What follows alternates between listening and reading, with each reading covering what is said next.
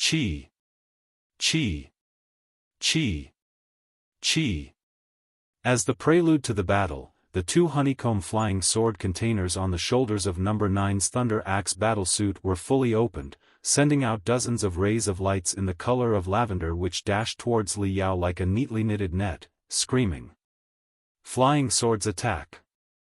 The 360 tiny flying swords on the Thunder Axe Battlesuit were all carved with strong Thunderclass rune arrays made of violent Thunderclass crystals. Since they were designed for one-time usage and there was no need to collect them, their damage was extremely high. Once they hit their target, thunderstorms would be released. If more than one flying sword hit the same target, the lightning they unleashed would build up and increase the damage to an even higher level. Even an opponent as strong as a demon general might be torn apart instantly. Since it was just a match, all the aggressive magical equipment had been suppressed to reduce their damage to 1/10 of the original. Besides, a special program named Identification of Friend or Foe system was installed into the crystal processor, too. Once the system foresaw that a fatal attack would be performed, it would immediately withhold the action. Even so, when dozens of flying swords, with lightning dancing in between, charged towards him as if they would destroy everything in their way, Li Yao still felt his heart skip a beat. But then, it only started beating faster. Excellent. This is the battle I wanted, this is everything I desire. Instead of dodging or retreating, he was manic enough to speed up and went directly against the flying swords face to face, the power rune arrays behind his back blazing brilliantly. Bait bugs, activate. Pooh. Pooh. Pooh. Pooh. Two plates on the outside of his shoulder blades split. From inside, hundreds of firefly-like mini puppets stormed out and hovered around him like shining stars. But when the flying swords came close, the bait bugs hummed and dispersed into all directions. Tips of the flying swords trembled violently. More than 30 of them were interfered by the spiritual fluctuation released by the bait bugs whom they mistook for their target. Then they rectified their trajectory and went after the bait bugs. Like brave soldiers, the bait bugs turned their direction and collided with the flying swords, causing a series of lightning flashes. It was like masses of purple lotuses had blossomed in the sky of the desert. The remaining 20 flying swords that had not been interfered with continued to speed up towards Li Yao. Within a moment, they were already under his nose. Li Yao could see vividly the waves released and the flying swords tore the air apart.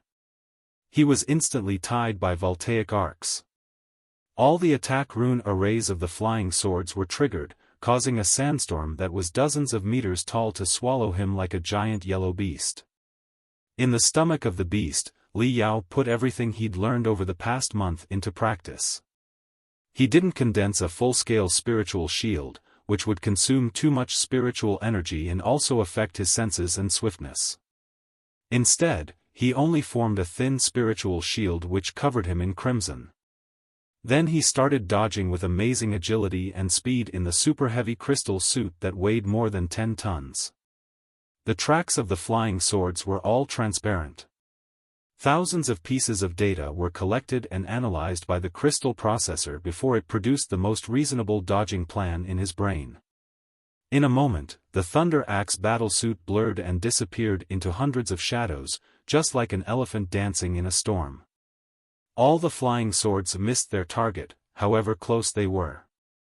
Several flying swords were able to hit the Thunder Axe Battlesuit, but they were repelled due to inappropriate angles, leaving one voltaic arc after another around as if Li Yao had put on a new galvanizing battlesuit. Boom!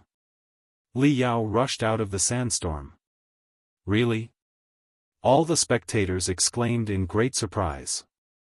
Li Yao's battlesuit seemed to be well worn, indicated by the glaring scars from explosions and electric shocks on its surface. But, with a careful look, one would discover that they were actually all scratches and none of them were fatal. A lucky dog? Many were surprised, for they thought that Li Yao had already been put down by the salvo. However, the Thunder Axe Battlesuit was not best known for flying sword attacks, which was the specialty of the long-range crystal suits. For the Thunder Axe Battlesuit, flying swords were merely an approach to minimize the range of activity of its opponent, so that its weakness, its speed, could be overcome and the Thunder Axe Battlesuit would have an opportunity to draw close to its opponent. And once the Thunder Axe Battlesuit was near, its opponent would be screwed. Naturally, Number 9 was not disappointed at the failure of the first wave of flying sword attack. He continued on to the second and third wave of attack. Although Li Yao dodged each and every of them perfectly, their distance was getting smaller and smaller. Number 9 seemed to have dominated the battlefield. With the consecutive flying sword attacks, he pushed Li Yao to the place he desired. In the meantime, Li Yao launched 2 counterattacks by releasing his own flying swords. Number 9 didn't even bother to dodge.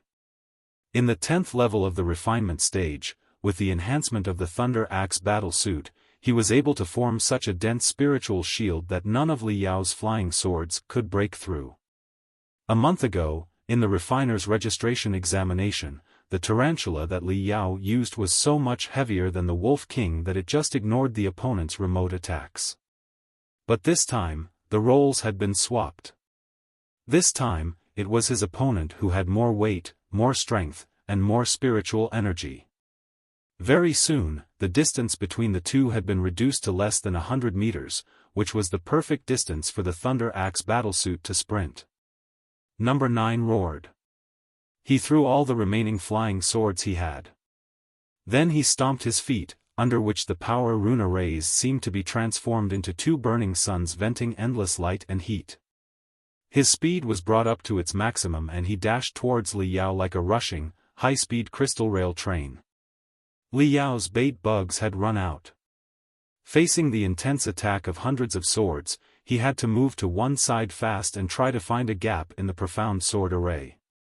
This was all within Number 9's expectation. Boom! 2 steel beasts collided. Li Yao was blown up into the sky, his thin spiritual shield shattered.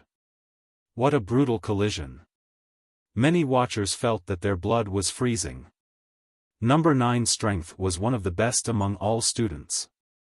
This collision made them feel that they had heard the noise of their own bones being crushed. Yet Number 9 had no intention of stopping. He was a ferocious combat lunatic. He didn't care who his opponent was. Maybe a newbie, maybe a master. Maybe in the first level of the refinement stage, maybe in the nascent soul stage. It didn't matter. He had one and only one solution, which was to burn out his soul and push forward unstoppably. Number 9 stomped his feet again, sending out another round of ripples on the surface of the desert as if a meteorite had just hit the earth. With the counterforce, he accelerated and caught up to Li Yao who was still in the sky. Shwa! The electromagnetic axe on Number 9's right leg hit Li Yao's chest with a dazzling voltaic arc. That was just the beginning. The 4 electromagnetic axes on Number 9's arms and legs bit Li Yao like 4 fangs and wouldn't let go, causing an intimidating electromagnetic storm while both of them were falling to the ground. A small tornado was triggered. Number 100 is doomed. Had he chosen a speed-type crystal suit, he might have been able to circle around for a while longer. Yet he selected a super-heavy crystal suit. He thought he was good enough to beat the Steel Man. What an idiot. The savage sandstorm had blocked the crystal camera, stopping everyone from seeing what was happening in the tornado.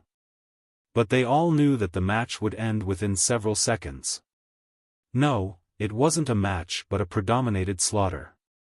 However, the 2 in the tornado didn't think so. The more he fought, the less confident Number 9 became.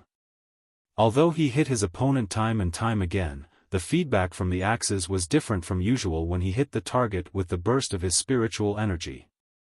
On the contrary, it was as if he had hit a swamp, a cluster of mud or a bottle of gel. His spiritual energy went off and just vanished into thin air, as if his opponent were a ghost made of smoke instead of a human being. Ah! Ah! Ah! Ah! Although he seemed to be dominating the match, number 9 was filled with uncertainty. He roared and waved the 4 electromagnetic axes, trying to cut his opponent into pieces. Plates and components were flying everywhere in the sky. In the scarred crystal suit, Li Yao took all the attacks quietly. His face was calm as ever, as if the seemingly unbearable bombardment was nothing but tickling for him.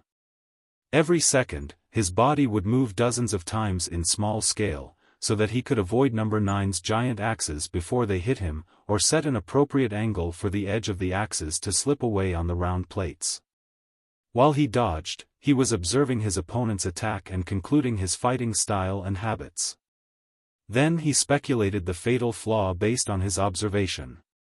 In the meantime, thousands of structure designs popped up in his brain. The structure and weaknesses of the Thunder Axe Battlesuit were all clear now. My opponent was stronger than me, his explosive power greater than mine, his spiritual energy denser than mine, and were equally skilled at driving crystal suits. I have to take a risk if I am to win. Thousands of lights gathered into a deadly brilliance in Li Yao's eyes.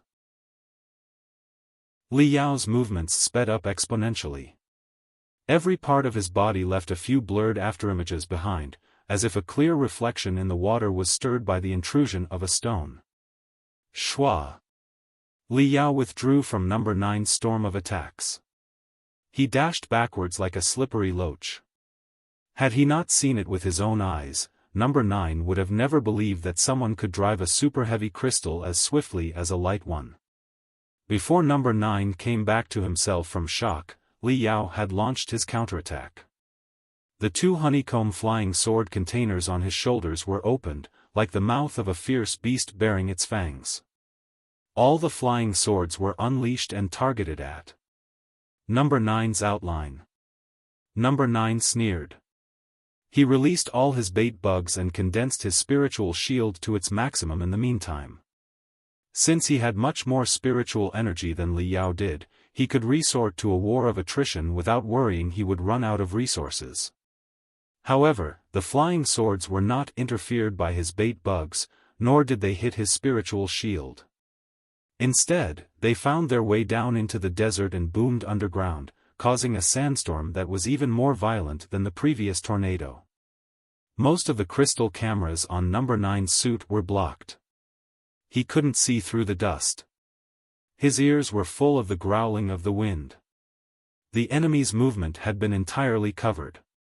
Suddenly, number 9 felt that a strong wind was coming at his neck, as if a cunning beast decided that it had lurked enough. He could even feel the sting in his veins. "This is your plan?" Number 9 smiled. He raised his right arm. With a boom, electrical sparks were dancing on the suit. 1 electromagnetic axe was tossed far away into the desert. Disturbing my senses with dust before launching a critical attack with a flying axe. It was a good plan. But you underestimated me. The 4 axes on the arms and legs of the Thunder Axe Battlesuit were all designed to be detachable. In critical moments, they could be wielded and thrown away as a weapon, which was more dangerous than the flying swords. Number 9 had both talent and determination. He had been using the Thunder Axe Battlesuit ever since he entered the camp. How could he not know that? He'd known that this was Li Yao's only chance the whole time. Shwa! Shwa! Another 2 flying axes came from the dust. Number 9 didn't even bother to look at them. He crossed his arms and cast them away easily. In the meantime, he sprinted 30 meters forward. Gotcha! Although his senses of vision and hearing were both greatly diminished, he still discovered a vague figure right in front of him by his instinct. His opponent seemed to be caught off guard. Not expecting him to arrive so fast, his opponent was still waving the last electromagnetic axe. Number 9 roared and threw himself at his opponent at full strength, who was blown away more than 10 meters and lost his last electromagnetic axe. Your 4 electromagnetic axes are all gone. Your tiny flying swords have been used up, too. You're on my chopping block now, boy. Number 9 screamed and created a steel millstone with his 4 electromagnetic axes which enveloped Li Yao from head to toe. Ka! Ka! Ka! Ka! Li Yao had lost the ability to fight back. Fragments of his crystal suit, which Number 9 had completely torn apart, were all over the place. It seemed that he couldn't stand it any longer. His legs shaking, he fell to the ground. Number 9 didn't care. He raised his axe and slashed at Li Yao's head. Everything had come to an end. The sandstorm had settled down. In the middle of the glorious sunset and the yellow desert, 2 crystal suits stood still, which was indeed a beautiful picture. Li Yao's suit had almost been entirely shattered. There was not a single plate that had suffered no damage from the battle. Many parts of the suit were gone, exposing his skin to the air. Half of his helmet was cut away, and the remaining half was sparking non-stop. As for Number 9's suit, it had been contaminated by dust. Other than that, it was perfect without any damage, except for a tiny hole under his arm. The Steel Man has won. He beat the newbie really hard. Half of his head has been chopped off. Well well well. That was a little bit too much. Could almost be called a sadist. Zhou Zhenghao, the Steel Man, is indeed the top muscular man in the training camp. He's not reserving any of his capability when his opponent is just a green hand. But why is he not moving? Many students were amazed by Number 9's toughness and Li Yao's suffering. After a moment, Number 9 moved. His almost intact crystal suit shivered, before it collapsed slowly. At first, he was on one of his knees. He tried to raise his right hand and give Li Yao one last shot, only to lean towards one side of his body and fall down to the ground with a cracking sound. Pooh! Number 9 was ejected out of the crystal suit and tossed into the soft sand far away. Number 100 wins. Number 9 fails. Eliminated. When the cold and indifferent announcement came from the voice rune array, all the students were so shocked that they seemed to be too choked to ask how it happened. Even Long Qianyue, who had been watching the match emotionlessly, leaped from her seat in admiration. Yuan Yesher, who'd made fun of Li Yao before, was pulling his hair and trying to figure out how a newbie such as Li Yao could miraculously win the game. In the endless desert, Number 9, or Zhou Zhenghao, the Steel Man, was sitting on the ground completely stupefied. He was eyeing his opponent's crystal suit in such a perplexed way that it might be pierced through by his look at any moment. Chi! The crystal suit opened like the blossom of a lotus. Li Yao walked out exhaustedly and staggered to Zhou Zhenghao. He sat down beside him. His dry lips curled, forming what could almost be called a smile. Zhou Zhenghao understood what the smile meant. It was his opponent's respect for his performance in the previous battle. Zhou Zhenghao was 28 years old, 2.1 meters tall, 175 kilograms of weight, with a square face and a beard, who had been crazy about training. Respect or contempt from his opponent meant nothing to him. He just wanted to know how he was beaten. Why? He looked at Li Yao and asked earnestly, "I have almost torn you into pieces, I even cut off half of your head, why on earth could you still attack?" Li Yao was moved by his pursuing and curious look, which was exactly the same as when he was training crazily. He explained carefully, Thunder Axe Battlesuit is not a new model of the Super Heavy type crystal suits. It was an extended model based on the Thunder Saber Battlesuit, a heavy type crystal suit, with additional attack and defense modules. But its main framework has the same structure as the Thunder Saber Battlesuit. What you tore apart was just the attack and defense plugins and the plates of the Thunder Axe Battlesuit. You never really damaged the main framework. You did cut off half of the head. As a result, I lost most of the crystal cameras and surveillance magical equipment. However, the core crystal processor of the Thunder Axe Battlesuit is located at the bottom of the head. You only peeled off its shell. Its computational capability was not affected, so the suit could still function normally. Zhou Zhenghao was speechless for a while. Then he reluctantly added, "Even though I failed to launch a critical attack, how did you manage to put me down in such a short time?" "Because of the design defects of the Thunder Axe Battlesuit, or the congenital deficiencies, if you will," Li Yao explained. Thunder Axe Battlesuit has too many attack and defense modules added to it. It was not perfect in the aspect of coherence of the modules. For example, there is a minuscule gap under the left arm which expands the arm's waving range so that the power of the electromagnetic axe can be maximized. Besides, generally speaking, the gap is hardly possible to target. The gap is thinner than a hair. It seems inconceivable that the gap can be located during a fierce combat. In the meantime, the gap contributes a lot to the expansion of attack range. Therefore, the Armadominus decided to keep the gap after weighing the advantages and disadvantages. "I was observing your strategies and habits in order to find out in which of your attacking postures would expose the gap. Then, I changed 13 different defending postures and finally managed to let you expose the gap by attracting you with my head and making you raise your axe with both of your arms." Zhou Zhenghao was not convinced. He said, "Suppose you did find the gap, how could you penetrate it when your electromagnetic axes and flying swords were all gone?" Li Yao explained patiently, "Not all of them. When I released the flying swords, I caught one of the swords on the way and hid it in my hands. In the end, when the crucial moment came, I pushed it into the gap. Had we been in a real battlefield and the magical equipment not been suppressed, that attack would have hit your heart. Therefore, the system determined that you failed." Zhou Zhenghao was dazed. "How were you able to catch one of the swords on the way?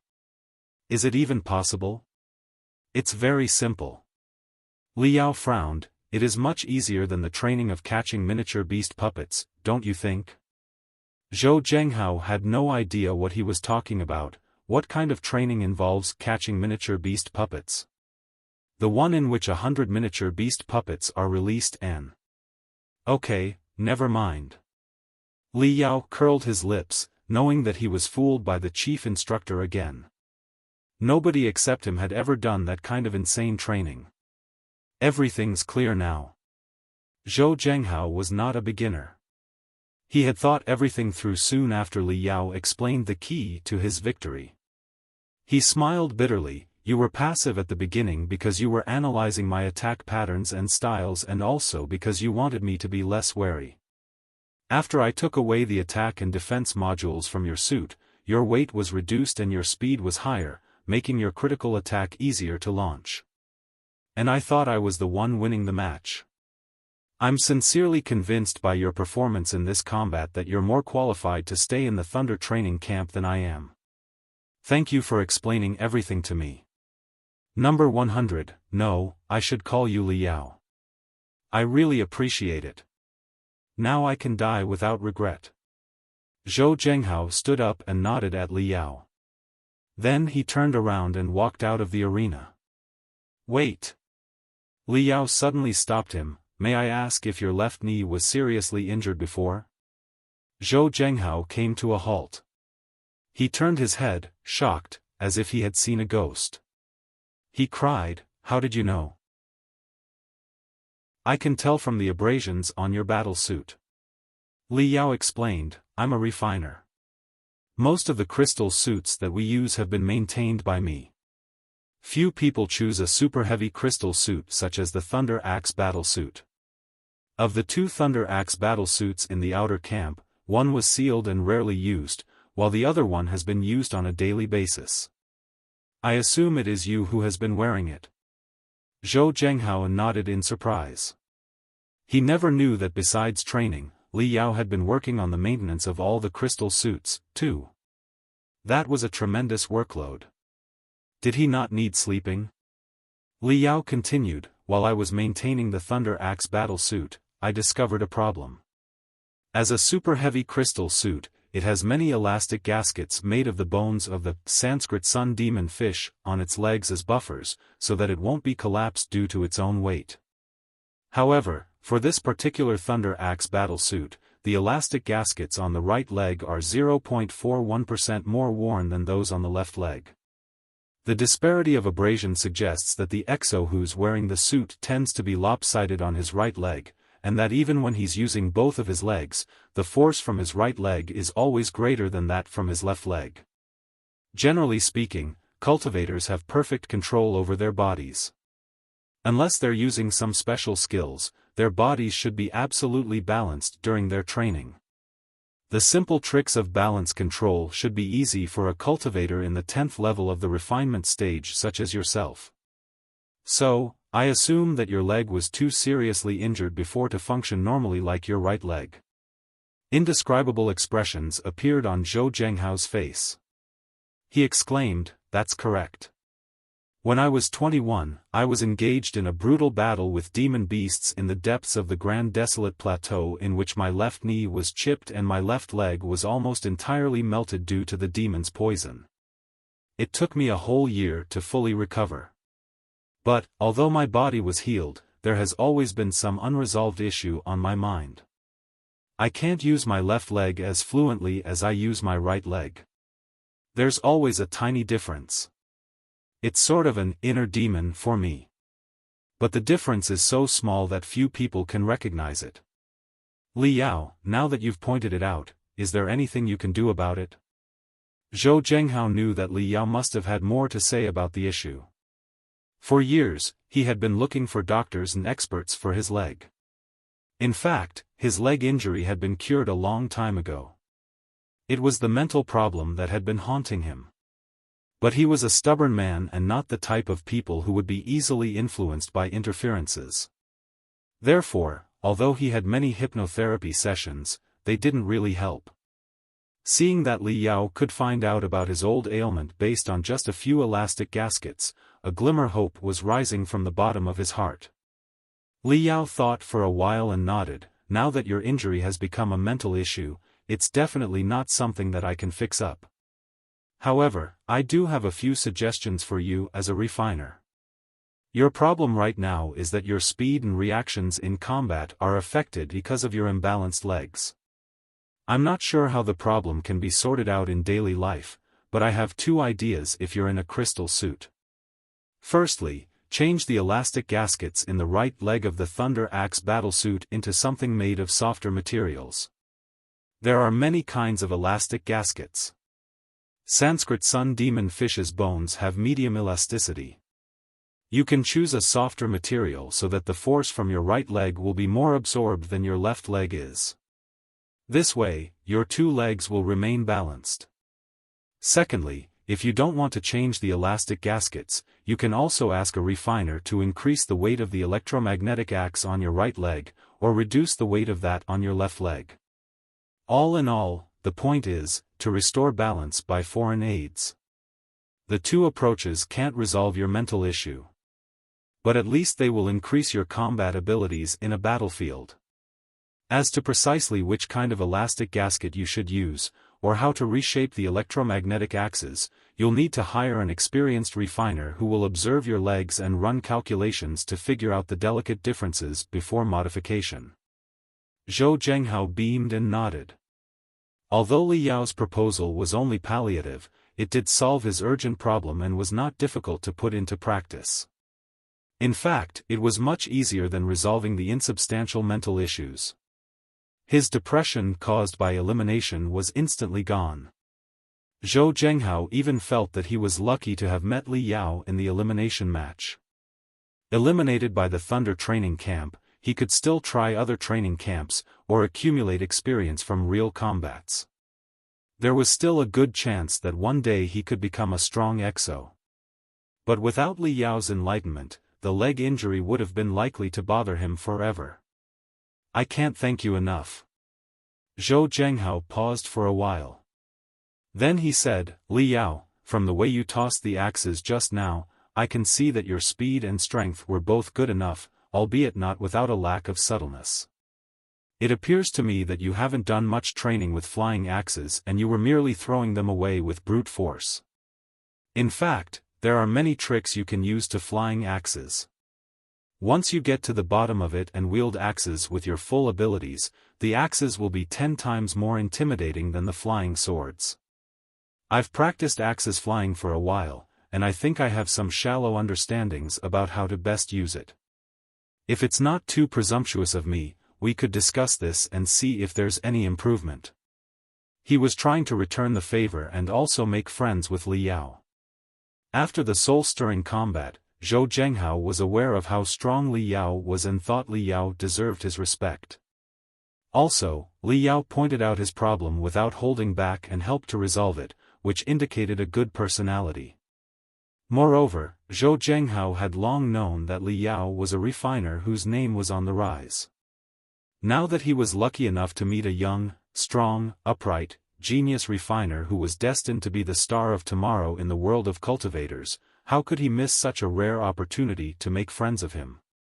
This was also how cultivators normally made new friends and expanded their social network. What he said lit up Li Yao's eyes, who leaned forwarded and said earnestly, not presumptuous at all. I, for one, admire Brother Zhou's strength very much. A super heavy crystal suit is not something that some random guy can play with. I was only taking advantage of my familiarity with the structure of the crystal suit. If we have another fight and you're aware of the weakness under your arm, there is no way that I will defeat you. You're correct. I never learnt the art of flying axes. When I tossed the electromagnetic axes, I did feel that something was wrong. My tremendous strength couldn't be transmitted into the axes, and it near suffocated me. Please do enlighten me, Brother Zhou. Zhou Zhenghao smiled. Your strength is indeed abundant. The explosive power inside your body is disproportional to your tiny figure. What a beast! The key is breathing. Your breath must reverberate with the electromagnetic momentum in a sophisticated way. The following things are of paramount importancia. Two training maniacs started discussing wholeheartedly. The breathing method introduced by Zhou Zhenghao gave Li Yao major inspiration, while several of Li Yao's ideas on how to exert one's force caused cold sweat to break out on Zhou Zhenghao's forehead. The more they talked, the more topics they found themselves both interested in. From the art of flying axes, tricks of super-heavy crystal suits, small-scale movement, ways to minimize the enemy's range of activity by flying swords, to the question how to lure the enemy into the Thunder Axe Battlesuit sprint distance. The two of them were chatting with their arms waving up and down. Even after the instructors escorted both of them out of the arena, they were still in high spirits. I'm terribly sorry that I eliminated you. I wish we could still learn from each other in the training camp. Li Yao meant what he said. Indeed, it is regretful. But it doesn't matter now. Zhou Zhenghao scratched his beard and replied cheerfully, I am now in a new training camp called the Universe. Although I've been eliminated by the Thunder training camp, I will pursue my training in the Universe training camp. There is still a long road ahead. We'll have a lot of opportunities to meet and discuss with each other. Hopefully, one day, we'll be able to fight side by side. Vulture Li Yao, this is a name that I'm never going to forget. Li Yao smiled. Vulture is my nickname for my enemies. If you consider me a friend, call me the Fiend Star. Zhou Zhenghao nodded. I spent almost all of my time on training and don't have many friends. But you're definitely one of them.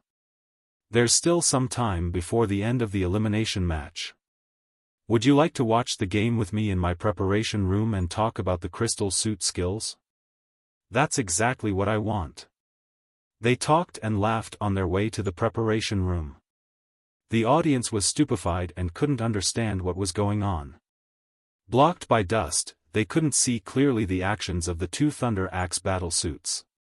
They'd seen that Li Yao had been suppressed by his opponent the whole time and he was on the verge of being cut into pieces. But before they knew it, the system had announced that Li Yao had won the match. What was more puzzling was that after a little chit-chat when they were off their crystal suits, Zhou Zhenghao seemed to be mad with joy in appreciation. But Li Yao had just eliminated him. Zhou Zhenghao had struck everyone as a man serious in both speech and manner who cared about nothing but training. He was cold like ice whenever one spoke to him. Definitely not someone with a good temper. It was also one of the reasons why he was nicknamed the Steel Man. But why was he talking with Li Yao so casually and joyfully now? Everyone was looking at each other, hoping to find an answer from someone. It felt like there was a giant stone stuck in their chest. What kind of person was Li Yao? A newbie or a murderous vulture? What the hell? Yuan Yesher was biting his lips so hard that blood was running out. He clutched his fists, his veins appearing on his face. Intentionally or unintentionally, he glanced at the number 1, Long Qianyue. Interesting. I'll find the answer myself in the second elimination match 1 month later. Long Qianyue smiled vaguely. She wrote Li Yao on her palm with her finger. Then, with a clap, her hands folded, crushing both the air and name in between into pieces. 10 days later. Boom. Boom. Boom. It was a sunny day on the desert, yet sounds of thunder echoed. In the middle of the gray desert, a blood-red figure was burning with a blade flying up and down, triggering waves of wind and tides of thunder. It was Li Yao who was practicing a saber art. Of the 3 months training in the Thunder training camp, the first month was meant for rudimental movements and basic crystal suit driving skills, the second month was for embedding the trainee's previous arts into the crystal suit, and in the third month, the trainee would need to improve themselves by hunting down demon beasts in some of the most dangerous zones in the Grand Desolate Plateau together with their instructors. Li Yao was wearing the Bloody Blade Battlesuit, which was a model even older than 7-Step Rock Snake. Few people in the outer camp were fond of it. Yet, Li Yao loved it, because it was simple, solid and reliable. Besides, there were endless possibilities for it to be modified so that he could fulfill the potential of the saber. Chief Instructor Mao Feng was a big fan of the Bloody Blade Battlesuit, too. He taught Li Yao his experiences about the Bloody Blade Battlesuit without reserve. Li Yao's understanding of the classic crystal suit grew deeper after Mao Feng's teaching. The standard Bloody Blade Battlesuit carried a 2.01-meter-long heavy straight saber. Li Yao substituted it for a 1.97-meter-long crescent saber with air paths on both sides, so that his advantage in swiftness could be maximized. Boom! Li Yao stomped on the ground. The burst of spiritual energy from below his feet sent hundreds of pebbles up to the sky in all directions. Shwa!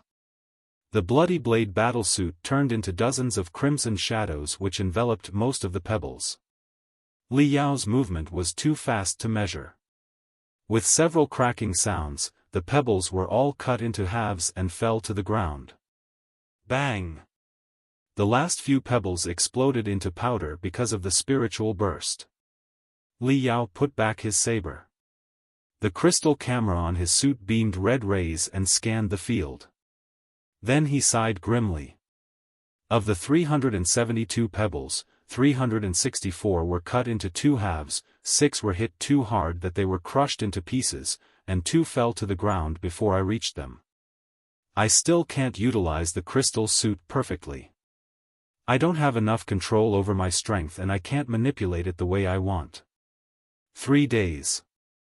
It's been 3 days since I made any progress. Is this my limit?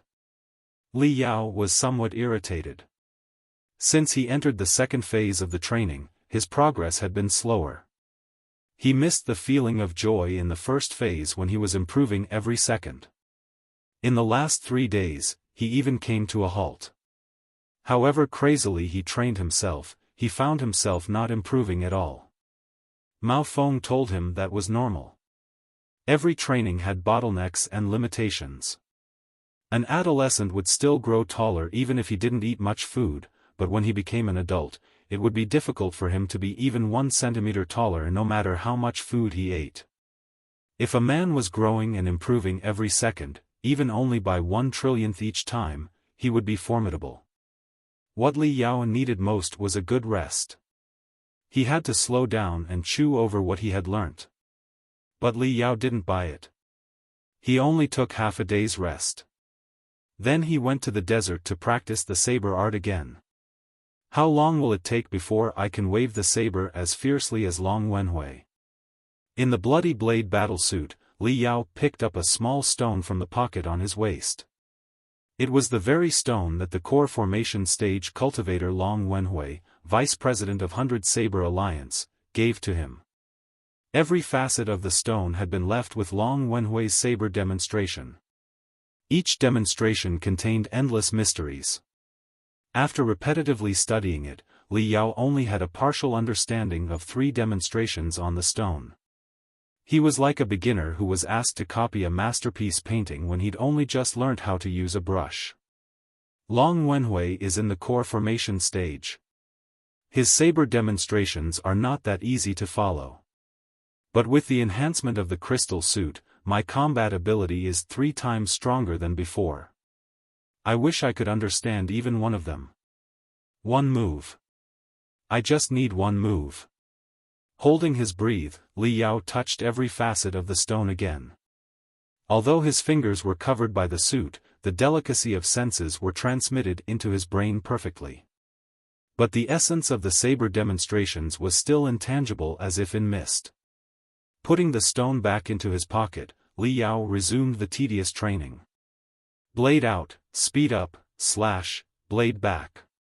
The monotonous actions were repeated time and time again. Li Yao lost the sense of time and buried himself in the world of the bloody blade and the pebbles. Centered at the bloody blade battlesuit, thousands of broken pebbles were scattered over the area of half a square kilometer. He didn't notice that it was already dusk until he was too exhausted to stand up anymore. Suddenly, he caught some anxious screams behind him. The crystal camera on the back of the bloody blade battlesuit recorded what was happening. Countless beasts on the desert had gathered together and were coming at him unstoppably like surging tides. Common beasts were in the front, demon beasts with bizarre shapes were behind them. Li Yao even detected several strong demon soldiers. But it's not like they were hunting anything. They seemed to be fleeing from something. Boom. Boom boom. Boom boom boom boom. Dull quakes came from the horizon, like an iron army had been assembled and ready to conquer the world. Soon, a gargantuan yellow cloud appeared in the horizon. It drew closer and closer, blocking the sun and the sky. Dust storm. Li Yao's face turned pale.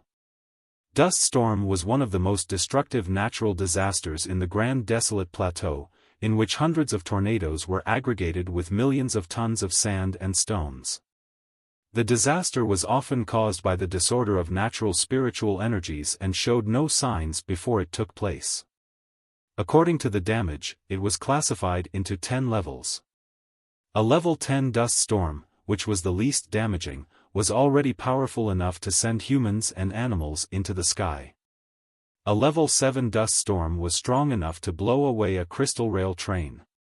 As for the dust storms of level 5 or above, even many cultivators would find themselves unwilling to face them.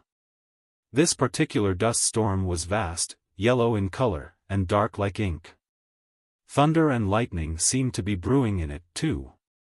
It was definitely level 5 or higher. Run! Li Yao ran away instantly. Behind him, the dust storm devoured everything in its way. Now and then, screams of demon beasts, who struggled only to be consumed by the dust storm, pierced through the sky and died down, ending up somewhere far, far away. Li Yao brought his speed to maximum.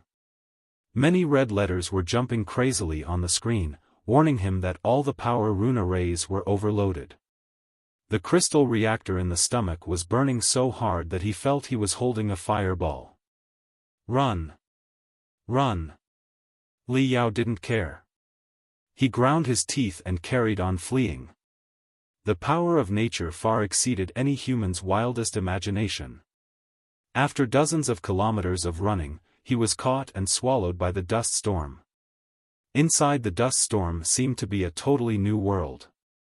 Because of the disorder of spiritual energies, a lot of colorful tornadoes were moving and roaring everywhere, as if some prehistoric beasts had come back to life. Thousands of lightning bolts resembling vipers were tangled together. It was more splendid and magnificent than Li Yao could ever have imagined. Countless stones, beasts, and demon beasts were caught by the mad tornadoes and ended up crushing each other into ashes. Death was so close to him that he felt like the gates of hell had been opened in all directions. The bloody blade battlesuit was far from enough to overcome the torture of the tornadoes.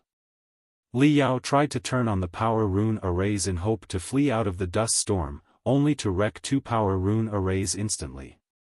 The solid crystal suit, suffering tearing forces from 2 different directions, with several cracking sounds, seemed like it could explode at any moment. If I can't run away, I might as well not even try. With death at the doorstep, Li Yao's heart felt like booming. His mind was clearer than ever. Time became slower for him, allowing him to observe the details of the dust storm. Zhou Zhenghao was correct. The universe is a big training camp in which I need to polish myself, train myself, and fight against the universe. Even if I must die, I'll kill this damn dust storm first.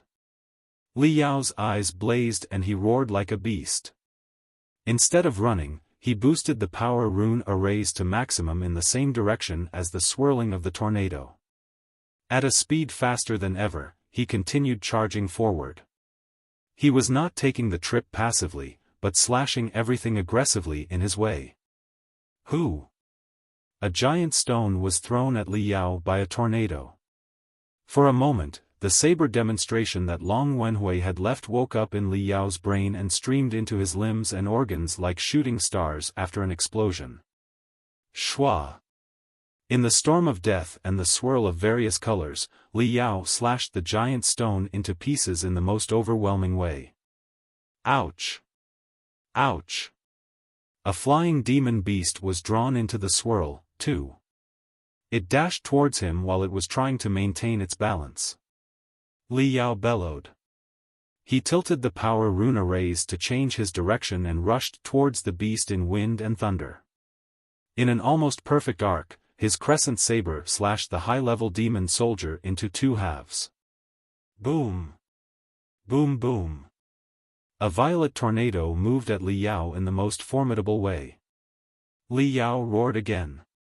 His soul was burning so ferociously that the bloody blade battlesuit was covered in crimson, as if the crystal suit had become a 7-meter-tall red giant. The spiritual energy on his saber was extended by more than 10 meters and flared devilishly. Ho! Meaningless, random noises rolled out of Li Yao's mouth. They were the war cries deeply buried in the blood which had been uttered when ancestors of human beings were faced with natural disasters and animal assaults before they learnt how to speak. Li Yao went for the tornado.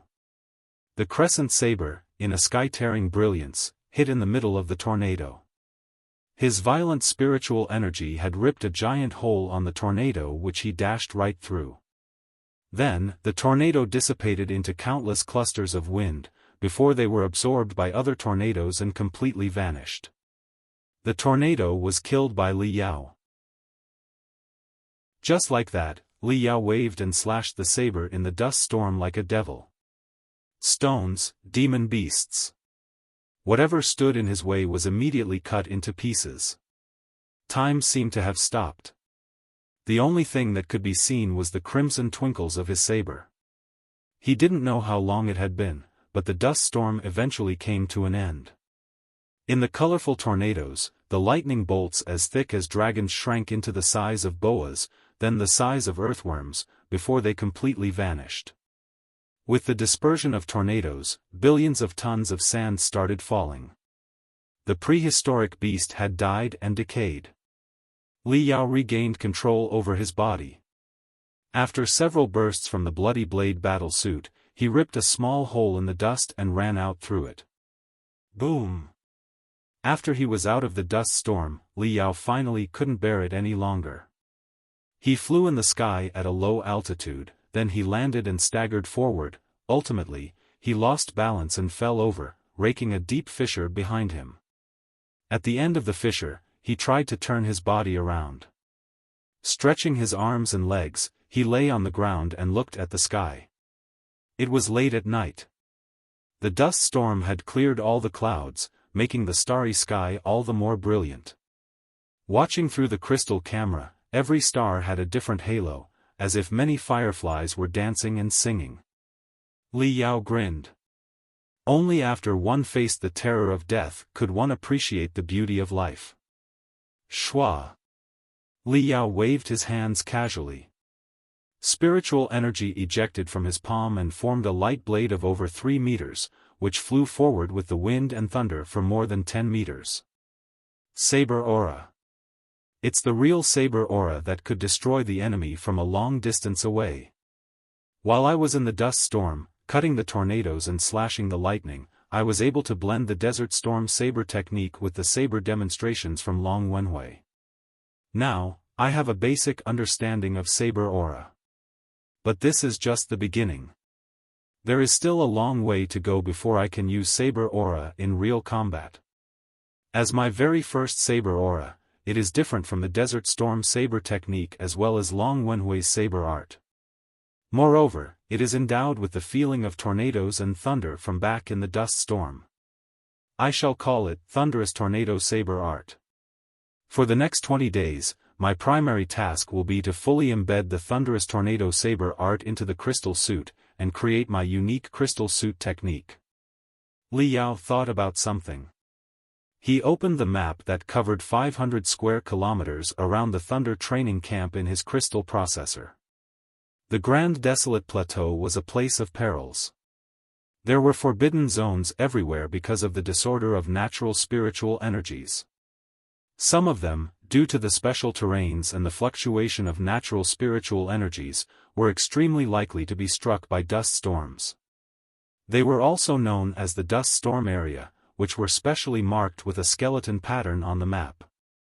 Li Yao found a particular dust storm area named Wuthering Canyon. The place was not far away from the Thunder training camp. Since dust storms were blowing there all year around, which consumed much of the natural spiritual energy, the intensity of the storms was not very high. Most of them were only level 10 or level 9.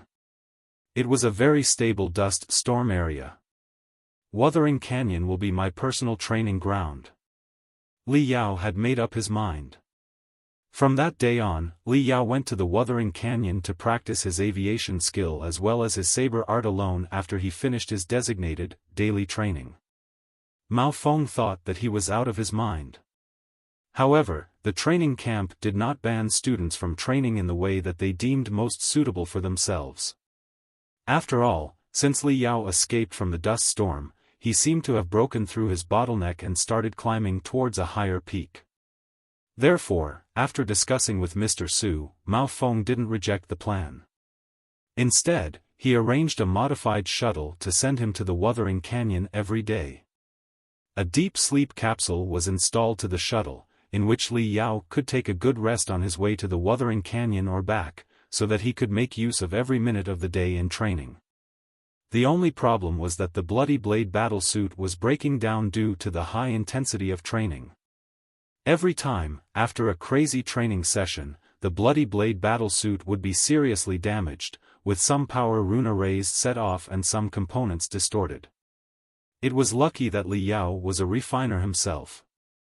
He brought the issue to the other 2 refiners respectfully, from whom he learnt many basic crystal suit repairing tricks. It also happened that the Bloody Blade Battlesuit was a simple and easy-to-modify crystal suit.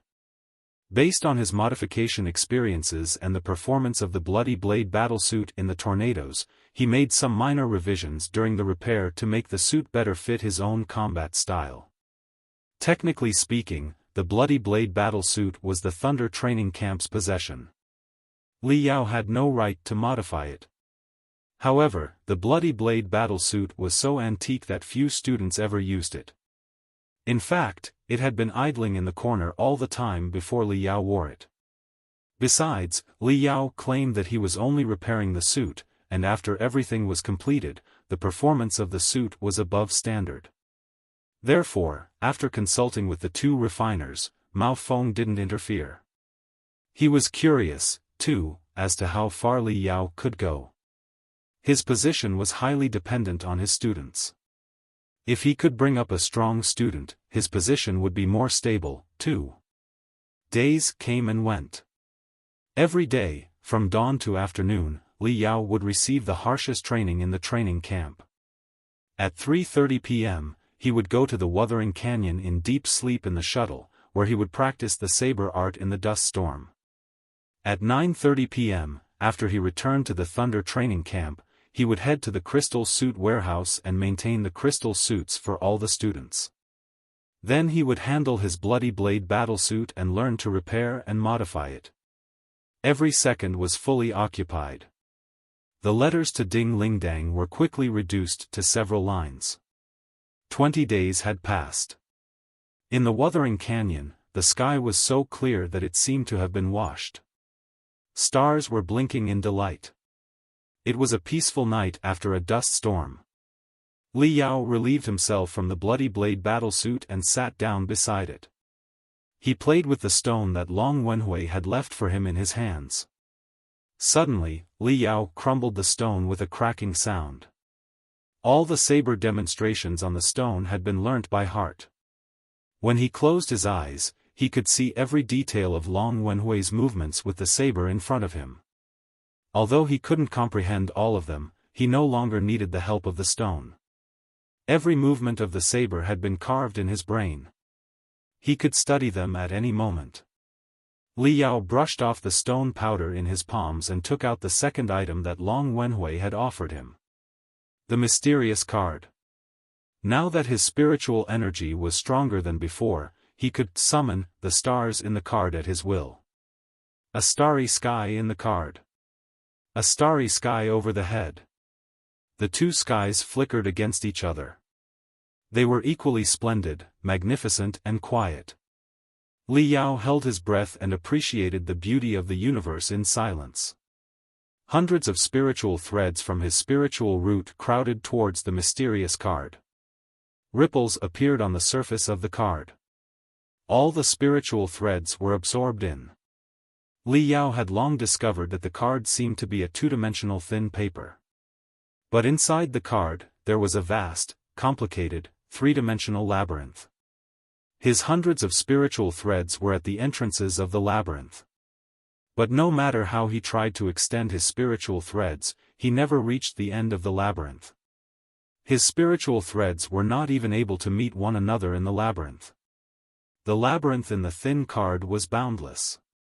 It was indicative of a professional space folding technique, as shown in the proverb, "Hide the world in a seed, and, in a small sand contains 3,000 universes." It far exceeded the limitation of all the techniques in the Heaven's Origin sector as well as Li Yao's imagination. It's really a vast world. There are countless mysterious worlds waiting to be explored beyond the Heaven's Origin sector. There is countless magical equipment waiting to be studied. Li Yao sank all his attention into the card labyrinth. He was satisfied, for he explored the labyrinth further than he did yesterday.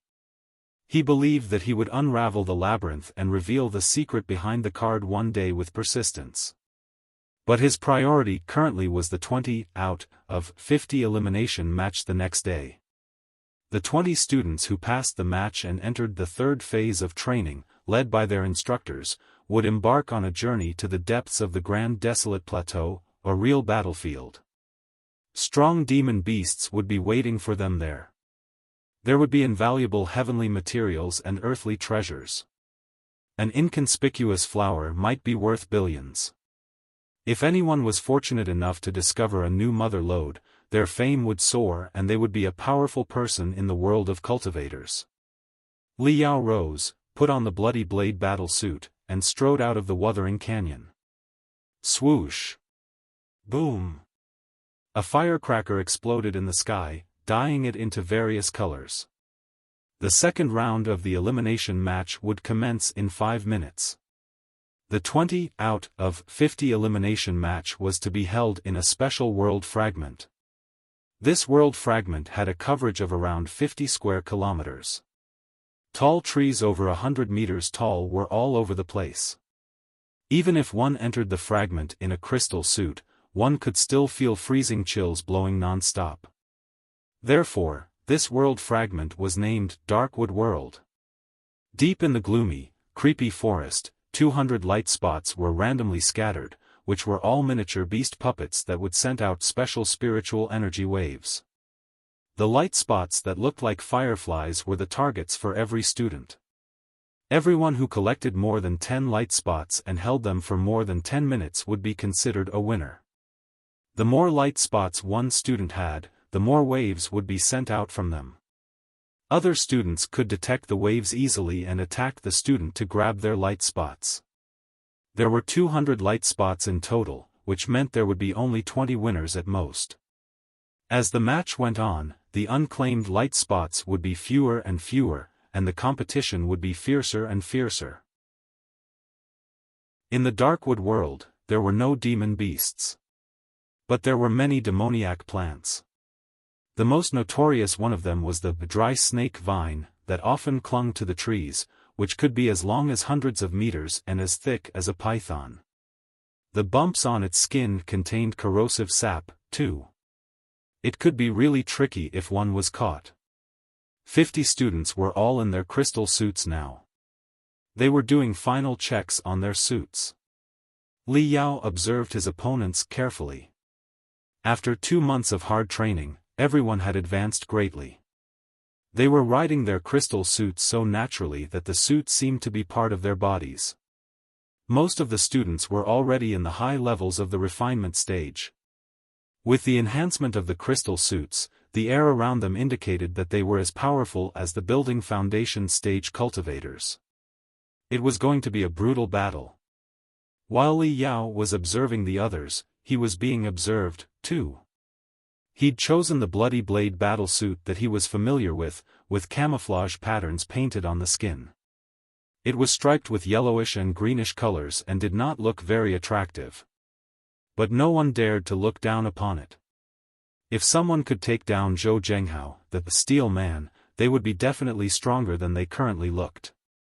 Long Qianyue and Yuan Yesher were scanning and detecting the characteristics of Li Yao's crystal suit carefully. They each had their own plans on how to deal with him. After a moment, the screen inside everyone's crystal suit displayed a countdown. 3, 2, 1. The second round of the elimination match had begun.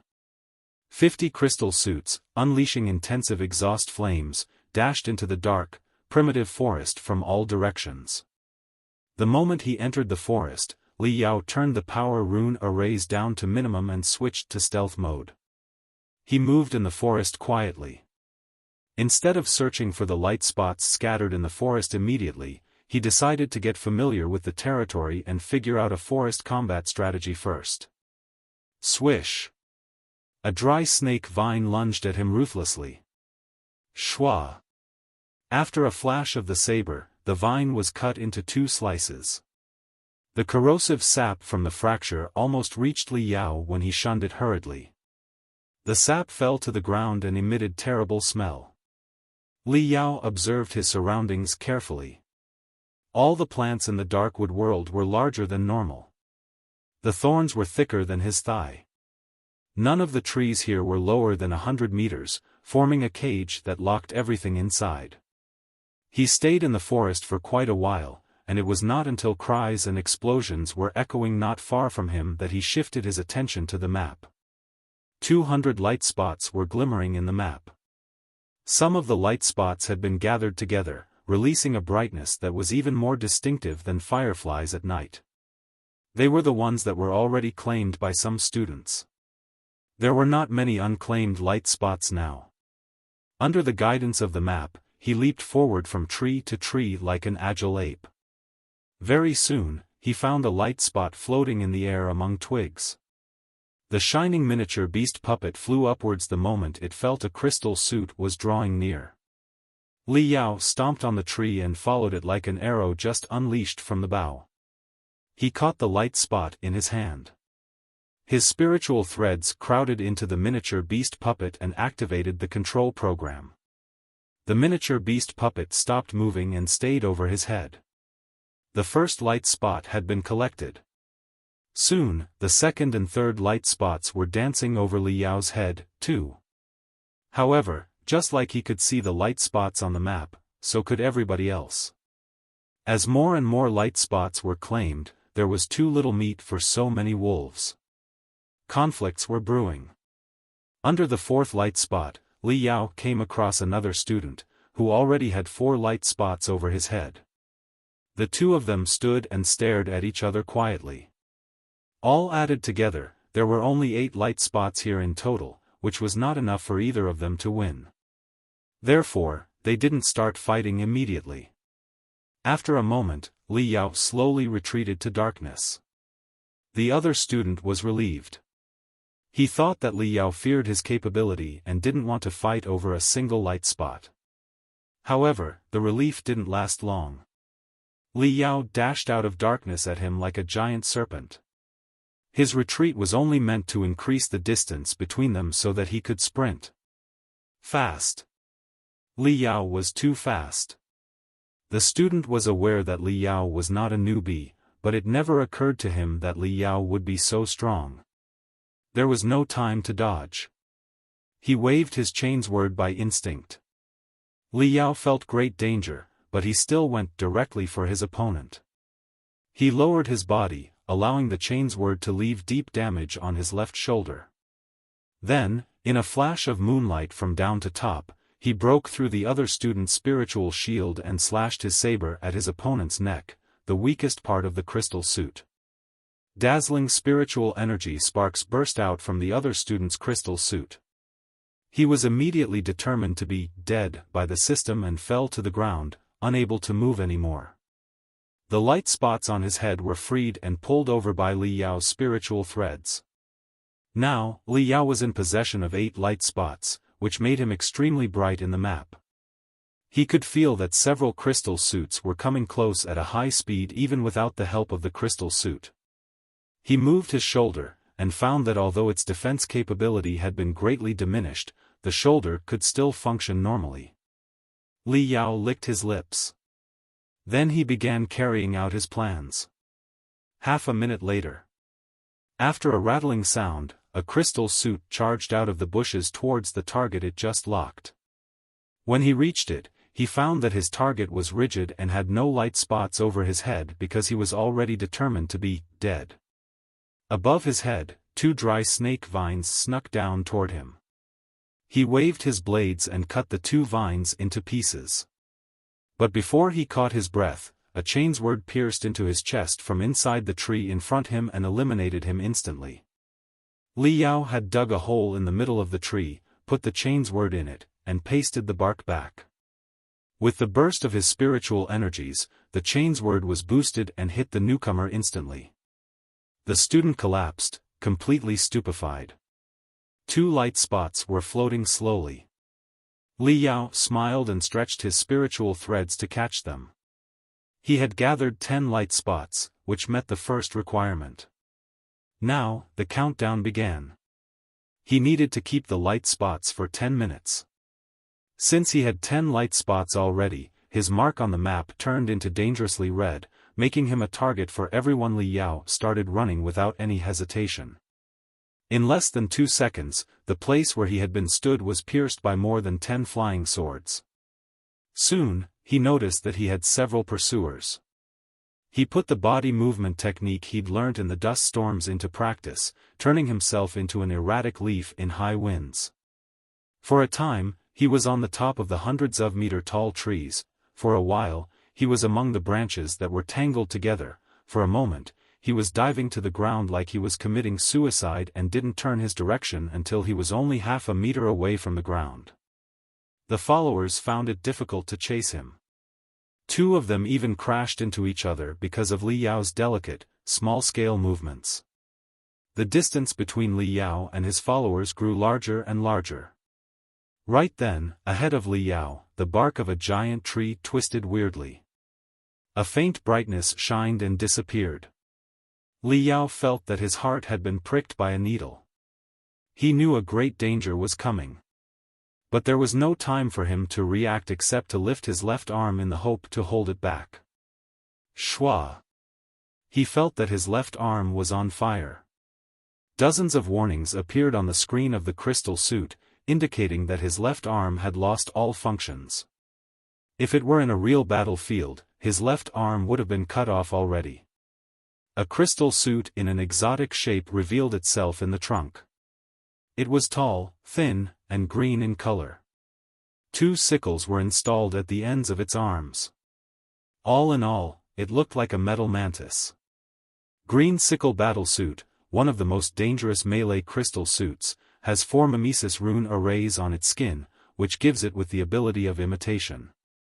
The crescent chains words on its arms can even tear apart the shells of a demon general. Li Yao remembered that the wearer of the Green Sickle Battlesuit was Yuan Yesher. Li Yao, it never occurred to me that you could avoid my critical attack after only 2 months of training. That's tremendous progress. Good for you. 7 light spots were floating over Yuan Yesher's head. He rubbed his crescent chains words that looked like 2 giant sickles. Sparks were dancing as he said, I really would like to figure out how you defeated Zhou Zhenghao 1 month ago. Please, do tell me everything about it with your true abilities. Li Yao took a deep breath and crouched. 2 dust storms with wind and thunder were forming in his eyes. Suddenly, he blinked. All his killing scent was gone. He turned around and went on fleeing to the deep forest. Yuan Yesher was stunned for a moment. He didn't understand why Li Yao would choose to run away when he had brought up his killing scent and was ready for a desperate fight. Half a second later, a crystal suit that looked like a silver fox in moonlight showed up beside Yuan Yesher. It was the Moon Fox battlesuit driven by Long Qianyue, who had 9 light spots over her head. The other 4 pursuers were there, too, only to find that the top 2 experts of the training camp had already come. They looked at each other in discontent. Knowing that they could do nothing about it, they retreated silently. Yuan Yesher's face turned pale. Faced with the greatest enemy in the camp, he crossed the crescent chains words before his chest. Long Qianyue glanced at him and shook her head. She said, not without contempt, I'm well aware of your capability, which does not interest me. After that, she dashed toward the direction in which Li Yao had fled like a silver laser. Yuan Yesher felt that his face was burning. He roared, Long Qianyue, you can't be certain of victory if we were to fight in real combat. Don't be so outrageous. Gritting his teeth, he circled and followed up from a different angle. Long Qianyue and Yuan Yesher, the 2 best candidates in the training camp, were closer and closer to Li Yao, like 2 fangs of a beast, or a pair of pliers, that were ready to press him into pieces. Li Yao fled like a scared rabbit. While he was running, he tossed countless black shining metal balls from the pouch on the waist of the Bloody Blade battlesuit. The metal balls exploded the moment they hit the trees and released clusters of dark smoke, blocking the vision of the 2 hunters and even interfering with their thoughts. However, the 2 hunters were experienced exos. They were not really troubled by the smoke grenades that had interference rune arrays on them. Besides, even without the scanning of crystal cameras, Li Yao had been bright enough in the map after he'd collected 10 light spots. Now up high, now down low, breaking through the smoke, the 2 of them entered the center of the forest where trees were densest while chasing after Li Yao. Suddenly, Long Qianyue came to a halt and crouched as if she were whipped in the face. She hid herself among the branches. She felt a strong sense of danger. But Yuan Yesher felt nothing. He continued his way and soon discovered that Li Yao was trapped in a clump of red ring thorn which he was struggling to get rid of. Red ring thorn was another type of demoniac plants. It was thicker than a human's thigh. Normally, it would lurk in bushes in mimesis. At first glance, it was the same as any weeds. However, should anyone accidentally step on it, it would immediately take off its imitation and tie the prey up with pricks and zigzags which looked like red rings. Once the prey was killed, it would dissolve and swallow the prey. Although Li Yao was in his crystal suit, he was still delayed a few seconds by the red ring thorn. Yuan Yesher sneered. He sprinted, the sickle-like crescent chains words in hand. Suddenly, he heard something over his head. A giant clump of red ring thorn was falling to him. Li Yao, who was trapped and struggling in the red ring thorn, instantly freed himself and came at him. I knew it was a trap. Yuan Yesher had been prepared for this. He changed his direction suddenly and dodged the red ring thorn above his head. His speed was not affected. In fact, he seemed to have accelerated when he slashed one of his chainswords at Li Yao's neck and the other at Li Yao's stomach. Yuan Yesher's quick reaction seemed to be beyond Li Yao's expectation. Li Yao twisted himself in the air dumbly. Although he avoided attacks of the two chainswords, his chest was stomped on by Yuan Yesher and he fell to the ground like a rock off a cliff. "You're done." Yuan Yesher grinned hideously. He crossed his arms. Thousands of sparks were dancing in his chainswords. He stomped on the trunk of a tree and was ready to dive down. However, the touch from the bottom of his feet was empty and not solid at all. The tree which he stomped on leaned backwards. Yuan Yesher immediately understood what had happened. The tree had already been cut into two halves by Li Yao. But his slashing was so fast that the tree was still standing. Now that he stomped on the tree, the formidable force from the crystal suit instantly pushed the tree down. He didn't get the counterforce that he had expected and lost balance. He suddenly felt short of breath. This was just the beginning. The moment he stepped on the tree, dozens of other trees around exploded at the same time and collapsed towards the middle. The trunk of those trees had all been slashed by Li Yao, who also set up crystal bombs at the bottom of the trees. Yuan Yesher knew that it was not good. This was the battlefield that Li Yao had chosen. Long Qianyue and he hadn't chased Li Yao to this place. It was Li Yao who'd lured them to the place on purpose. The red ring thorn was not a trap, but the pretense of a trap. The trees that seemed to be perfectly normal were Li Yao's real traps. Right at this moment, he heard the sound of thunder. All the crystal cameras on his crystal suit detected a cloud of dust storm with wind and thunder arriving from below to top. Thunderous tornado saber art. For a moment, the deepest fear grasped Yuan Yesher as if he were faced with a calamitous dust storm on a desert naked. A moment was more than enough to decide the winner of two experts in a combat. Yuan Yesher failed to receive any counterforce and lost balance at first. Then he was intimidated by the fallen trees and spent half a second calculating how to avoid the impact.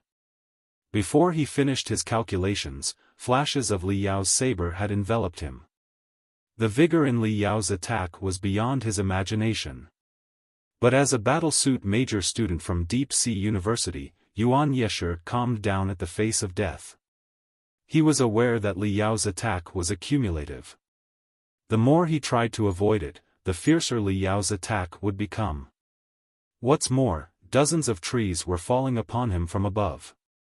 In order to not run into them accidentally, he would have to spare some computational ability to calculate a safe route, whereas Li Yao must have already calculated the speed and direction of the falling trees.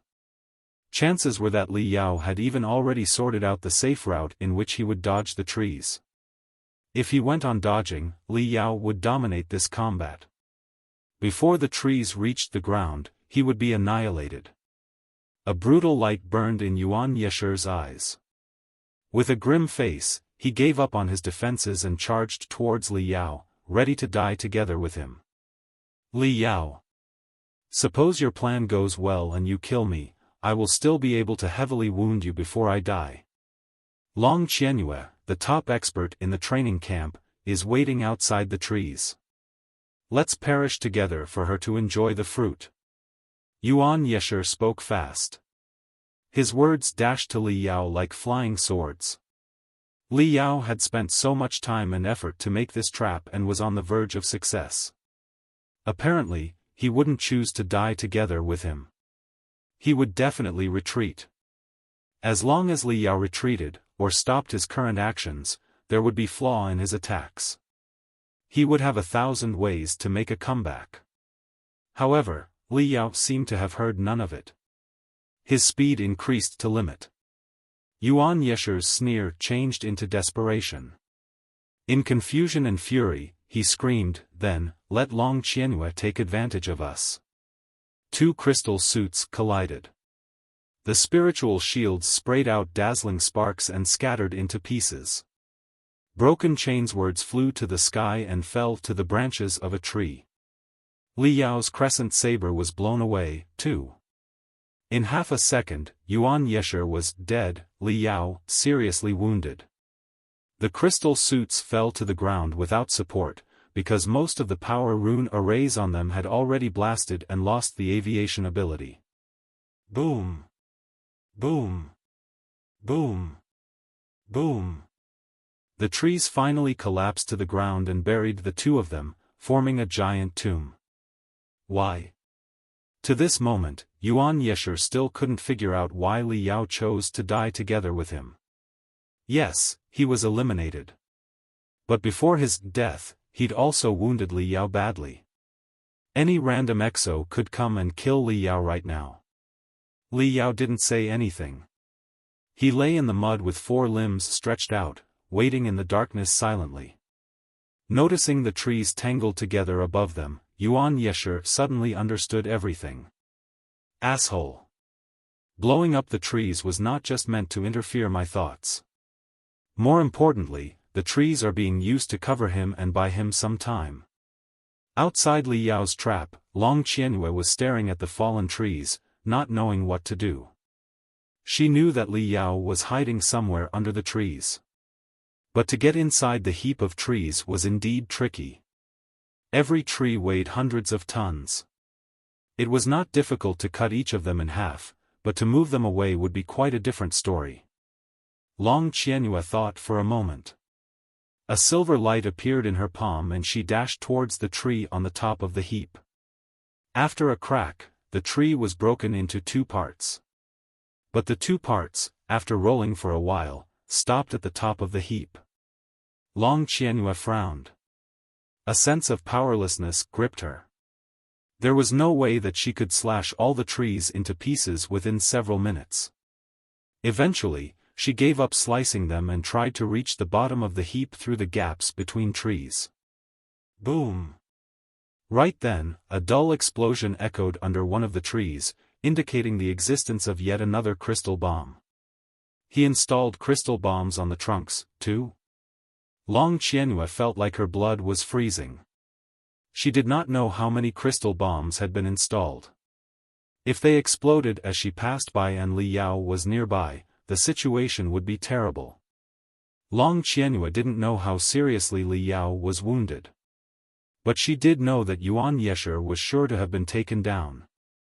It would not be a wise decision to fight against such a formidable opponent in a battlefield with such complicated terrain and in his favor. However, after a moment, Long Qianhua blinked coldly and squeezed into a gap between trunks. Li Yao, if you think you could scare me off with a single crystal bomb, you are terribly mistaken. You only had a limited time to set up such an arduous trap for Yuan Yesher. There's no way that you could set up so many crystal bombs inside the trunks, too. Otherwise, you would have set all of them off together after I came inside, which would be better for your purpose, instead of setting off one before I'd even entered. Long Qianhua calculated a route inside the heap and jumped up and down through the trunk gaps. Despite Li Yao's futile struggle to attract her to the areas which were full of dry snake vines and red ring thorns, Long Qianhua caught up to Li Yao several minutes later. Li Yao gave up resistance. He sat down exhaustedly, his back against a tree. Every rune array on his crystal suit was spurting spiritual energy sparks in various colors. Without saying anything, Long Qianhua locked her target with all her attack magical equipment. However, the moment she was ready to launch her attack, the target vanished from her map.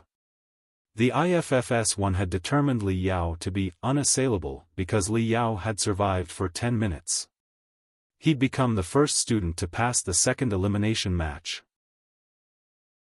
3 days later, at a frontier base of the Federal Army located north of the Grand Desolate Plateau and hundreds of kilometers away from the nearest town.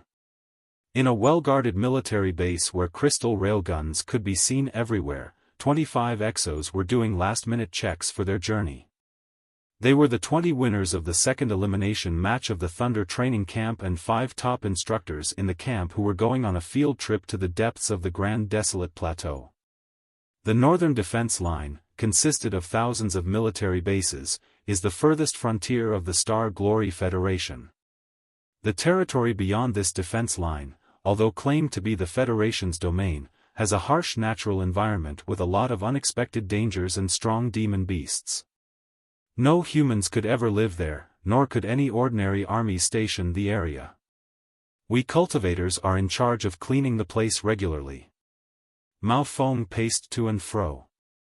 His eyes were wide while he roared, "Make sure everything's in working order with your crystal suit. Once we're into the depths of the Grand Desolate Plateau, there will be no supplies or reinforcements. If something happens to your crystal suit, you will be in serious trouble." Li Yao tested in his crystal suit. He activated every rune array on the suit and checked the data reports on the screen. This would be the first time that he left the Northern Defense Line to train in the lonely wilderness. He was both anxious and excited. He'd chosen the Bloody Blade Battlesuit as before. After 1 month of maintenance and modification, the parameters of the Bloody Blade Battlesuit couldn't be a better fit for his physique and combat style. In light of the real battle to come that was bound to be different from the elimination matches, he'd added a lot of attack magical equipment modules to the suit which was now armed to teeth. The Shattered Star Bombarder specially designed for crystal suits was wrapped in a chill air of blood. It could destroy high-level demon soldiers with a single blow. Check. Check. Check. 25 crystal suits were standing dazzlingly in the middle of the military base. 500 soldiers of the base formed 2 rows beside them. Salute. The 500 soldiers stood at attention and performed a perfect military salute. The rising dragon of the 9 stars, the national flag of the Star Glory Federation, was fluttering on the flagpole dozens of meters tall. Soldiers of the Federal Army were mostly ordinary people. They could only station in the military base and defend their country in shelters. The task of attack could only be shouldered by cultivators. Therefore, the soldiers paid their sincerest homage to the cultivators. Under their warm stares, the 25 cultivators got on 4 heavy-type crystal tanks and embarked on their quest together with 4 wagons which contained enough crystal stones and supplies for half a month's use. One of the wagons could be transformed into a battlefield workshop where simple crystal suit maintenance could be performed. Besides the 25 full-armed crystal suits, they also carried more than 50 beast puppets with strong firepower. More than half an hour later, a glittering and translucent high tower appeared in front of them, which was the first man-made architecture they'd come across during their ride to the north. Led by Mao Feng, all the students jumped down from the crystal tanks and stood around the tower in a circle. The tower had been carved out of luminous crystals with hundreds of rune arrays on them. 8 small round towers stood around the tower in the middle, bringing a strong sense of mystery. When they closed their eyes and observed through their spiritual roots, they discovered that countless colorful spiritual threads were embroiled around the high tower and stretched forwards in all directions to the end of horizon. They were like a big net with rainbows weaved in, expanding around the entire world. The high tower was a spiritual beacon which could send telepathic thoughts as a cell unit of the spiritual nexus. Only when one was in the coverage of a spiritual beacon and had signal could he use the spiritual nexus normally to receive or send telepathic thoughts. This is the last spiritual beacon you'll see, which marks the boundary of human civilization. Later, we'll enter the world of darkness where there is no network at all. I'll give you 5 minutes. Whatever you want to say to your family or friends, say it now while there's still network. Mao Feng's words caused a minor turbulence. Spiritual beacons were the greatest magical equipment in history. The boundless spiritual network that allowed people worldwide to communicate with each other instantly was the foundation of the prosperous modern cultivation civilization. For the students, they'd always been in the coverage of the spiritual nexus, even when they were fighting on the Grand Desolate Plateau. Although the signal was sometimes intermittent, it was usable to communicate with the outside world, and if they came across danger, they could ask the cultivators nearby or the military for help. However, they'd met the last spiritual beacon at the edge of the human world. Further ahead, there would be no network at all. They wouldn't be able to ask for help when they were in trouble. Indescribable loneliness suddenly grasped them. We're about to lose signal. We're going to be out of network for an entire month. That's terrible. Everyone hurriedly contacted their family and friends while they still could. Li Yao thought for a while. He took a selfie with the splendid view of the Grand Desolate Plateau as background and sent it to Ding Ling Dang with a message that read, "Before I enter the Dark Desolate Domain." Dark Desolate Domain was the collective name for the dangerous zones beyond the northern defense line that were never touched by human civilization. This was the end of the world, the closest spot in the Heaven Origin sector to the Blood Demon sector, a chaotic land where spiritual energies were unfathomably fierce, home to countless strong demon beasts, as well as a place that boasted infinite heavenly materials and earthly treasures and mother crystal lodes. Boom! Crack! Inside the Dark Desolate Domain, the spiritual energies fluctuated like surging tides, which had no pattern at all. For a moment, it was sunny without the slightest hint of cloud. The next moment, lightning was already brewing behind heavy clouds and the rain was pouring down at any moment. The lightning was rolling over in the clouds like vigorous dragons, which snapped at the ground every once in a while. The power of cultivators was completely overwhelmed by the rage of nature. Mao Feng's face turned pale as he screamed, "Disperse! Disperse now! Raise your spiritual shield output to maximum." The other experienced instructors had already dragged the students almost 100 meters away. The moment they ran in all directions, a thunder resembling a golden dragon dashed down from the clouds and went directly for the spiritual beacon. The defense rune arrays on the 8 small round towers around the spiritual beacon were instantly activated, which formed a transparent shield over the spiritual beacon. But it was not strong enough to withhold the frenzy of nature. A moment later, the 8 towers exploded and the shield was gone. The thunder went on without stop and ripped the spiritual beacon into pieces. Shattered crystals, accelerated by the lightning, was thrown to every direction like screaming bullets. Luckily, everyone had already activated their spiritual shields, which stopped the shattered crystals and crushed them into ashes. Nobody was hurt, albeit truly shocked. Spiritual waves from the spiritual beacon are too intense. Once the natural spiritual energies are on a rampage, the spiritual beacon will always be the first thing to be destroyed. It's like the lightning rod which is always hit first during a thunderstorm. Mao Feng added, building a spiritual beacon requires huge amounts of money and effort, not to mention the cost of many precious crystals. But it is quite easy for it to be damaged. Besides the lightning which can tear them apart easily, many strong demon beasts will also be attracted by the spiritual waves from the spiritual beacon and are willing to destroy it no matter what. Therefore, although spiritual beacons, as the core of the spiritual nexus, are of paramount importance to us, we can't build them unlimitedly. Establishing one at this place is already the best we can do. In front of us is the Dark Desolate Domain, a dreary world without network that only the bravest dare to walk in. Cultivators, move forward. Against thunder and lightning, the squad dashed to the horizon. Weather in the Dark Desolate Domain was never tranquil. The storm didn't die down until one night later. The world when everything was peaceful again was different from the outside, too. The sky was red like blood. Clouds were twisted into colorful swirls. Many of them had giant holes through which one could see stars clearly. Day and night was indistinctive here. The land around was no longer barren. On the continuous hills grew demoniac plants that none of them had ever seen before, which were extremely large due to the nourishment of abundant spiritual energy. Weeds that had razor-sharp edges were taller than any of them, which were shining weirdly under the violet sun. In the dense forest, screams of demon beasts echoed, as if crystal bombs had exploded around the tanks they were in. Every one of them felt a chill down their spines. Dark Desolate Domain is the closest spot in the Heaven's Origin sector to the Blood Demon sector. Due to the universal gravitation, the two worlds were attracted to each other.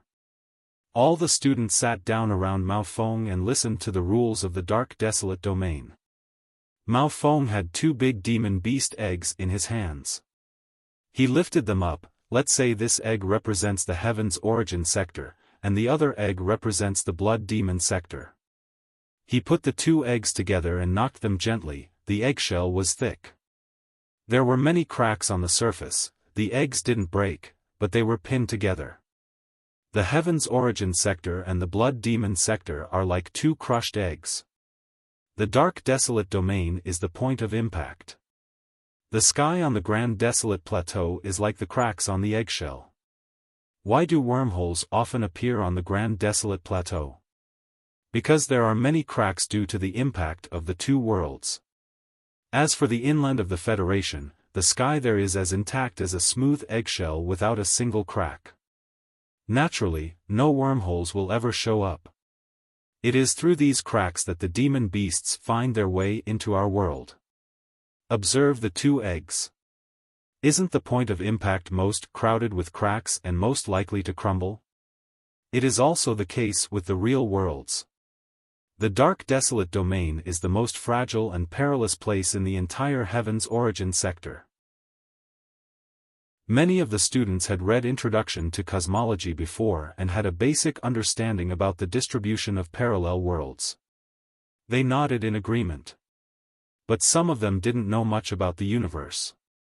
Although they were aware of the existence of parallel worlds, they didn't understand why two worlds would collide. Outside the Heaven's Origin sector were boundless stars and an endless vacuum.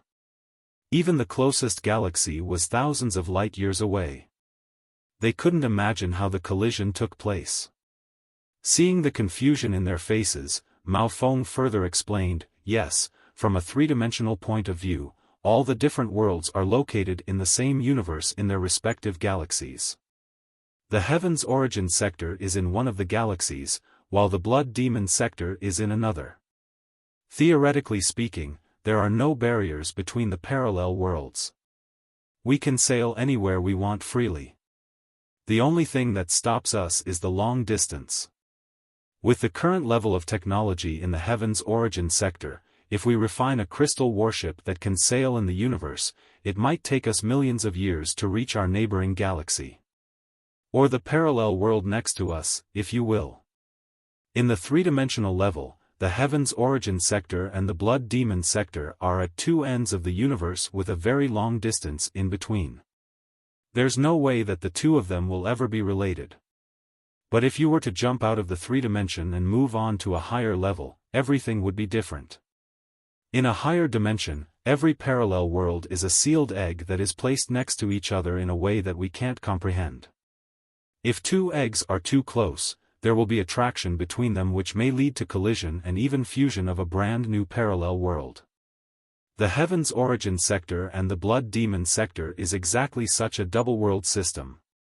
Noticing that many students were still confused, Mao Feng took out a piece of white paper and drew one circle on either side of the paper. See? Let's say this piece of paper is a two-dimensional universe, and the two remote circles stand for the Heaven's Origin sector and the Blood Demon sector respectively. In the two-dimensional level, the two worlds are far from each other. There is no way for one of the worlds to reach the other one, let alone crushing. However, Mao Feng folded the paper. The two circles that had been on opposite sides now overlapped. If a strong power can break the two-dimensional rules and understand this fictional universe in the three-dimensional level, it will find that the two worlds are right beside each other. This is the relationship between the Heaven's Origin sector and the Blood Demon sector, two galaxies, we are at different areas of the universe with trillions of light-years in between. But as two parallel worlds in a higher dimension, we're very close to each other like the two circles on the paper. That's why there is attraction between the two worlds that eventually leads to the collision. Chances are that, one day, the two circles will merge into one. Alright, as battle-type cultivators, you've learnt enough already. The more profound theories will be explored by the research-type cultivators. Anyways, just remember this. The Dark Desolate domain is the point of impact between the Heaven's Origin sector and the Blood Demon sector. Spiritual energies from both worlds intersect here, making this place the most abundant, furious and chaotic in either of the worlds. This argument was very simple. Everybody understood it immediately. It was like the intersection of two seas where the resources carried by undercurrents congregated. Mao Feng continued, the rich spiritual energy here consolidated into all kinds of heavenly materials and earthly treasures and mother crystal lodes. They also provide nourishment for the intimidating mutant demon beasts and demonic plants. This is a treasury that boasts inexhaustible resources. However, despite the ample natural resources, the place is too far away from the Federation. Besides, the spiritual fluctuations here are too fierce for large-scale crystal fleets to sail. If our main troops were deployed here, they might get caught by the spiritual energy swirls and be torn into pieces by accident. The students were reminded of the thunderstorm last night. It was not a common thunderstorm, but a violent tide caused by the clash of the spiritual energies from two worlds. The crystal warships that the Heaven's Origin sector could produce at present were not capable of sailing against such spiritual energy tides. A war in reality was not a game. It was a money-burning task. Countless crystals and resources would be consumed for a single quest of a large-scale fleet. If the fleet were to be scattered by the tides after a long march, the huge military expenditure would be for nothing. And this was not counting the loss of soldiers. It was also the reason why the Star Glory Federation, after 500 years of bloody battles, still failed to conquer the Dark Desolate domain. Their biggest adversary was not the demon clan but nature itself. Listen up, everyone. Strong as the crystal warships may be, they cannot cruise in the Dark Desolate domain. Here, cultivators, especially us Exos, are the boss. We are the main forces in the war. Mao Feng's words ignited everyone's passion. They all couldn't wait to start hunting demon beasts, plundering heavenly materials and earthly treasures, and increasing their own ability right now. Mao Feng pressed his hands down and eased everyone. He continued, this is about everything related to the Dark Desolate domain. For the next month, you will be fighting and training here. A fifth of the heavenly materials and earthly treasures that you collect will go to the training camp, of which half will cover the repair fee of your crystal suits and half will be the instructor's payment. Is that okay with everybody? Everyone nodded. Their crystal suits were all provided by the training camp. It would be costly to fix them if they were damaged. The repair fee seemed reasonable. The instructor's payment was even fairer. The 5 instructors were all above middle level of the building foundation stage. With the enhancement of the crystal suits of the latest models, they could wield the strength of the core formation stage. It was under the protection of the 5 cultivators that the students dared to fight and train in the Dark Desolate domain at ease. Otherwise, they would be committing suicide if they decided to train here, considering that they were all merely in the refinement stage. A tenth of their harvest as payment for the instructors was a deal that couldn't be fairer. Mao Feng nodded his head, then he brought up something else. Alright, since there is no objection, we'll start our training now. But before that, I need to remind you of something very important. The Dark Desolate domain is full of dangers. Thunderstorm zones and dust storm zones are 10 times more frequent and stronger than those outside. There are also strong mutant demon beasts lurking in darkness waiting for their prey. However, none of the above are the most appalling thing. The most appalling thing here is the infiltration squad of the demon clan, which is made of the elite soldiers in the demon army. Some of the squads are even made up of silver blood demons exclusively. Everyone gasped at Mao Feng's words. Li Yao recalled the composition of the demon clan. Different from mankind, the demon clan was not a unique species, but a collective name for the unification of countless kinds of demon beasts. Sometimes, the difference between two demon beasts was even bigger than that between a demon beast and a human being. For example, some mammal demon beasts, especially the primate ones such as demon monkeys or demon apes, looked very similar to human beings, but entirely different from the arthropod demon beasts such as the gold-armored saber mantis. Why would a monkey consider a mantic to be its own kind, even if the latter had wisdom? Moreover, many demon beasts were natural enemies and on different parts of the food chain. They had been attacking each other for billions of years. The hatred had melted into their blood. Therefore, since the demon beast empire 40,000 years ago, strong demons had been oppressing weak demons by ruthless coercion, who then enslaved and shackled the weaker demons. After 30,000 years of development, 4 classes had been formed in the demon beast empire. In the bottom were the black blood demons, who served as food, peasants, and cannon fodder. Black-armored saber mantis was a typical black blood demon. They were the main force for the invasion to the Heaven's origin sector and also inexhaustible cannon fodder. Even if they were to go extinct, high classes of the blood demon sector wouldn't feel the least bit sorry about it. Above the black blood demons were bronze blood demons, which was a class of warriors. The 6-armed Naga that Li Yao came across in the verdant Tarn city was a bronze blood demon. On the top of the bronze blood demons were silver blood demons, who were the aristocrats and governors of the world of demon beasts, as well as the main contributors of the demon clan civilization. One could say that only the demon beasts equal to or higher than silver blood were the real demons. The black blood and bronze blood demon beasts were nothing but slaves or food in their eyes, which were no different from human beings, if not worse. After all, human beings had established a great civilization. Many of their creations were popular among the demon clan, too. As for the gold blood demons, also known as sacred blood demons, were the royals of the world. During the demon beast empire's 30,000-year reign over the cosmos, more than 10 dynasties had replaced one another. Royals of the dynasties all spent boundless resources to improve the quality of their blood, thereby increasing their strength. That's why they were called sacred blood. However, during the substitution of dynasties, the sacred blood demons often turned against each other. After the Star Ocean Imperium was founded, the Supreme Emperor commanded the annihilation of the sacred blood demons, which almost exterminated them. Now, the sacred blood demons only lived among legends. There might not be a single sacred blood demon in the entire blood demon sector.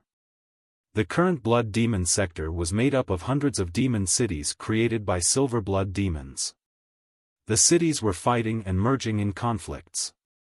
An infiltration squad entirely made up by silver blood demons was like the Imperial Guards of the ancient kingdom. One couldn't think too highly of them. One student raised his hand and asked, "What's an infiltration squad of silver blood demons doing in the Heaven's origin sector?" Mao Feng glanced at him and explained the reason. The principle of the demon clan was utterly different from that of human society. There was no warmth at all. The one creed that they cherished most was survival of the fittest. They were extremely harsh both to others and to themselves. The competition among the silver blood demons was fierce, too. If a young demon wanted to rise up in the demon world, not only did they need to go through hard training to increase their strength, they would also need to recruit their own subordinates. For the demons, the fastest way to improve their abilities was to fight against humans by sneaking into the Heaven's origin sector. What's more, most of the relatively stronger bronze blood and black blood demons in the blood demon sector already had their masters and wouldn't change to a different one easily. In comparison, there were many wild demon beasts in the dark desolate domain. Most of the beasts were never enlightened by any civilization. Although their brains had as much potential wisdom as any human being or silver blood demon, their way of life was simple and muddled. In the meantime, under the nourishment of the furious spiritual energies, there were many mutant demon beasts in the wilderness which were far stronger than the common ones and almost equal to high-level demon generals and even general kings. Such strong-bodied and simple-minded demon beasts were naturally the best subordinates for a young and inexperienced demon. Therefore, many silver blood demons would risk going to the Heaven's origin sector, partly because they would receive good training here, and partly because they wanted to tame some strong demon beasts and turn the beasts into servants which would help them in their rise to power in the blood demon sector. So, the Dark Desolate domain was the human beings and demon clans' mutual training field and arena. Although neither of the two parties were able to commit a large number of troops to the place, it was possible for them to establish a small teleportation array which could send around 20 soldiers to the other's world. Not only silver blood demons would sneak into the Dark Desolate domain in pairs, strong men of the Star Glory Federation sometimes would crawl into the blood demon sector that was on the opposite side of the Dark Desolate domain, too. Infiltration and anti-infiltration, assassination, ambush, guerrilla warfare, were constant in this brutal battlefield. However, don't freak out. We're going to do our training on the outskirts of the Dark Desolate domain. Normally, silver blood demons would never come here. Mao Feng smiled confidently. Besides, with the enhancement of the crystal suits, of the 25 people here, 20 students are beyond the peak of the refinement stage and on the verge of the building foundation stage, and the 5 instructors are close to the core formation stage. With our combat ability, even if we meet an infiltration squad of the silver blood demons, there is no need to fear them. Just fight and see who gets the last laugh. Alright, let's start out training now. After a final check of the crystal suit, each student carried enough crystals, flying swords, and ammo. They dispersed and started searching in groups of 5 with one instructor in each. Although there was no spiritual nexus in the Dark Desolate domain, short-distance communication was still available when the weather was tranquil. In every group, the 4 students would always stay in the communication range of their instructor, so that the instructor could come to their rescue the moment they called for help. 4 distinguished students, including Li Yao and Long Qianyue, went to an azure lake led by Mao Feng. The lake seemed to be peaceful, but the piles of bones around suggested otherwise. Water was the source of life. Even the strongest demon beast needed water, too. Therefore, countless demon beasts lurked around the lake, making it a concealed slaughterhouse. The arrival of 5 strangers was immediately detected. After a clattering sound, many logs appeared in the middle of the lake and submerged after floating for a while quietly. Rustling noises came from the 2-meter-tall demonic plants that resembled bulrushes which bent down instantly. Within a moment, heavy panting could be heard.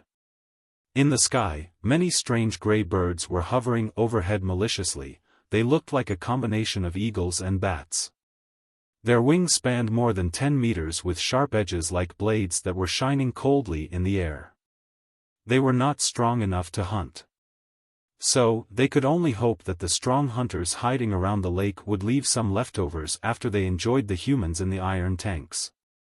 Soon, on the left side of the team, 3 rhino-like, giant demon beasts, with big bone hammers at the end of their extremely thick tails, known as blood mallet rhino, appeared from the demonic bulrushes.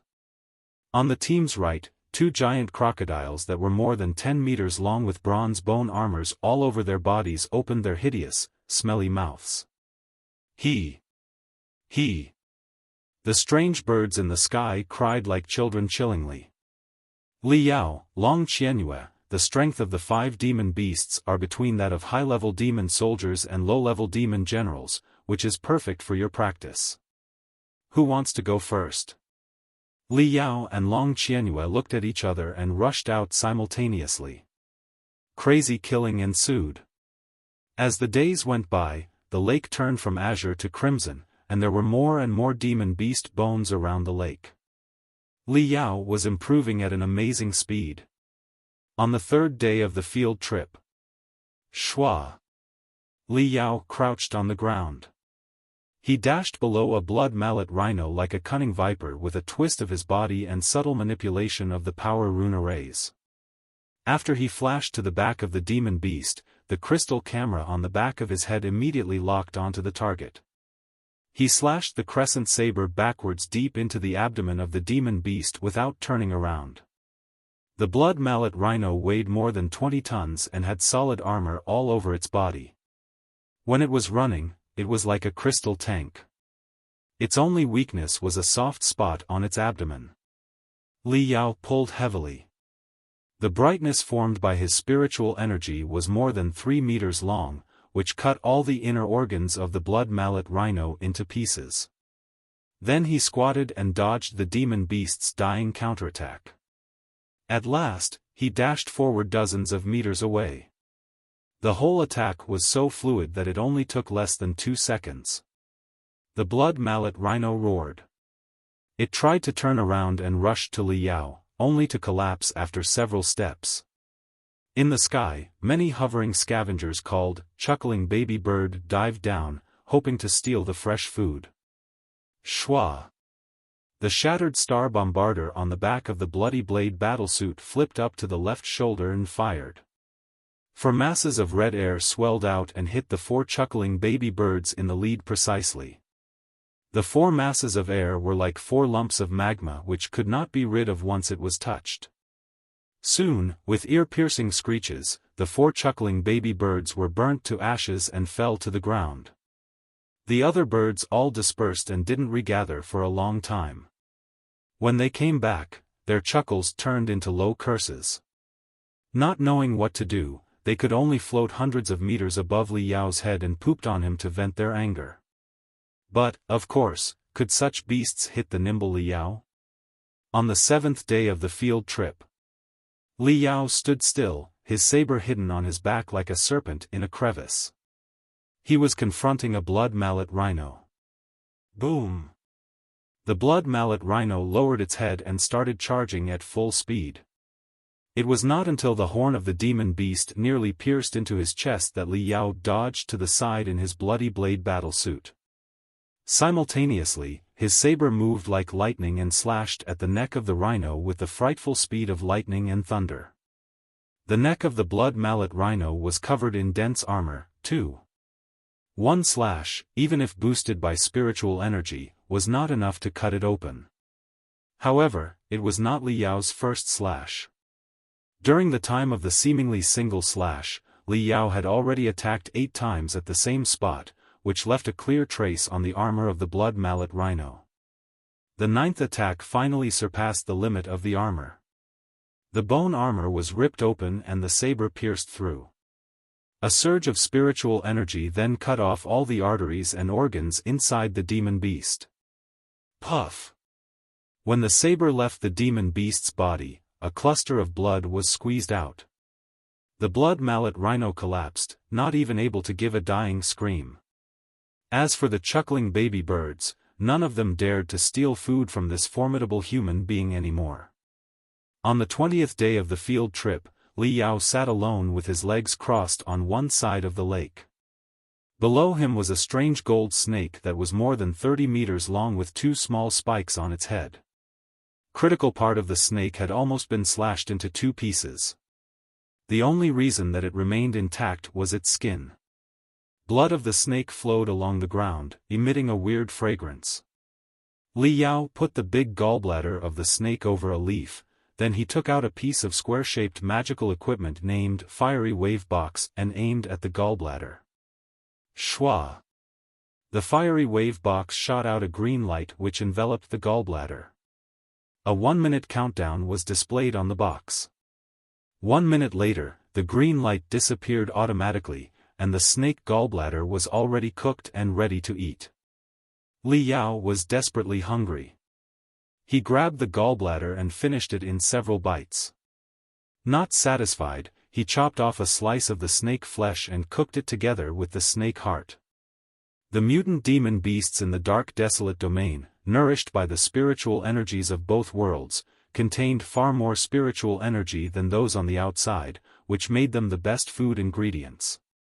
However, most cultivators only had a limited stomach. For a building foundation stage expert such as Mao Feng, his meal was no more than that of the lower-level cultivators. The wagons that they brought would need to load the heavenly materials and earthly treasures as well as precious materials from demon beasts. There was no way that they would carry a lot of beast meat back. Except for the part they ate while they were here, most of the meat would be taken advantage of by the scavenger demon beasts such as the chuckling baby birds. But Li Yao was different. The most important art that he learnt from the 100 Smelting clan 40,000 years ago was the art of the swallowing whale, a food-eating technique.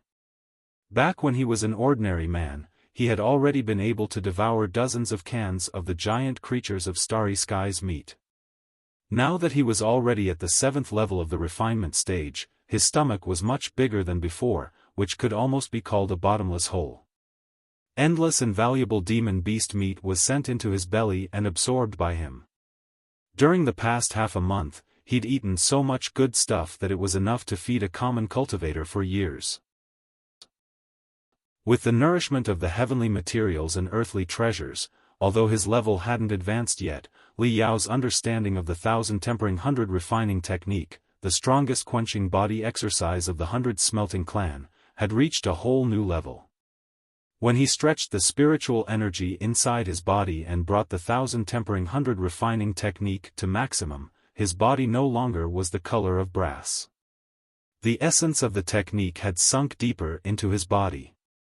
Except for the deep gold color on his body that was occasionally visible, he looked exactly the same as any other person. But his resistance had more than doubled.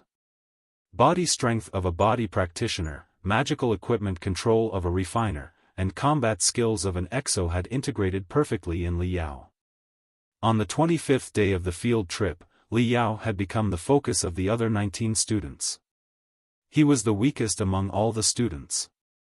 All the students who passed the first 2 rounds of the elimination match were in the high level of the refinement stage, except for him who was only in the middle level of the refinement stage. But once he put on the crystal suit, his combat ability was almost equal to Long Qianyue, the top expert of all the students, if not better in some regards. None of the students who had seen Li Yao's combat in his crystal suit were not astonished and shocked at his tough style. In their eyes, Li Yao was playing with fire, and he risked being seriously wounded by demon beasts at any moment. The combat style was what they desired yet could not learn, because it was based on Li Yao's profound understanding of the structure of the crystal suit as well as the robustness of his body. As the days went by, Li Yao's trophy collection grew larger and larger. Did you hear it? Li Yao killed a frost triangle chimera and got 2 precious soft scales for chest protection from it. Plus, the tailbone from the green paw dragon snake. Damn, he's already earned roughly $1 million in the past 2 days. The 20 students were all proud of themselves and competed with each other secretly. They observed other people's collections every day. But most of them soon discovered to their dismay that 2 students gathered much more than any of the rest of them, who, money-wise, earned more than double of what any other students did. One of the 2 students was Li Yao, and the other was Long Qianyue. They were the well-deserved strongest students of this batch. 30th day of the field trip. Today is the last day of your field trip, which means that the 3 months of EXO training has come to an end. The 20 students sat in a circle. Mao Feng was standing in the middle and said, 3 months ago, many of you were ignorant beginners, some were even super newbies who had never touched crystal suits before. But after 3 months of training, as qualified exos, you are all able to go hunting in the dark desolate domain in middle-level and low-level crystal suits now. However, in order to be formally acknowledged by the Thunder Training Camp and to get the Thunder Exo badge, you have one last conquest to complete. Tonight, everybody will take a good rest. Starting from 5 o'clock tomorrow morning to 5 o'clock the day after, the 24 hours will be your free hunting time. During the day and the night, you will try your best to hunt down demon beasts that are most valuable in your eyes. At the end of the match, the worth of your trophies will be the criterion to determine the final winners. The top 10 will receive the title of Thunder Exo, and when they reach the building foundation stage, they will have the opportunity to be instructed by Lei Tingwei, the core formation stage strong man, in person. Mao Feng's words set the crowd in a blaze. Every student was so excited that their faces were flushed and veins were appearing on the backs of their clenched hands. As one of the 4 major training camps, the Thunder Training Camp was even better recognized than many Battlesuit majors of the famous universities. Thunder Exo not only meant that they could be personally taught by a core formation stage cultivator, but also proved that they were competent enough in the new generation of the world of Exos. Major sects would hire them with decent payment, and their future career paths would be unhindered. Chances were that they might even be able to marry a daughter of the leader of their sects and thus inherit it one day. They would arrive at the peak of their life easily. Li Yao was anxious, too, and couldn't wait for the dawn to come. During the 3-month training, besides crystal suit driving skills, he also grasped much knowledge about crystal suit maintenance and modification. He was hoping to conclude the training satisfactorily and return to the Grand Desolate War Institution to refine the mystic skeleton battlesuit together with his professor. Right then, a delicate, blade-like figure came close to him. It was Long Qianyue. Long Qianyue had a long face. Her chin stood out a little bit, making her less pretty than she was supposed to be. But she had a fair skin through which one could see her veins. Her eyeballs, which seemed to have been carved out of 2 crystals, were translucent. Li Yao, it's a pity that we haven't had a chance to confront each other over the last month since the 2nd elimination match. I hope that we're both lucky tomorrow to reap enough booty to decide who the winner is between us. Long Qianyue's eyes were glittering. She continued, people say that we're the top students in this class.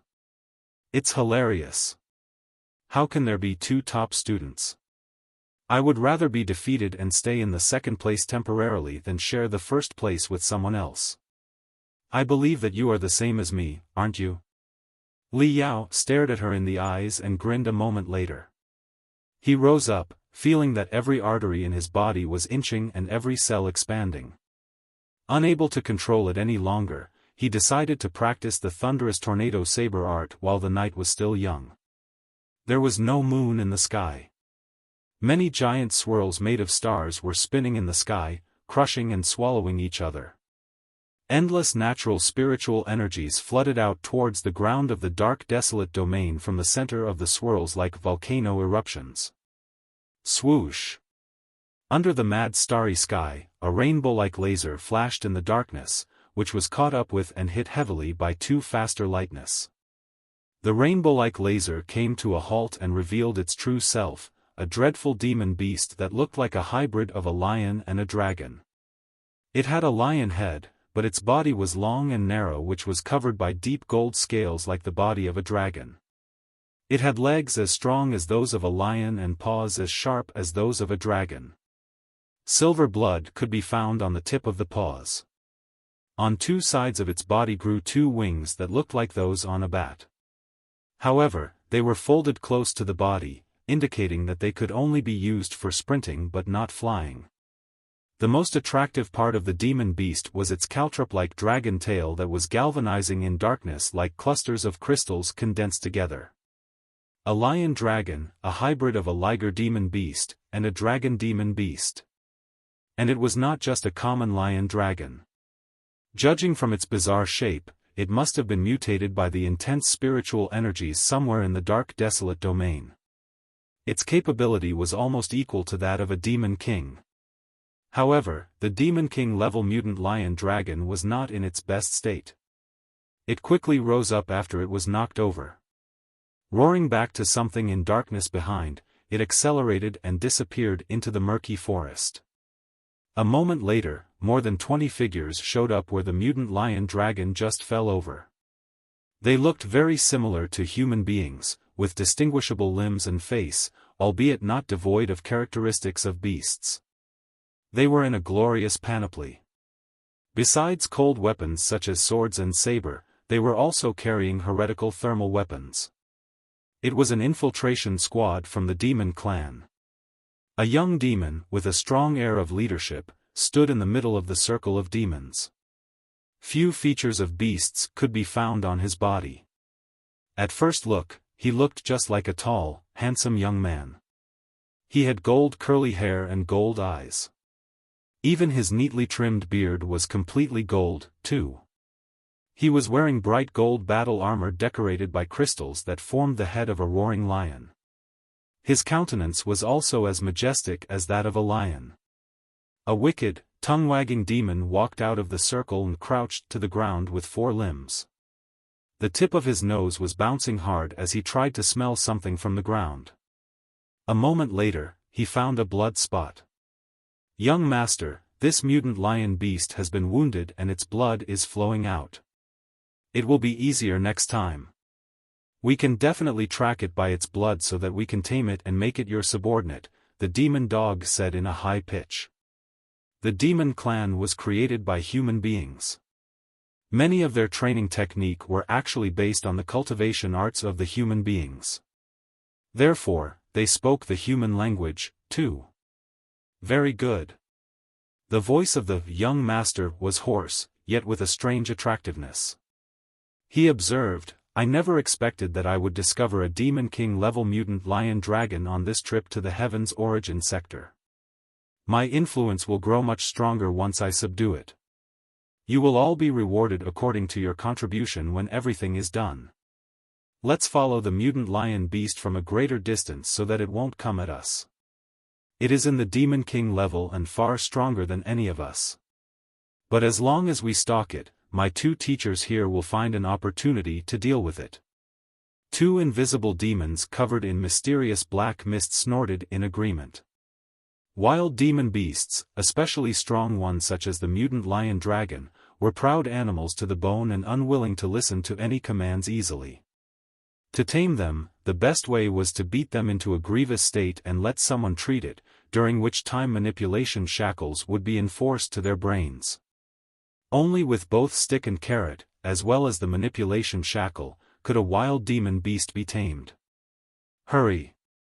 I want this mutant lion dragon sitting at my feet like a cat before dawn."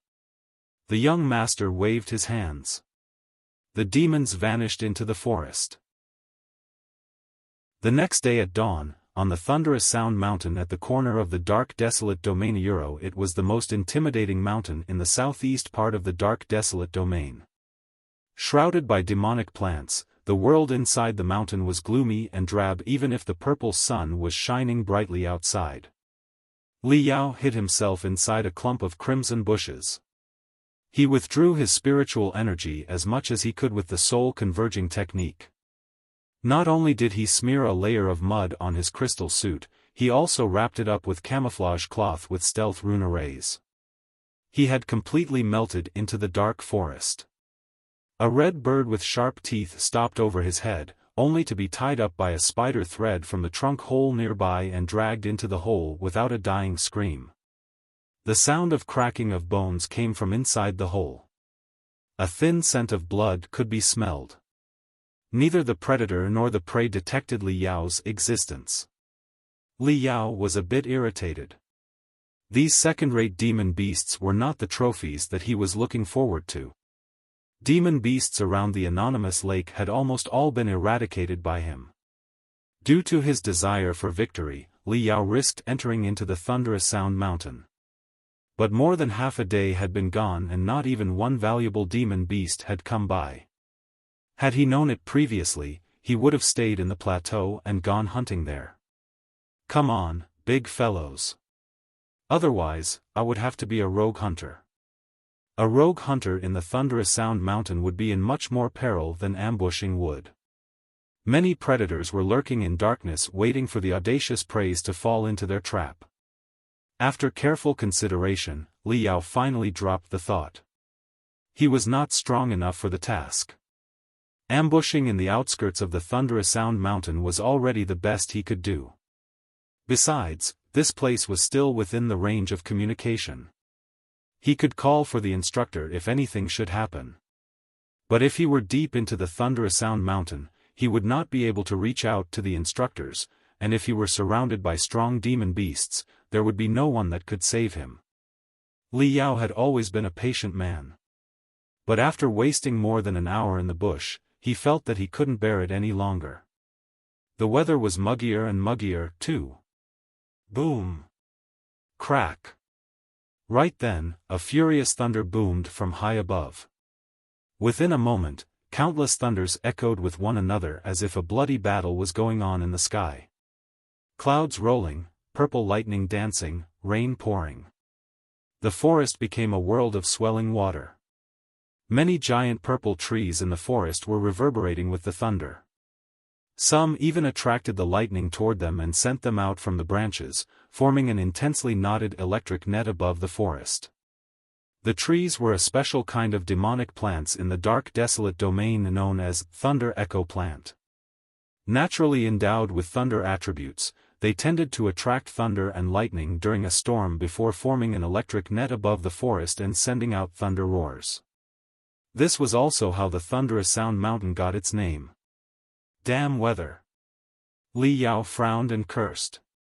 He heard background noise in the communication channel, which had been jammed by the thunder.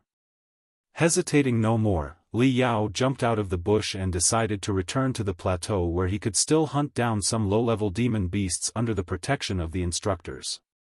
But the moment he stepped out, he detected surging spiritual waves like tides coming from deep down the forest. Then, hundreds of demon beasts appeared from darkness and dashed towards him. What the hell? Li Yao's heart skipped a beat. The scents on the demon beasts were all very strong, indicating that many of them were high-level demon soldiers and some were even demon generals. But they were all fleeing in such a desperate hurry that there was not time for them to bother an intruder like Li Yao. Li Yao's blood was freezing. What kind of hunter could frighten hundreds of demon beasts like this? Run! Li Yao made the decision instantly. However, before he was able to turn around, an iron, cold feeling pricked his heart. His pores were sealed unconsciously in response. Spiritual energy was flowing all over his body. Spiritual shield was brought to maximum.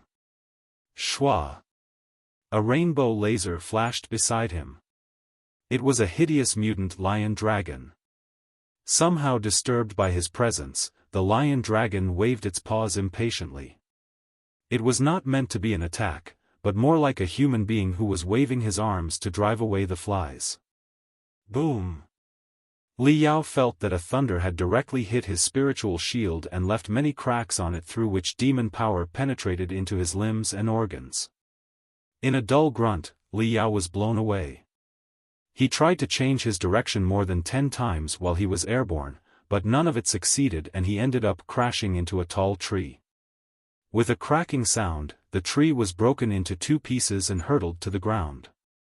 What a formidable demon beast! Li Yao screamed in his mind. Never had he been so shocked before. Thankfully, he had triggered the spiritual shield in time and brought his defense to his best with the 1000 tempering 100 refining technique. Also, the mutant lion dragon wasn't aiming at him. All it did was wave its paws at him. His body wasn't injured, but he was agitated from the bottom of his heart. Demon King level. This mutant lion dragon is definitely a king-level demon beast. Judging from the wounds and blood on its body, it seems to be on the run, too, which means that something stronger was chasing after it. The conclusion gave Li Yao goosebumps all over his body. After a moment's rest, the mutant lion dragon dashed into darkness in rainbow laser again. Li Yao didn't dare to stay. He rose up and fled in the opposite direction of the mutant lion dragon in the stealth mode. 3 minutes later. Shwa! Shwa! Shwa! Shwa!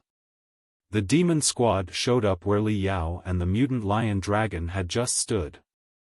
After days and nights of hunting, all the demons looked weary. The young master, who had gold hair and gold eyes, was apparently more irked than before. Wait! Before the demons continued on their hunting, the black mist enveloping one of the demons split and revealed a snake face. His thin pupils blinked as he croaked, I seem to sense the scent of a human being. The demon was solemn. He twisted to and fro in the place where the mutant lion dragon just stood, then he found the bush where Li Yao had hidden himself, and he traced back to the tree crushed by Li Yao eventually. His snake eyes blinked. His bifurcated tongue rolled up and down as he mumbled something unclear. In the end, he opened his mouth and exhaled a green mist. The mist flowed in the air and consolidated into a cluster of shadows, which was the blurred picture of a bloody blade battlesuit dancing and crushing into the tree. Not an expert. Peak of the refinement stage, at best. The crystal suit is the bloody blade battlesuit from 100 years ago, the demon said in relief.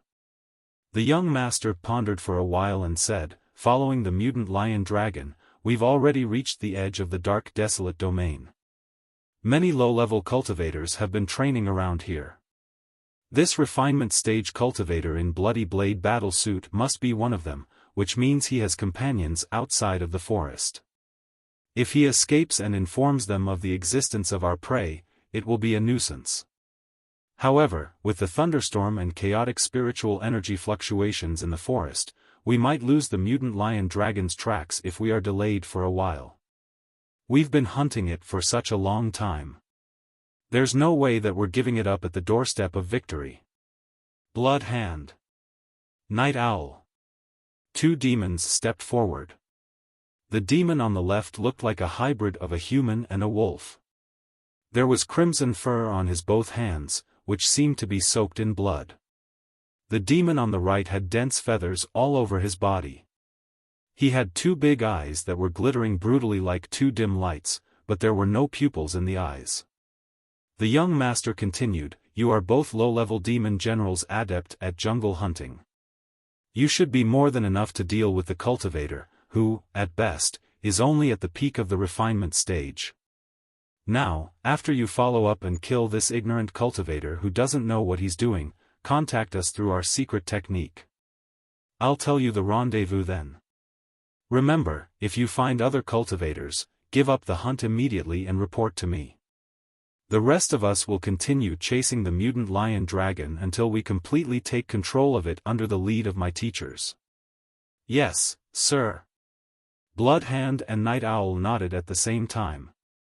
Night Owl, who had feathers all over his body, grinned hideously. What can a refinement stage cultivator in a bloody blade battlesuit from 100 years ago do? We will not let him walk out of this forest alive. Before dark, he'll be ripped into pieces. Blood Hand added, that's right. Rest assured while you continue with the hunt, young master. Maybe by the time we tear this cultivator apart, you will have already tamed the mutant lion dragon. After that, with the increase of your power, we'll need to address you as Prince. These words were exactly what the young master had been hoping for. He beamed in satisfaction and waved his hands. Let's move out. The demons were divided into two teams. Most of them followed the mutant lion dragon by tracing of its blood, whereas Blood Hand and Night Owl, the two demon generals best at jungle hunting, pursued Li Yao by whatever inconspicuous marks he had left behind. 10 minutes later, Li Yao, who was rushing in the forest, was alerted of something behind him and noticed the two haunting tails. Die now. Someone's following me. Li Yao bit his lips so hard that blood was flowing out. The pain refreshed him and calmed him down. This is the edge of the dark desolate domain. Neither a general king level mutant lion dragon nor demons that are even stronger than it should appear in this place. The only reasonable explanation is that a powerful infiltration squad was hunting the mutant lion dragon, which led the squad to this place when the squad discovered me. They're afraid that I might expose them when I get out of the forest. So, some of them were sent out to kill me. But their main force must be still chasing the mutant lion dragon. In such a savage thunderstorm, a king-level demon beast such as the mutant lion dragon is not that easy to capture. It's not likely that they're giving up the hunting just for me. Therefore, my pursuers won't be numerous. Unfortunately, with the electric net formed by the thunder echo wood, there's no way to fly in the sky. The communications have been jammed, too. At my current speed, it will take at least 30 minutes for me to get out of the forest, which is more than enough for them to catch up with me. Only by killing them can I avoid being killed. There was coldness in Li Yao's eyes. He recalled the days when he was hunted by the gangsters in the magical equipment graveyard. With death at his doorstep, he felt like his body was burning. Glancing around, he noticed a thorny bush and hid himself in it before covering it with camouflage cloth. Swoosh! Swoosh! 1 minute later, two figures flashed dozens of meters away from the bush and continued searching to the foot of the mountain. The intense air of demon on their bodies alarmed Li Yao. Neither was the information displayed on the demon beast detector very pleasing. 2 demon generals. Good for you. Li Yao knew that the 2 pursuers wouldn't be delayed for long by his ploy. They must be experts in jungle hunting, and the only reason that they didn't discover him just now was because they thought he would try everything he can to get out of the mountain and didn't bother to check the place where his scent stopped. But it wouldn't take long before they found out that he was hiding somewhere instead of running. Li Yao was going to make best use of the time when they were stuck by their error. Jumping out of the bush, he dashed in the direction where the 2 demon generals just came and went back into the depths of the mountain. While he was rushing in the forest, he checked the magical equipment that he carried. Thankfully, besides the crescent saber and the portable crystal railgun, he had brought a lot of miscellaneous escape magical equipment, in case there were any emergencies in the thunderous Sound Mountain. Moreover, out of the instinct of a lunatic bomber, he had also carried 50 thunder palms that were specially designed to work with crystal suits, as well as 10 Hellfire Lightnings. Ever since he killed that low-level demon general with a Hellfire Lightning in the Battle of Verdant Tarn City, Li Yao had developed a bad habit. He couldn't enjoy his food or sleep tight at night without several Hellfire Lightnings in his pocket during real battles. Come on, jerks. Let's do this. Li Yao sneered. He scanned every plant in the forest looking for the perfect spot for an ambush while he was on the run. Soon, he stopped at a place where there were more Thunder Echo woods than any other place that he'd come by. Shwa! A shivering iron anteater hiding in a tree hollow was dragged out. This demon beast looked like a small-size boar with an extremely long nose. It lived on the iron ants in the tree holes and had an amazing speed. Puff! Li Yao pierced his saber into the bottom of the iron anteater. The demon beast's long nose turned rigid and purple, and it started whining. Li Yao took out a crystal box which used to be the container of the crystal railgun. He pressed it hard, and the shell of the crystal box was cracked. Then he tied the box to the back of the iron anteater. Spurred by the pain from its bottom, the iron anteater fled deep into the forest the moment it was relieved to the ground, leaving a trace of blood and spiritual waves. Li Yao glanced through trees, branches and bushes and drafted a deadly trap in his brain. 10 minutes later, the 2 demon generals appeared from the darkness quietly. They'd never expected that their prey would suddenly go backwards. However, there was no frustration in their eyes, but excitement, as if they had discovered an interesting toy. Blood Hand sniffed. He went to the left. I can sense the scent of blood vaguely, as well as some distant spiritual waves. Night Owl blinked his dimly yellow eyes and shook his feathers. He remarked, "That can't be right. This human being, although weak, is very shrewd. He got away from our perception just now, and it doesn't make sense that he exposes himself so easily right now. The scent of blood is superfluous, too. He is in a crystal suit, why on earth would he be bleeding?" Blood Hand nodded. He squinted and sniffed more carefully. Then he concluded, "It's not human blood." Night Owl grinned frighteningly.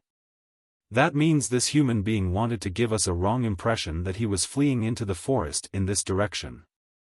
But he should be aware that the ruse wouldn't fool us long and we would catch up with him eventually. Therefore, it's quite possible that his true purpose is not to run away, but to set up traps on this route and kill us. The two demon generals looked at each other and sped up to the direction where the Iran anteater had fled. Passing by a place where the Thunder Echo woods were extremely dense, Bloodhand smelled something and twisted his body weirdly to the above of a Thunder Echo wood. He roared, "This is the place." Night Owl screamed and came to a halt.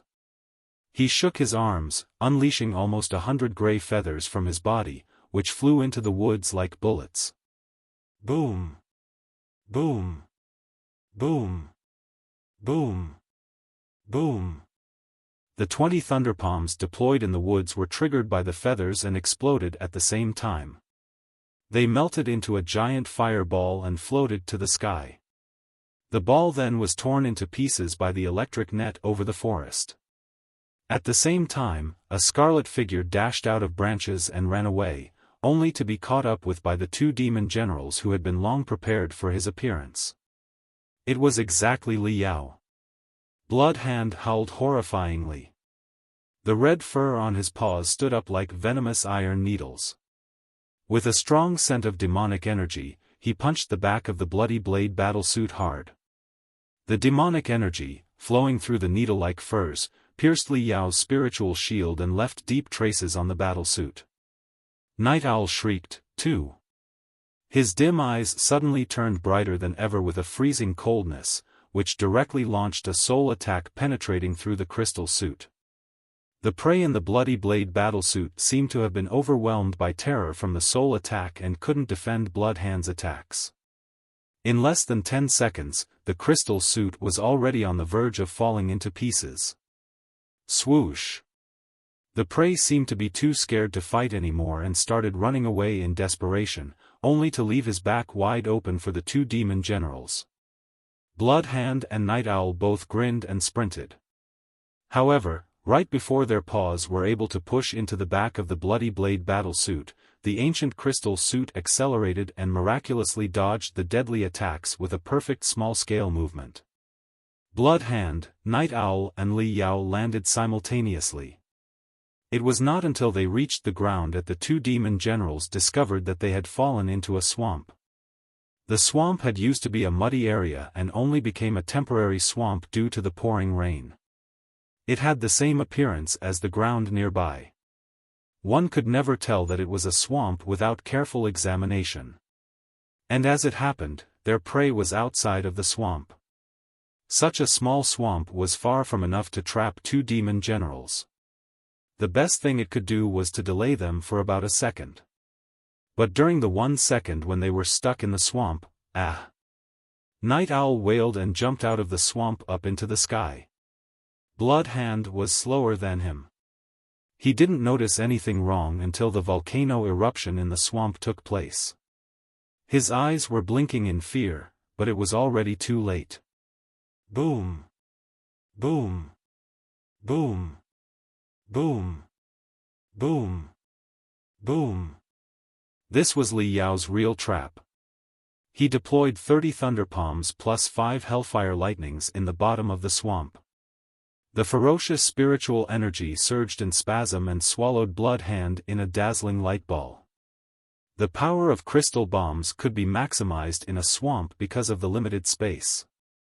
Sturdy as Bloodhand may be, the bottom half of his body had been shattered and the upper half tossed away by the blast before falling to the ground. There was no indication of vital signs on him anymore.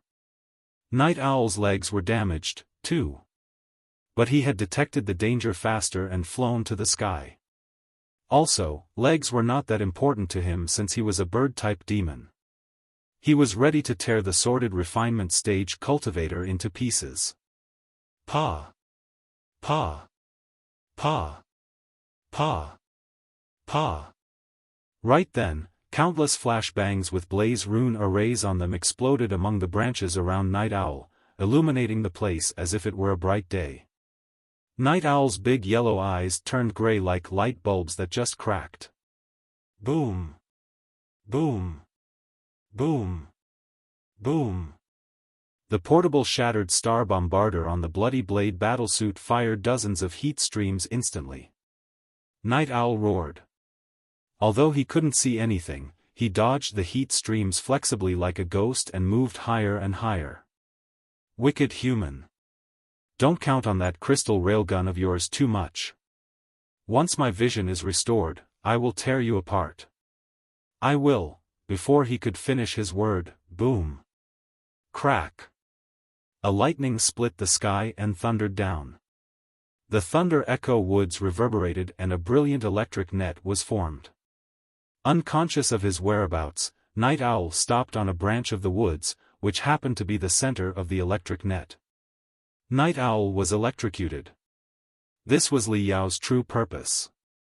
Use flashbangs to blind the demon general temporarily, fire the crystal railgun to disturb his senses of spiritual energy, then lure him to a higher place among the branches. This way, even if he wasn't killed immediately, he would have been shocked by the electricity, and Li Yao would have seized the opportunity and performed the thunderous tornado saber art on him to cut him into pieces. But Li Yao didn't need to act anymore since he died from electrocution instantly. Pada. The fried carcass hit the ground and broke into pieces. Li Yao walked to the dying wolf demon calmly. The lower half of the wolf demon's body had been already shattered by the explosion in the swamp. He leaned the upper half of his body against a tree, shaking in great pain. Never did he expect that 2 demon generals would be killed by a refinement stage cultivator. You're dead for sure. Young Master Wang Ji won't let you go, wretched monkey. Young Master Wang Ji will kill you and all your companions after he tames the mutant lion dragon. Knowing that death was drawing near, the wolf demon declared in anguish. Li Yao said nothing and stood 10 meters away from the wolf demon. He fired the shattered star bombarder non-stop, raining shells upon him. Shwa. The fur on Blood Hand's body stood up. Together with a thin shield formed by the remaining half of his battle armor, he was able to hold back the first few attacks. A moment later, the shield exploded. The cannonballs reached him unstoppably and blew him into the trunk. After dozens of strikes, the wolf demon was no more. Li Yao found himself too tired to go on any longer. At first, he was on one knee. Then he leaned forward uncontrollably. He felt that his body did not belong to him anymore. There was no strength at all. Hundreds of crystal bombs seemed to have detonated in his brain, making him unable to think. This battle was truly dangerous. Although he'd successfully killed the 2 demon soldiers with a series of traps and power of thunder, he had paid a high price, too. Attacks from demon generals were not that easy to defend. Demonic energy of the wolf demon strikes at the beginning had permeated into his body and caused inner injuries. Had his body not been strengthened by the 1000 tempering 100 refining technique, which made his defense ability much higher than common refinement stage cultivators, his bones and organs would have already been broken into pieces. The soul attack launched by the bird demon was also 100 times more dangerous than the soul attack by the large-eyed ape in the Devil Flood Dragon Island. Had his soul not been cleansed by Yezi, whose remaining strength was protecting his brain, he would have become mentally deficient. Although he won the battle in the end, he felt awful. An unknown fire seemed to be burning inside his body, making his mouth dry and his head dizzy. Deep down his throat, blood was trying to flood out one wave after another. No. I can't stay here for long. Li Yao activated the healing rune arrays inside the crystal suit. A gentle green light flowed all over his body.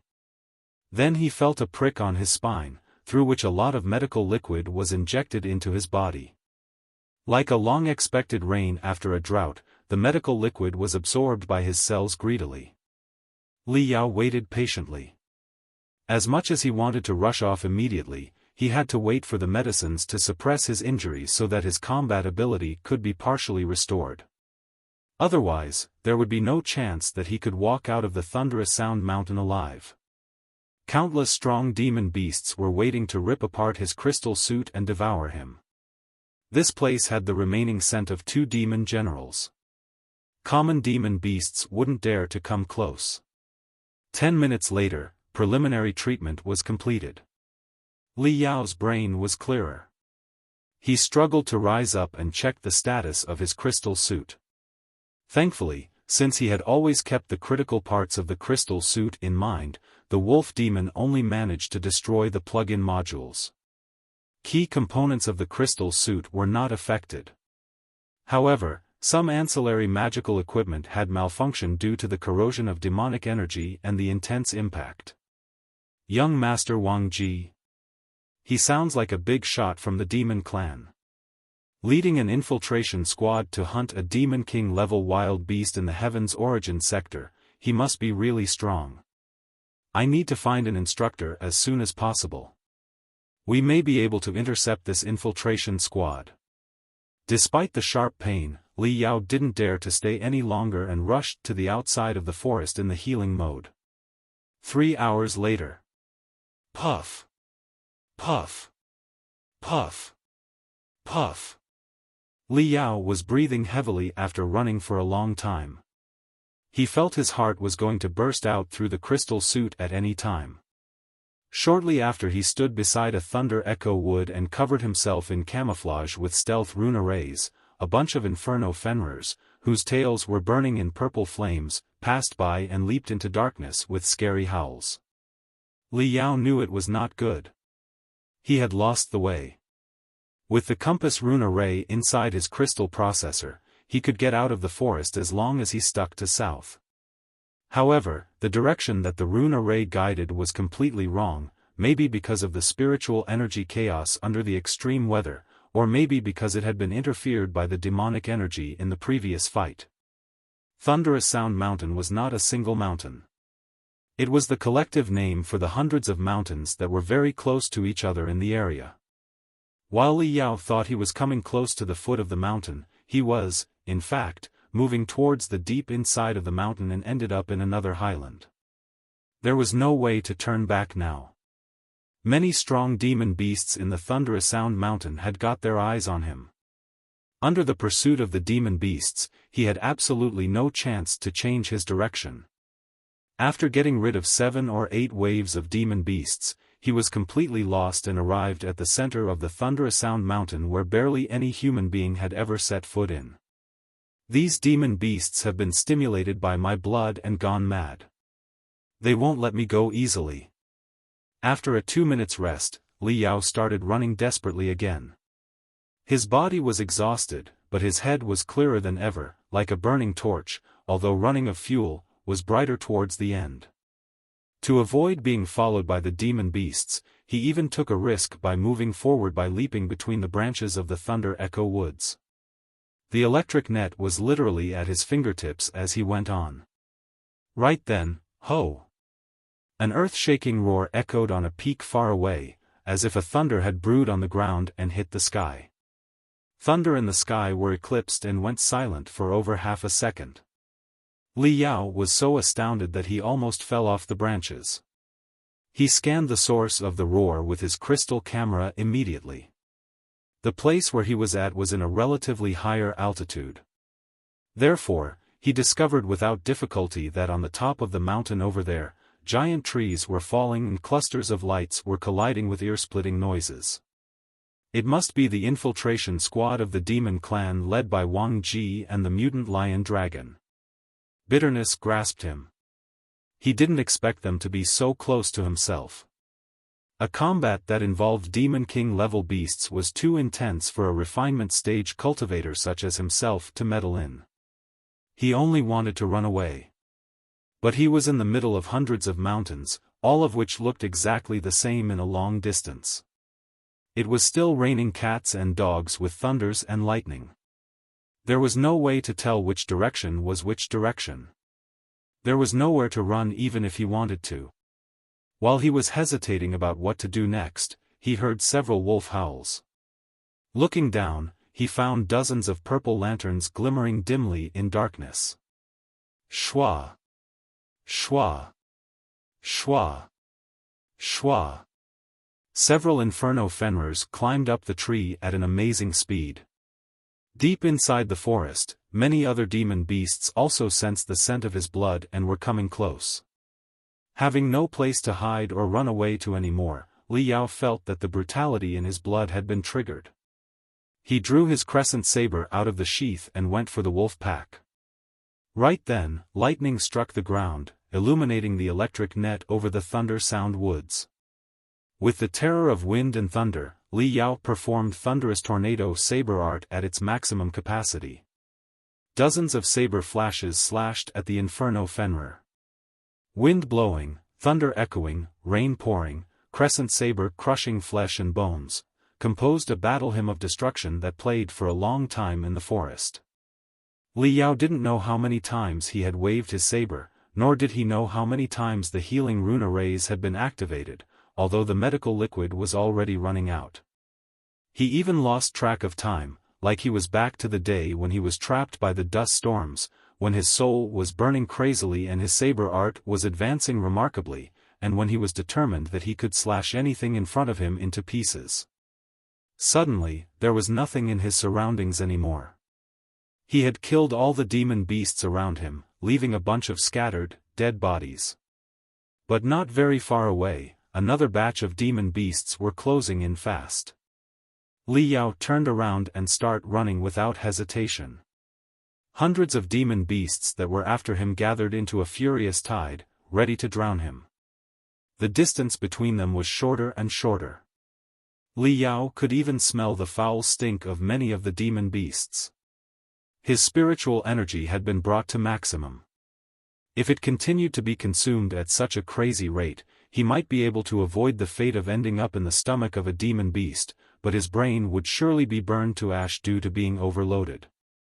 Li Yao had never felt so close to death before. Arg! A pure white leopard, with purple electric arcs between its paws, jumped at him and tumbled down the hill with him, only to be stabbed in the heart in the end. Li Yao coughed. Blood swelled in Li Yao's throat, but he managed to force it back. The blood was so sweet that it was almost bitter. On the brink of death, for some reason, he thought of Ding Ling Dang. I wonder what Sister Ling is doing right now. Training crazily, I suppose. I shouldn't have just left a selfie for her that day. There was so much more that I should have said but didn't. But, what should I say to her? The thought floated round in his mind for a while, but soon it was replaced by a strong desire to survive. Li Yao struggled to rise up and kicked the body of the leopard away. After a flash of saber, it was cut into two halves. The vulture is not going to be killed so easily. Whoever feels that he has lived long enough, be it the so-called young master Wang Ji or beasts like you, come on now. Right then, Li Yao noticed that a vague rainbow laser flashed in a hill and vanished into underground. Underground? Li Yao felt that he was onto something. He rushed to the place where the rainbow laser disappeared. As he expected, there was an unobtrusive crevice on the back of a rock covered by green moss. Shwa! Li Yao gritted his teeth and went into the crevice. The inside of the crevice was like a world of its own. It was a huge underground karst cave, full of winding passages and endless darkness. God only knows where they led to. The cave was terribly cold, the water that was supposed to be dripping down the stalactites over his head was even frozen. In the surroundings, there were grayish vines that were squirming strangely, as if a den of snakes was dancing. As soon as Li Yao drilled his way into the cave, he activated the stealth mode, thereby restricting his spiritual energy as much as possible. At the same time, he also covered himself up with a camouflage net and clung close to the cave walls, letting the vines wrap around him. Bang! Bang! After a moment, from the entrance of the cave came the thunderous sounds of beasts ramming into the cave, closely followed by an obnoxious smell that was capable of driving someone crazy. Whereupon, over 100 demon beasts squeezed their way into the cave. In the darkness, the 100 or so demon beasts' eyes were particularly bright and scary. The demon beasts seemed to understand that Li Yao was at the end of the rope and couldn't escape. Therefore, they were in no hurry to catch their prey. They sharpened their claws and fangs as they searched the cave inch by inch. Their eyes were filled with a bit of ragging and playful intent. Nevertheless, Li Yao remained completely still, his heart burning with anxiety. Just when the claws of an inferno wolf was about to come in contact with him, a disastrous bout of killing intent that could tear everything apart finally surged out from the depths of the cave before a raging rainbow gradually appeared in his peripheral vision. The mutant lion dragon took the stage once again. Li Yao heaved a sigh of relief, but in the next moment, his heart once again started palpitating. Under the siege of over 100 demon beasts, he was doomed for sure. And now the reason he escaped to the underground was that he wanted to lure the third power, the mutant lion dragon, to disrupt the current scenario and strive for a slim chance of survival. However, would the mutant lion dragon really do as he wished and have a conflict with these demon beasts? Perhaps, the mutant lion dragon's strength with his tyrannical would instantly kill these demon beasts, which numbered over 100, and then crush him to death like a little worm. The wild demon beasts are extremely territorial, they will annihilate every intruder unless there is not too big of a gap between both sides' strength. And this mutant lion dragon was seriously injured during the battle earlier. Its strength has decreased a lot. Otherwise, it would not have fled underground in a flurry. As long as the difference between the strength of both sides hasn't reached the point so that the situation can be turned around, the mutant dragon lion may clash with the wild demon beasts. At this point, Li Yao was filled with anticipation. Taking a cursory glance at the mutant lion dragon, Li Yao discovered that the mutant lion dragon was somewhat smaller than the time when he saw the mutant lion dragon for the first time. Its body was covered in bruises, wings riddled with thousands of holes. Its bright and shiny tail was also a bit dimmer. It had no trace of a demon king's majesty. Furthermore, there was also an extremely weird and devilish kriss one nailed right at the center of its forehead. The kriss kept on squirming as if it was a living thing, as if it was a small snake that wanted to drill into the brain of the mutant lion dragon. The strength of the mutant lion dragon seemed to have been sealed by this kriss. Every time the kriss twisted, the mutant lion dragon would feel a sharp heart-wrenching pain so that the mutant lion dragon could not help but twitch continuously. Soul Stealer? Li Yu clucked his tongue secretly. The shape of this kriss, as well as the peculiar aura emanating from it, was somewhat similar to an evil weapon mentioned in the 100 Smelting Clan records called Soul Stealer.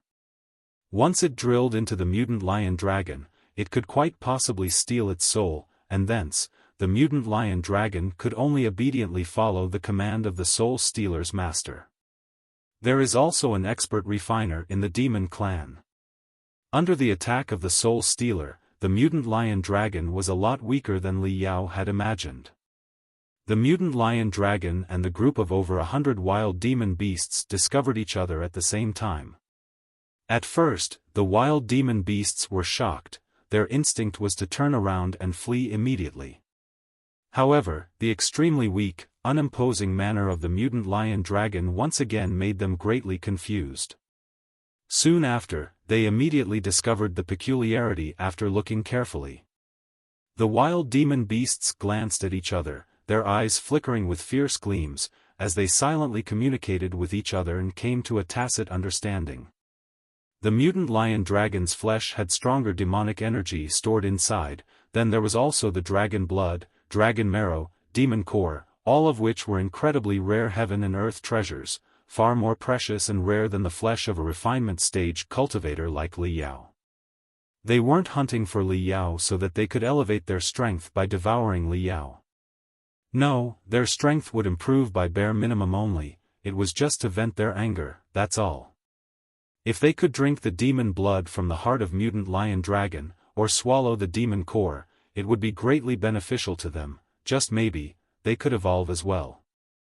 In a flash, these wild demon beasts were halted between two choices, whether they should immediately retreat or put their lives on the line to launch an attack, try their luck. Roar! While they were still making a decision, a colorful beam of light rushed into the horde of demon beasts before a claw exploded the brain of an iron-armored mountain pig, gauged its heart out and started chewing.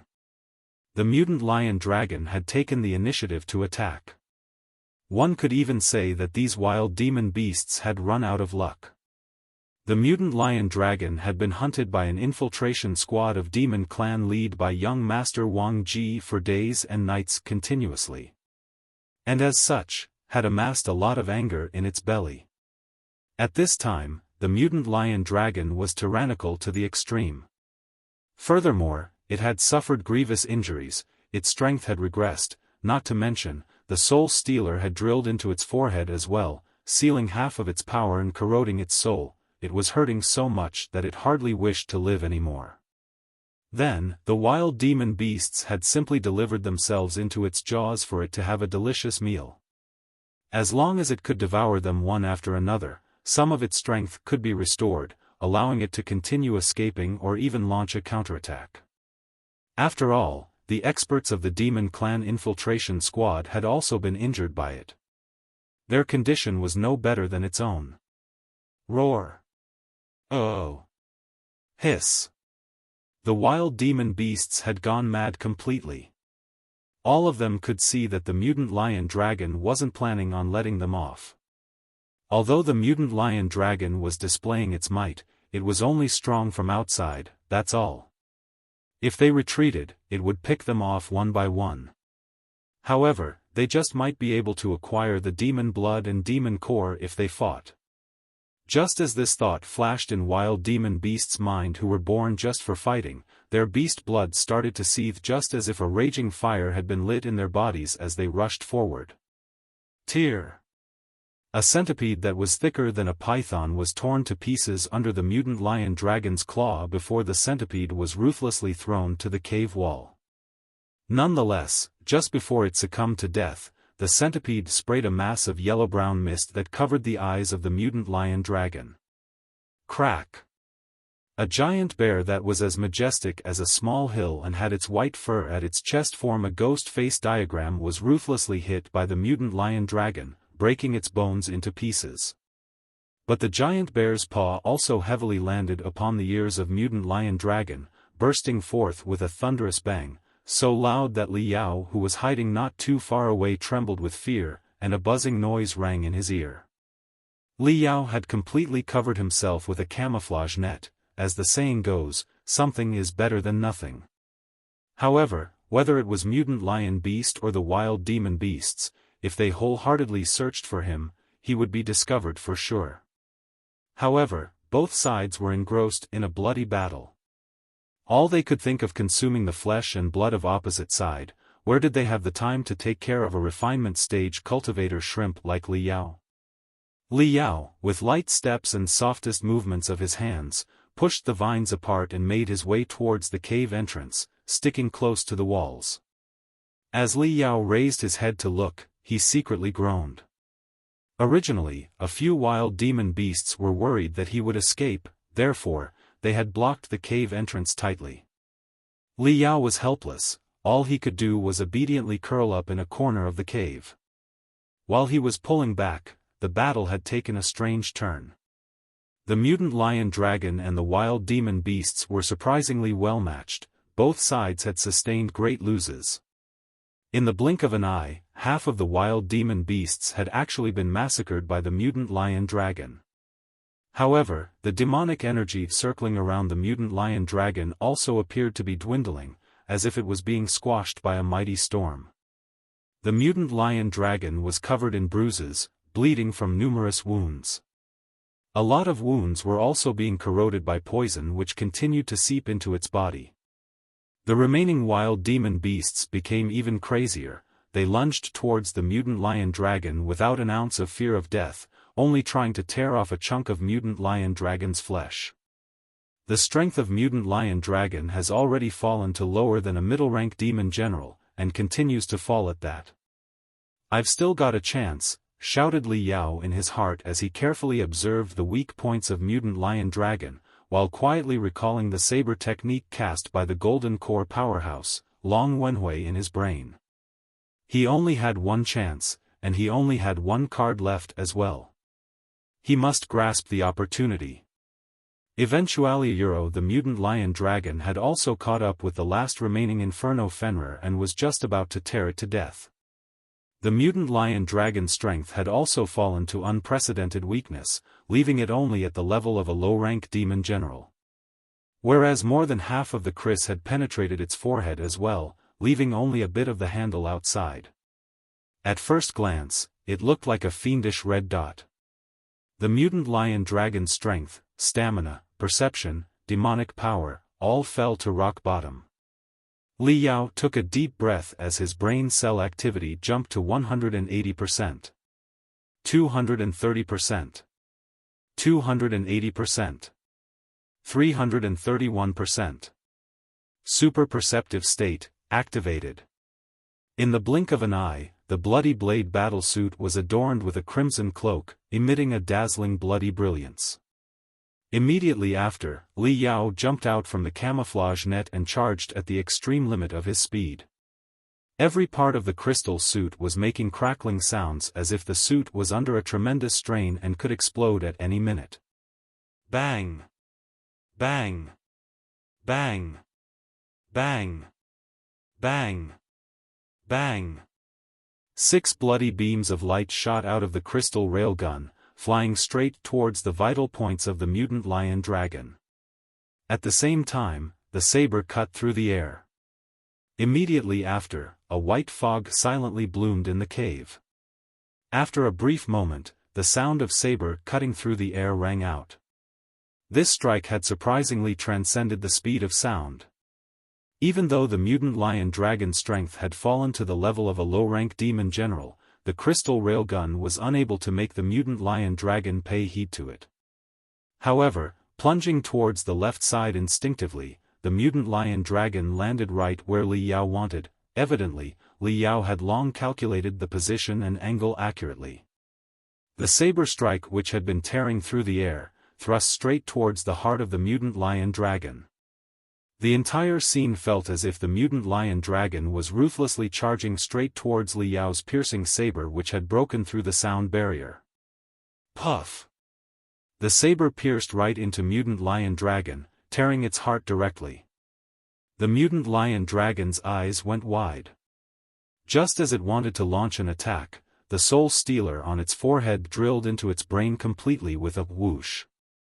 In the blink of an eye, the mutant lion dragon was struck with a chill, standing completely still, transfixed. Its soul was in a fierce struggle with the soul stealer for the control of its body. Taking advantage of this opportunity, Li Yao pulled the saber out and back off. After a moment, the mutant lion dragon burst into howling in anger as it waved its claws madly, setting off winds that swept Li Yao before Li Yao was ruthlessly smashed into the cave wall. Unfortunately, it was seriously injured, its strength had fallen, the wind was already like an arrow at the end of its flight. Even then, this strike made Li Yao vomit blood and cracked his sternum, but it wasn't fatal. The mutant lion dragon was like a drunk dancing, it wobbled in the cave for a few steps before finally falling to the ground. The rainbow-like gloss in its eyes dimmed gradually before they turned completely gray. I killed a king-level demon. Li Yao felt dreamlike euphoria. First, the mutant lion dragon had been seriously injured by the demon clan infiltration squad and its strength had regressed to the level of a demon general. Then it fought a bloody battle with over 100 wild demon beasts, as a result of which, its body was laden with wounds, losing a lot of blood quickly, and its strength fell once again. Furthermore, half of its demonic power was being used to deal with the soul stealer nailed to its forehead. Even before its death, it was struggling with the soul stealer to gain control of its body, and as such, was unable to complete its final attack. Only due to various coincidences could Li Yao get off so easily even before meeting young Master Wang Ji.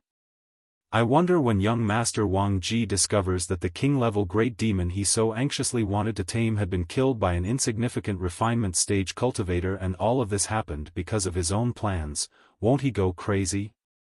Li Yao pursed his lips as a smile crept across his lips. Li Yao wasn't some broad-minded Buddhist practitioner. Since that young Master Wang Ji wanted his little life, he would not act all polite for sure. Either Li Yao would die or Wang Ji would die, there was no other way. Killing the mutant lion dragon was the first step, now I have to escape from the hands of young Master Wang Ji's infiltration squad. Li Yao sat down and pondered calmly. Now that the infiltration squad led by young Master Wang Ji had beaten a king-level demon beast into such serious injuries, it was clear that the squad had a king-level expert, too. Maybe there was more than one of them. With himself heavily wounded and his crystal suit greatly damaged, there was no way that he could get rid of Wang Ji's squad. The shattered star bombarder, after being fired hundreds of times, had used up all its spiritual energy. Besides a few smoke grenades and flashbangs, the only thing he had left were 5 Hellfire Lightnings. Hellfire Lightnings were powerful, but they were far from enough to deal with middle-level demon generals or above. In front of a demon king, they would be as useless as firecrackers that children play with. What do I do? Li Yao glanced through every corner of the underground cave. Countless thoughts popped up in his head. When his eyesight moved from the dead body of the mutant lion dragon to the darkness in the end of the cave, he suddenly came up with a risky plan. Holding back the sharp pain, Li Yao jumped over to the body and took out a dagger from a pocket on his right leg, which was for the use of dissecting bodies and retrieving materials from them. The most precious part inside a demon king's body was the demon core. Demon core, just like the golden core in the core formation stage cultivators, contained the essence of the demon king's decades and even hundreds of years of cultivation. It was invaluable. Besides the demon core, as a descendant of dragon-type demon beasts, the mutant lion dragon had forbidden scales one in the back of its neck. The forbidden scale was both pliable and tough.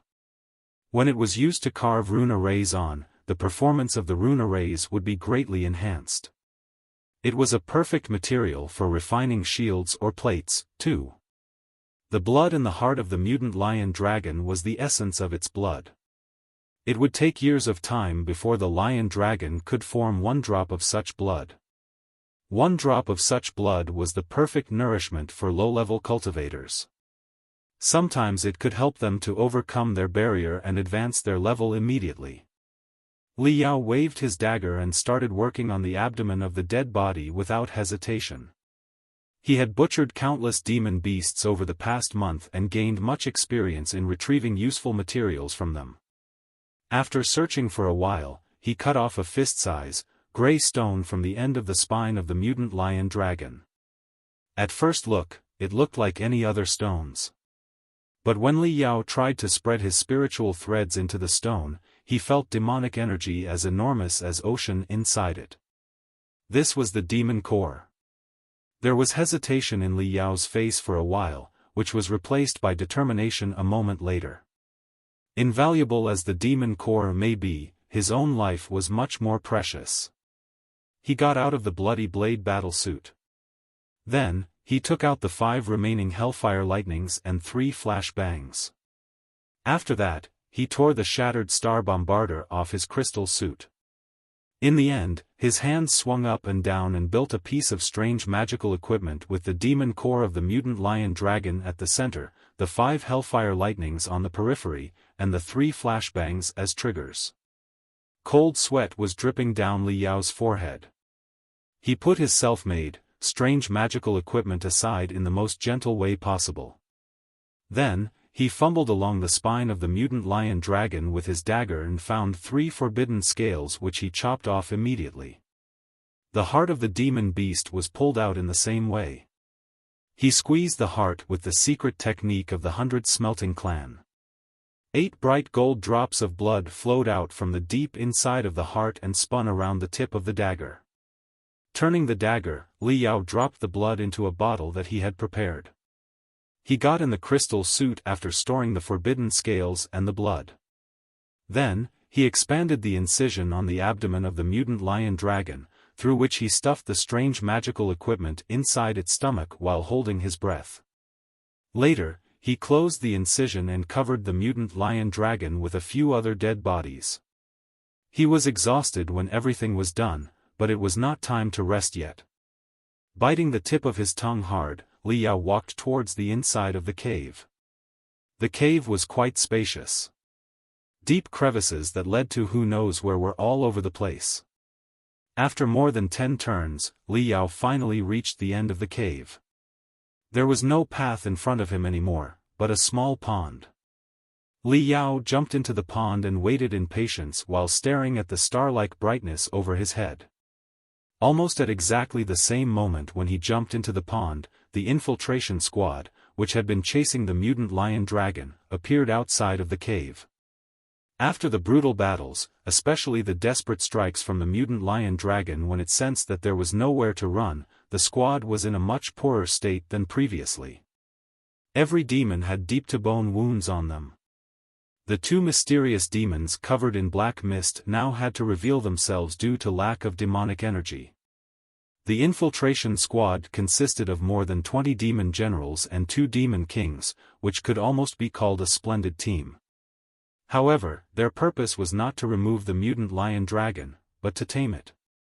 Therefore, they were not able to use their deadly moves on the demon beast for fear that it might be killed. In comparison, the mutant lion dragon didn't have such concerns. It resorted to all the brutal attacks it could when it went mad. Therefore, although the infiltration was on the winning side, they paid high price. 2 demon generals had been torn apart by the mutant lion dragon. The 2 demon kings, who had been leading the charge, were seriously wounded and had fallen to the demon general level temporarily. However, the mutant lion dragon was much more wounded than they were, which had also been hit by the soul stealer. It was a rat in the hole now and ready to be captured at any moment. Young Master Wang Ji had never felt happier. He couldn't care less about the 2 demon kings' injuries, because they were not his subordinates but his father's. They were here only because his father asked them to help him in the mission, and they had been spying on him. Once tamed and recruited, the mutant lion dragon would be his loyal war slave driven by his secret art. As an ignorant wild demon beast, it was already able to injure 2 demon kings by its combat instinct. After I tame it and teach it the methods of cultivation, maybe he will be able to advance into a middle-level demon king or even a high-level demon king. With a high-level demon king as my subordinate, I will be destined to beat all the other rivals and win the prince title. The competition in the blood demon sector was extremely fierce. Despite the royal blood in his veins, he would have to compete with his brothers to get the prince title in order to become the ruler one day. Adventure to the Heavens Origin sector was a form of competition, too. Whoever brought the most valuable trophies back would be able to command thousands of strong demons. The losers, on the other hand, would be more than miserable. Wang Ji had already started picturing how he would torment his brothers who had been holding grudge against him after he returned to the blood demon sector and assumed the title of prince with the mutant lion dragon. Right then, an intense smell of blood found its way into Wang Ji's nose, who was immediately alarmed. Beside him, the snake demon, who had been heavily wounded, screamed, "Not good. The soul stealer is not responding." Wang Ji roared and cast his gold spear to the entrance of the underground cave in a yellow light, which blew the stone blocking the entrance into pieces. "Get inside and check it out." Wang Ji's voice sounded like that of a crazy man. The demons crowded in, only to be shocked by the bloody scene before them. When they saw the breathless mutant lion dragon lying in the middle of the cave, they felt that a bucket of cold water had been tossed upon their head. The result of days of hunting at tremendous risk was that the mutant lion dragon died together with a bunch of wild demon beasts. Every muscle on Wang Ji's face was shivering in anger. His gold hair had exploded into burning fire. There seemed to be 2 crystal bombs in his hands that were going to burst out at any time. It's not that simple. I sensed the scent of crystal railguns firing. Some of the heat stream from it are still wandering in this place, the snake demon squinted and said coldly. The refinement stage worm. Wang Ji was grinding his teeth. There's been no news from Blood Hand and Night Owl. They must have been killed by this worm. Then he came to this place by accident and wrecked my excellent plan. Ba Zan, please use your secret art to find where this worm is. I'm going to cut him to pieces. I can in 5 minutes. The snake demon explained, I've used the secret art multiple times today, which consumed too much of my energy. Now that I've fallen into the level of demon general, I can't use it as easily as before. I need 5 minutes of preparation. Alright. Thanks for your trouble. Wang Ji's face was gloomy. Then something occurred to him and he exclaimed, not good. The worm must have stolen the demon core, the forbidden scale and the blood in its heart. Go and check it out. 3 demons rushed to the mutant lion dragon and pulled the dead bodies above it aside, which revealed the incision on the abdomen of the beast. One of the demons split the incision on one of his knees. All the rest demons, including Wang Ji and the 2 heavily wounded demon kings, drew near to get a closer look at what had been left inside. Right then, the 2 demon kings felt a strong sense of danger. They screamed and fled to the entrance of the cave in the fastest way they could. For a moment, Wang Ji seemed to have smelled the scent of death, too. His reactions were slower than the 2 demon kings, but the gold armor on his body shined brightly and released a shadow in the form of a roaring lion out of his chest. The rest of the demons didn't know what was coming at all. The magical equipment inside the mutant lion dragon's stomach had been triggered. Generally speaking, the demon core was an inert substance. Although it contained huge amount of demonic energy, its state was very stable, unless its master decided to bombard it with the soul. After all, demon beasts, unintelligent as they may be, wouldn't put a bomb that was likely to explode at any time inside their stomach. Therefore, Li Yao chose to set off the demon core with 5 hellfire lightnings. Guided by the magical equipment that he built up with the components of the shattered star bombarder, more than 90% of the blast from the explosion of the hellfire lightnings was transmitted to the demon core. Like an extraordinary detonator, the hellfire lightnings activated a chain reaction inside the demon core and unleashed an unstoppable, cataclysmic outbreak of demonic energy. Boom! A ball of lightning in 7 colors swelled out of the cave and expanded crazily like a newborn sun. Its blast pushed forward, turning trees and flowers on its way into pure ash. An orange and red mushroom cloud rose up from the place of explosion. The cloudy sky was ripped a giant hole by the burst of the demonic energy, exposing the stars that were hiding behind the clouds. An explosion of the demon core was equal to the self-destruction of a demon king or a core formation stage cultivator. It was dreadful. When the ball of lightning was on a rampage, 3 figures rushed out like 3 drowning rats, only to be blown away almost 100 meters. They were exactly young Master Wang Ji and the 2 demon kings. Other than them, the rest of the demons had all been killed on the spot. The 2 demon kings had suffered a lot of injuries in the previous battles. With the earth-shaking blast of the demon core explosion, new wounds had been added to their body. Their reactions and senses had fallen to rock bottom, and they were shouting in anger and anxiety. As for the young Master Wang Ji, the gold armor on him absorbed most of the blast and was broken into pieces, but his body, on the other hand, was not the least affected. In Wang Ji's face, there was bewilderment, fury, insanity. He never expected that a refinement stage cultivator, which was nothing but a worm in his eyes, would have so many tricks. Not only did the worm get away from 2 demon generals hunting, he also managed to set off the demon core before burying it inside the stomach of the mutant lion dragon insidiously. Wang Ji felt that his heart was bleeding. He could do without the mutant lion dragon. But the 20 demons were all his loyal subjects that he had gone through a terrible amount of trouble to recruit. He was counting on them to fight for the position of prince.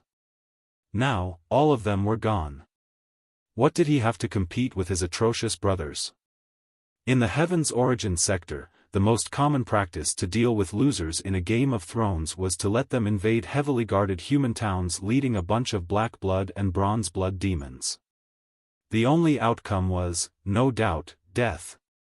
I'm going to cut you into pieces. I'm going to find out who you are and cut you into pieces, one piece after another. In rage, Wang Ji didn't forget who was guilty of all this. But neither did he know that Li Yao was so bold to hide in the deep underground, near the catastrophic bomb he set up himself, instead of running away. We can't stay here any longer. Let's go now. The two demon kings were both in bad temper. The snake demon said, "Our levels have all hit rock bottom now. Even several cultivators at the peak of the refinement stage will be enough to kill the three of us. Let's head back to the blood demon sector now." Wang Ji, the other demon king, who looked like a giant meatball with green fur, was furious too. He snapped at Wang Ji, "We're very disappointed at your performance in your quest this time. You didn't show the slightest hint of leadership. You allowed more than 20 demons to be fooled by a refinement stage worm. When we return to the blood demon sector, we shall report exactly what has happened to the master. A great war of the two sectors is coming soon. Your performance proved that you're unqualified for the position of prince. When the war comes, you'll lead the charge in the van." Wang Ji was silent. There was no telling what his mood was. After a moment, he said in regret, "Well said, my teachers. But right now, let's figure out how to get out of the Heaven's Origin sector first. Our teleportation rune array is hundreds of kilometers away. We need to plan our route carefully to avoid the human hunters." The green fur demon snorted. He turned around and discussed with the snake demon. A moment later, both of them smelled a weird fragrance. Their head, although a bit dizzy, sensed an alert that something even more dangerous than the previous explosion was coming. Not good. "We've been poisoned." Before the two demon kings were able to react, a bloody battle spear pierced through the green fur demon's chest. Shwa! The snake demon retreated fast. His tail flipped up and shielded his chest, only to be chopped off within a moment by a shadow attack. "Wang Ji, how dare you!" The two demon kings were so shocked that their voices had changed. Wang Ji laughed madly, his gold hair dancing in the air. "With everything that's happened, what's there to be scared of? If I walk back with you and let you tell the truth, I'll lose the opportunity to be the prince forever. When the war of the two sectors breaks out, I'll be the cannon fodder leading the invasion. But now, your strength has been greatly undermined. I'm far stronger than either of you now. After I kill you and absorb your demon cores, I'll find a place in the blood demon sector to digest them, then I'll tell my father that we come across a hunting team of 5 core formation stage cultivators and that you were killed by them despite your valor. Isn't it much better than going home right now? What, you want to self-destruct? You can't. You had already fallen to the level of demon general before you were poisoned. There's no way that you can detonate your demon core now. Now, behave and let me absorb you, old fellas." The two heavily wounded demons were almost choked. They looked at each other and ran to two opposite directions of the forest. "Want to run away? Not so fast." In a hideous smile, Wang Ji looked back at the half-collapsed cave grimly. Gritting his teeth, Wang Ji swore, "Worm, you can't get away, either. I'll find you and cut you into pieces one day."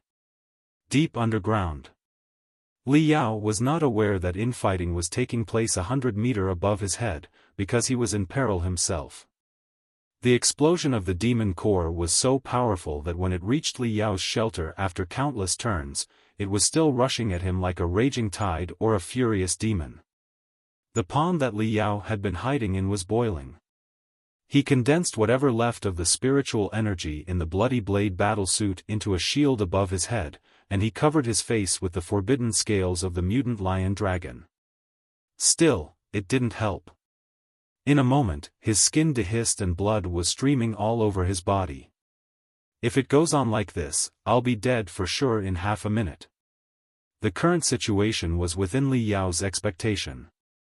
Only by hiding in this dead-for-sure place could he get away from the search of the infiltration squad. Pa! Li Yao opened the bottle that contained the blood in the heart of the lion dragon and drank all of it.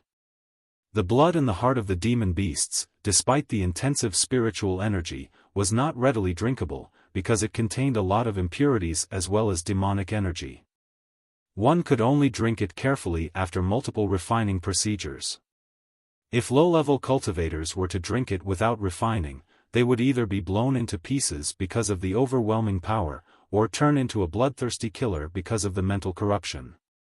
Li Yao had no time to bother about any of that now. The blood of the mutant lion dragon was all he had to defend himself against the bulldozing of the demon core explosion now. The blood slipped into his mouth. He felt he had drunk 6 hot coals, which was burning their way from his throat to his stomach where they exploded. A string of demonic energy full of desire for killing and destruction flowed along his spine towards his brain. Art of the Swallowing Whale, activate. Li Yao almost grinded his teeth into pieces. With the art of the swallowing brought to maximum, his stomach turned into a steel millstone that squashed, disintegrated, and absorbed the blood of the lion dragon. Inside his brain, the tree of memories left by Oyezi was glowing in brilliance and purged all the intrusive demonic energy. On the surface of his body, his bones, strengthened by the 1000 tempering 100 refining technique, was trying to withhold the magnificent blast. Stomach. Brain. Body.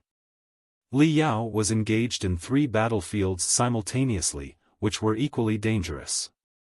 If he was defeated in any of them, this dark cave would be the place where his life ended.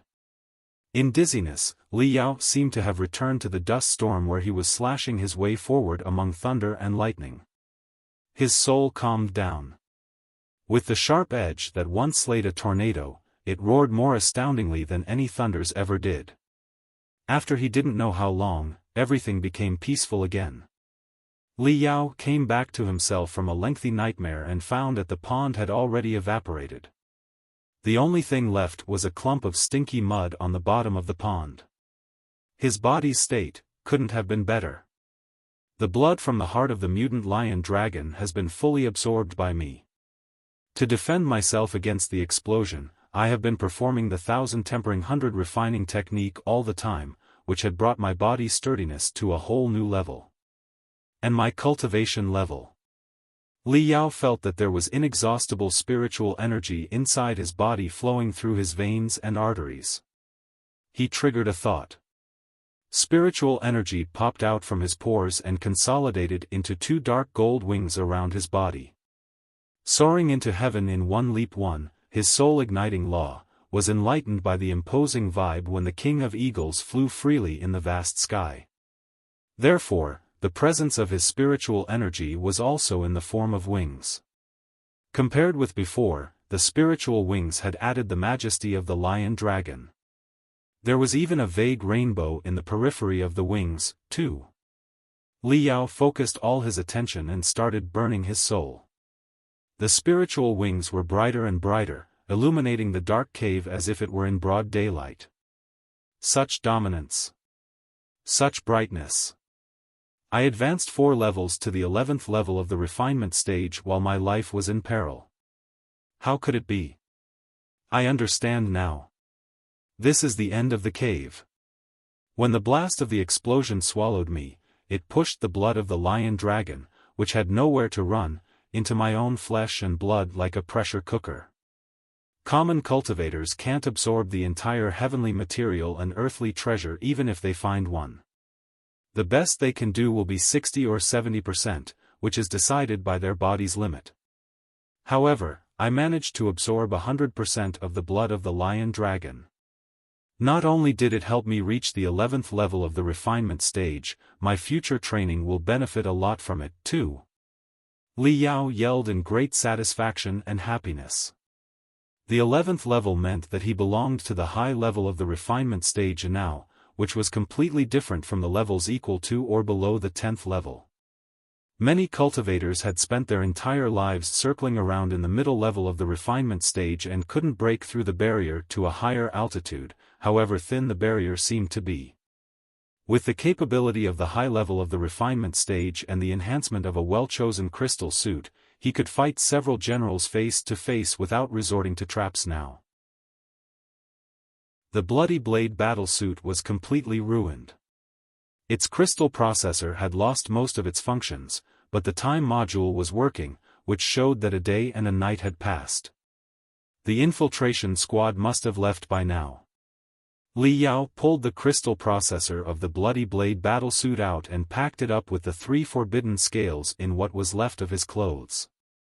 He picked up his crescent saber and scrambled out. Very soon, he came across fallen rocks that blocked his way. After he advanced to the 11th level of the refinement stage, Li Yao's senses became much more acute than before. He unleashed hundreds of spiritual threads which found their way into the crevices of the rocks. The feedback indicated that the blockage was not thick and it was empty outside without any sign of the demons. Li Yao pressed both of his hands against the rocks. Taking a deep breath, Li Yao jerked and pushed them. It looked like a spiritual eagle with lion paws and dragon tail flew out of his body, which raised everything in its way. An corridor was immediately created. This is the strength of the high level of the refinement stage? Nice. Li Yao jumped out of the dust and reached the center of the cave. The power of the explosion is indeed formidable. Watching the messed-up cave that was beyond all recognition, Li Yao was startled. There was an intense scent of blood in the air. The demons had all been blown into pieces and melted into rocks. Many of them were deprived of their pretension, revealing their true selves, which were ghastly demon beasts. So many valuable trophies. Li Yao's heart was beating fast. There was greed in his eyes. Among the remnants of the demon beasts, he didn't sense the existence of the demon kings, neither did he know whether or not the young master, Wang Ji, had been killed. But why did they leave the bodies of their companions to rot in open air instead of burying them? They were demon generals from the Blood Demon sector, elite warriors of the demon civilization. Their bones, essence, and scales were of much higher quality than those of the wild demon beasts. Some of them even carried magical equipment of the Blood Demon sector, which, although mostly damaged, was still very valuable in Li Yao's eyes. Huh! Li Yao's eyebrows twisted a bit, because he felt an eccentric scent from under the piles of rocks. He dug down and found a snake-shaped dagger with crooked runes that looked like a distorted ghost face, which was blood-freezing at first glance. A soul stealer. Li Yao was dazed for a moment. He knew that something must have happened to the infiltration squad, otherwise there was no way that they would abandon magical equipment as precious as a soul stealer. The soul stealer had been covered by a layer of dust due to the explosion. There were several cracks on it from which black smoke was popping up. However, Li Yao didn't dare to underestimate it. He bit the tip of his tongue and spit the blood out into a mist. Waving his right hand through the mist in a particular posture, he guided the blood mist into the soul stealer. A crimson light dashed from his fingers to the soul stealer. What he had just performed was the unique probe technique of the 100 Smelting Clan for taking over magical equipment. For evil magical equipment such as the soul stealer, it was possible that its master had set security constraints on it. If one touched it without preparation, they might be devoured by the magical equipment. It would be best to run a test first. But there was nothing abnormal about the crimson light after it flowed around the soul stealer for an entire circle.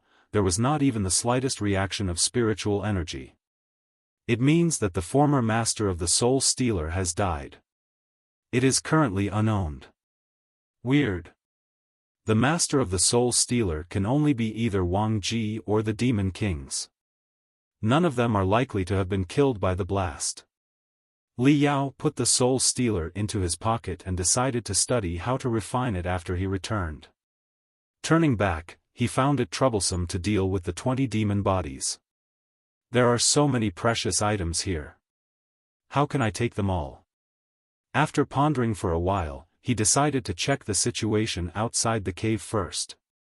Maybe he could knit some ropes with the fiber from the demonic plants and weave a large baggage with beast hide. His loading capability was amazing anyway. If he couldn't take all of them, he could always pick out the more precious ones. Li Yao crawled out of the cave carefully. It was a peaceful night outside with a bright moon and few stars, as if the thunderstorm yesterday were just a nightmare. The time of rendezvous had long passed. It was possible that Mao Feng and the other instructors had started searching. But since he was deep inside the Thunder Sound Mountain, the spiritual signals were blocked by the mountains. Li Yao tried a few times. There was nothing but background noise in the communication channel. He still couldn't contact the outside world. Right then, he smelled a thin scent of demonic energy, which caused goose flesh all over his body. After searching carefully for 10 minutes, he found a snake tail at the turn of a stream. It's just a small tail, and it already contained so much demonic energy. Maybe it belonged to a king-level demon. How on earth did it end up here? He weighed it in his hand and felt something wrong. Scrutinizing the tail, Li Yao soon discovered the reason. After tearing off a layer of scales, Li Yao found a black iron ring gripping the flesh of the tail. The iron ring seemed plain and was deeply embedded in the snake tail. Why would a demon king wear you for decades if you are an ordinary ring? Li Yao sneered. He dug the ring out of the tail with his dagger. Since the flesh of the tail had already shrunk after it was cut off from the body, Li Yao separated the iron ring without much trouble. Li Yao spit out another blood mist to test the iron ring and found it as irresponsive to spiritual energy as the Soul Stealer. Relieved, he held it in his hands to further investigate. A moment later, Li Yao's eyes were sparkling in amazement. He put the ring between two giant stones, pushed the stones into the stream and started rubbing them. The stream turned dirty with bubbles popping up as if it was boiling. 3 minutes later, he raised the iron ring and aimed it at the moon. In moonlight, the iron ring looked like jade, spreading a mysterious aura, like a frozen ocean or a vast universe. Cosmos Ring. It is a Cosmos Ring. Li Yao felt he was going to pass out in happiness. There was indeed a silver lining behind each cloud. He'd got a treasure. Cosmos rings, together with mustard seed bags, object containers, and space rings were all common storage magical equipment in the ancient cultivation world. But the refining procedures for such magical equipment were extremely complex and involved many rare materials that had been used up after thousands of years of consumption. Back in the era of the Star Ocean Imperium, the storage magical equipment had been far more precious than ordinary magical equipment. Right now in the Heaven's Origin sector, all the storage magical equipment were all smuggled or exported from elsewhere by accident, since the technology for refining it had been lost after generations. Its value was too high for someone like Li Yao to afford. A piece of storage magical equipment that contained a space of several cubic meters was more expensive than a common crystal suit. Li Yao had never expected that he would own a Cosmos Ring even in his wildest dream. The Cosmos Ring looked dignified. The spiritual energy in it is not aggressive, but the runes carved on it do not lack the scent of killing and blood either. Judging from its style, it should be a piece of magical equipment refined in the era of the Star Ocean Imperium. At some point thousands of years later, a Snake King grabbed it and wore it on its tail. But his tail was cut off and he was killed, allowing me to take all the benefits. Li Yao's heart was beating like a drum. He sneaked back to the underground cave and sat cross-legged, with the Cosmos Ring in front of him. Then, he rubbed his fingers and squeezed 10 drops of blood from the tips of his finger. As the saying goes, fingers are connected to the heart. There was spirituality in the fingertip blood of the cultivators that was only inferior to the blood in their heart. The blood from Li Yao's fingertip was transformed into 10 long and narrow strings which tied the Cosmos Ring and penetrated in.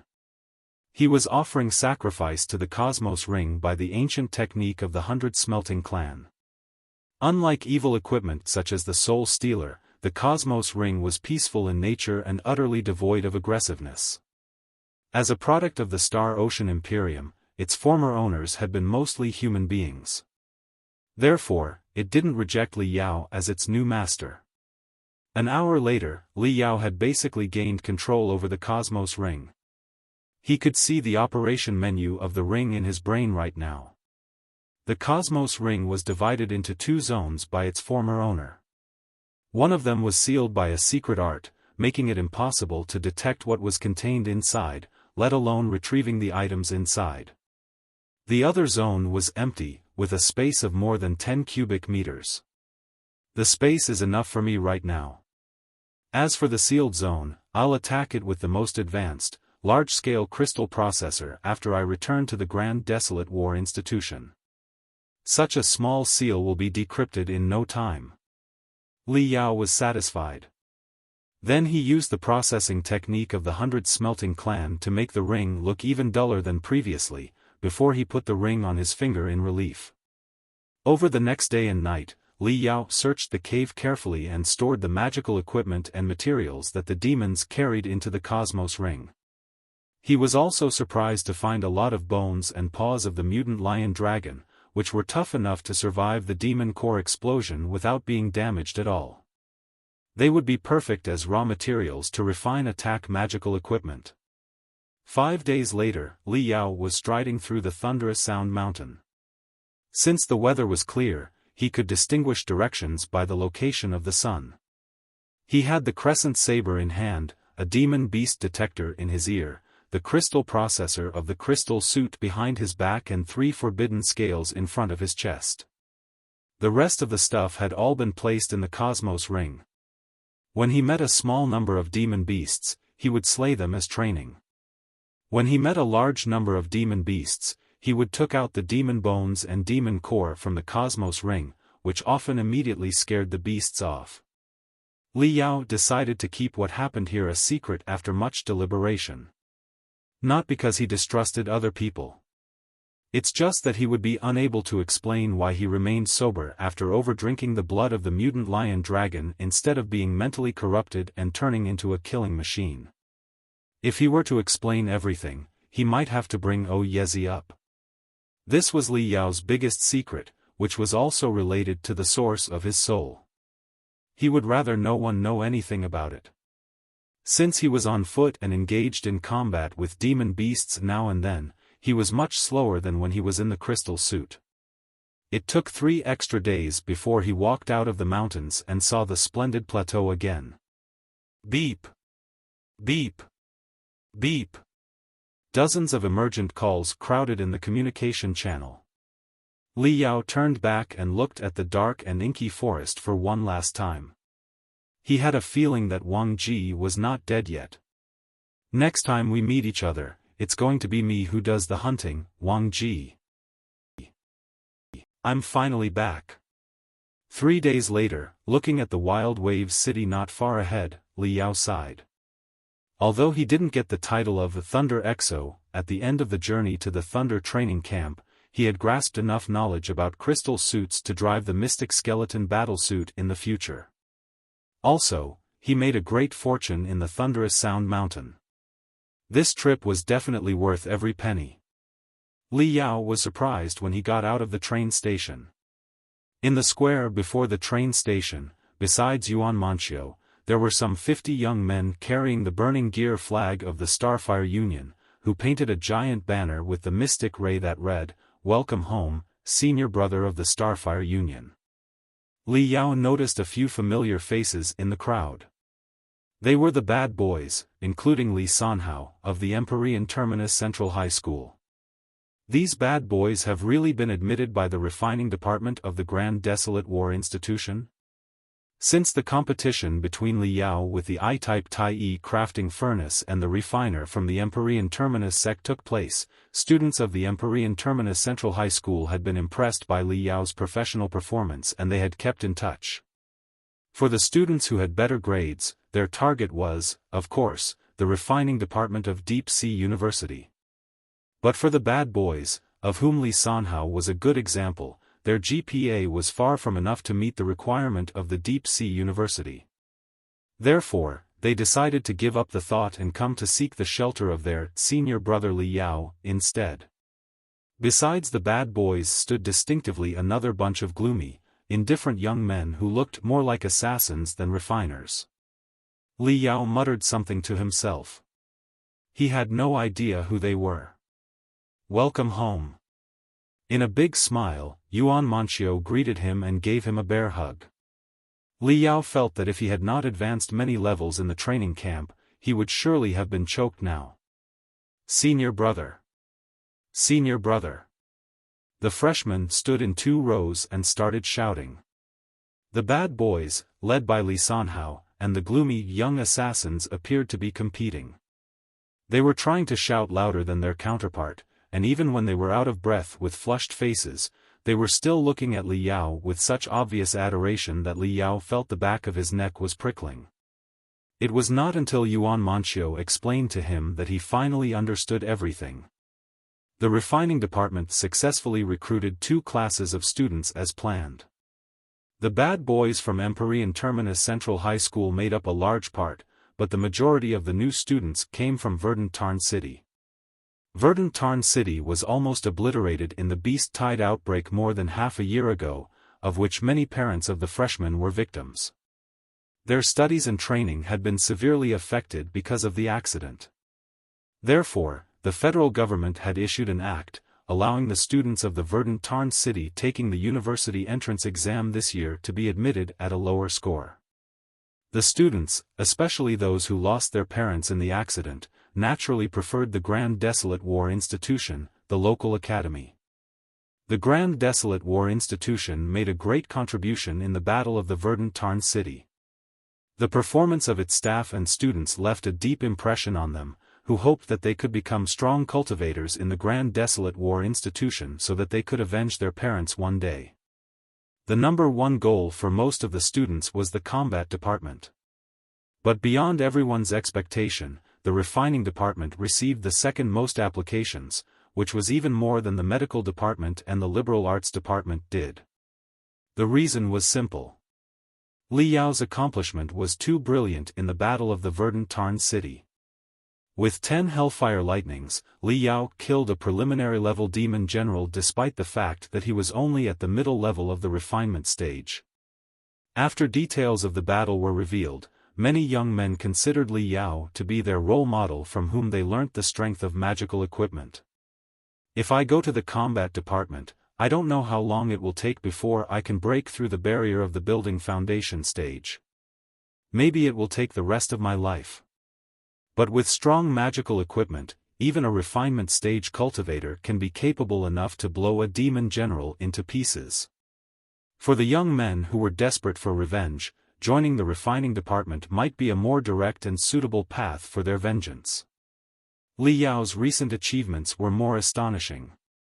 Although he didn't receive the title of Thunder Exo, he did survive the 3 months training in the Thunder training camp. Moreover, he traveled for 10 days far and deep inside of the thunderous Sound Mountain in the dark Desolate domain and returned safe and sound. Born and raised in the Grand Desolate Plateau, the young men knew exactly how intimidating the dark Desolate domain was. The fact that Li Yao could explore, fight, and cultivate in the place for 10 days was evident enough that he was a man worthy of respect. Therefore, before he returned, he had already become a legend among the freshmen. Now that they'd seen him in person today, of course they would shout as loudly as they could to express their excitement. During the 100 days, the refining department had undergone dramatic changes. Not only had the students been recruited successfully, many teachers and researchers were in position as well. The modification of the floating mountain for the refinement of crystal suits was finished a month in advance. It had been towed to the above of the refining department. The Project Mystic Skeleton had been officially restarted. Many refiners had started working on it. Supported by Xiong Bailey, principal of the institution, Yuan Manchio filed an application to the Refiners Association and the Ministry of Education, hoping that, in light of the special situation of the refining department of the Grand Desolate War Institution, the stipulation that there shall be at least 1 student passing the refiner's registration examination annually could be waived for the next 3 years. After all, Li Yao had proved irrefutably the teaching quality of the refining department of the Grand Desolate War Institution to be excellent enough with his unparalleled performance. The staff had to focus on teaching for a few more years. It would be unreasonable to ask the freshmen to pass the refiner's registration examination every year. The application was still pending approval. Xiong Bailey was also taking part in the issue actively with his connections. It was unlikely that there would be a problem. The shuttle that drove the students to the station was also upgraded. The wrecked, decrepit vehicle had been replaced by a sharp-lined, green, large-scale shuttle of the latest model that was as light as a dragonfly. This is just the beginning. Noticing Li Yao's astonishment, Yuan Manqiu smiled. This is just the beginning of the glory of the refining department of the Grand Desolate War Institution.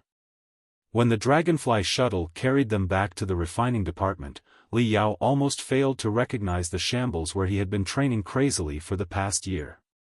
Most of the ruins had been carefully cleaned. Useless garbage had been cleared, whereas useful magical equipment components were transferred to a few temporary warehouses where they were piled up neatly. Surrounding the ruins, a few simple teaching buildings and dormitory buildings were under construction, many of which were half complete.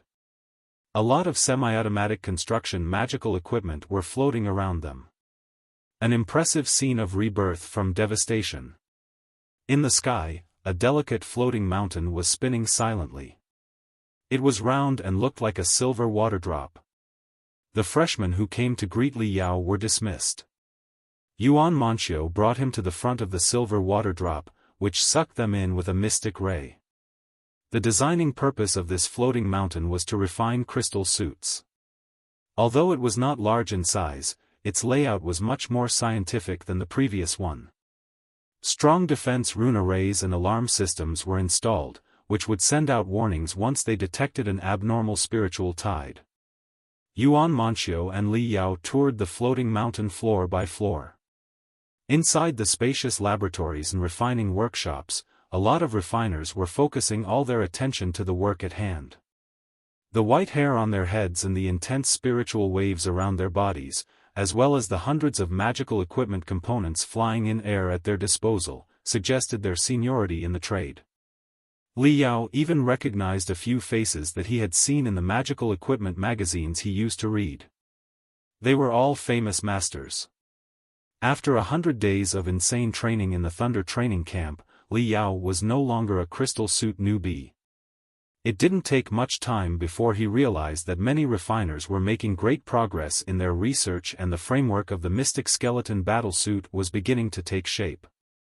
He felt his blood was boiling and his hands were itchy. He couldn't wait to join in with such an amazing team. Seeing through what was on his mind, Yuan Manqiu handed over a jade slip. Li Yao, this is my formal invitation to ask you to join Project Mystic Skeleton as a researcher associate. I'll give you a few research fields that you can work on. But your primary job is to explore all the possibilities in designing. There's no need to worry about whether or not they can be implemented. The crazier, the better. We hope that you can broaden the horizon of the project team. After the crystal suit is refined, you'll be in charge of the testing as its very first driver. Your name will be on the list of participants of the Project Mystic Skeleton. All the future revenues of the Project Mystic Skeleton will be shared by all participants in proportion to their contribution. The detailed progress of the project, possible research fields and the job contract are all in the jade slip. You can think it over before you make the decision. Holding back his excitement, Li Yao took the jade slip and shook his head. I don't need to think it over. I accept it. However, the progress of the Project Mystic Skeleton is much faster than I expected. There are more researchers than we planned, aren't there? Is our department rich enough to attract so many experts to this place now? Li Yao was a little confused. Yuan Manqiu thought for a moment and said, "You have been secluded in the Thunder training camp for the past 100 days. It's understandable that you are not familiar with the latest news outside. Over the past 3 months, a lot of things have happened. Come on, let's go to my office and talk about it. In short, a magnificent era is coming." After an hour of chat with Yuan Manqiu, Li Yao finally understood everything now. 3 months ago, the capital market was the first to respond. The stock price of the sects that focused on combat or combat magical equipment refining soared. The Medical Board and Spiritual Beast Board also experienced rapid growth. Then, the federal government announced that the military budget for the next year will be increased by 50%, and that it would be increased by 3 times in 3 years. The unprecedented military budget indicated that the giant war machine of the Star Glory Federation, after laying low for decades, was speeding up and ready to unleash ferocious power again. After that, the federal government implemented a series of measures, including repairing underground fortresses, honoring the disabled veterans, promoting cultivation techniques in schools and communities, and increasing the subsidies for the sects that worked on new models of war-related magical equipment. A rising wind forebodes a coming storm. Even the most inert citizen could hear the footsteps of war drawing near. In the cultivation world, intelligence that the well-informed cultivators gathered was much more appalling. Over the last decade, there had been more wormholes between the Heaven's Origin sector and the Blood Demon sector appearing in larger scales than any time before. Many parts of the sky that used to be very stable without any wormholes for hundreds of years had been ripped open, ushering terrible beast tides in. According to the collaborative work of the research-type cultivators from several major universities, the coverage of the dark desolate domain had expanded by 2/3 and there was no sign of stopping. All the clues indicated that the Heaven's Origin sector and the Blood Demon sector were merging beyond the 3-dimensional level. Maybe one day, parts of the two worlds would overlap each other, which would shorten the long distance between the two civilizations to 0. Demon civilization of the Blood Demon sector might have long been aware of that. In the beast tide outbreaks over the last 10 years, many demon kings and demon generals had been assigned to suicidal missions. The demon civilization was trying to delve into the Heaven's Origin sector at any cost. By sacrificing a few demon generals and demon kings, a lot of intelligence about human civilization had been collected. Once the demon civilization gathered enough information, and the two worlds really started melding, an unprecedented war would break out, which would be the most large-scale collision of the two civilizations in the past 500 years. The Heaven's Origin sector is entering a state of war. The military have undergone a paradigm shift regarding how the war should be fought. The Crystal Suit advocates are winning the warship advocates over. This is going to be our chance. Li Yao nodded. In the military, and also among the cultivators, debates had always remained unabated as to whether warships or crystal suits should be the main force in a war. Crystal warships had obvious advantages. They had long attack range and fierce firepower. If they were faced with a large number of low-level demon beasts, it would be a one-sided slaughter. Their disadvantages were clear as well. Their size was too large to be usable outside of specific situations. They could not cruise in the areas where spiritual fluctuations were intense, such as the dark desolate domain. They could not be transmitted through middle-size and small-size wormholes or teleportation rune arrays, and they could not drill into underground and fight the demon beasts in the mother lodes where resources were most abundant. When confronting strong, high-level demons, they risked being infiltrated by the enemy. If the enemy was inside the warships, the defense of the warships would be reduced to minimum, turning them into flying coffins. Therefore, many military leaders and cultivators had changed their thought and believed that conquering the Blood Demon sector would require face-to-face combat by cultivators in crystal suits, instead of the cumbersome warships. Since the crystal suit had more advocates than the warship did, most of the future military budget would go to the research and refinement of crystal suits.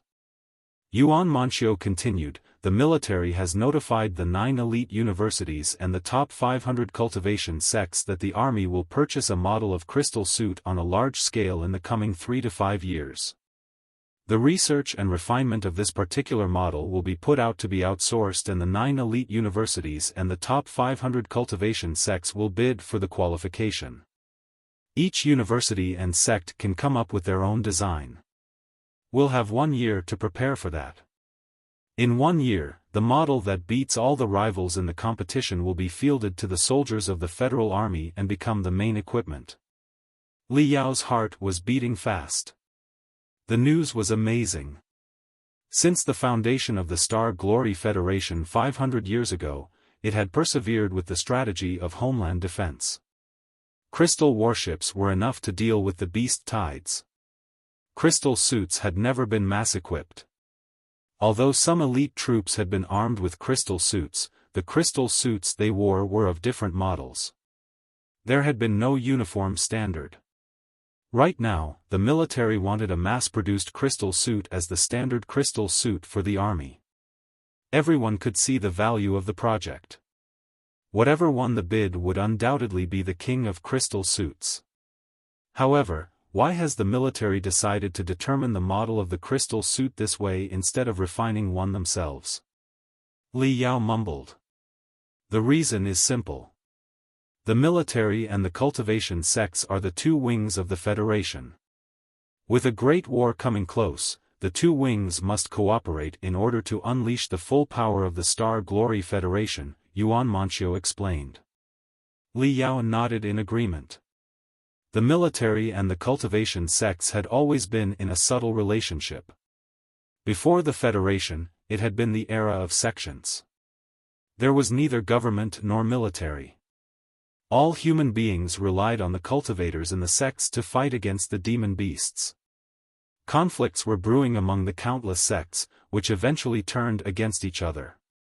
Also, many cultivators considered themselves to be saviors of the world and lived an extravagant life by exploiting the ordinary people. The folks were not as supportive as before after suffering a lot. Therefore, in light of the defects of the sect system, the Star Glory Federation adopted a series of hypercorrect policies during the time known as Red Dragon Legion era. During the 30 years of the Red Dragon Legion era, the old sect system was smashed into pieces, and the power was highly centralized to the federal government. All the cultivators were enlisted into the Red Dragon Legion and fought as soldiers of the army.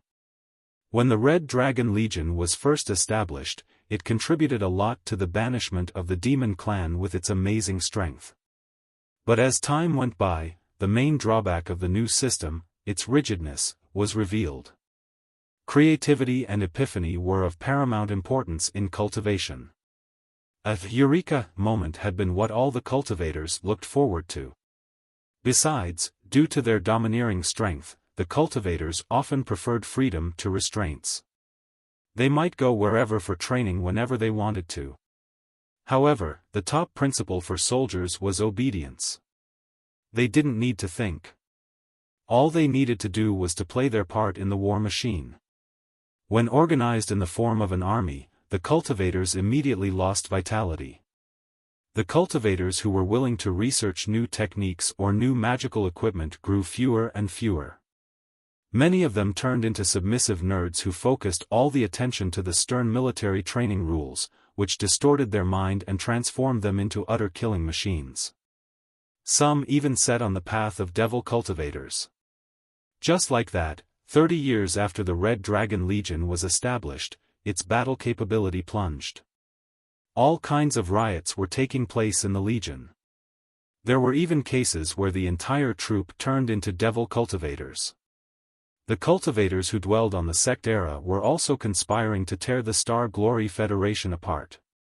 Thankfully, the dark time finally passed without insurrection against the regime. Based on the lessons learnt from the sect era and the Red Dragon Legion era, the Star Glory Federation imposed a mixed system that combined characteristics of the two. The military and the sects coexisted.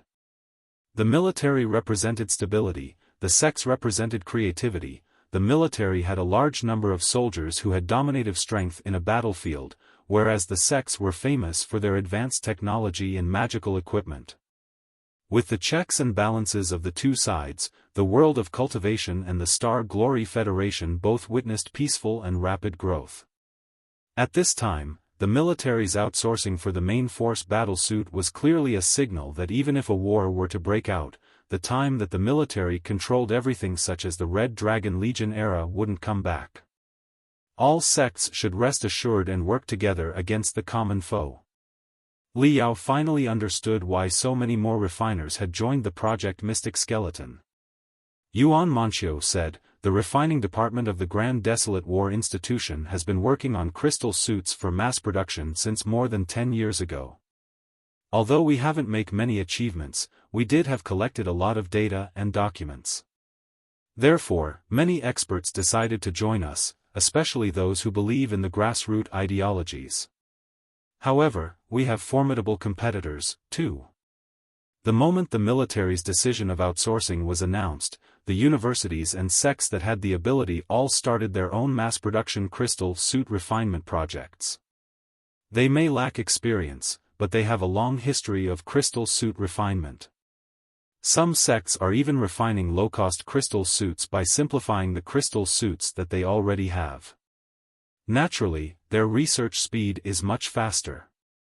The refining department of Deep Sea University is working with the Golden Armor sect for a new model of crystal suit for mass production, too. The Golden Armor sect ranks among the top 20 in the Federation. It is the strongest sect in battle armor refining and has refined crystal suits independently before. Their work is best known for the sturdiness. Now, the best university and the best sect have formed a coalition. The billions-worth order is almost sure to fall into their hands. It's indeed difficult for us to steal the food from a tiger's mouth. However, if we want the Holy Land for refiners to refer to us and us alone, we have to win the competition. Li Yao clenched his hands. His voice was shaking in excitement. "Professor, do you really believe that we can beat the refining department of Deep Sea University and take the title of Holy Land for refiners?" In a faint smile, Yuan Manqiu said, "I'll tell you a secret, Li Yao.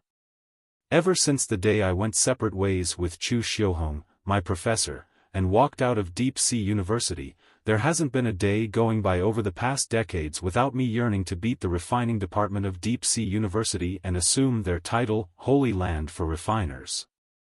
Li Yao gasped at the determination in her words. Yuan Manqiu laughed and patted Li Yao on his shoulder. She continued, "All right. You must be exhausted after your adventure to the dark desolate domain. Take a decent rest before you get back to work again. Right, remember to check on your girlfriend, too. Days ago, when she heard you had went missing in the Thunderous Sound Mountain, she was jumping up and down in worry. She even decided to go to rescue you in the dark desolate domain. Thankfully, President Xiong stopped her from doing that. What a silly girl. Got it." Li Yao was so focused on the announcement of the military that he didn't even realize what his professor was talking about. A moment later, his eyes grew wide as he said in bewilderment, "My girlfriend? Who's my girlfriend?" Yuan Manqiu glanced at him strangely. "Isn't Ms. Ding, who stayed at the institute after graduation, your girlfriend? You always go to and leave her place at midnight. Everybody in the faculty neighborhood knows that. I've even seen it with my own eyes a couple of times. Is there a problem?" Li Yao's cheeks were flushed in embarrassment. He faltered and failed to give an answer. Yuan Manqiu misunderstood his awkwardness. She said in a comforting voice, "Students of the Grand Desolate War Institution are all grown-ups.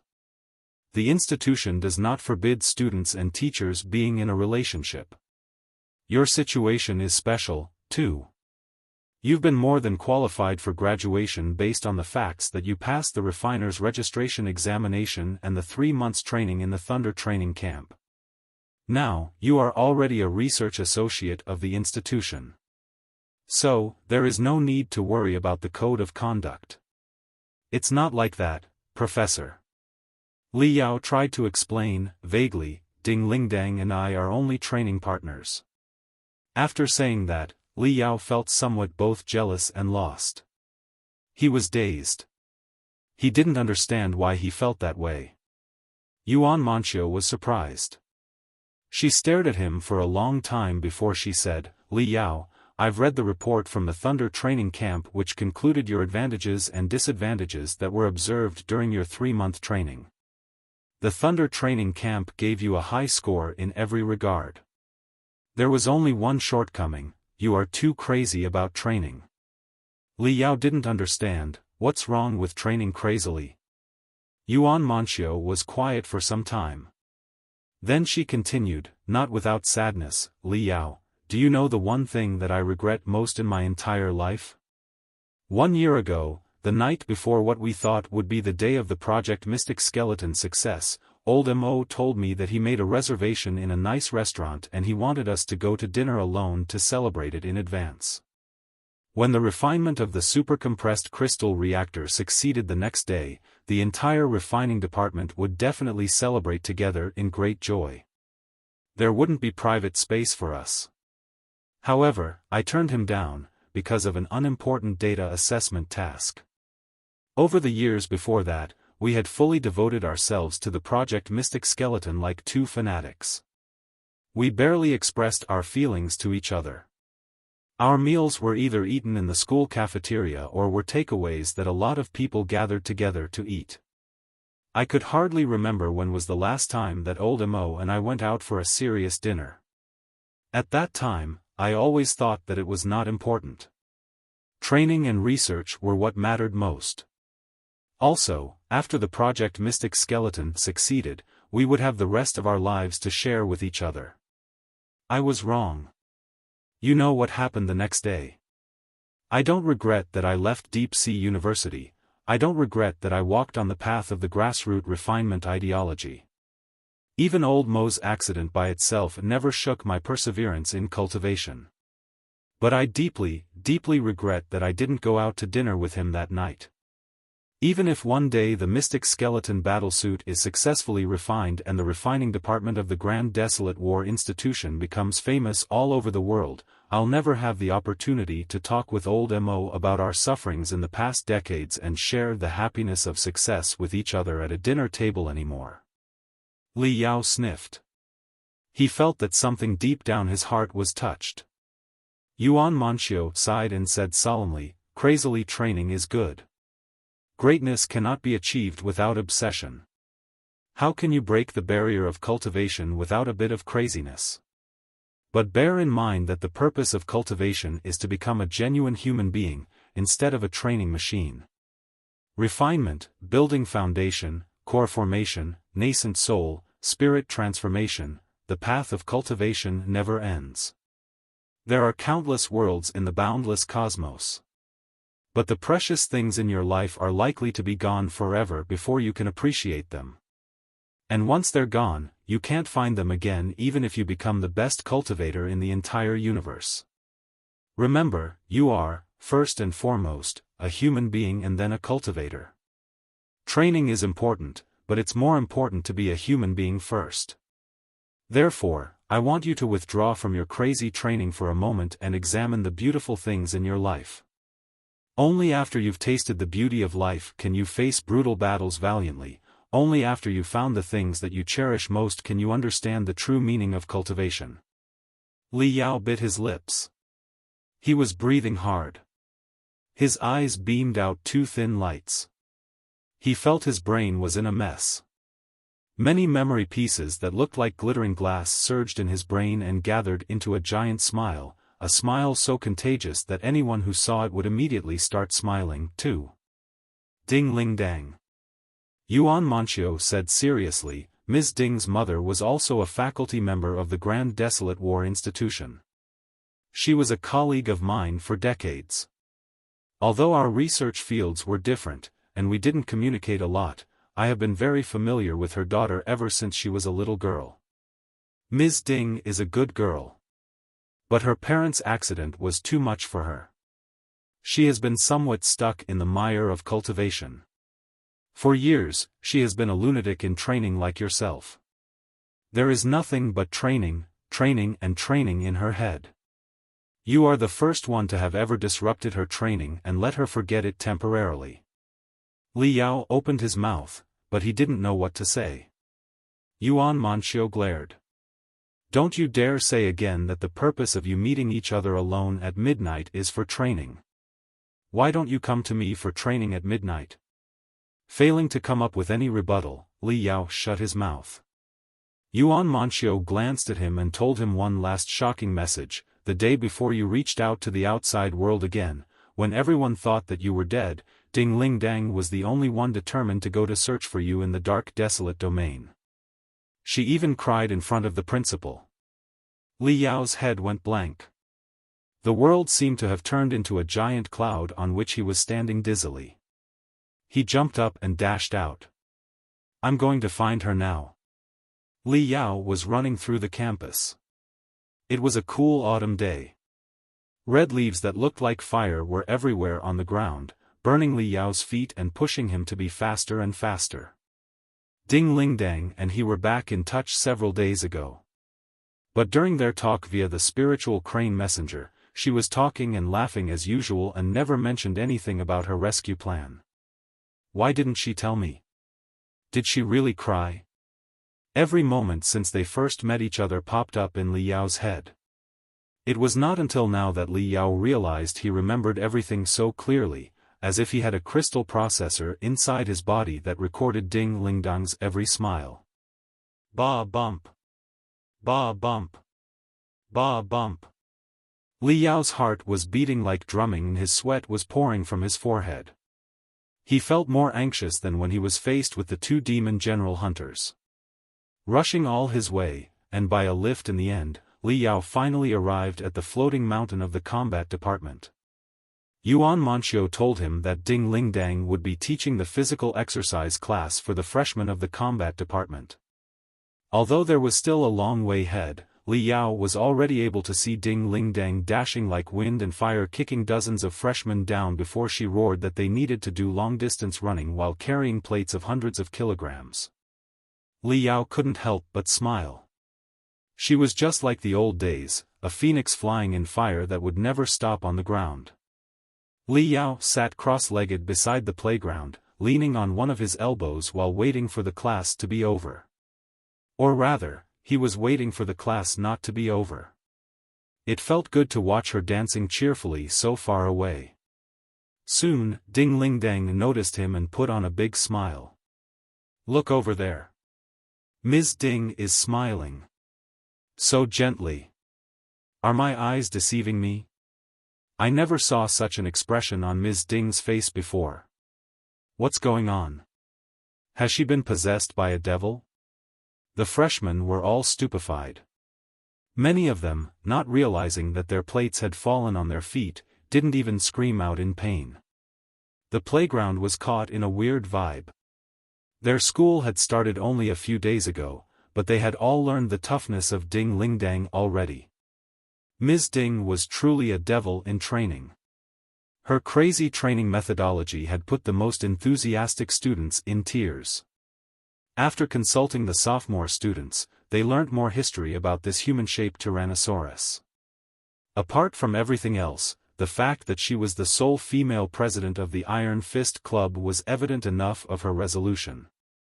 Never would they ever believe that Ding Lingdang had such a personality that could almost be called sexy, which fascinated all of them. Who's this guy? He has an air of sharpness around him, like a wild beast that just came out of the forest. He seems to be coming for Ms. Ding. Look! Ms. Ding's eyesight has never been away from him for even a single second ever since he came here. Wow! She smiled again. Did you see that? A smile with so much femininity. Ms. Ding must have been put under a spell. Ms. Ding walked to him. Ms. Ding opened her arms. Wow! They hugged. Hugging, not tugging. Could he be the vulture, Li Yao, the legendary strongest man of the new generation of the Grand Desolate War Institution? That's right. It must be him. But the reason why he is the well-acknowledged strongest man of the new generation is not because of his credits or his achievement in the Limit Challenge competition, but, according to sources, because he is very likely to be Ms. Ding's boyfriend. What? Countless eyes gazed at Li Yao in admiration. To think that he could tame a human-shaped Tyrannosaurus. No wonder he was the new legend of the Grand Desolate War Institution.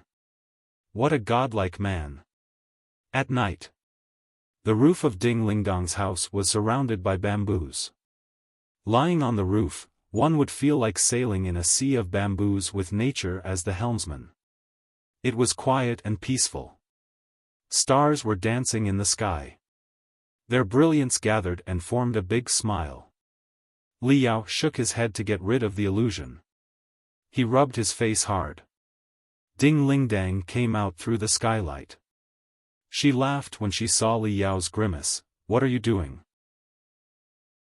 For some reason, Li Yao felt guilty and didn't dare to look at her in the eyes, fearing that she might see through the unsaid feelings in his heart. "Why are you acting all weird? Not recovered from the protracted stay at Thunderous Sound Mountain yet?" Ding Lingdang walked to Li Yao on the tips of her toes and lay down beside him. After stretching herself, she patted Li Yao on his back heavily as she said, "Good for you. Surviving 10 days by yourself in the Thunderous Sound Mountain without being eaten by a demon beast. That's my boy. Are you done resting? Let's go down and start training if you are. During the 3 months while you were gone, I've been training by myself in the billowing Star Sea. There was no one to practice boxing with. It was so boring that my bones were itchy, my meals were dull, and I couldn't sleep well. If you were delayed for a few days longer, I might have gone to the dark desolate domain to find you." Ding Lingdang said casually, showing no sign that she had cried in front of anyone. Blinking his eyes, Li Yao said hesitatingly, "Sister Ling, why don't we just sit and talk here while we enjoy the beautiful view instead of going to the billowing Star Sea?" "Huh?" Ding Lingdang stared at him from head to toe for over half a minute, before she said in amusement, "That's not something that the vulture often says. I remember that we used to spend every second we're together on training. Why are you changed after only 3 months?" Li Yao scratched his hair. He smiled. "I just thought that we never really had the chance to sit down and get to know each other although we've met for such a long time." Ding Lingdang's mouth twitched. "There isn't so much time for chit-chatting. We can get to know each other by our fists. My fist, for one, knows your body pretty well." She turned him down. But seeing Li Yao's disappointed face, she felt her heart was somewhat hurt. She blurted, all right. You are totally absent-minded today. It will be no fun beating you up. Might as well gossip for a while. What do you want to talk about? Martial arts or magical equipment?" Li Yao almost laughed. "Can we talk about something else? For example, like, your parents? I'm curious about how a refiner of the military and a university teacher fell in love with each other." Li Yao wanted to bite his tongue off the moment he let those words out. There couldn't possibly be a worse topic. Where was his computational ability that he was so proud of? But since the Pandora's box was already opened, Li Yao had no choice but to stare at Ding Lingdang waiting for an answer. Li Yao felt sorry about the accident of Ding Lingdang's parents. But he also knew that it would be better to dig out and deal with the emotional trauma than to bury it deep down in her heart for the rest of their life. Ding Lingdang's smile was frozen, before it melted half a minute later under Li Yao's enthusiastic look. She took a long breath. Memories of long time ago came back to her. Her lips curled as she thought of something interesting. After a while, she smiled. They met each other during a cooperation of the Grand Desolate War Institution and the military. "My mother and I share the same temper. Straightforward and aggressive. She liked to travel to the depths of the Grand Desolate Plateau and fight the demon beasts there. Men around her often found her unbearable. My father was a mild, somewhat mundane, man. He was a typical refiner dwelling in the world of magical equipment all the time who had zero combat ability. At the beginning of the cooperation, they came across a very strong demon beast. My father was almost killed because of his lack of combat skills. My mother saved his life multiple times from the paws and teeth of the demon beast. But as a result, their mission was delayed. My mother was mad and got even madder seeing my father's dumb actions.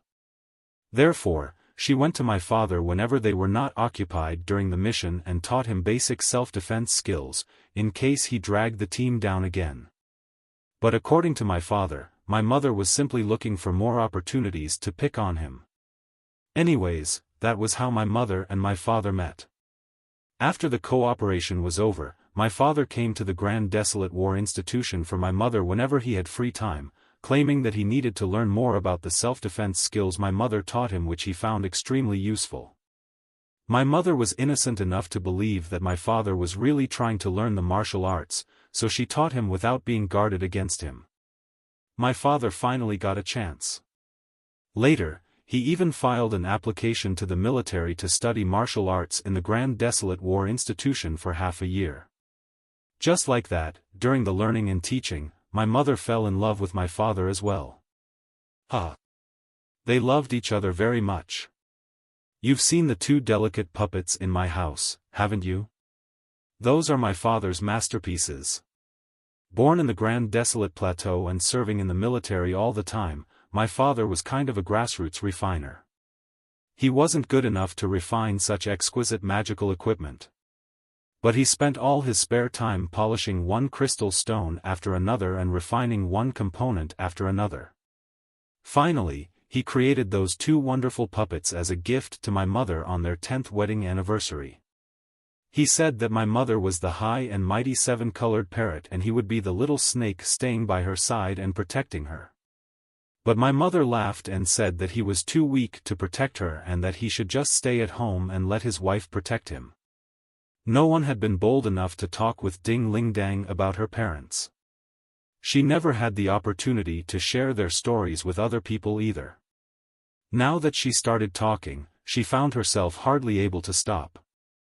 Lying with her head on her hands, she told Li Yao everything about her parents as stars shined warmly in the sky. From the funny stories when her parents just fell in love, to the happy moments after she was born, and how her father taught her refining when she was just little girl. Without her knowing, she was leaning close to Li Yao. Nor did she, who was excited by all the beautiful memories, notice Li Yao's weird face. After talking forever, Ding Ling Dang finally stopped, when her body was right next to Li Yao's. She licked her lips and said, "Hey, I've talked so much about myself. Don't just listen. Say something about yourself, too. Let me see. Why don't you tell me how you became a refiner?" Li Yao was dazed for a moment. The warmth in his eyes dispersed and didn't return until a while later.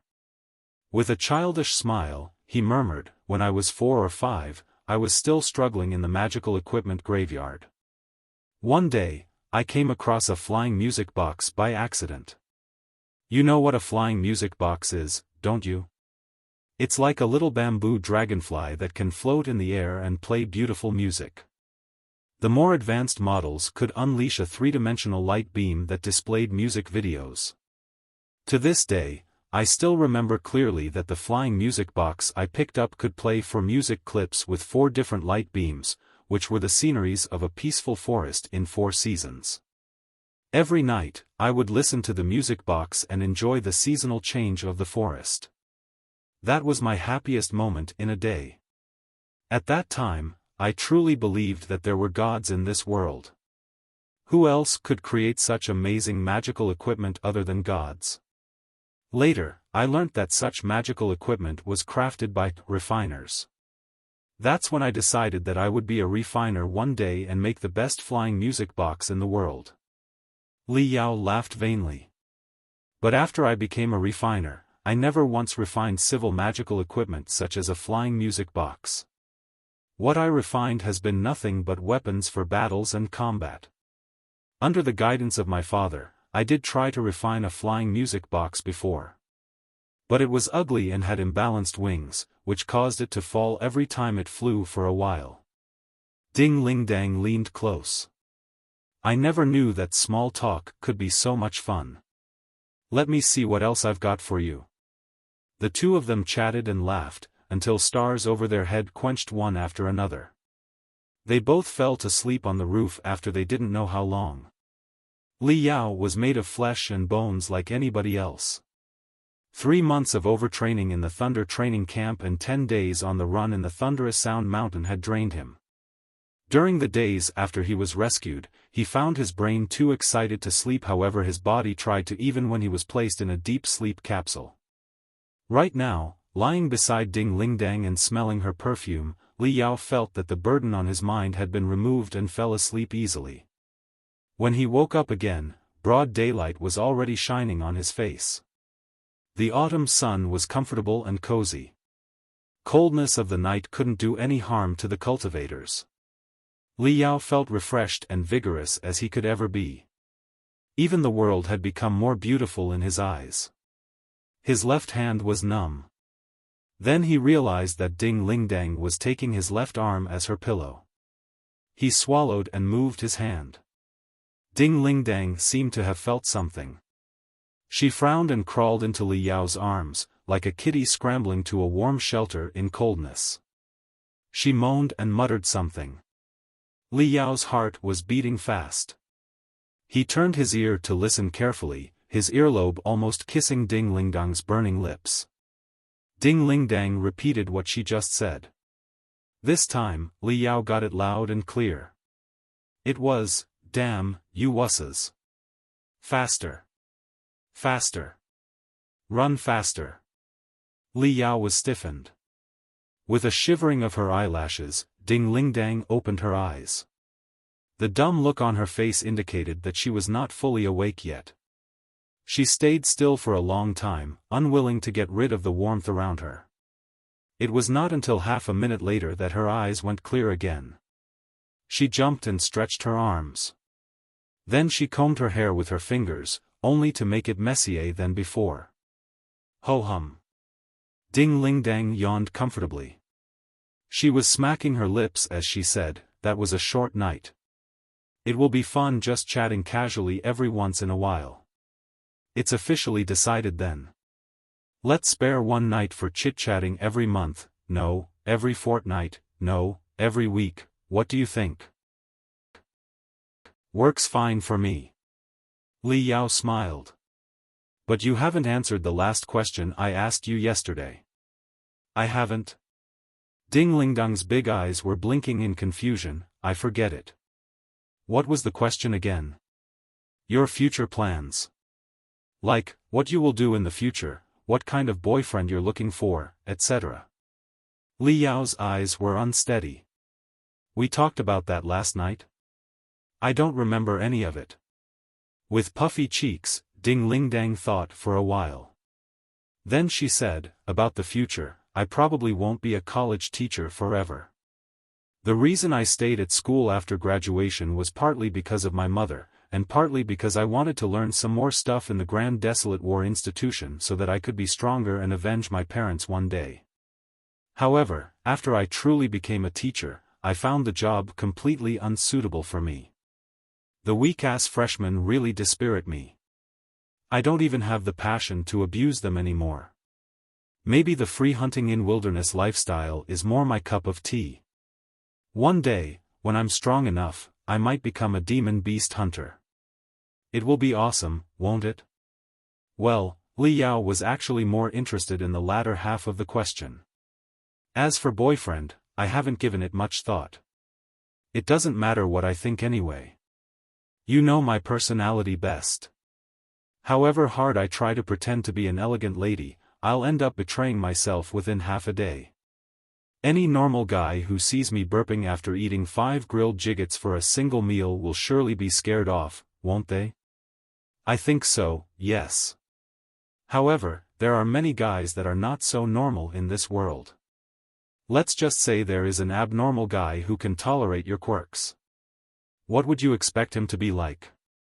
Li Yao swallowed nervously. What kind of question is this? Ding Lingdang glanced at him in suspicion. She thought for a moment and replied, "First, he must be handsome. I love polite, gentle, handsome, scholarly-looking guys best. Second, he must be weak. Definitely not a battle-type cultivator. Culture-type cultivator and research-type cultivator will be best. Third, he must listen to whatever I say, because I'm going to be the master of my family. Ha ha ha. Polite, gentle, handsome, scholarly looking? Li Yao was dazed for a long time. I thought you'd prefer tougher guys and your criteria would include things like higher combat ability and slaying a certain number of demon beasts. Your requirement sounds a little sissy, don't you think? Haven't you always hated sissies? I hate sissies to be my brothers.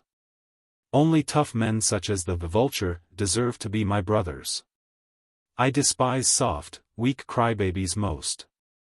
Ding Ling Dang punched Li Yao in his chest and laughed. But it's different when it comes to husband or boyfriend. My husband or boyfriend only needs to look after our baby at home. I will protect him if anything happens. Why do I want a tough guy for that? Li Yao was speechless for quite a long time. His face was trebling hard, his expressions altering non-stop. In the end, dogged determination appeared in his eyes. The moment Ding Ling Dang was going to stand up, Li Yao rolled over and pushed himself above Ding Ling Dang, locking her between his arms. What are you doing? Ding Ling Dang was surprised. She felt Li Yao was not himself. Taking a deep breath, Li Yao said with all his courage, would very much like to refine a piece of magical equipment for you, one that is going to be more exquisite than your 7-star silver-ringed horned snake and 7-colored parrot. Ding Ling Dang's eyes looked like a lake that was just unfrozen in spring with ripples floating one after another.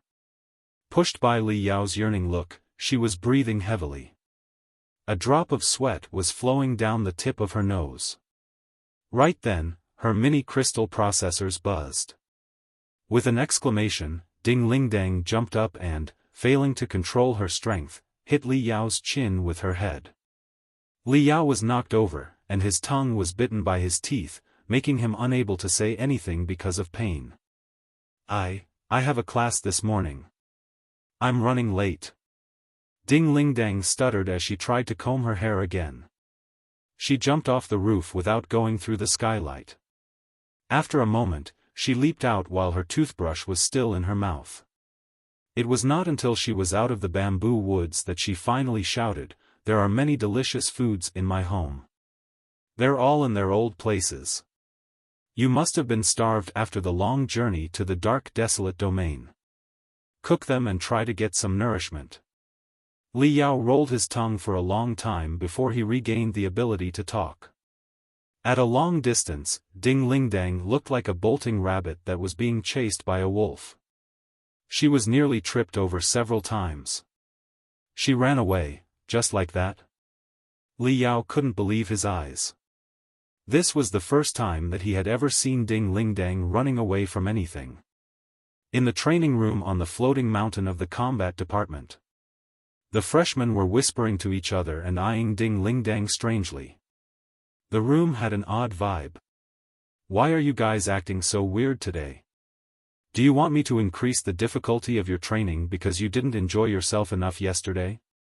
Class monitor, come here and talk. Ding Ling Dang screamed and shouted like a devil. Trembling in fear, the class monitor stood up. He summoned whatever left of his guts and said, "No. Not like that, Ms. Ding. We just feel that you might be distracted, we were simply expressing our concerns."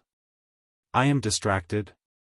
Raising her eyebrows in anger, Ding Ling Dang snarled, "How did you come to that conclusion? Do tell me." The class monitor was almost in tears. He was shaking as he said, "Because of your clothes, Ms. Ding." Ding Ling Dang looked down and realized that she was wearing her blue pajamas with teddy bears on it. She had left home in such a hurry that she even forgot to change her clothes. Ding Ling Dang's cheeks was flushed. For a moment, the feminine countenance that had once stupefied all of the freshmen was back.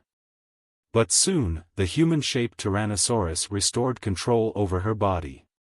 She raised her voice and shouted, "I'm relieved to find that you've recovered well from yesterday's training, since you are all energetic enough to care about what clothes I'm wearing today. Excellent. Everyone's training amount today shall be increased by 30%. Li Yao returned to the refining department in a good mood. Despite the major transformation of the refining department and the ongoing infrastructural construction, the second laboratory was reserved for him, which was also his dormitory. The moment he unsealed the barriers and walked into the laboratory, the Black Wing already dashed out from a corner and circled round him. It hummed while it was flying, like a dog that was wagging its tail because it had seen its master again after a long time of departure. "Little Black, I'm back." Seeing the Black Wing, Li Yao finally felt he'd truly returned home. He had worried that there would be too many eyes and mouths in the training camp. Therefore, he didn't take the Black Wing during the 3 months of training, which was a decision that he couldn't regret more. If Little Black had been with him in the thunderous Sound Mountain, he would have got out of the place much more easily. Li Yao decided that he would try to bring the Black Wing with him next time wherever he was going to. "Huh. Stop whining like that. I've brought you some good stuff." Li Yao extended his spiritual threads into the cosmos ring and tossed out a scattered bone of the mutant lion dragon. The Black Wing screamed. Hundreds of black spiritual threads crowded out and tied the bone up like a hungry tiger plunging onto a goat. The spiritual energy contained in the bone was absorbed at a crazy speed. "It's amazing that you've improved so much only after 3 months. The crystals that I traded with my credits have all been absorbed by you. Wow. Good job." Li Yao took out a leg bone of the mutant lion dragon, which was long enough for Little Black to chew for a while. Then he sat before the large-scale crystal processor and started pondering about his future plan. Of course, the Project Mystic Skeleton would be his main focus for the next year. After 100 days in the Thunder training camp, Li Yao had developed his own ideas about crystal suit refinement and modification, which, together with the refinement methodologies of the 100 Smelting Clan, would surely shed new lights to the experienced refiners that had been working on the project. However, the Project Mystic Skeleton was a collaborative work. Li Yao had ambitions for himself. The stronger he became, the more memory pieces of Oyezi he could absorb. The ancient books that he'd been learning were getting arcane, too. Many of the secret arts were not meant to be set to public. Therefore, Li Yao needed a personal workshop where he could refine magical equipment at his will without worrying about others snooping. To build such a workshop, the best way would be to buy a world fragment and add barriers to the teleportation array so that no one else would be able to break in. It was a common practice among the refiners. Many master refiners had their own world fragments as their personal refining rooms. However, it would cost a huge amount of money to buy a world fragment. A world fragment used for refining didn't need to be as large as the billowing star sea. But since it was necessary to buy the freehold of the world fragment, the price could still be as high as 1 billion. Together with the cost to build a refining workshop inside the world fragment, Li Yao estimated that he needed at least 1.5 billion to finish everything. Li Yao had made a great fortune in the thunderous Sound Mountain. There were abundant heavenly materials and earthly treasures in his cosmos ring. The forbidden scales of the mutant lion dragon alone were valuable enough, let alone the exotic magical equipment left by the demon infiltration squad. Li Yao kept some of the magical equipment and the precious materials for further studies, and he needed to sell off the rest of the stuff so that he could fulfill his dream of building the Fiend Star refining workshop. However, the heavenly materials and earthly treasures were all shady. If he were to sell them through the official channel, there would be a good chance that his secret was discovered. It seems that I'll need to ask for several days' leave and make a trip to the Serpent Mountain Village. The Serpent Mountain Village was the biggest congregation of outlaws in the south of the Federation. It was also where the biggest black market of the Federation was located. Many heavenly materials and earthly treasures of unknown backgrounds could only be sold off in the Serpent Mountain Village. Naturally, the price was often lower than they should be. But the good thing was that no one would look into where they came from, or who the seller was. The other reason why Li Yao needed to go to Serpent Mountain Village was to uncover the secrets of his cosmos ring. On his way back to the Grand Desolate War Institution, he had tried cracking the encryptions in the Cosmos ring with his mini crystal processor. But it didn't take long before he discovered that there was a double encryption inside the Cosmos ring. It seemed that two zones, one larger and the other smaller, had been sealed in it at the same time. Li Yao inferred that the larger zone must be the Snake Demon storage space, whereas the smaller zone was probably the storage space of one of the ring's former masters. The ring's previous owner had set up a strong encryption inside the Cosmos ring that the Snake Demon failed to unseal. Therefore, the demon simply added another encryption over the old one. According to Li Yao's calculations, it wouldn't be difficult to crack the Snake Demon's encryption. With a suitable algorithm, the large-scale crystal processor could decrypt it within several days. However, if the Snake Demon's encryption were to be cracked by brute force, the other encryption within it might be triggered and blow up the space inside the Cosmos ring, which would definitely ruin everything contained inside. To thoroughly crack the double encryption was too difficult for Li Yao at present. Besides, he didn't have special crystal processors that were designed to crack encryptions, either. However, in the world of cultivation, there was an occupation in a gray area called crypto-hacker. Every crypto-hacker was both a crystal processor maniac and an expert in manipulating telepathic thoughts. Many of them were eccentric geniuses who sought no fame or fortune, but only the pleasure of deciphering an encryption. The Serpent Mountain village had a few such crypto-hackers. Even the large-scale encryption that the federal government set up on the spiritual nexus failed to block their methods. They were the only people who possibly had the ability to crack the double encryption in the Cosmos ring and unravel the secrets inside for him. It's decided then. I'll get familiar with the progress of the Project Mystic Skeleton in the next couple of days. Then I'll ask for a leave to the Serpent Mountain village. If everything goes well, it will be a 3-day trip at most. I'll make best use of the weekend. Not many things will have to be postponed. Li Yao activated the spiritual crane messenger for work. The Mountain Sea sect sent me so many messages. Li Yao was refreshed. He rubbed his hands together. 3 months ago, he had made a deal with the Mountain Sea sect. According to their plan, the manufacturing process should have already begun. He was curious about the sales. The Demon Beast Detector was Li Yao's first self-refined magical equipment on which he had spared no efforts. He had hoped to make some money out of it. But more importantly, he wanted his work to be appreciated by fellow cultivators. Li Yao opened the messenger and started browsing in excitement. The more he read, the more dazed he became. He was speechless for a long time before he mumbled, "Only 693 sold after an entire month?"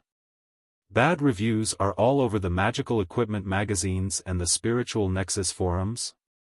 Many dealers are terminating cooperation with us. Li Yao scratched his head, confused. The performance of the Demon Beast Detector had been tested by him in real battles. It was definitely not a laboratory toy. The Mountain Sea sect had done thorough market research and project feasibility analysis, both of which indicated a very promising prospect. Besides, the Demon Beast Detector was the Mountain Sea sect's last hope. The entire sect from top to bottom had been paying great attention to it. Their assembly line was modified under Li Yao's personal supervision with consideration of every detail. The product quality was as good as those refined by Li Yao himself. To expand the market share, the product was set at a relatively low price. It was meant to be a sales campaign to build up the brand image of the Mountain Sea sect and the Fiend star. Although Li Yao didn't have high hopes for his first try, the sales of below 700 for a whole month were still too horrible to look at. After pondering for a moment, Li Yao logged in the spiritual nexus and bought a few virtual magical equipment magazines of the latest releases. Then he searched reviews about the Demon Beast Detector on the magazines. There were 3 most famous magical equipment magazines in the Star Glory Federation, which were Magical Equipment World, Refiners, Home, and Flying Sword and Battle Armor. Many new articles would be updated in the 3 magazines, commenting on the newest magical equipment and making a lot of rankings.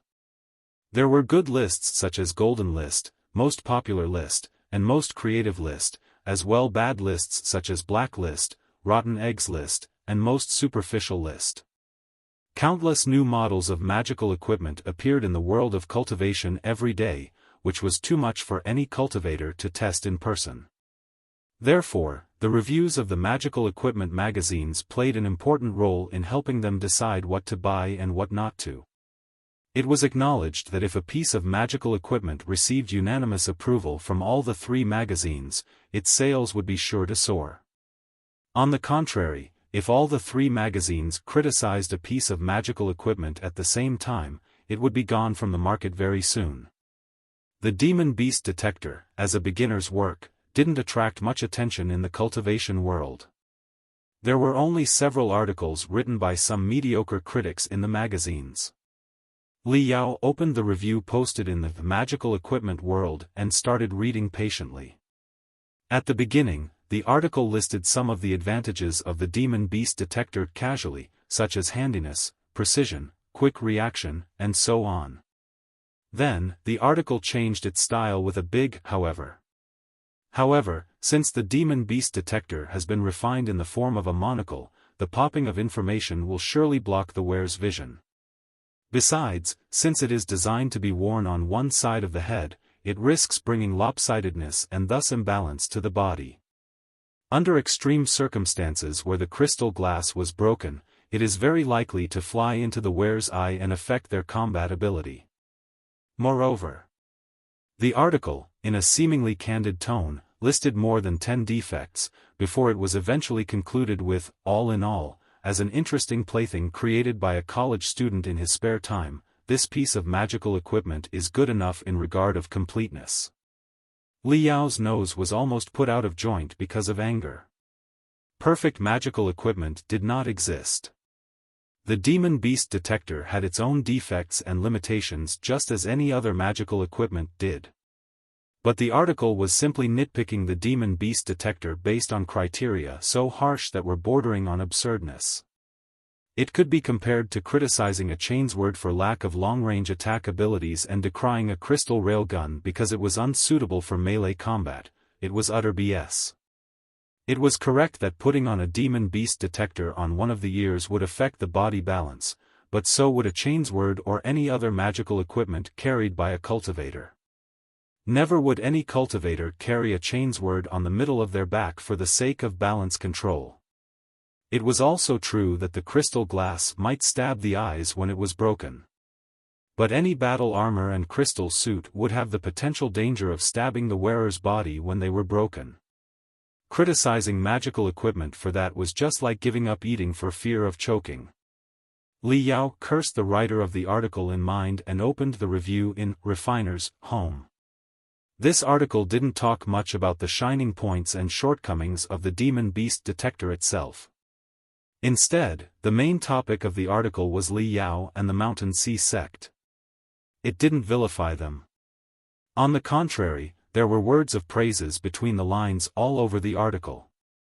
But after reading the entire article, one would recognize that Li Yao was a beginner in the trade of refiners, and that the Mountain Sea sect was a combat sect without much experience in refining precise magical equipment whose last product, the hunting watch, was a brutal failure. They were brave enough to refine precise magical equipment. But the performance and quality of their product would be a big question mark. Li Yao was so infuriated that his nostril grew even wider. This article was even more sordid than the previous one. Everything in the article so true that there was not much to pick on. Flying Sword and Battle Armor had used to be a professional magazine that focused on flying sword type magical equipment and battle armor type magical equipment exclusively. Later, it began to expand its repertoire and post reviews on other military magical equipment. It had the most proficiency and authority of all the 3 magical equipment magazines. The article in Flying Sword and Battle Armor was the shortest. It did not note the advantages and disadvantages of the product, nor did it cling to Li Yao or the Mountain Sea sect's background. Instead, it pointed out the problem of the Demon Beast Detector succinctly. Judging from its designing purpose, the Demon Beast Detector was a piece of ancillary magical equipment for the solo hunters on the Grand Desolate Plateau. But such solo hunters often boasted extraordinary perceptiveness and computational ability, as well as personal strength. They were already able to memorize features and skills of many demon beasts without the help of the Demon Beast Detector. Those who needed the Demon Beast Detector most were actually low-level cultivators and ordinary soldiers. But they often went on missions in groups with large-scale probe magical equipment.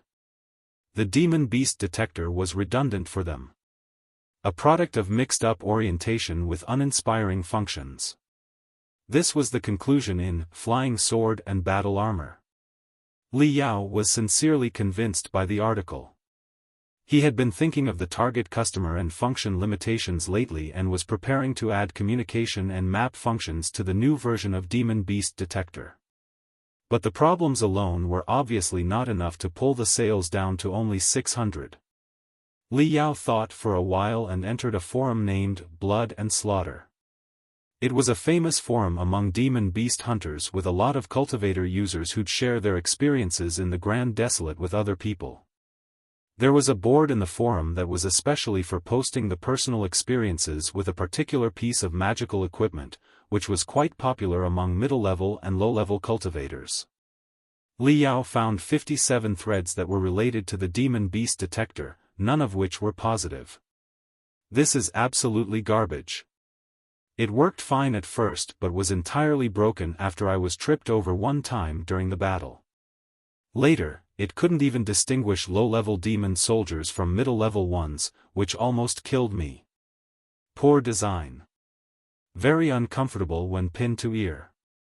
Feels like the ear is stuffed if you're sweating. Don't ever try it.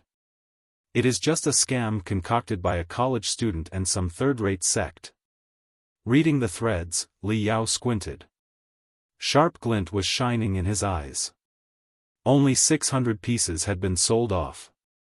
Yet, some 50 users were already posting negative reviews in a small forum at a time and date that was extremely close to the Demon Beast Detector's debut. It was just like they bought one copy immediately after the Demon Beast Detector was released, went straight on fighting in the depths of the Grand Desolate Plateau, and returned to condemn it on the Nexus the very next day. 1 or 2 cases were possible. But more than 20 similar threads. Together with the biased reviews in the 3 magical equipment magazines, Li Yao seemed to have sensed the scent of a conspiracy. The last message sent by Jiang Wenbo made Li Yao jump out of his chair. What? The Mountain Sea sect is going to be bought out? He couldn't bear it any longer and contacted Jiang Wenbo through the spiritual crane messenger. 2 lackluster faces appeared in the light beam. It was Jiang Wenbo and Guan Xiong who were discussing the sect affairs. Mr. Jiang, Brother Xiong, what's going on? Reviews on the Flying Sword and Battle Armor could be called fair, but those on the Magical Equipment World and Refiners Home were downright outrageous. There are a lot of negative comments in the major forums too. It's unreasonable. It's also unreasonable, according to your letters, that many dealers are terminating cooperation with us. The Demon Beast Detector has only been set to public for a month. Without major quality flaws, the dealers wouldn't terminate their cooperation even though the sales are not looking good at present. Now, you're also saying that the Mountain Sea sect is going to be bought out by some other sect. What's happening exactly? Li Yao posed all his questions fast and straightforward. Jiang Wenbo looked at Guan Xiong and sighed. Li Yao, your guess is correct. We were ambushed. Somebody's had their eyes on the Demon Beast Detector since before it was on sale. There's something wrong with the reviews in the 3 magical equipment magazines. Someone has been behind the negative threads on the forums too. According to our secret investigation, many of the dealers terminated the cooperation because of intense pressure from outside.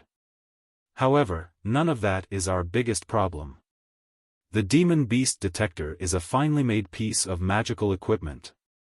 According to the feedback we collected from the real customers, most of them are very satisfied and willing to recommend it to their friends. As long as we persist, the sales will definitely boom with the word of mouth. But right now, our biggest problem is, Jiang Wenbo paused for a moment. Then he said in a self-mocking smile, it doesn't matter now. Might as well just tell you the truth. It's been spreading all over the cultivation world anyway. The Mountain Sea sect's going to have a capital chain rupture. What? Li Yao was shocked. The capital status of a sect is the secret of all secrets.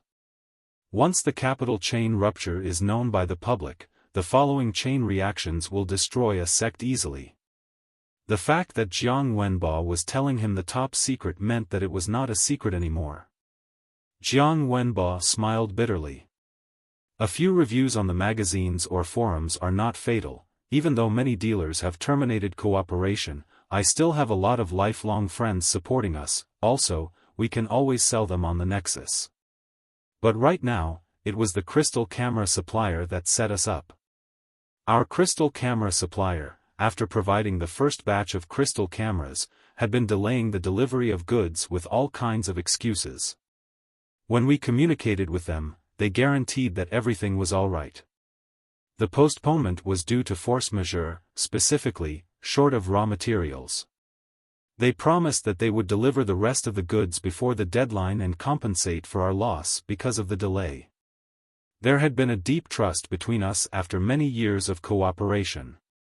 So, we believed what they said. Before we received the crystal cameras, we had semi-refined thousands of demon beast detectors and even pre-sold them. But, in the end, after postponing for 3 times, the crystal camera supplier scrapped the contract and terminated the cooperation. As a result, we had to recall all our pre-sold orders and double refunded our customers' advance payment. It had a bad influence on our brand image, too. Even worse, the thousands of semi-manufactured demon beast detectors had all been refined based on the parameters of their crystal camera model. It was difficult to find substitution. Li Yao nodded. As a refiner, he was well aware that the parameters of crystal cameras refined by different sects varied significantly.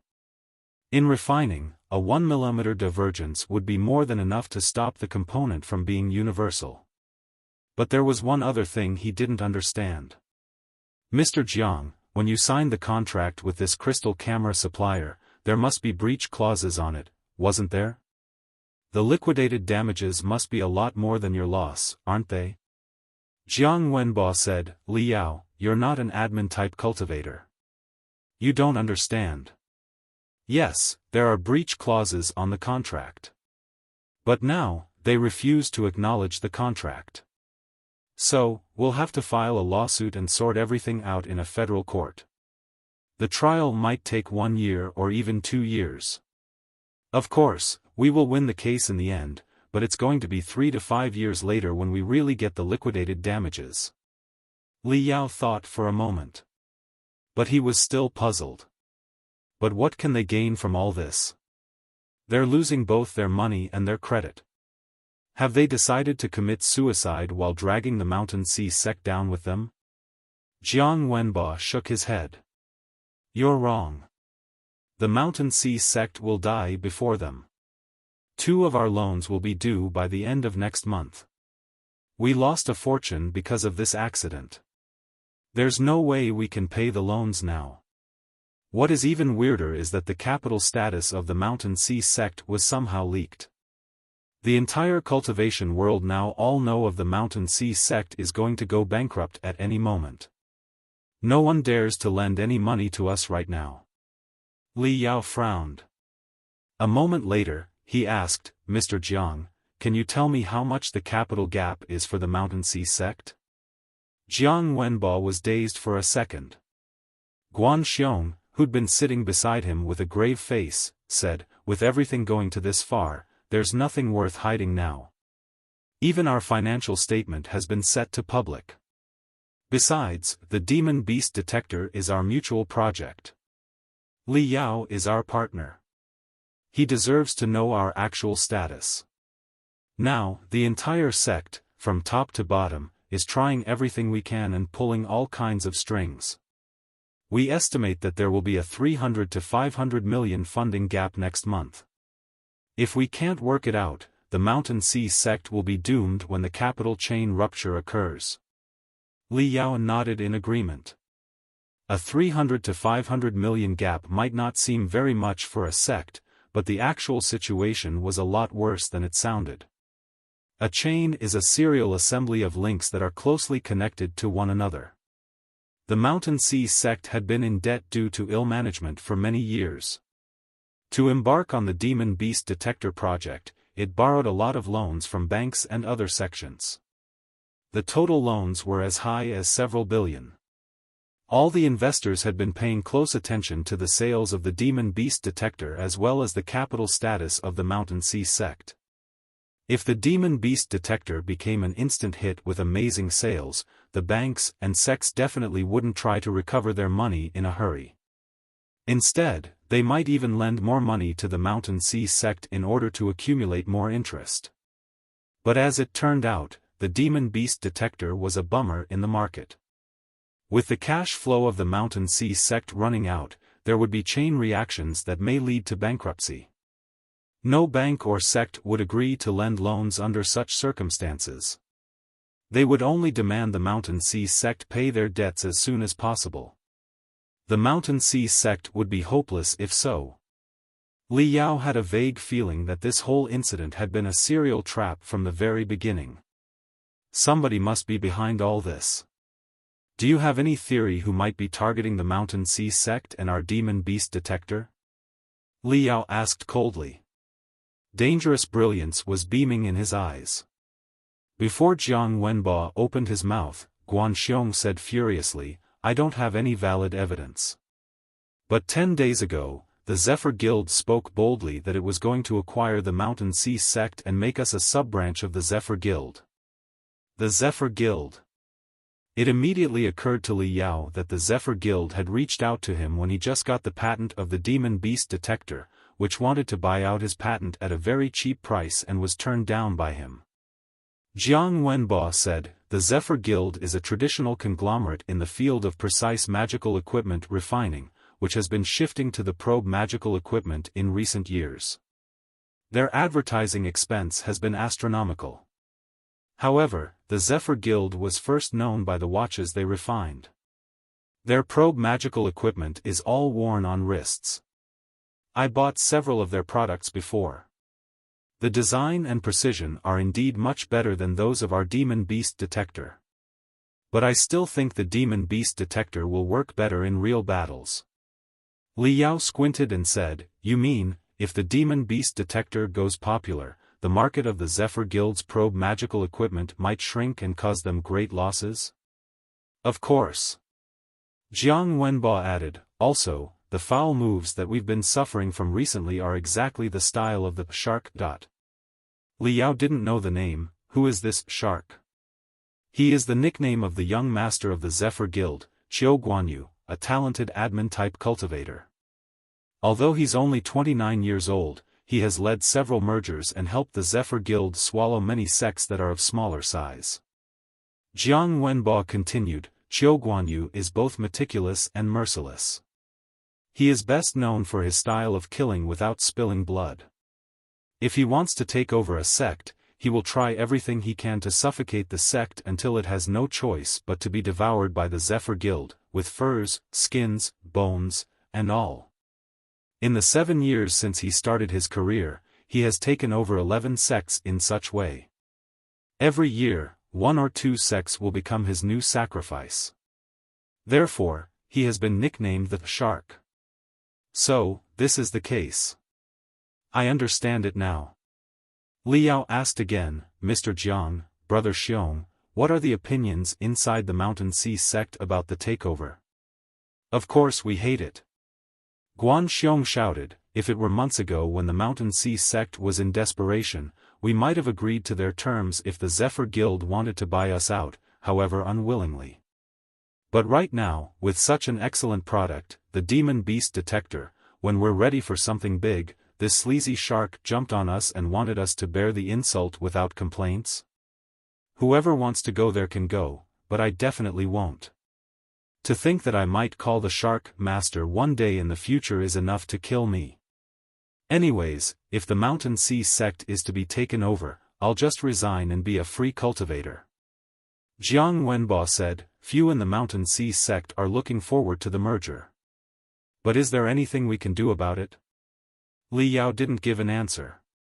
He observed, the bottom line is, if you have 3 to 5 billion by the end of next month, you'll be able to survive the trouble temporarily, correct? Jiang Wenbo nodded. Then his eyes grew wide as he shouted, failing to control his voice, Li Yao, what do you want? Pausing after each word, Li Yao said, I want to go to the Zephyr Guild and meet this so-called shark. Jiang Wenbo blurted out, you know nothing about business and you are definitely no match for the shark. What's more, even if we can fix the loan issue temporarily, there are still bigger capital gaps in the future if the sales of the Demon Beast detector remain at the current level. This will be a bottomless hole. There's no need to jump into it. Besides, it is just our speculation. We don't have any solid evidence to pin the whole scheme on the Zephyr Guild. You'll figure out how to solve the funding problem later. As long as Mr. Jiang, Brother Xiong and the rest of the Mountain Sea sect stick together until the end, there will definitely be a way out. As for evidence, Li Yao smiled. His sharp teeth were glaring as he said, do you think the vulture needs solid evidence to launch a counterattack when it is offended? Spiritual Wind City was located hundreds of kilometers away, a prosperous metropolis in the middle of the Federation. In the center of the city stood a jade-like, rosily shining skyscraper, which was the headquarters of the Zephyr Guild, one of the top 100 sects in the Federation. Wind was blowing hard on the rooftop. A handsome man whose hair was long enough to reach his waist had a greedy expression, his face aglow from the lights of the city below him. His long, silver hair was motionless in the blowing wind. Suddenly, the man took a deep, deep breath that seemed to be absorbing all the opulence of the city into his stomach like a giant whale which was sucking water. Weirdly, his chest did not inflate despite the deep breath. After more than a minute of inhaling, his cheeks were finally flushed in satisfaction. But there was no sign of exhaling. He turned around. Young Master, the Mountain Sea sect firmly declined our merger proposal yet again. Respectfully, a subordinate handed over a crystal processor to him. Xiao Guanyu, the young master of the Zephyr Guild, known as the Shark, replied calmly with a cruel smile, just another futile, dying struggle. A prey that has been bitten in the middle of their body by me can never get away, right? He liked the feeling when his prey rolled over and over in his mouth, only to be shredded, chewed, and swallowed in the end. Xiao Guanyu was an admin-type cultivator. His path of cultivation had been building up the Zephyr Guild by leading it to swallow other sections. Every time the Zephyr Guild took in a sect and became bigger than before, boundless power would be absorbed by him and improve his capability significantly. Business was war. For Xiao Guanyu, swallowing other sects in business was a way of cultivation, just like fighting the demon beasts was for the battle-type cultivators. Eyes closed, he seemed to have heard the cries in the Mountain Sea sect whose every method had come to a dead end. Countless power was crowding in his blood and soul. When the Mountain Sea sect was fully embedded, his strength would arrive at a new peak. Young Master, right now, we still have the chance to negotiate with the patent owner of the Demon Beast detector and make a new deal with him. There's no need to waste so many resources buying out the Mountain Sea sect. He was Xiao Guanyu's trusted subordinate. That's why he was bold enough to propose a different plan. You mean, that guy Li Yao? Xiao Guanyu squinted and said, he is not a nearsighted guy. Quite on the contrary, he is very shrewd. He must have already realized that his Demon Beast detector has tremendous value. If we go to him right now, he will know that it is probably more valuable than he thought and thus quote an unacceptable price for us. Besides, I like to give other people opportunities. But only once. It depends on them whether or not they grab it. Last time, I gave him an opportunity by sending someone to talk with him, but he turned me down. He wants a second chance. Come and beg me. 7 days later, on a spiritual airship to Serpent Mountain Village located in the south frontier, which had been known as the most chaotic city of the Federation. Serpent Mountain Village was formerly known as Serpent City. It had been a small fishing village on the south border of the Federation. But over 100 years, it became a super city with a population of over 10 million. Serpent City was a very special city that claimed to be a place without laws. It boasted the largest black market, casino, and gray industries that verged on the illegal in the entire Star Glory Federation. With enough money in pocket, one could buy strengthening drugs with amazing performance and yet of unstable quality. One could buy all kinds of attack magical equipment that had been banned by the government due to their uncontrollable might. One could even buy heavenly materials and earthly treasures of unknown backgrounds here. If one did not have enough money on hand, one could fight and gain fame in the thrilling fight clubs with one's own hands. In short, Serpent City was just like the underground ghost city in every city of the Federation, only 100 times bigger and more extravagant. One could say that it was a super underground ghost city at service of all cultivators. The federal government, if determined, of course had the power to demolish the city. But as the ancient saying put, he who is mighty tends to break the rules. The cultivators were too strong to be bound by government's rules on everything, and they hoped that there was a space where they could do whatever they wanted. Many cultivators were in a lot of stress due to years of fighting in the wilderness and wandering on the edge of death. They needed a place to let out their pressure too. It wouldn't be difficult to get rid of the Serpent City in reality.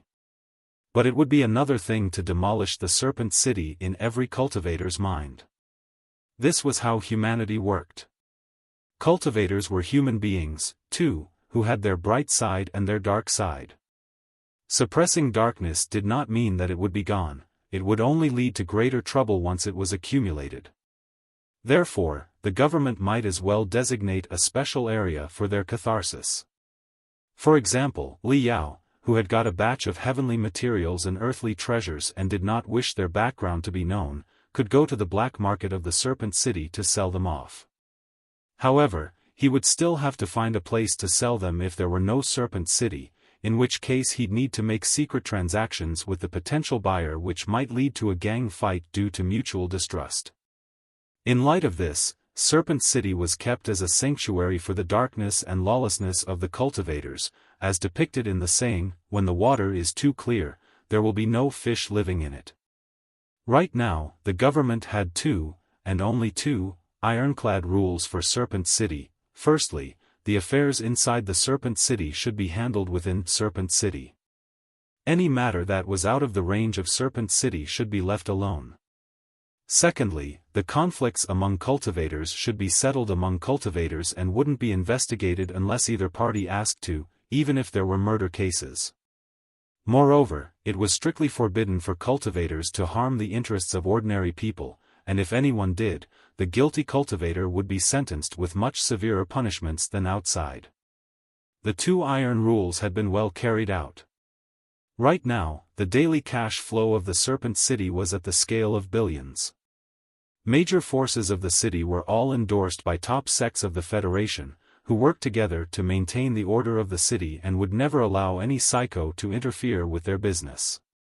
For the ordinary people, not only were they safe under the current system, they could also benefit from the affluent cultivators who were not hesitant to give them tips as much as 30,000 or even 50,000 after winning a fortune in a casino. Therefore, the ordinary people approved of Serpent City as well. 5 hours later, the spiritual airship landed on the suburb of the Serpent City. Li Yao took the spiritual subway to downtown.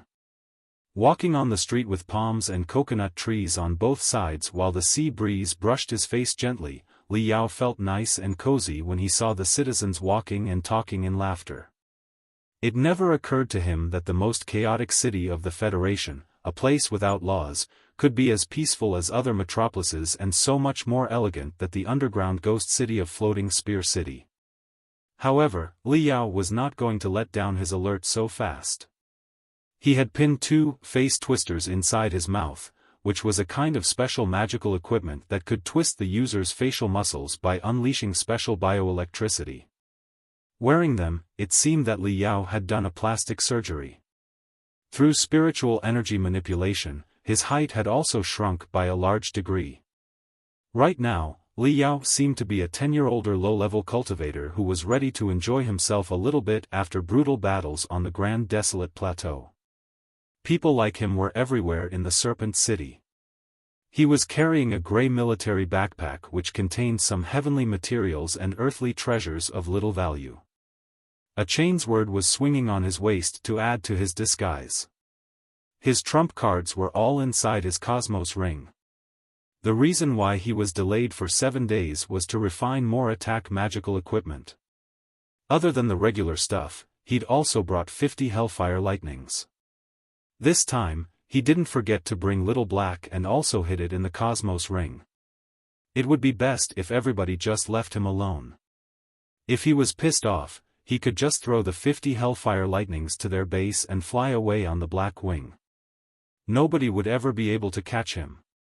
While thinking about that, Li Yao reached a building under a sign that read Bountiful Treasures Pavilion and walked inside. The Bountiful Treasures Pavilion was one of the largest black market in Serpent City. Although it was called a black market, it was most famous for good service and thorough safety measures. Trading with the Bountiful Treasures Pavilion might be a little bit less profitable, but the process would always be fair and square. The Bountiful Treasures Pavilion even offered security guards that could escort their customers until they were out of Serpent City. Should anything happen to the customer who traded with the Bountiful Treasures Pavilion, its endorser would find out the suspect drastically and eliminate him in a way that was much crueler than the secret police. The first floor of the Bountiful Treasures Pavilion was a hall for the exchange of common materials, where dozens of cultivators in similar clothes to Li Yao's were doing their business busily. They all looked up in amazement, as a beautiful, elegant lady walked out and greeted the newcomer, "Mr. Fong, nice to meet you. This pavilion is honored by your presence. This way, please. Our manager, Mr. Lin, has been waiting for you." Fong Ping was a pseudonym that Li Yao made up for himself. It was an ordinary, almost boring, name that couldn't possibly be related to his identity or his past. While he was on his way, he already reached out to the Bountiful Treasures Pavilion and sent a hologram of the forbidden scales of the mutant lion dragon to them. The precious material instantly made him a VIP of the Bountiful Treasures Pavilion, which even assigned a senior client manager for him. The Bountiful Treasures Pavilion even offered to pick him up from the station. But Li Yao rejected because he didn't want to flaunt his possessions. That guy must have got something really valuable. A fortune. A great fortune for sure. I hope that I will be invited to the VIP room and talk to a special client manager face to face one day. Many low-level cultivators were looking at Li Yao with pure jealousy. In the luxurious lift for VIPs, Li Yao ascended to the VIP reception room on the 22nd floor. The room was decorated in an ancient style, with many heavenly materials and earthly treasures placed on the display racks around. Li Yao glimpsed at them and was surprised. The heavenly materials and earthly treasures were rare and costly, many of which were as valuable as his forbidden scales, if not more. Such precious heavenly materials and earthly treasures were just lying on the display racks working as ornaments. The Bountiful Treasures Pavilion was indeed wealthy. Then Li Yao realized that this was a way to show the Bountiful Treasures Pavilion stock, as well as a way to strike the customer's confidence.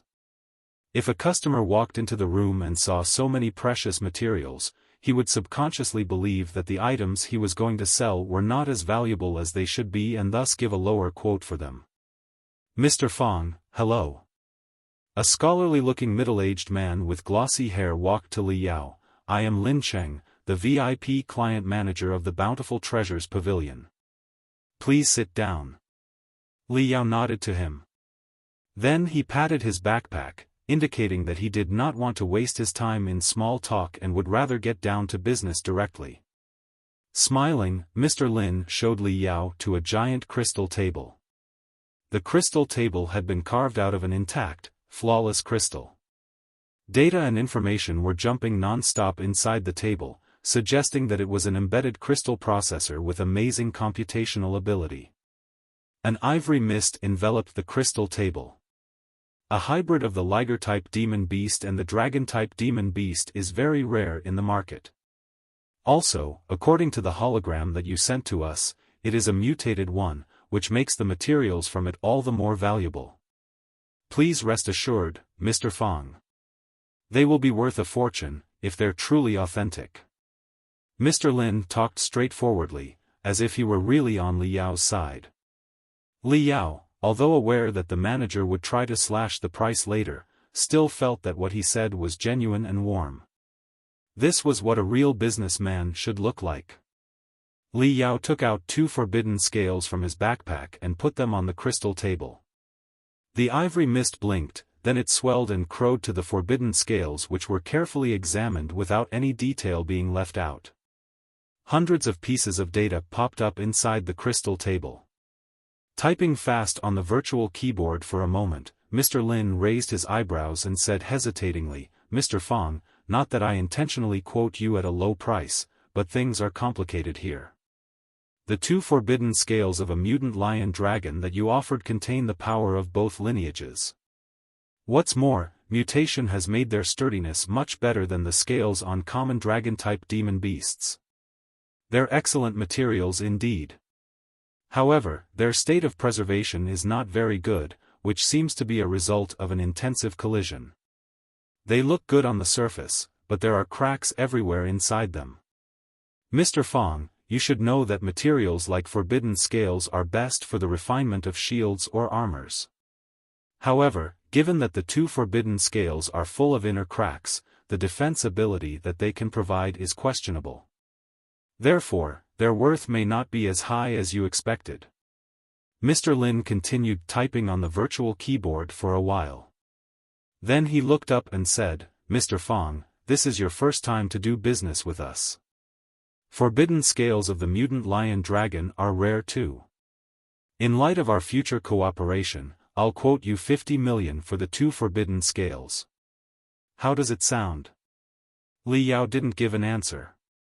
He was very well aware that the 2 forbidden scales were in bad condition, otherwise he wouldn't decide to trade them in the first place.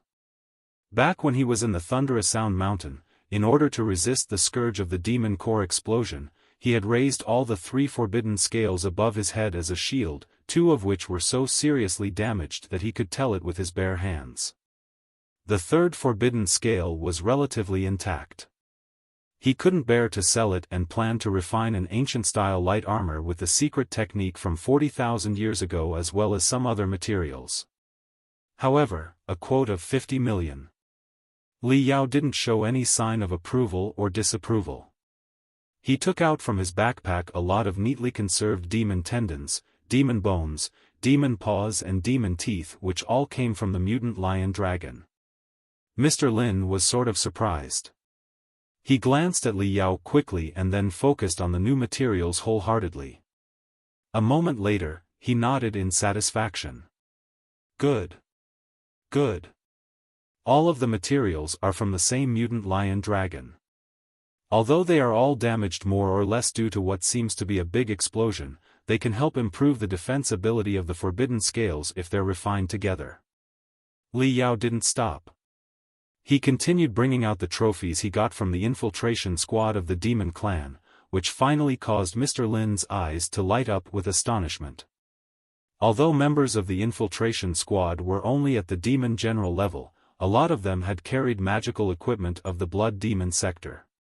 Strong magical equipment such as the Soul Stealer and the materials that were relatively unblemished were too valuable for Li Yao to sell. But the poorer items that he brought out were enough to dazzle Mr. Lin. Mr. Lin stopped talking. He picked up a pair of glasses which was in a bizarre shape and looked like an ivory mini-sized telescope from the bottom of the crystal table and put it on his nose. 2 silver lights beamed out from the glasses. He scrutinized the items on the table. After a long time, he exhaled and said, despite the bad state of preservation, there are really a whole lot of them. Together with the 2 forbidden scales, well. The 2 forbidden scales have 11 cracks and 14 cracks inside, resulting to a defense loss of 22% and 37% respectively.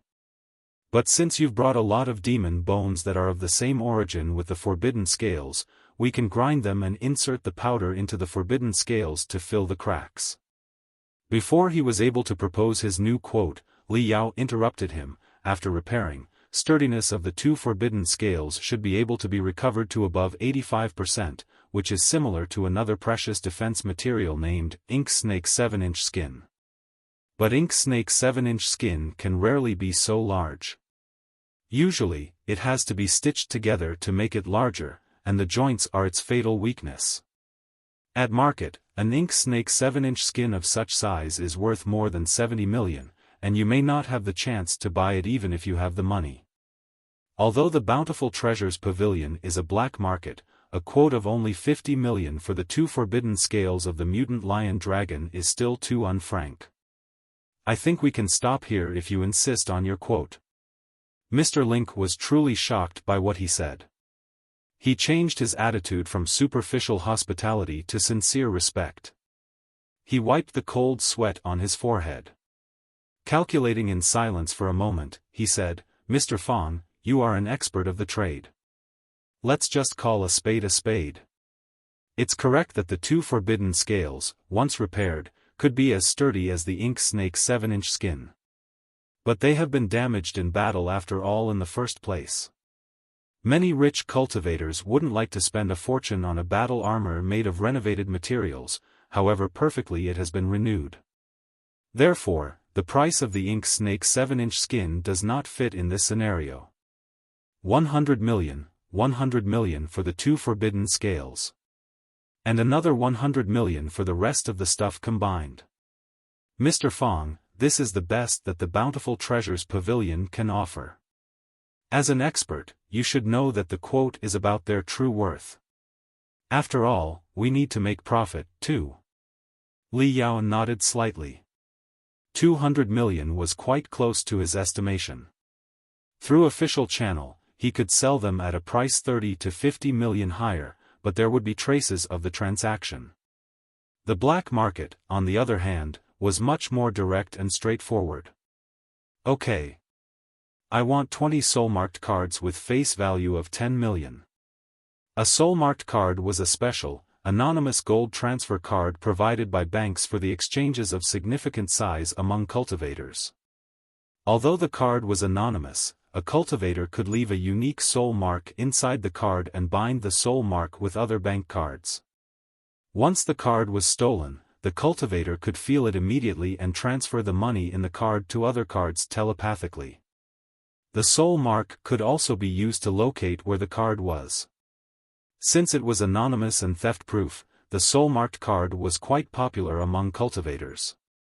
It didn't take much time before 20 violet soul-marked cards were delivered to Li Yao. Splitting 20 telepathic thoughts, binding the soul-marked cards one by one, and sensing the 10 million in each and every of them, Li Yao was so dizzy that he felt he was standing on a pile of cotton. A lot of feelings were rolling over in his mind. A year and a half ago, he was still a boy of no fame or fortune among the common class students on the playground of Crimson Nimbus Second High School watching the prestigious Fiend Blade Peng Hai flying in the sky, saliva hanging on his lips. At that time, he was told that cultivators such as Fiend Blade Peng Hai were all billionaires. They seemed to be an unreachable dream for him. But now, he had become a billionaire, too? Taking in a deep breath, Li Yao found that among other feelings, there was not much excitement. Because he was a cultivator. To be a billionaire might be a lifelong dream for an ordinary man, but it was just the start line in the cultivation world.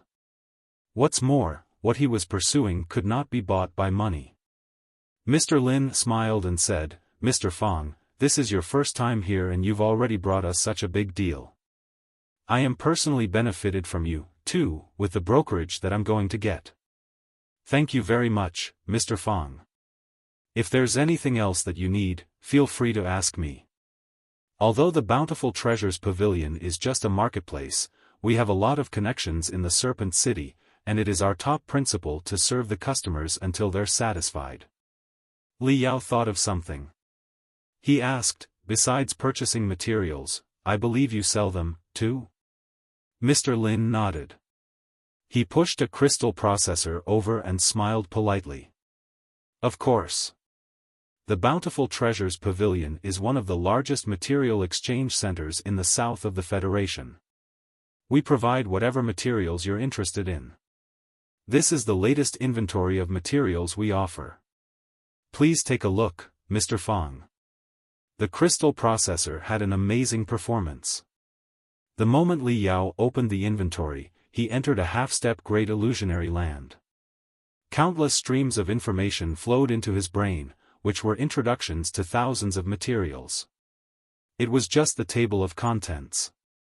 If going to details, there were millions of materials on the list. Li Yao glanced through them and sighed.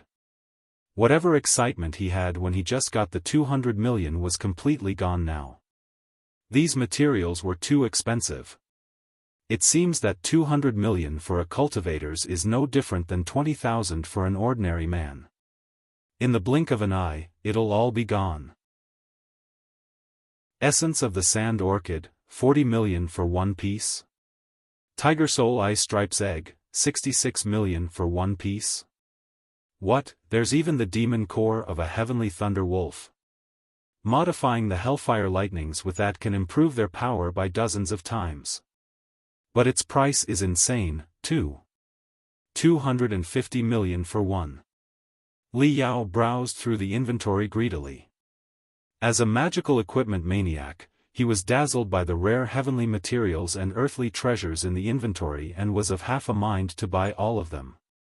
But looking at his pocket, he noticed, sadly, that there were only 20 soul-marked cards inside, which were not even enough to buy 5 different kinds of the materials.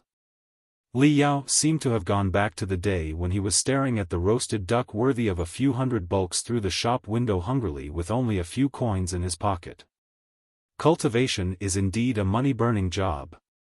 I used to do refining with ordinary materials and didn't understand it. But now that I want to refine some strong magical equipment based on heavenly materials and earthly treasures, I finally know that money is indeed a precious thing. Based on the secret refining techniques from O Yezi's memory pieces, I can refine some magical equipment that is suitable for me and can significantly improve my combat ability. But according to this inventory, the raw materials alone would cost me 1 billion. And that was not counting the cost of the Fiend Start Refining Workshop. Even if I buy a world fragment with a mortgage, I'll still have to make a 30% down payment. Considering that I'm only a refinement stage cultivator and a college student with no stable income, the banks might not agree to the down payment rate. If they ask for a higher rate, the money that I need to pay will greatly increase. Besides, there's still the cost of the modification of the world fragment. Since I'm going to build my personal refining workshop, naturally, everything should be done according to the highest standards, which will presumably cost me several hundred million. These expenses, counted together, almost reach 2 billion. Besides, I still want to wrestle with this shark, Qiu Guanyu, of the Zephyr Guild. Which means I need another 300 to 500 million. Li Yao was gritting his teeth without him knowing. He wasn't a man who was willing to bend his knee to the powerful. Besides, Guan Xiong of the Mountain Sea sect had saved his life before. The Zephyr Guild browbeat the Mountain Sea Guild into surrendering the Demon Beast Detector by foul play, which had truly infuriated Li Yao. As a refiner, he treated the magical equipment refined by him as his children. Now that the Zephyr Guild had been slandering his children, he was ready to make a serious comeback. Should I sell some more materials? Li Yao couldn't make up his mind. The materials left in the Cosmos Ring had been carefully selected by him. They hadn't been affected by the explosion and were all in good condition. He was preparing to refine them into magical equipment. That way, he would gain a much bigger profit. Seeing through his hesitation, Mr. Lin brought out a second inventory of materials without saying anything. Materials on the second inventory were much cheaper than those on the previous one. Most of their prices were at the level of millions. Some of the materials were even only a few 100,000 apiece. However, after a quick glance, Li Yao discovered that he barely knew any stuff on the inventory, and the few heavenly materials and earthly treasures that he knew were much cheaper than the market price. Li Yao looked at Mr. Lin in suspicion. Mr. Lin explained, "They're all unknown materials and defective materials, which is why their price is lower than normal." The cosmos was so enormous that there were many materials that the cultivators of the heaven's origin sector never saw, never knew, and failed to perceive their characteristics when they found one. Some of the materials were retrieved from world fragments, some were brought to the heaven's origin sector by falling stars, some were discovered in the deep underground of the heaven's origin sector. Since their backgrounds and attributes were obscure, it was difficult to refine them into magical equipment. Therefore, their prices were relatively low. However, if someone was smart enough to see the value of an unknown material and its possible usage, he would be able to buy a real bargain. As for the defective materials, they were like the forbidden scales that Li Yao brought, only hundreds of times more seriously damaged, bordering on the irreparable. Therefore, their prices were much lower than their normal counterparts. Sometimes it was only 1/10 of the original price. If a refiner had a secret technique to fix the materials, or simply chose to use them for auxiliary purposes, it would be a good bargain, too, to buy some of the defective materials back. Li Yao's eyes were glaring in delight. There were some secret techniques in the 100 Smelting Clan to fix the defective materials. Although it was impossible to entirely renew the materials, the utility rate of them could be considerably improved. Now that he was not rich enough to buy the first-class materials, he might as well buy some defective ones. How can I buy the unknown materials and the defective materials? Mr. Lin smiled. The trading procedure for unknown materials and defective materials is different from that for ordinary materials. Since the quality and performance of the ordinary materials are relatively stable, the Bountiful Treasures Pavilion guarantee that all of them are exactly fit to their descriptions on the inventory. Our customers can buy whatever they want by shopping through the inventory. If they are not satisfied at their purchase when it is delivered, whatever they've bought can be refunded or replaced at their will. But the Bountiful Treasures Pavilion cannot confirm the value of the unknown materials and defective materials. For some materials, we don't even know what they are. Therefore, the customers are allowed to examine the materials in person before placing an order. Such materials are indeed cheap. But they cannot be returned once they're purchased. So, let's get one thing straight. The Bountiful Treasures Pavilion does not endorse any of the materials. Chances are that one might spend a few million on what one thought to be precious, only to find out that it is a bizarre stone in the end. The Bountiful Treasures Pavilion will not take any responsibility in such cases. Mr. Lin paused and said, "This is not a rule invented by the Bountiful Treasures Pavilion, but a common practice of all the material exchange centers in and beyond Serpent City." Mr. Lin smiled and continued, "It is indeed risky to buy unknown materials and defective materials. But the yield can be amazing too, if you've picked the right stuff. Somebody became a magnate overnight, yet somebody was so addicted to the activity that they paid a few billion for loads of garbage. It is interesting that many cultivators call buying unknown materials and defective materials treasure gambling, which is even more attractive to them than purchasing ordinary materials. It just so happens, Mr. Lin took out an emerald card made of green jade from his pocket and said, "If Mr. Fong wishes to buy unknown materials and defective materials, I can take you to the warehouse right now. However, a new batch of materials will be delivered tomorrow, which is said to contain several unknown materials from other worlds. Many cultivators have expressed their interest. Therefore, the Bountiful Treasures Pavilion is going to hold a large trade fair for unknown materials and defective materials in 2 days' time. Since Mr. Fong apparently is an expert of the business, I assume you are interested too. This is a VIP invitation card for you. Please keep it. If you're not occupied in 2 days, feel free to drop by. Li Yao was instantly attracted. Unknown materials from other worlds? It was going to be an eye-opener. There were other affairs that he needed to attend to in the Serpent City, which would cost him another 2 days anyway. Therefore, he accepted the card and replied without hesitation, "Sure. I'll be at the trade fair in 2 days." After thinking for a moment, he asked, "Mr. Lin, I'm looking for a powerful crypto hacker. Do you have any idea whom I can turn to?" Mr. Lin answered, "There are several skilled, experienced crypto hackers within the Bountiful Treasures Pavilion. Please wait a moment, Mr. Fong." He typed fast on the keyboard for a while and exclaimed in joy, "Master Qin is free at present. I've made an appointment. I'll show you the way, Mr. Fong." Master Qin was an obese, bald, middle-aged man who probably weighed more than 150 kilograms. His office was brimming with crystal processor components. Crystal wires were everywhere, like a thickly dotted spider net. Dozens of mini crystal processors were flying among the crystal wires, humming like the busy bees in flowers. Impressive. Li Yao was also a crystal processor fan.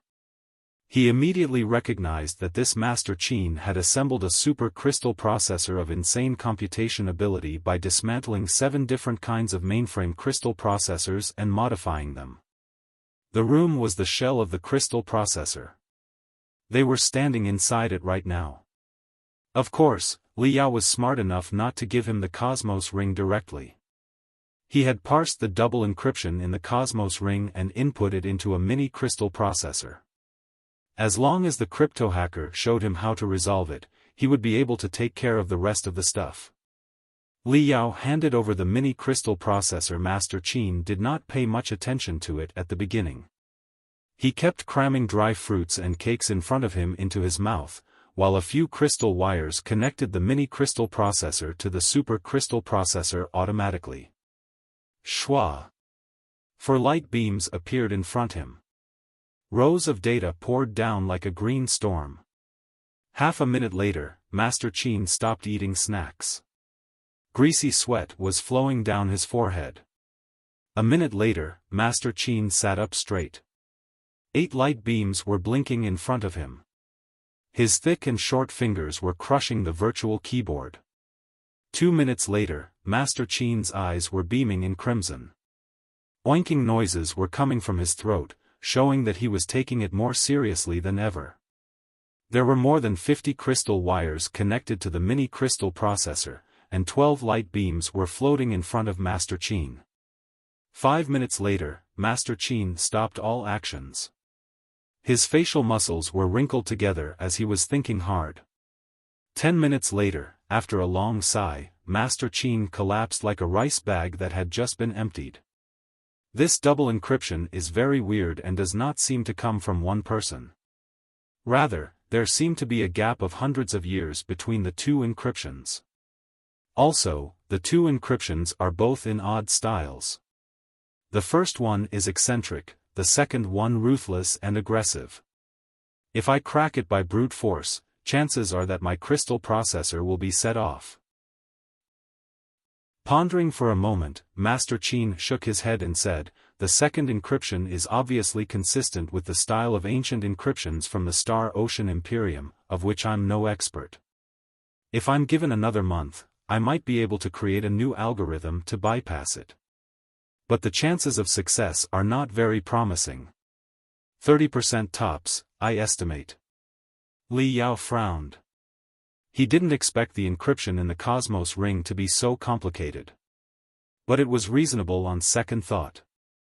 If the encryption was simple, the snake demon would have cracked it already, and he wouldn't be the one taking the advantage now.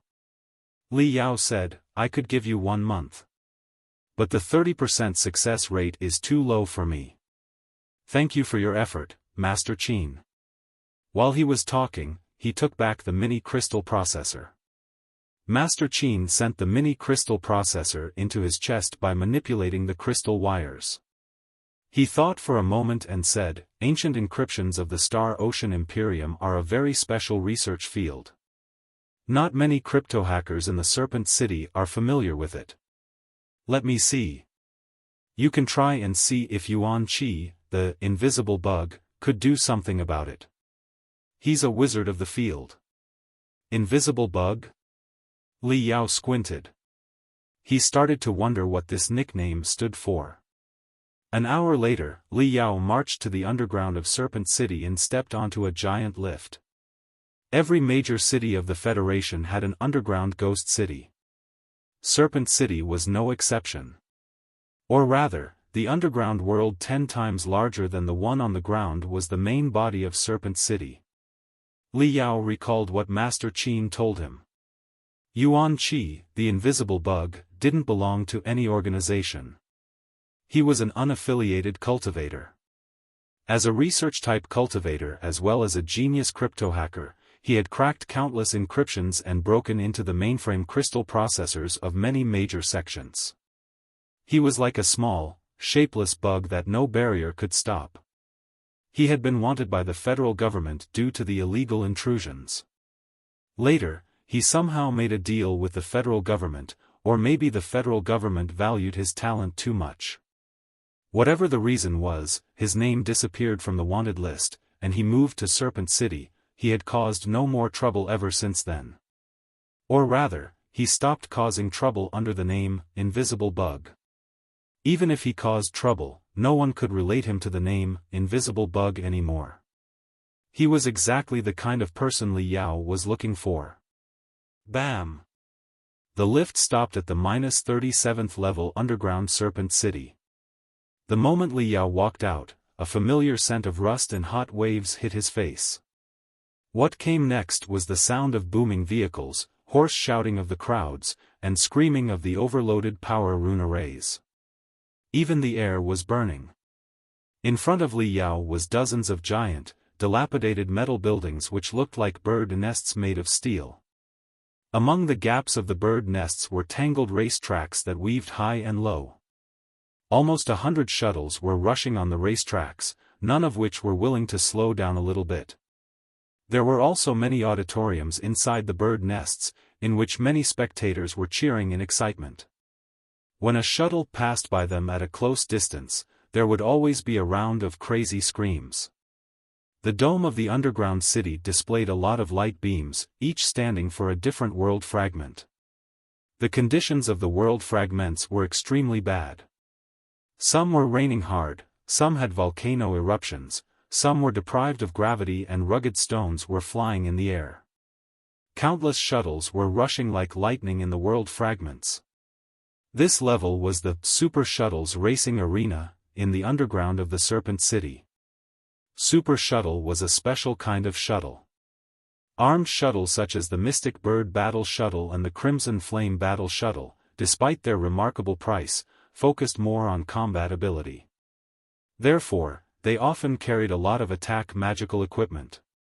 Their shape designs had taken battle needs into consideration too. All in all, their speed was not the fastest. The Super Shuttle was a kind of shuttle refined with speed as the priority. All unnecessary components were removed to minimize the weight. Comfortability, attackability, and defense ability were all put aside, just in order to improve the shuttle's top speed.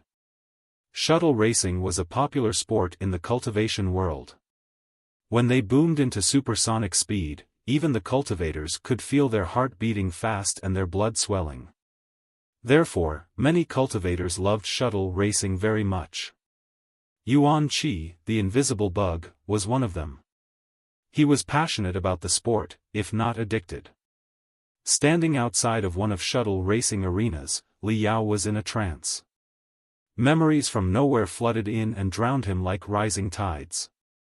The strange dream that had been haunting him since he was a little kid, in which Li Yao, an earthling, was the best racing automobile mechanic and the most skilled underground racing driver in his city, crept back. Li Yao had buried the dream deep into his brain. He barely touched anything related to shuttle racing in his entire life. Over the past a year and a half, after he'd absorbed Oyezi's memories, it was the 100 smelting clan 40,000 years ago that often showed up in his dreams. The Earthling Li Yao hadn't visited him for a long time. He even thought that the dream was already gone. But when he was standing outside the shuttle racing arena listening to the roaring, booming, cracking and shouting, he suddenly realized. An intangible seal deep inside his head had been torn apart instantly, like a fierce animal that just broke out of the cage in which it had been locked for years. Irritating power flowed through his veins. His every finger and every toe started itching and jittering uncontrollably. PFFF. Li Yao exhaled a long breath. Of all things in the world, this invisible bug Yuan Qi happened to like shuttle racing best. Li Yao had planned to wait for Yuan Qi outside of the arena, but somebody seemed to have cast a spell to his legs which brought him into it. Li Yao used a lift to reach a gap on the top of the bird nest and sat down in a random seat. In the middle of the bird nest, a shuttle race was coming to an end. The 8 shuttles in the game had all dashed into supersonic speed. The ear-splitting noises from them were transformed by rune arrays into blood-boiling roars, which brought an authentic feeling of momentum for the audiences. Swoosh! Swoosh! Swoosh! The race tracks in the bird nest were all three-dimensional. They were embroiled together, and there were cliffs and high walls here and there. Sometimes the shuttles on them needed to move vertically or even do a 360-degree rotation. In the last spurt, 3 shuttles, due to slow reactions, crashed into the guardrail. Fortunately, there were defense rune arrays on the race tracks and rosy gelatin for protection of drivers inside the shuttles. The drivers were all uninjured after the accident, although their shuttles were nothing but piles of garbage now. The rest of the 5 shuttles continued chasing one another. A black shuttle was in the lead, followed by an orange one, which was trying to surpass the black shuttle ahead of it. But the black shuttle was suppressing the orange one the whole time. At the last turn, the orange shuttle almost hit the wall due to overacceleration. While it was readjusting its direction and speed, 2 other shuttles exceeded it, making it a 4th place in the end. Swoosh! The black shuttle was the first to pass the finish line. The race was won. A moment later, the 5 shuttles all arrived in the maintenance area under the bird nest. The hatch of the orange shuttle, which had a flying, 2-winged bug in it, was opened. A young man, who had dark circles under his eyes and pale skin that were indicative of an all-year-round indoor life, jumped out of the shuttle and cursed while slapping its hatch. Yuan Qi. You lost yet another 3 million to me after this game. A tall young man crawled out of the black shuttle which was painted with a demon pattern and laughed. Yuan Qi's face was flushed with shame, the veins on his neck bulging. He stomped on his feet and exclaimed, "Gao Rong, don't overestimate yourself. I was a little bit sluggish at the last turn, otherwise I would have surpassed you for sure. I'm going to modify my shuttle right now. Let's race again, I dare you." Gao Rong, the tall young man, smiled and replied casually, "Anytime. We can play however many games you want as long as you've still got the money to lose." The shuttle racing arena offered super shuttles for rent to visitors. But most of its profits came from the sales and modification of super shuttles. A super shuttle was even more expensive than armed shuttles such as the Mystic Bird Battle Shuttle or the Crimson Flame Battle Shuttle by itself. The cost of upgrading and modifying them was a bottomless hole. Fans of the super shuttles were mostly rich cultivators. It was not unusual for 2 competitors, when in a quarrel, to spend millions on upgrading their shuttles on the spot. Yuan Qi was a regular customer of this super shuttle racing arena. The moment he declared war on his opponent, many staff members dragged his super shuttle to the modification workshop. An old, gray-haired, seemingly professional man held a crystal processor and asked Yuan Qi to select an upgrade plan. Cost of the plans were, naturally, astronomical. Li Yao stepped forward. Master Yuan, Master Qin of the Bountiful Treasures Pavilion has referred me to you. I have a double encryption that, according to him, you are the only one in the entire Serpent City capable of cracking. Yuan Qi heard none of it. In bloody redness, his eyes were fixed on a resplendent upgrade plan as he gnashed, "Good. Good. Good.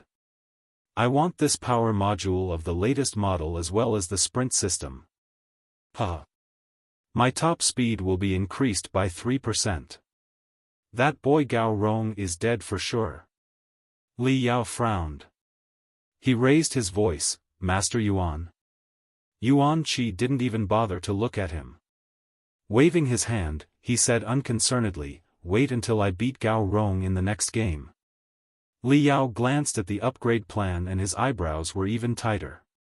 He didn't want to waste his time, so he said straightforwardly, "But you'll only be slower under this new plan. You wouldn't defeat him even if you play another 10 games with him." "What?" This time, Yuan Qi finally looked up. His triangular eyes were glaring. "What did you say?" The old man who had been promoting the upgrade plans to Yuan Qi looked at Li Yao in dissatisfaction and said, "Dear sir, the Aurora Autos is a renowned shuttle dealership that has operated for decades in the Serpent City. The quality of our goods and service has won universal praise. The upgrade plan consists of super shuttle components of the latest model. Although they are a bit costly, they'll definitely enhance the performance of the vehicle." "Based on what did you say such vilification?" Li Yao said, "Make no mistake. I'm not saying that the upgrade plan is not good. I'm just saying that Master Yuan is too weak." Yuan Qi waved his arms and jumped about like a monkey whose bottom was being burned. Pointing at his flushed nose, he shouted, "I am too weak? You are." There was no expression on Li Yao's face. He explained, "Considering that you are just an amateur, you are reasonably skilled. Your linear acceleration and spinning at turns are pretty impressive. But an amateur is just an amateur. You lack a lot of basic training. When everything is fine, you're fine, but when there are emergencies such as the 3 super shuttles hitting the guardrail previously, you are seriously affected. Also, you were not calm enough when you fall behind. You were even provoked by your opponent and made a terrible last turn, which caused you to fall from 2nd place to 4th place in the end. Is there a problem calling you too weak?" Yuan Qi's swinging arms suddenly lost momentum. He was a famous amateur racing driver in the Serpent City. The Aurora Autos, in order to attract him to spend more money, often flattered him as best as it could. He had never heard such sharp observations before. The gray-haired old man of the Aurora Autos was also fascinated. He examined Li Yao carefully. Yuan Qi was puzzled for a while. Then he shouted again, "You just said that the more I upgrade my super shuttle, the slower it will become. Why is that?" Li Yao said, "You made a mistake that is common among amateurs. The faster, the better, the lighter, the better. This is a well-accepted misconception, because you never thought about whether or not you are capable of harnessing it. Your lack of training results in your unstable racing style. The faster and lighter your super shuttle gets, the more difficult it will be for you to drive. If you drove it alone, or you were always in the lead without interference, that would be fine. But when you are rivaling with somebody and get distracted, or when your shuttle was scraped against, you will be all hurry-scurry not knowing what to do. According to what I saw in your last lap, you were already hardly able to control that speed. It was lucky for you not to hit anything on the spot. But the upgrade plan you just chose imitates the bones of eagle-type dragon beasts, which will decrease the weight of your super shuttle by 2% and increase the speed by 3%. It's definitely not something that you can handle. If you pick this plan, your shuttle will shake like a candle being blown in wind within 2 laps. The confusion on Yuan Qi's face turned into frustration. He murmured, "Do you mean I'm going to lose anyway?" "Not exactly." Li Yao thought for a moment and said, "You're equally skilled as the driver of the black shuttle. He is only slightly better than you." He made the same mistake that you did. He also paid too much attention to weight and speed and overlooked stability. He could barely control his vehicle at that speed. In my opinion, you should switch to a less powerful rune array system and cut down the power output by 5% to 6%. As for the shell, you don't need biomimetic materials for it. Any ordinary alloy material will be good. It will be better if your shuttle is 7% to 9% heavier than it currently is. Right, you have a habit of leaning leftward during your acceleration. You might want to take that into consideration when you're configuring the balance system of the vehicle. Make a minor adjustment to the stabilizer fins and you will be good to go. After such modification, you should be able to find the balance between speed and usability. Moreover, I think your opponent is not best at the vertical parts of the racetracks, especially the vertical drops. His movement was rigid during those parts. I assume he might be a victim of acrophobia. You can try to attack him on the vertical drop racing tracks and break his rhythm. It will be even better if you can trouble his mind. As to precisely what upgrade plan to choose, you might want to listen to the opinions of this gentleman here. Scratching his face, Yuan Qi nodded in agreement. He turned to the gray-haired old man. Cold sweat was appearing on the man's forehead as he knew he had met a true expert today. Li Yao's upgrade plan was all based on ordinary materials. There wouldn't be much profit in it. However, he did not dare to assert his upgrade plan. Suppose the upgrade plan he recommended was too much for Yuan Qi and the modified shuttle hit the wall in the end, the credit of the Aurora Autos would be undermined, because Li Yao had forewarned them and yet they insisted on it. Since Yuan Qi was an old customer, Aurora Autos wouldn't kill the goose that laid the golden eggs. Pondering for a moment, the old smiled and said sincerely, "This gentleman does have a point. It's my fault that I failed to look at it in the big picture. I can draw a new upgrade plan according to his ideas. This way, please, Mr. Yuan." Yuan Qi was too hasty to stay any longer. He gestured for Li Yao to wait a moment and followed the gray-haired old man away. However, Li Yao didn't feel too confident about his remarks. Victory or failure of the super shuttle racing could be determined within a single second. There were too many factors that could affect the outcome during the second. A better super shuttle couldn't guarantee a victory in the end. It was the on-the-spot performance that mattered most. If Yuan Qi was not in his best state and lost the game, he'd definitely blame Li Yao for his failure. It would be bad. But one couldn't unsay what one had already said. Li Yao could only sit down and watch other racing games while waiting patiently. The drivers in the races were all amateurs. Li Yao lost interest in them after watching several laps. Bored, he shut his eyes and displayed the structure design of the mystic skeleton battlesuit in his brain. Burying himself inside the suit, Li Yao started studying. It was not until 2 hours later when he was contemplating an amazing idea that he was interrupted by a wild, joyful scream. "I won the game!" Li Yao opened his eyes. Yuan Qi was laughing with his mouth spreading wide open in front of him. He shouted, "Hey, over the 2 years I've been competing with Gao Rong, I've never experienced a game as exhilarating as today." I pushed him into a corner and his shuttle got overturned. "My friend, you truly know what you're talking about." While he was talking, Yuan Qi stretched out his hand and said, "You said you have an encryption that you want me to crack? Let me take a look at it." Li Yao smiled and handed over the mini crystal processor before activating the double encryption. "Without your enlightenment, I would have gone further down the path of overmodification, never to come back. There wouldn't be a chance for me to defeat Gao Rong anymore. Lucky for me. Lucky for me." Yuan Qi browsed the encryption casually while he was talking non-stop, still dwelling in the world of super shuttles and his victory. A moment later, he gasped and seemed to become a different person. The easiness on his face was replaced by solemnness. There were 2 deep lakes in his eyes. He murmured, "Beautiful. So beautiful." the double encryption is dazzlingly beautiful. Yuan Qi gazed at the light beam of the crystal processor as he walked forward, forgetting the existence of Li Yao. It was not until he was at the exit of the super shuttle racing arena that he remembered that the owner of the double encryption was beside him. He exclaimed, "Come on. Let's go to my place." Yuan Qi lived on the -45th floor of Serpent City, which was full of shuttle workshops and second-hand crystal processor dealers.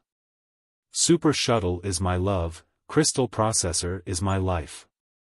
I can get them both here. Bypassing a mountain of crystal processor waste, Yuan Qi led Li Yao to the door of a shabby warehouse.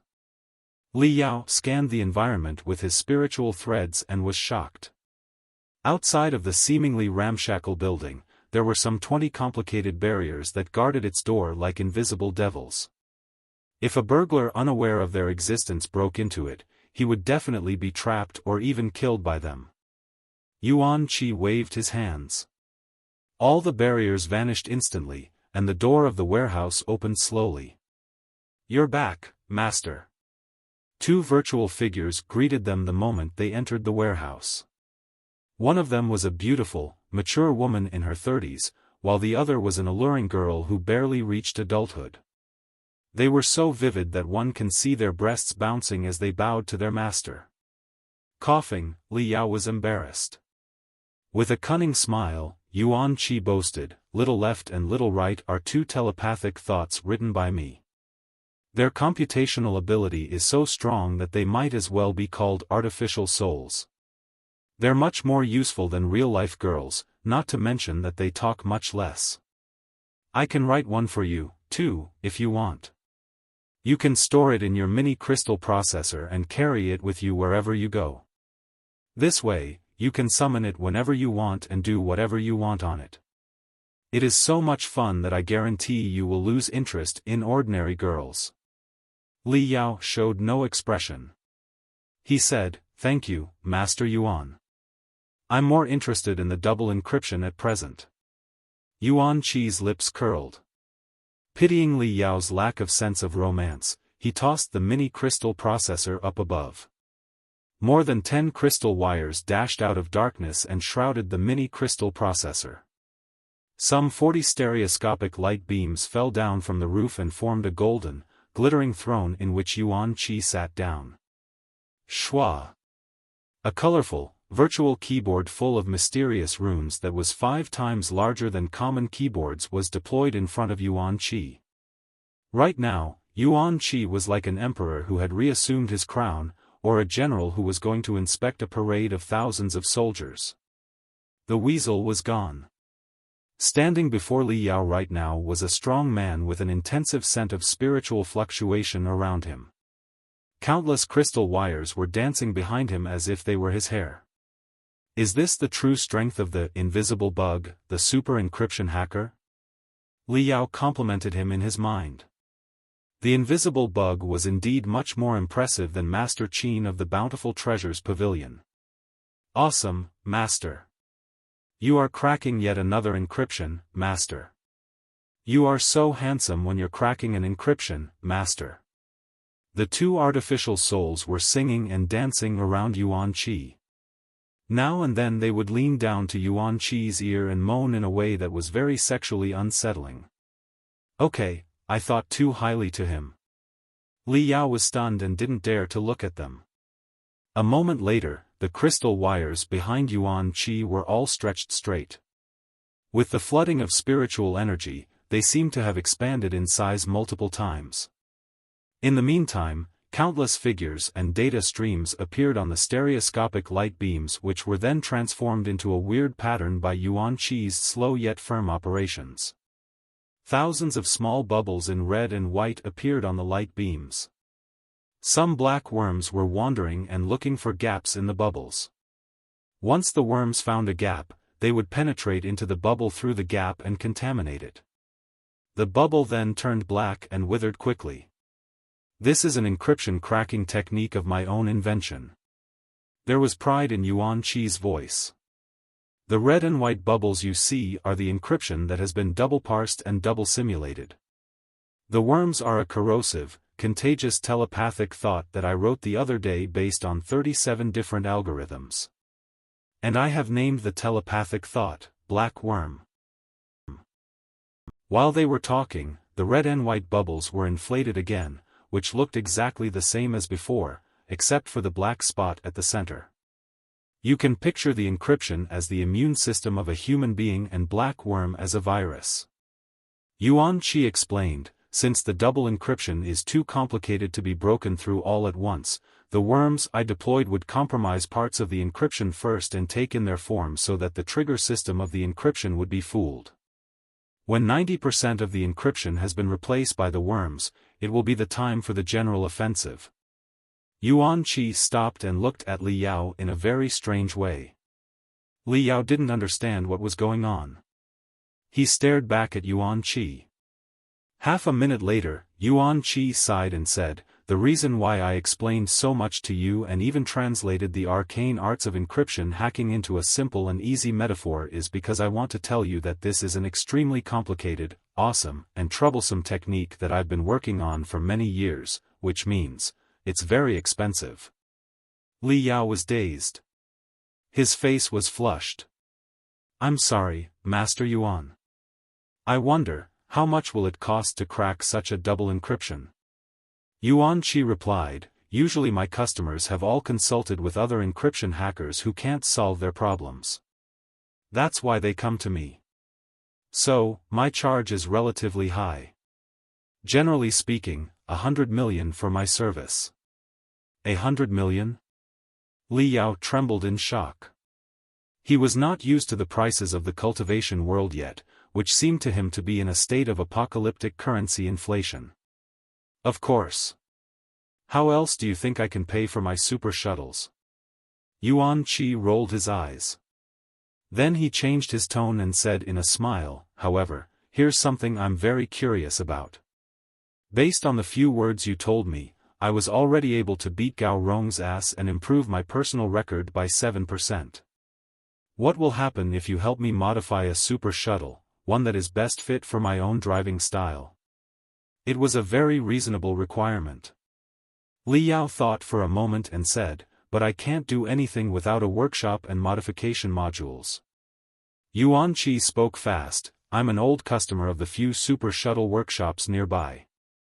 There won't be a problem to borrow one room and a few mechanics to help you for a while. Their module list is very thorough, too. If they don't have the module that you need, they can ask the dealers to ship the module to them easily. Money won't be a problem either. Whatever you need, just pick M." Li Yao pondered for a moment and then said, "I also need footage of you in super shuttle races from various perspectives. The more, the better. I need to analyze your driving pattern and capability." Yuan Qi nodded his head, "No problem. I always save the footage of every race I'm in. They will be given to you in a moment. Is there anything else you need?" "There is." Li Yao said seriously, "Show me a set of martial arts." Yuan Qi was dazed. Quadrilateral coordination is very important for drivers. "I need to see how good you are." Deeply frowned, Yuan Qi made a funny noise. He seemed to be suddenly caught by chondropathy and performed crookedly what could almost be called 13 forces of war beasts. "Awesome, Master. Master is as handsome as ever whatever you're doing. Little right can't hold myself anymore." The two artificial souls were singing, dancing, moaning again around him. Yuan Qi gnashed his teeth and asked, "Now, is everything good?" "Yes, everything is good." Li Yao smiled. Cracking sounds came from his fingers as he crossed his fingers and pressed them. An intimidating aura of mastership enveloped Li Yao, the same as Yuan Qi back when he was behind the virtual keyboard. Half an hour later, in a super shuttle workshop not far from the warehouse. "Mr. Sun, this is Master Fong, an expert that I hired recently. Master Fong is going to modify the ALKAID 1 that I sent for maintenance here the other day. He is going to need one of your rooms as well as a few mechanics to help him. Is there any problem?" Yuan Chi was very familiar with the boss of the workshop. He grinned as they spoke. Of course not. I'm sure that Master Fong must be a top expert of the trade. We're grateful that we have the opportunity to learn from Master Fong. No problem at all. Mr. Sun showed them the way into his workshop with a big smile while he was sneering in his mind, wondering how much money this so-called expert had swindled out of Yuan Chi. This was not the first time that Yuan Chi had introduced an expert to him, who was entrusted by Yuan Chi to modify his super shuttles. Expert or not, the fees they charged were all shockingly high. But of course, Mr. Sun wouldn't say it out, because just like the experts, he was also counting on Yuan Chi's money to feed his own family. Anyway, Yuan Chi was a well-off encryption hacker. The expenses were nothing in his eyes. In Mr. Sun's eyes, the top principle of the cultivation world was that friendliness was the harbinger of wealth. It was best to flatter one another and make money together. Why should he tell the truth and scare the big client away? Therefore, the moment Li Yao entered his door, Mr. Sun had started adulating him. According to the 5 minutes of speech that he gave, Li Yao had become the best super shuttle modifier in the entire Star Glory Federation. The ALKAID is all yours now. She is my most beloved super shuttle. I've had to keep her here for maintenance because of a minor accident the other day. That's why I had to use a substitute for the race today. Yuan Chi smiled. It's quite time-consuming to crack a double encryption. I expect that there will be another day and night before it is done. I need to keep an eye on the process. In the meantime, I hope you can give ALKAID a new life. Yuan Chi left the workshop. Mr. Sun and a few mechanics came close and grinned. I don't think we've met before, have we? Li Yao nodded his head. He said, I don't participate in super shuttle races. I'm just an amateur, modifying shuttles for fun, that's all. Mr. Sun and his mechanics looked at each other in amazement. Impressive. An amateur has earned Yuan Chi's trust. He must know what he is doing. Watch and learn how he does the job. Mr. Sun gestured to the mechanics with his eyes. Yuan Chi was not a newbie who knew nothing about super shuttles. Yet, he was not an expert of it, either. Such snobs were the easiest to trick. But it required true knowledge to fool them too. Mr. Sun and his lot was wondering how Li Yao was respected as the master by Yuan Chi. Li Yao was indifferent to their reactions. He buried himself in his own world. Pondering for a moment, he inserted the jade slips that Yuan Chi offered to the mini crystal processor. Schwa. Schwa. Schwa.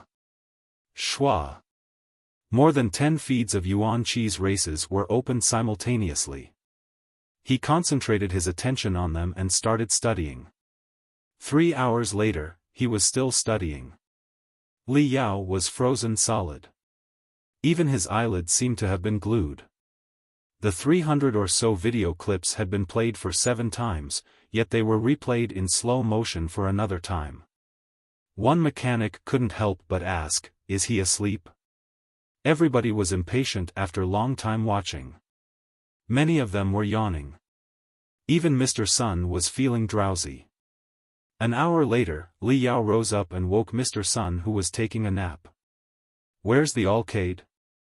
I need to see the shuttle. Inside the garage, in the deep darkness, were 7 parked shuttles, including a few armed shuttles that worth tens of millions. Yet their brightness was all eclipsed by the super shuttle in the middle that was black and red. The super shuttle had been designed with an aggressive style. Its sharp edges brought the feeling of a black dagger in blood that was ready to pierce through the heavens and tear the stars apart. Closing his eyes, Li Yao could picture the super shuttle storming in a beast tide, crumbling everything in its way with nothing but the shocking speed. No wonder it was named ALKAID. It seemed to be capable of slashing an entire army from head to toe without any interruption. The hatch of the shuttle slid open.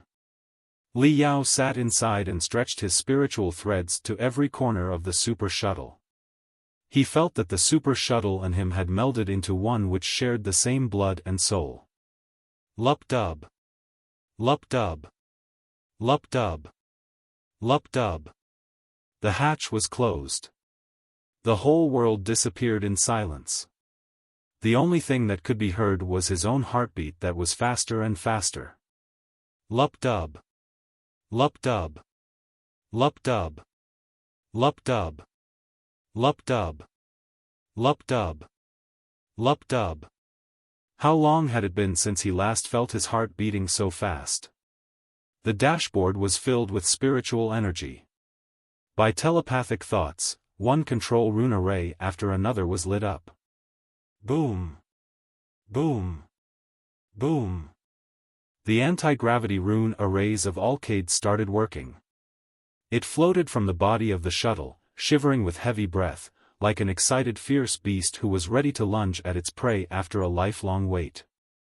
Let me see how good this ALKAID is, or how good I am. Deep inside his brain lurked countless memories of racing games. He was born into this world with these memories, which were much more profound than Yezi's. Car racing was almost his instinct. 3 months of crystal suit training had endowed him with a lot of driving skills. Driving a crystal suit was quite similar to driving a super shuttle, if not hundreds of times more difficult. If he could handle a crystal suit, he could certainly handle a super shuttle. The seemingly complicated dashboard of the super shuttle was as clear as a drop-down menu in Li Yao's eyes. With a telepathic though, ALKAID rushed out like a laser. Next day in the morning, Yuan Qi, who had been busy all night, returned to the workshop. Although his eyes were full of blood streak, he was really excited. However, to his confusion, Mr. Sun and his mechanics looked awful in the workshop. Seeing their terrified faces, one might have thought a majestic, prehistoric animal had ensconced itself in the room behind them. Yuan Qi's focus was strongly attracted by some kind of strange things floating in the air just as he entered the workshop. Under the illumination of lights, floating golden threads whose diameter did not exceed 1/10 of a hair in the air glimmered. Occasionally, one could also see some extremely thin and almost transparent golden foil fluttering, transforming the workshop into a dreamlike ocean. This is. The golden threads and the golden foils seemed to have been possessed by some demonic spirit as they danced around Yuan Qi.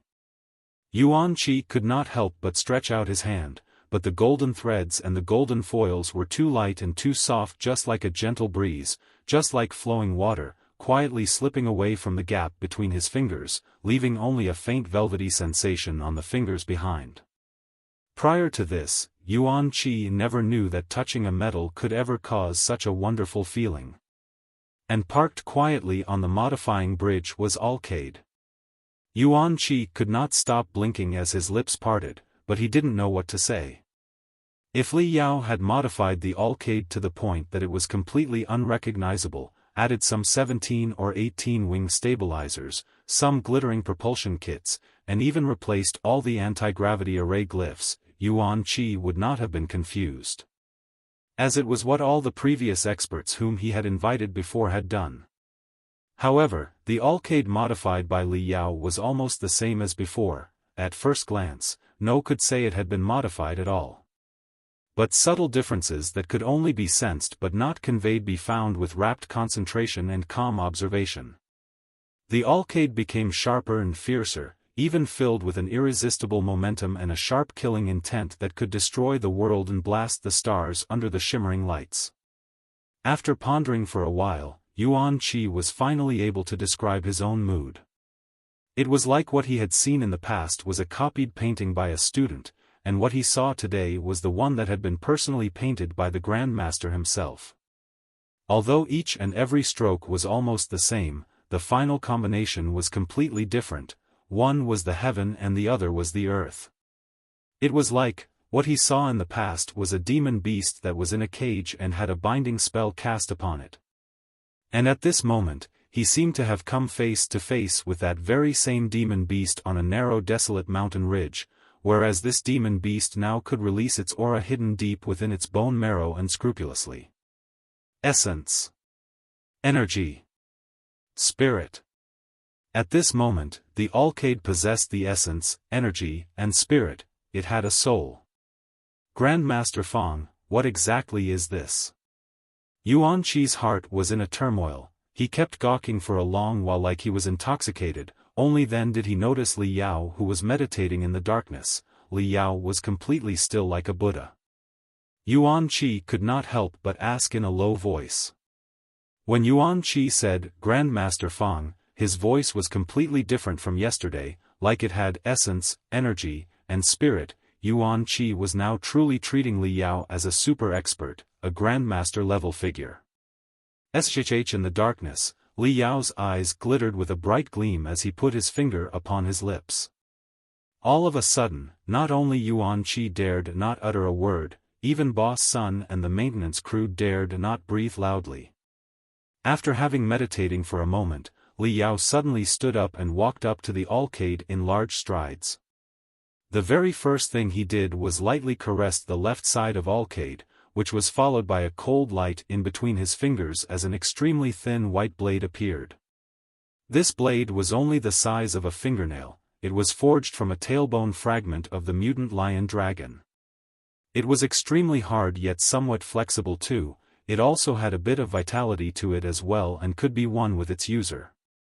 Nothing was better than this blade to finely engrave the magical equipment components. Without the slightest bit of hesitation whatsoever, a sharp white aura frantically appeared like a lightning bolt shot out from the ends of his fingers as he scraped the ALKAID's body at an extreme speed before a golden thread thinner than a hair was pulled out immediately. Yuan Chi sucked in a lump of cold air. Only now did he come to realize that the golden threads and golden foils fluttering in the air were Li Yao's pure handiwork from polishing the ALKAID's body. No wonder the ALKAID didn't seem to have changed, but it suddenly possessed essence, energy, and spirit. Moreover, after Li Yao's scraping, when just this extremely fine golden thread was pulled out, it seemed as if a painted dragon had come to life by putting in the pupils of its eyes. All of a sudden, the ALKAID had come to life, turning into a ferocious beast that opened its bloody mouth as it pounced towards Yuan Chi fiercely. Yuan Chi could not help but take a half-step back. However, when he focused his eyes, only then did he discover that the ALKAID was staying honestly where it was. But an anxious aura was emanating from it, giving the impression that it was an anxious, wild horse that desired to storm and break the enemy positions on a battlefield, waiting for him to conquer and ride it. With a snap of Li Yao's fingers, the lightning transformed into a white bone blade, and with another snap, the bone blade disappeared. Lightly blowing on the ALKAID and half squinting his eyes, Li Yao perceived every slight change in the air flowing over the surface of the shuttle. Li Yao contentedly nodded after 10 seconds before he spoke. "Is there some problem with your heart?" Yuan Chi was caught by surprise for a moment before he replied, shaking his head, "No."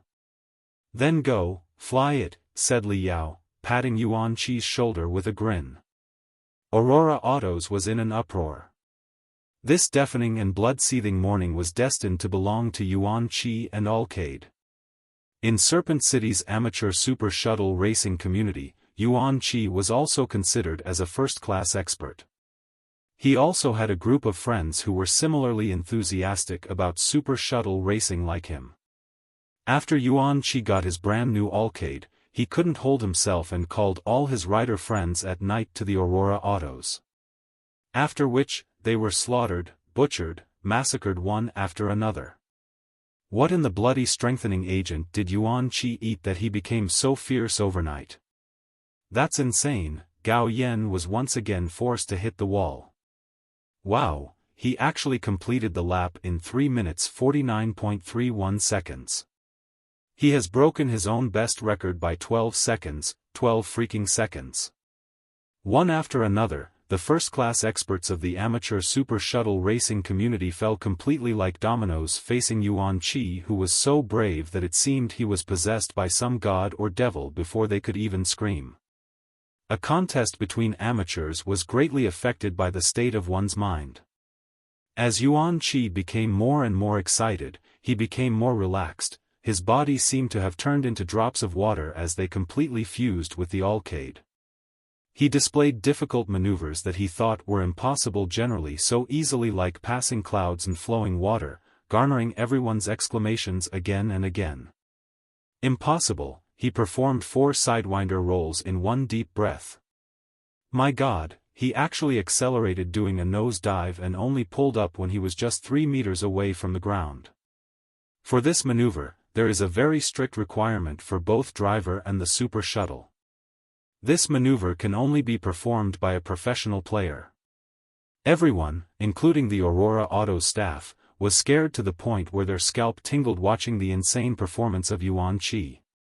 Such an abnormal performance could not be explained by just having in a wonderful state of mind. Finally, many recalled Yuan Qi say that his ALKAID had been modified by a super expert. At the beginning, no one paid heed to it. Although they noticed that the ALKAID was somewhat different than the normal with their amateur-level insight, they still could not say where it was different. It was just a normal super shuttle that was simply a bit shabby compared to the modified super shuttles they rode that had been undergone all kinds of modification, to the point where they were completely unrecognizable. Only now, when this shabby ALKAID had completely routed their strengthened super shuttles, did they recall that Yuan Qi had mentioned Grandmaster Fong a while ago. Did Yuan Qi really become lucky and meet a master super shuttle modifier? While the numerous super shuttle fans were greatly puzzled in the Aurora Autos, Li Yao sat quietly in the metal bird nest. Half squinting his eyes, he listened to the deafening roars like he was listening to the music as he pondered about the future plans. Modifying super shuttles was just a hobby. His main focus was still crafting the Mystic Skeleton Battlesuit, as well as building the Fiend Star Refining Workshop. Of course, he still had to do some in-depth investigation on the problem of the Demon Beast detector with the Zephyr Guild's Shark Choguanyu before everything. All this required a generous startup capital support. Looking closely at the value of heaven and earth treasures as well as the decrypting cost of Yuan Qi, Li Yao was deeply aware of how much money cultivation burned. No wonder a vast majority of the cultivators were stuck in the refinement stage for their entire lifetimes. Indeed, they earned more, but their spending was also quite a lot. Is there a way to earn a lot quickly? Li Yao lightly scratched his chin as he started pondering. If he wanted to get rich, he needed to take the risk. The fastest way to make money in the Serpent City was gambling for sure. There was a total of 7 super large casinos in the Serpent City, especially dedicated to the cultivators. Tens of billions moved up and down in minutes and seconds.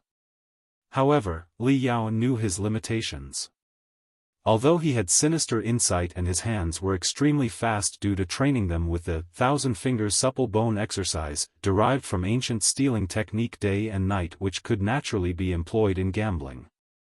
However, at the end of the day, he was just an insignificant refinement stage cultivator.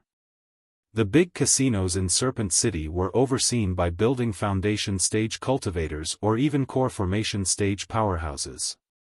A half-baked gambler like him gambled, he would only be seeking death quicker. What if I help Yuan Qi's friends modified their super shuttles and earn a bit of money? Just as this notion flashed his mind, it was summarily rejected. He knew very well that the cost of modifying the super shuttles and the cost of decrypting of Yuan Qi was actually incomparable. It was only because Yuan Qi was crazy about shuttles that he put forward such conditions. In the market, modifying an amateur-level super shuttle was, at most, a few million or so. Furthermore, modifying a shuttle was extremely taxing. Last night, he did not make any major modifications to the internal structure of the ALKAID and mainly did some optimization to the body, and yet he was feeling faintly drawn. It was seriously exhausting, he could do no more than a few modifications in a week. It was a really slow way of making money. He did not have a lot of time to waste in Serpent City. Everything needed to be finished in 3 days. While Li Yao was having a headache, Yuan Qi, like a monkey mounting the clouds and riding the mists, came over shaking his arms. Followed his footsteps were many people who were staring at Li Yao with a hungry look in their eyes. Satisfied? Li Yao stood up. Grandmaster Fong, wait. Help me once more, I need to challenge the Hell Storm racetrack, shouted Yuan Qi, which made everyone suck a cold lump of air as a look of astonishment as well as excitement appeared on their faces. Li Yao could guess that the Hell Storm racetrack was certainly extraordinary from their expressions. His eyebrows twitched as he looked at Yuan Qi with a look of uncertainty in his eyes. Having won battle after battle, Yuan Qi's confidence had shot through the roof. He could not help but rub his hands as he spoke. Hell Storm racetrack is the most difficult, the most dangerous, and the most unpredictable track of the Aurora Autos. 9 out of 10 racers cannot even finish the lap. And now the best record for completing the lap is 11 minutes and 47.35 seconds. Furthermore, the Aurora Autos has also offered a reward to attract more experts. The Aurora Autos will pay $1 million as long as one can beat the best time for every 0.1 seconds. 10 million for 1 second. 100 million for 10 seconds. The Hell Storm racetrack was a legendary racing track for amateur super shuttle racers. It was of some renown among the professional super shuttle drivers, too. The racing track was set in a world fragment named Hell Storm Domain, which was a world of billowing winds full of furious spiritual energy. The gravity in the Hell Storm Domain was only 2/3 of that in the Heaven's Origin sector. Many giant stones were floating up in the sky and formed unpredictable floating stone belts. A super shuttle that was running in the Hell Storm Domain would need to worry about both the ferocious wind that was everywhere and the floating stone belt that might come from nowhere. Once consumed by the floating stone belt, the super shuttle would be like a rat that fell into a meat mincer, ready to be ruined at any moment. The reason why the Aurora Autos offered such a high bonus was partly because it wanted to attract more super shuttle fans, and partly because it was a good way of marketing. Every driver that had finished the Hell Storm racetrack, whatever their result was, would need to overhaul their super shuttles or even entirely renew them. The repair and modification fees alone were profitable enough for the Aurora Autos. In some cases, a pissed-off driver would directly buy a brand new super shuttle from the Aurora Autos when his old one was crashed in the Hell Storm racetrack, only to crash it again on the racetrack half a day later. With the expenses of the drivers, the bonus could be earned back easily. 0.1 second for 1 million, 1 second for 10 million, 10 seconds for 100 million. It sounded like a shockingly high bonus. However, anyone who had touched super shuttle racing would know that when the record had reached its limitation, it would be extremely difficult to be improved by even a 0.1 second. When the Hell Storm racetrack was just built, the record was being broken all the time, and when it happened, it would be brought down by half a second or an entire second. But as more and more people were drawn to the Hell Storm racetrack, many professional drivers joined the competition, too. The more times the record was broken, the trickier it was to break it again in the future. The latest record of Hell Storm racetrack, 11'47", was created by a professional driver and had stayed unbroken for 3 months. Even so, countless super shuttle fans were still passionate about the Hell Storm racetrack. One of their major motivations was that there were a lot of uncertainties on this racing track. On a normal racetrack, the gap between amateur drivers and professional drivers was transparent. There was absolutely no way that an amateur driver could break a record set by a professional driver. In comparison, the Hell Storm racetrack reduced the gap between professionals and amateurs to the minimum. Theoretically speaking, if an amateur driver was lucky enough to race under a peaceful weather without being hindered by the floating stone belt, there would be a good chance that he might beat the record of a professional. Although it was just a theoretical possibility, it was still better than nothing. As time went by, it was not the bonus that the super shuttle fans were chasing after. They were too rich to take the small change seriously. "I've beaten the professional driver blah blah blah on the Hell Storm racetrack. such winning declarations were what they were going after. Therefore, although it was an extremely difficult racetrack, the challengers still came and had a go, which exactly fitted the purpose of the boss of the Aurora Autos. I don't care about the bonus. Yuan Chi's eyes were beaming in redness. He shouted fiercely, I just want to know what my limit is. Li Yao stared at the bird nest. A moment later, he asked, is there any requirement for the driver or the vehicle to challenge the Hellstorm racetrack? Yuan Chi shook his head. Nothing special. There are just two. Firstly, the driver can only use the strength of the refinement stage. Using the strength of the building foundation stage or above is strictly forbidden. It's for the fairness of the game, which was supposed to be a pure competition of driving skills. Secondly, the super shuttle can be modified any way the driver deems fit, except that the spiritual shield of the vehicle must be kept below a given amount and that no aggressive weapons should be installed to the vehicle. Otherwise, someone might decide to blow the floating stone belt into pieces before moving on, which would be a foul play. Li Yao pondered for a moment.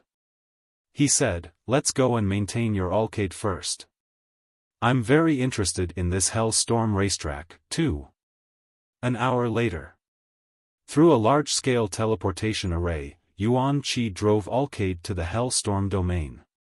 Almost 100 crystal cameras captured what was happening inside the Hellstorm domain and sent the pictures to a giant light beam outside of the bird nest. Some of the pictures were taken from the perspective of Yuan Chi, which made the audience feel that they were also in the super shuttle ready for the challenge. With the booming of power rune arrays and the explosive music, everyone felt that their hearts were beating fast and their blood was boiling. Encouraged by the passionate vibe, many of the spectators were preparing to take their chance on the Hellstorm racetrack when Yuan Chi was done. Li Yao couldn't help but laugh and he saw the picture of the Hellstorm domain. Howling winds, drifting sand, stirring earth. The environment of the Hellstorm domain was almost exactly the same as the dust storm area where he had been training day and night back when he was in the Thunder training camp. The only difference was that the intensity of the wind in the Hellstorm domain was much weaker than in the dust storm area. If it were exactly the same as the dust storm area, no driver would be able to drive a super shuttle through. Moreover, because of the low gravity, the floating stone belts that was wandering in the sky were much denser than those in the dust storm area. They were like giant beasts made up of rocks lurking in the driver's way waiting for their prey. The scenery of the Hellstorm domain reminded Li Yao of the days when he slayed the tornadoes one after another. His fingers danced up and down without him knowing.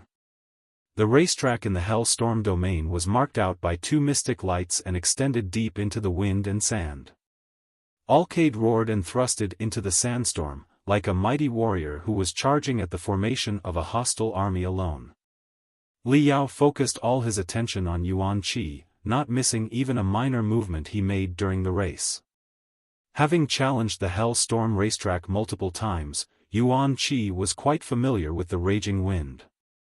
ALKAID was like a sharp scalpel, finding the gaps between winds and cutting into them in sweeping curves. His performance, although unprofessional in Li Yao's eyes, was good enough to drive the super shuttle fans crazy. Everybody was pulling out their hair and couldn't believe their eyes. Amazing, Yuan Chi is truly amazing today. He hasn't been interfered by the wind for an entire minute. Every gap between the gusts of wind has been detected. His movement has been precise, too. Li Yao smiled. It was true that getting through the wind through the gaps could avoid the interference of the wind. However, it also meant that the super shuttle wouldn't be able to be stimulated by the power of the wind. It was acceptable, but only acceptable. As the saying went, let the wind guide the ship when you're sailing, only with the boost of the wind could one expect to break the limit of all limitations. This was Li Yao had learnt that in the dust storm area. Very soon, Yuan Chi encountered the first floating stone belt. Countless scattered stones, under the savage wind, was colliding and crushing each other, dashing in various directions without any pattern. It was like a remorseless battlefield. Yuan Qi slowed down, yet his vehicle was more blurred than before, like a candle which was being attacked by wind yet managed to keep burning, however unstably. Swoosh! Yuan Qi rushed out of the first floating stone belt. He accelerated again. Soon, his super shuttle had passed 4 floating stone belts without being damaged. But he was caught by an extraordinary floating stone belt when he was arriving at the finish line. ALKAID's shell crackled as the scattered stone hit it like bullets, resulting to countless scrapes and rupture. Crap! Yuan Qi has been tangled up. No shuttle could survive such intensive impacts. He's going to have to quit the game. In everybody's shocking scream, Yuan Qi persisted like a butterfly in a thunderstorm. With a dive, he accelerated and broke out of the floating stone belt from its below in a long arc, before he finally reached the finish line. Nice! Yuan Qi exclaimed in great joy, although his legs were still shivering when he crawled out of ALKAID, which was no better than a pile of garbage with the deep wounds. 12 foot 12, 38. A half-minute improvement of my personal record. Had I not unluckily met the damn floating stone belt towards the end, I might have been able to break the professional lap record. Master Fong, is there any possibility to further enhance the performance of ALKAID? Can you specially adapt it to the Hellstorm racetrack? Yuan Qi was screaming and shouting due to overexcitement. Li Yao glanced at him and said seriously, of course it can be further strengthened. And yes, I can make it a model specially for the Hellstorm racetrack. The problem is, will you be able to drive it? Huh? Yuan Qi was dazed. He was just asking the questions out of thrill and didn't expect an affirmative answer. According to him, ALKAID was already perfect. To further boost its performance, the only way would be to replace the entire impetus system. But on the Hellstorm racetrack, a strong impetus system could not help very much because of the various barriers. Yuan Qi couldn't help but asked, what does a special model for the Hellstorm racetrack look like? And does it demand unique driving skills? Li Yao smiled and said, how about this, let's make another deal. ALKAID has been ravaged now and requires major maintenance anyway. I can help you repair it and upgrade it from inside to outside into a special model for the Hellstorm racetrack for free. As my reward, I get to drive your ALKAID on the Hellstorm racetrack once tomorrow. At night, in Mr. Sun's Super Shuttle workshop. Swoosh. Swoosh. Boom. Boom. Boom. The dull noises had lasted for an entire day. Li Yao had been watching the video clips of experts racing in the Hellstorm domain on more than 20 light beams simultaneously. He paid special attention to the few professional drivers who had broken the records. Their video clips were scrutinized second by second with no detail being ignored. A professional is indeed a professional. So impressive. Li Yao rubbed his sore eyes and sighed. On a racetrack that was full of uncertainties, such as the one in the Hellstorm domain, the results of professionals might be only 10 to 20 seconds better than those of amateurs. However, in Li Yao's eyes, the 10 to 20 seconds meant that every cut-in, every acceleration, and every back-end whip of the professional players was much better than those of amateurs. In the flying sand and rolling pebbles, every perfect movement could only bring an advantage of 0.1 second. It was a lot of 0.1 seconds accumulated together that caused the final gap of 10 to 20 seconds. Yuan Qi said that he might have been able to break the professional record with better luck. But in Li Yao's opinion, he had been unbelievably lucky today. I thought too little of the professionals before. Amateurs such as Yuan Qi are far from the best of the super shuttle racing players. I never thought that the professional drivers could be so strong. Their super shuttles are all masterpieces of experienced refiners that have been specially adjusted for the sandy environment. In the best-case scenario, I will only be faster than them by 1 or 2 seconds. It's still too close. What should I do?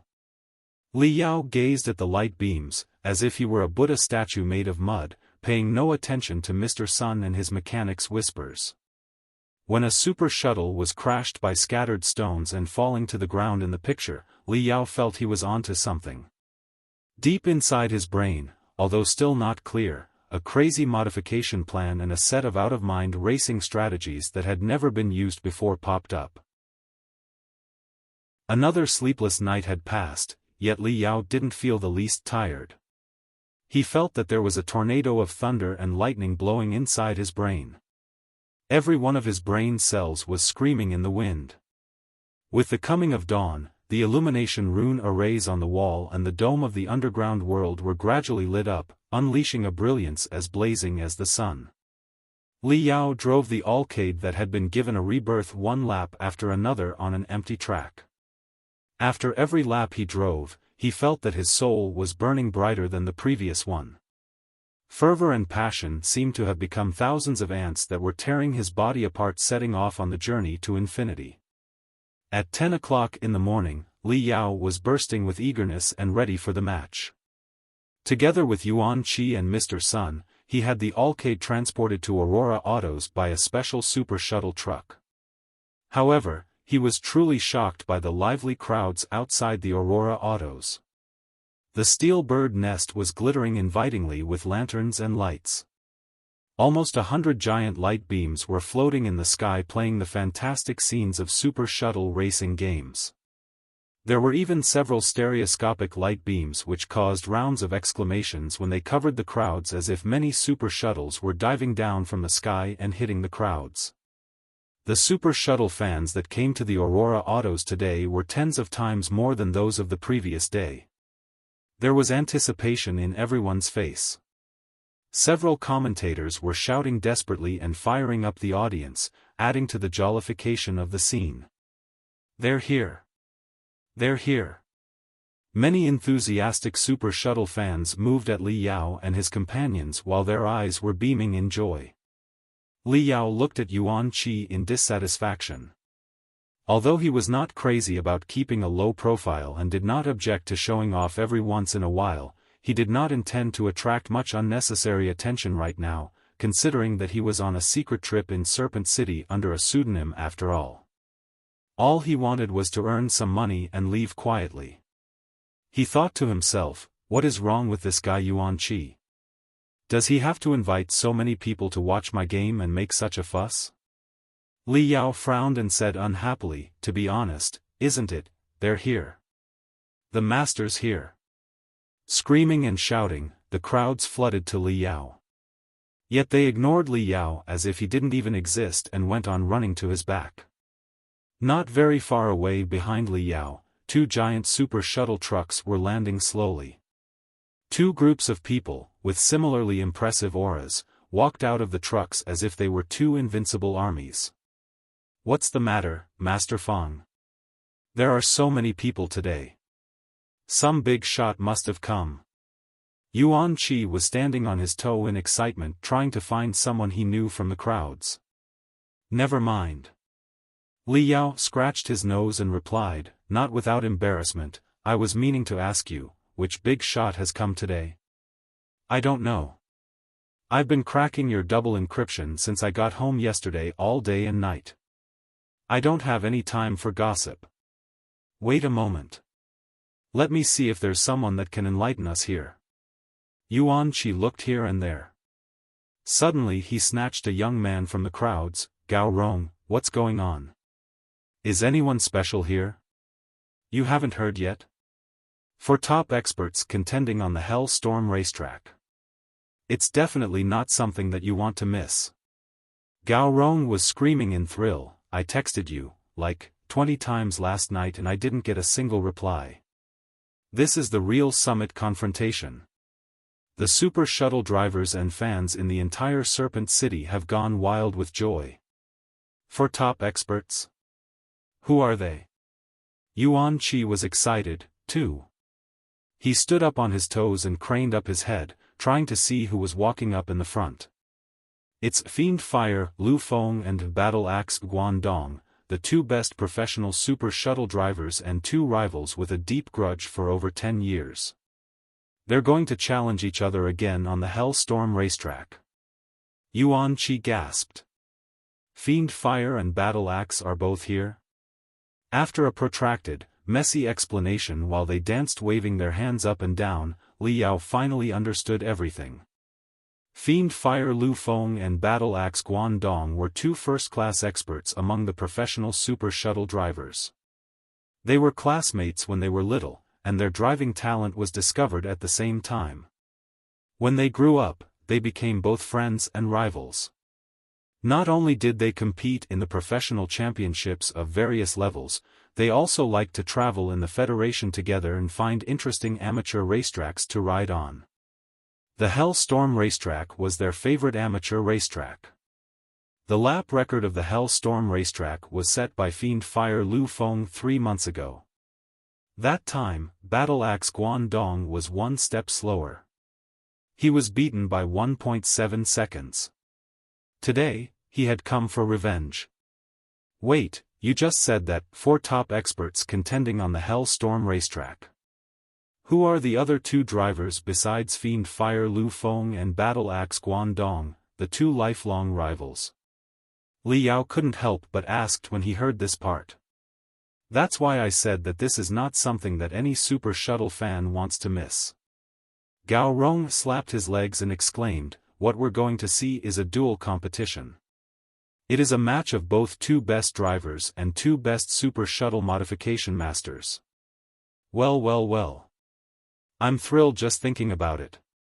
The outcome of super shuttle racing was partly based on the driver's driving skills and on-the-spot performance, and partly dependent on the incredible modifications by the refiners according to the different conditions of different environments. In the world of super shuttle racing, a super shuttle modification master often enjoyed higher fame and status than a professional driver. They were respected as people who could manipulate time. Yuan Qi asked hurriedly, who are the 2 refiners? One of them is Void Wing Mei Zhe, who has been hired by Fiend Fire Lu Feng as his personal modifier. Gao Rong explained, Mei Zhe is one of the Novum Stelli of the Deep Sea University who specializes in super shuttle refinement and modification. It is said he was best at refining armed shuttles. Modifying super shuttles is just one of his hobbies. Even so, he has become one of the best super shuttle modification masters in the Federation within several years. Fiend Fire Lu Feng's achievements couldn't have been accomplished without Mei Zhe's modifications. Li Yao felt his heart was beating fast when he heard what Gao Rong just said. His eyes were filled with bloodthirst immediately. His hostility was so dense that it seemed to be consolidating into burning water drops. Void Wing Mei Zhe, one of the Novum Stelli. One of the best super shuttle modification masters. How interesting. As for the last one, Gao Rong intentionally paused for a second before revealing the mystery. He is the Solar Eclipse. What? Yuan Qi shouted at the highest pitch he could uncontrollably, Solar Eclipse? Solar Eclipse has come. Right then, the crowds were also enchanting the name, Solar Eclipse, which made his hysteria less shameful than it should be. However, Li Yao was dazed for a moment. He knew the names of most of the renowned refiners in the Federation, but Solar Eclipse did not sound familiar. It was not until he asked curiously that he learnt the story of Solar Eclipse, who had been one of the most popular and influential celebrities in Serpent City over the past 3 months. 3 months ago, when he entered Serpent City by himself empty-handed, no one knew his background, nor did anyone bother to. He then visited the most respected refiners in Serpent City and challenged them in the fields where they were most adept at. In the first month, he hardly secured any victories. During his worst day, he was on an 8-match losing streak. Everybody thought of him as a joke or a lunatic. But he didn't care. He simply challenged them time and time again, and he had been growing at an inconceivable speed. In the second month, he was already able to draw with some refiners in competitions at their specialized fields. In the third month, he started crushing the refiners of Serpent City one after another like a massacre.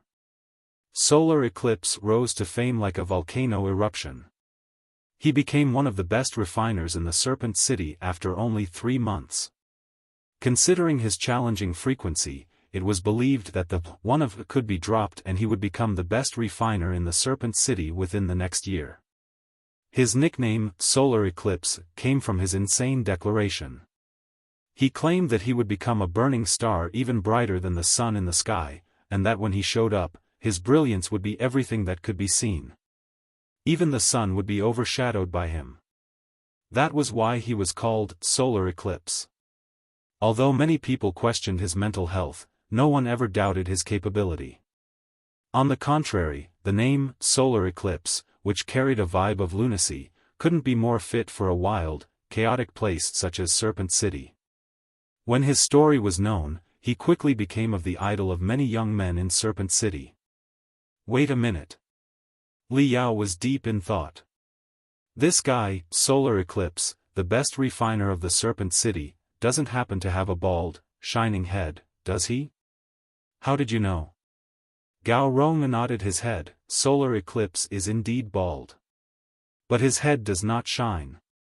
When the name, Solar Eclipse, spread out, he asked a spiritual tattooist to tattoo a vivid picture of annular eclipse on his forehead, which looks like a collapsar that absorbs all the lights around. That was the one. Li Yao grinned. As it happened, old friends had met each other again. Yuan Qi, hadn't you been wondering where Solar Eclipse comes from? It's been revealed now.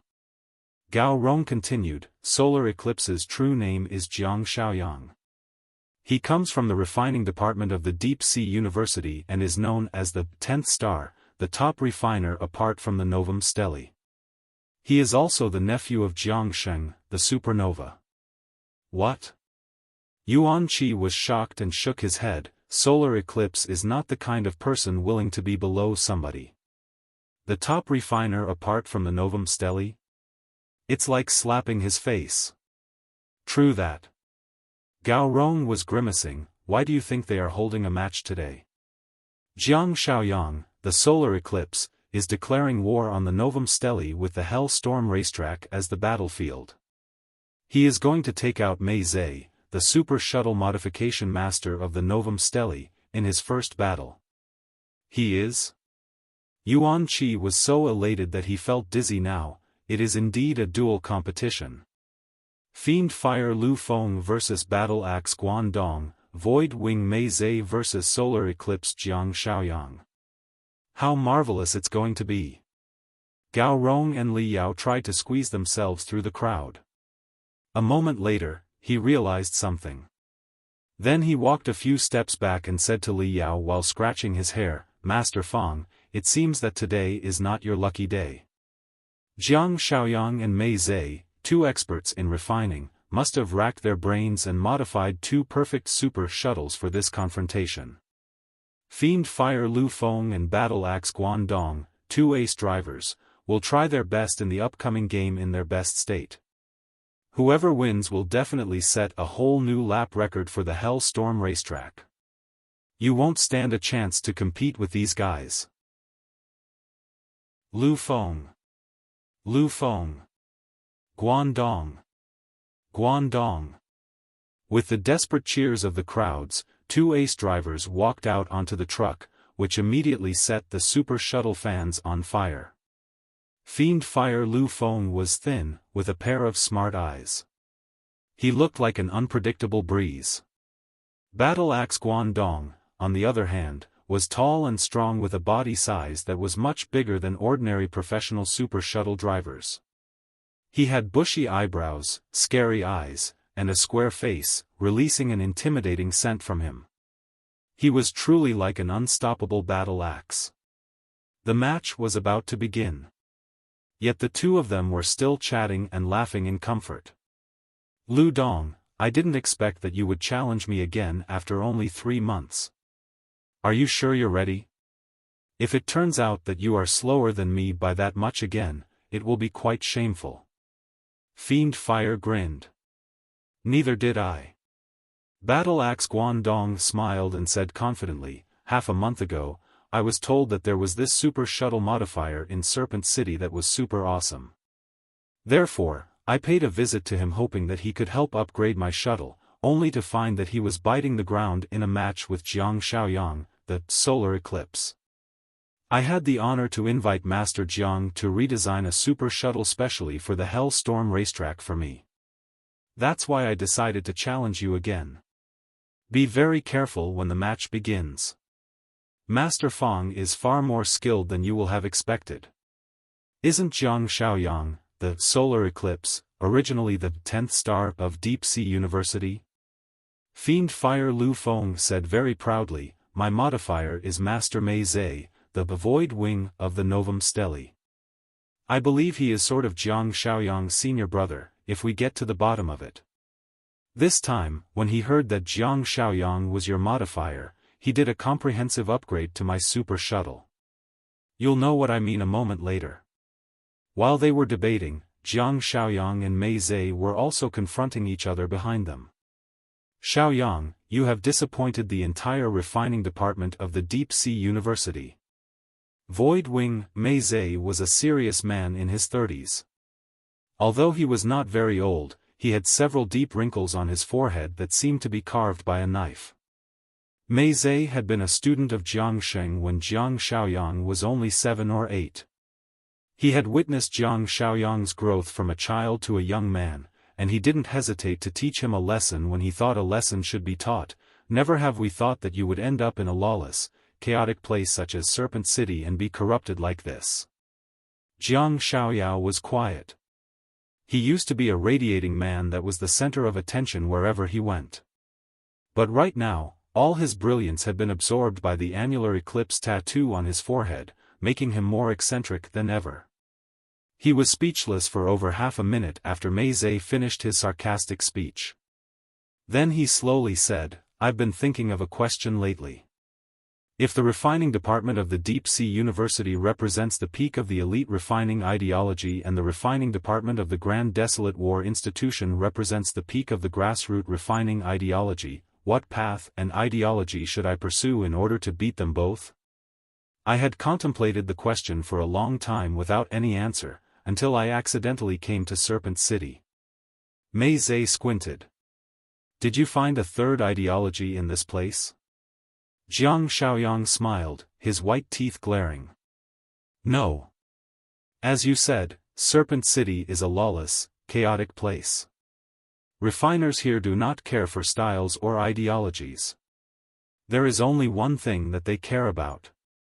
Victory. Victory at any cost. I realized that Serpent City would be a very suitable place for me. So, I stayed. All the refiners in Serpent City are my teachers. You will see their tireless teaching in a moment, Senior Brother Mei. Mei Zhe didn't say anything for a moment. Then he sighed. Shaoyang, there's still a chance for you to turn back. Let's make a deal.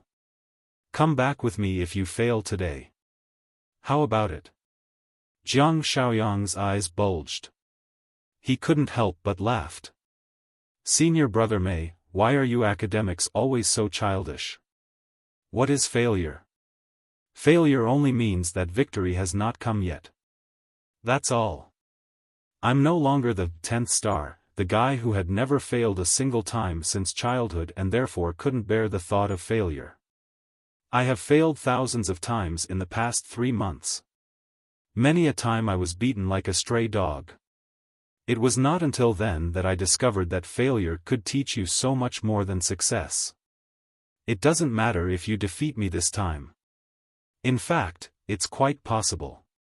But I will rise up again and challenge you for another 100, another 1,000, another 10,000 times until I finally beat you. Mei Zhe was rendered speechless for a while. He was shocked by Jiang Shaoyang's eyesight and starting to feel that the guy standing in front of him was not the junior brother that he knew at all. Jiang Shaoyang smiled. That's about enough, Senior Brother Mei. Let's take the chance and see who's the better one between us. 2 super shuttles drove slowly out onto the track, catching all the attention of the field. The super shuttle that Mei Zhe modified for Fiend Fire Lu Feng had a weird name, which was a Kalima 1. It was a super shuttle most distinguished for its lightness, which was extremely slim, like a dancing butterfly, or a leaf that was flowing with wind. Lightness was Mei's refining style.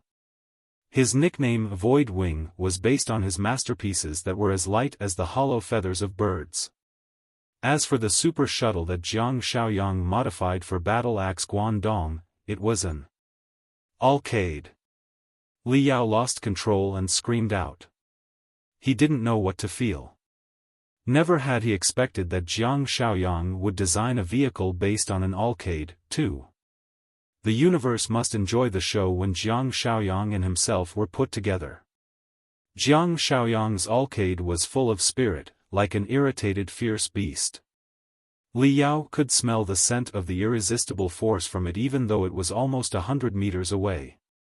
On the shell, besides the 100 or so air paths which could stabilize and thrust the vehicle in the wind, the super shuttle was also installed with more than 100 auxiliary fins that resembled the fins of sharks. The sharp-edged auxiliary fins added to the toughness of the ALKAID, making it look like an unstoppable battering ram. The modification was almost exactly the same as Li Yao's first plan. No, not exactly the same. It was much better than that. In a fair distribution, the shark fins were embedded perfectly into the shell of the vehicle without the slightest trace of joints. The whole super shuttle seemed to be refined all at once in a large-scale furnace without any post-modification at all. Jiang Shaoyang is stronger than 3 months ago. No. He has undergone a qualitative change and has become a whole new person. His heart beating fast, Li Yao felt so thirsty that he couldn't wait to jump on Jiang Shaoyang's ALKAID and feel it with his own hands.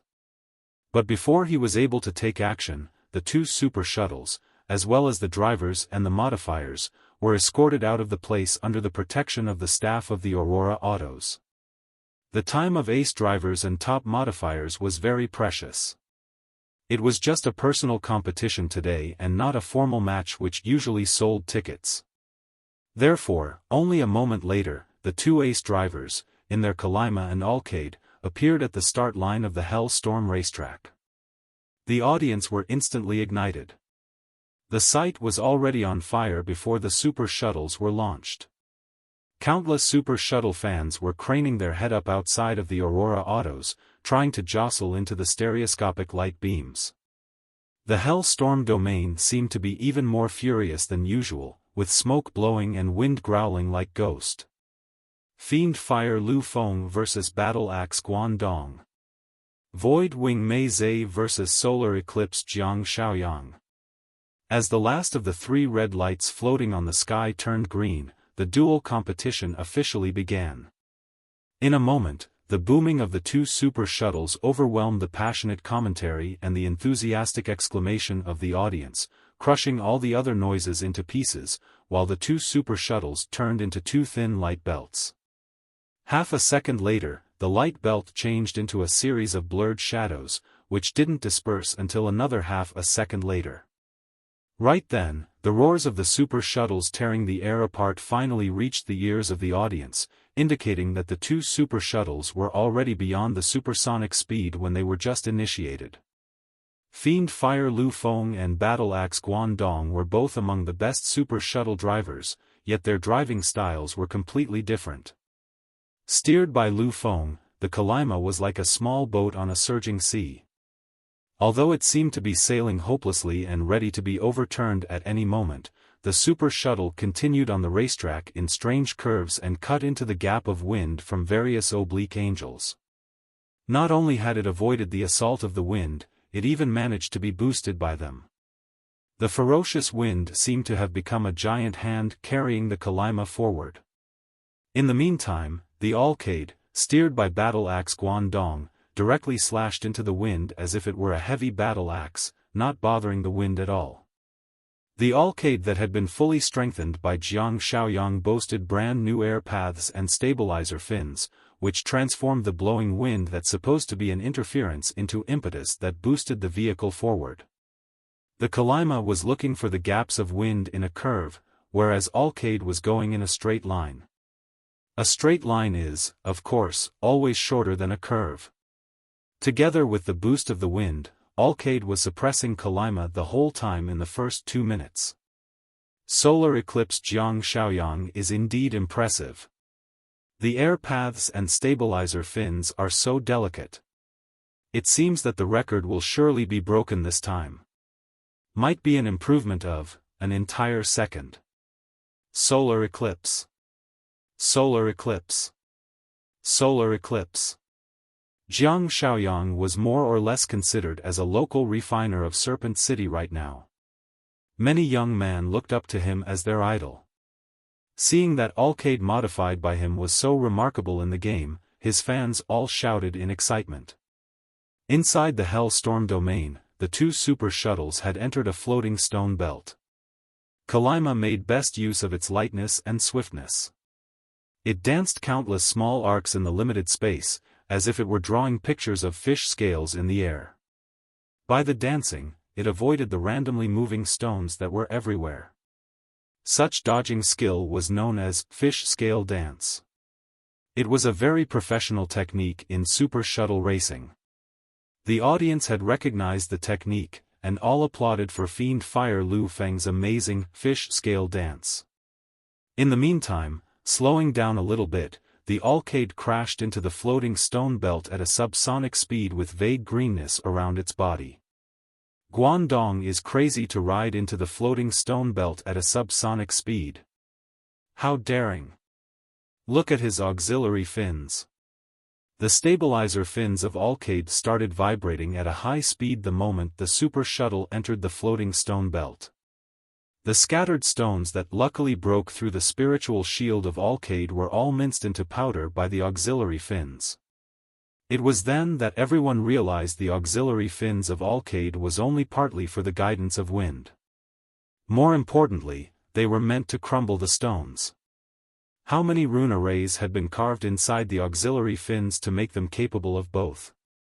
Solar Eclipse Jiang Shaoyang's design was truly inspiring. The rest of the game was very entertaining, although there was no suspense anymore. Watching the Kalima was like watching a spectacular fish scale dance show, in which it swept exotic, elegant curves time and time again to cut in the gaps of the wind and stones trying to catch up with the ALKAID. However, the ALKAID looked like an unreasonable general who could not be talked sense to when on the winning side. The super shuttle kept the subsonic speed and suppressed its opponent all the time. The 2 drivers both showed their best driving skills. The 2 vehicles they were in also displayed the limit of super shuttle performance, which dazzled all of the audience. The unfathomable movements, even if played at the 1/10 of actual speed, still impressed everyone with the true meaning of greased lightning. Towards the end, ALKAID never gave Kalima any chance to surpass it, not even once. It dominated the entire game and rushed past the finish line first. The narrator was silent for 5 seconds before he cried, 11'44", 31. Driving his ALKAID, Battle Axe Guangdong has given us a magnificent presentation that has never been done before and created a new lap record of the Hellstorm racetrack. He is 3 seconds faster than Fiend Fire Lu Feng's record from 3 months ago. Let's all cheer for Battle Axe Guangdong, who is the unquestionable king of the Hellstorm today. The Super Shuttle fans were dazed in the beginning. A moment later, screams that were 10 times crazier than previously burst out from the crowds. 3 seconds. On a racetrack that had been challenged by countless experts, countless times, it was difficult enough to improve the record by 0.3 second. A 3-second breakthrough could be called a miracle. Fiend Fire Lu Feng and Battle Axe Guangdong drove their super shuttles to the safe area where defense arrays had been deployed. Fiend Fire Lu Feng jumped out of his Kalima. Looking at the ALKAID, which had been seriously damaged and yet was still firm, he complimented sincerely, "Good shuttle." He wasn't complimenting Battle Axe Guangdong's driving skills, as the 2 of them knew each other's driving skills too well after competing on professional racetracks all the time. The difference of their driving skills couldn't possibly lead to the 3-second breakthrough. The only explanation was that ALKAID had been modified too well. After this battle, Solar Eclipse Jiang Shaoyang's name will be known by all Super Shuttle drivers and fans. He will be acknowledged as a first-rate modification master now. Fiend Fire Lu Feng observed with mixed feelings.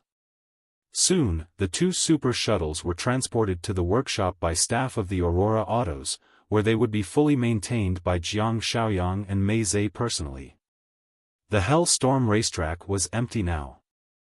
Although the game was over, the Super Shuttle fans crowding at the Aurora Autos didn't intend to leave. Many of them were preparing themselves to drive on the Hellstorm racetrack. They were hoping that the two professional drivers could kindly offer some advice to them. Master Fong, what do you think of the duel competition today? Wasn't it phenomenal? Yuan Qi's face was flushed out of excitement as if he had drunk a lot of wine. Indeed it was. The ace drivers deserve their names. Their driving skills are much better than mine. As for the two Super Shuttle modification masters, especially Solar Eclipse, Jiang Shaoyang. Li Yao closed his eyes and reminisced about the breathtaking Super Shuttle match. He thought for a long time before he continued seriously, speaking of this particular modification plan, his ideas and designs are much better than mine. Yuan Qi asked, and you're still going to challenge the racetrack today? Of course. Li Yao smiled, let's go. Let me show you the ALKAID modified by me. Yuan Qi couldn't believe his eyes when Li Yao drove ALKAID out of the large-scale truck slowly.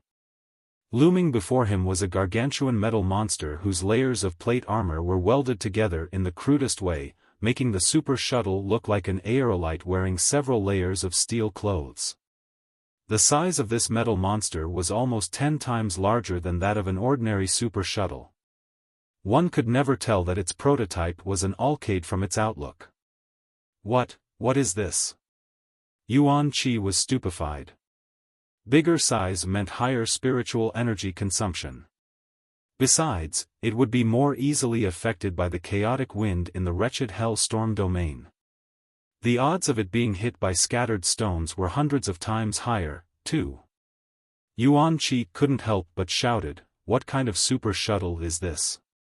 It is not exactly correct to call it a Super Shuttle. Li Yao said, Battle Axe Guangdong and Solar Eclipse Jiang Shaoyang optimized the performance, driving skills, modification, and everything else possible about their ALKAID. There is no way that I can defeat them on the Hellstorm racetrack with a Super Shuttle. Therefore, I didn't plan to modify it in the way that a Super Shuttle is usually modified. Not a Super Shuttle? Yuan Qi didn't understand, then what is it? Crystal Suit. Li Yao smiled. You may consider it to be a crystal suit without 4 limbs. Since too many amateurs had signed up to challenge the Hellstorm racetrack today, it had been decided, according to the convention, that the match would be held in groups of 8 contenders. Yuan Qi was a VIP of Aurora Autos. He was a somewhat famous expert among the amateur Super Shuttle drivers, and the performance he gave yesterday was absolutely amazing. Therefore, he signed Li Yao up for the first group without too much trouble. And when Li Yao drove his ALKAID to the start line of the Hellstorm racetrack neither too fast nor too slowly, every audience had the same reaction that Yuan Qi just did, they rubbed their eyes which they thought were deceiving them.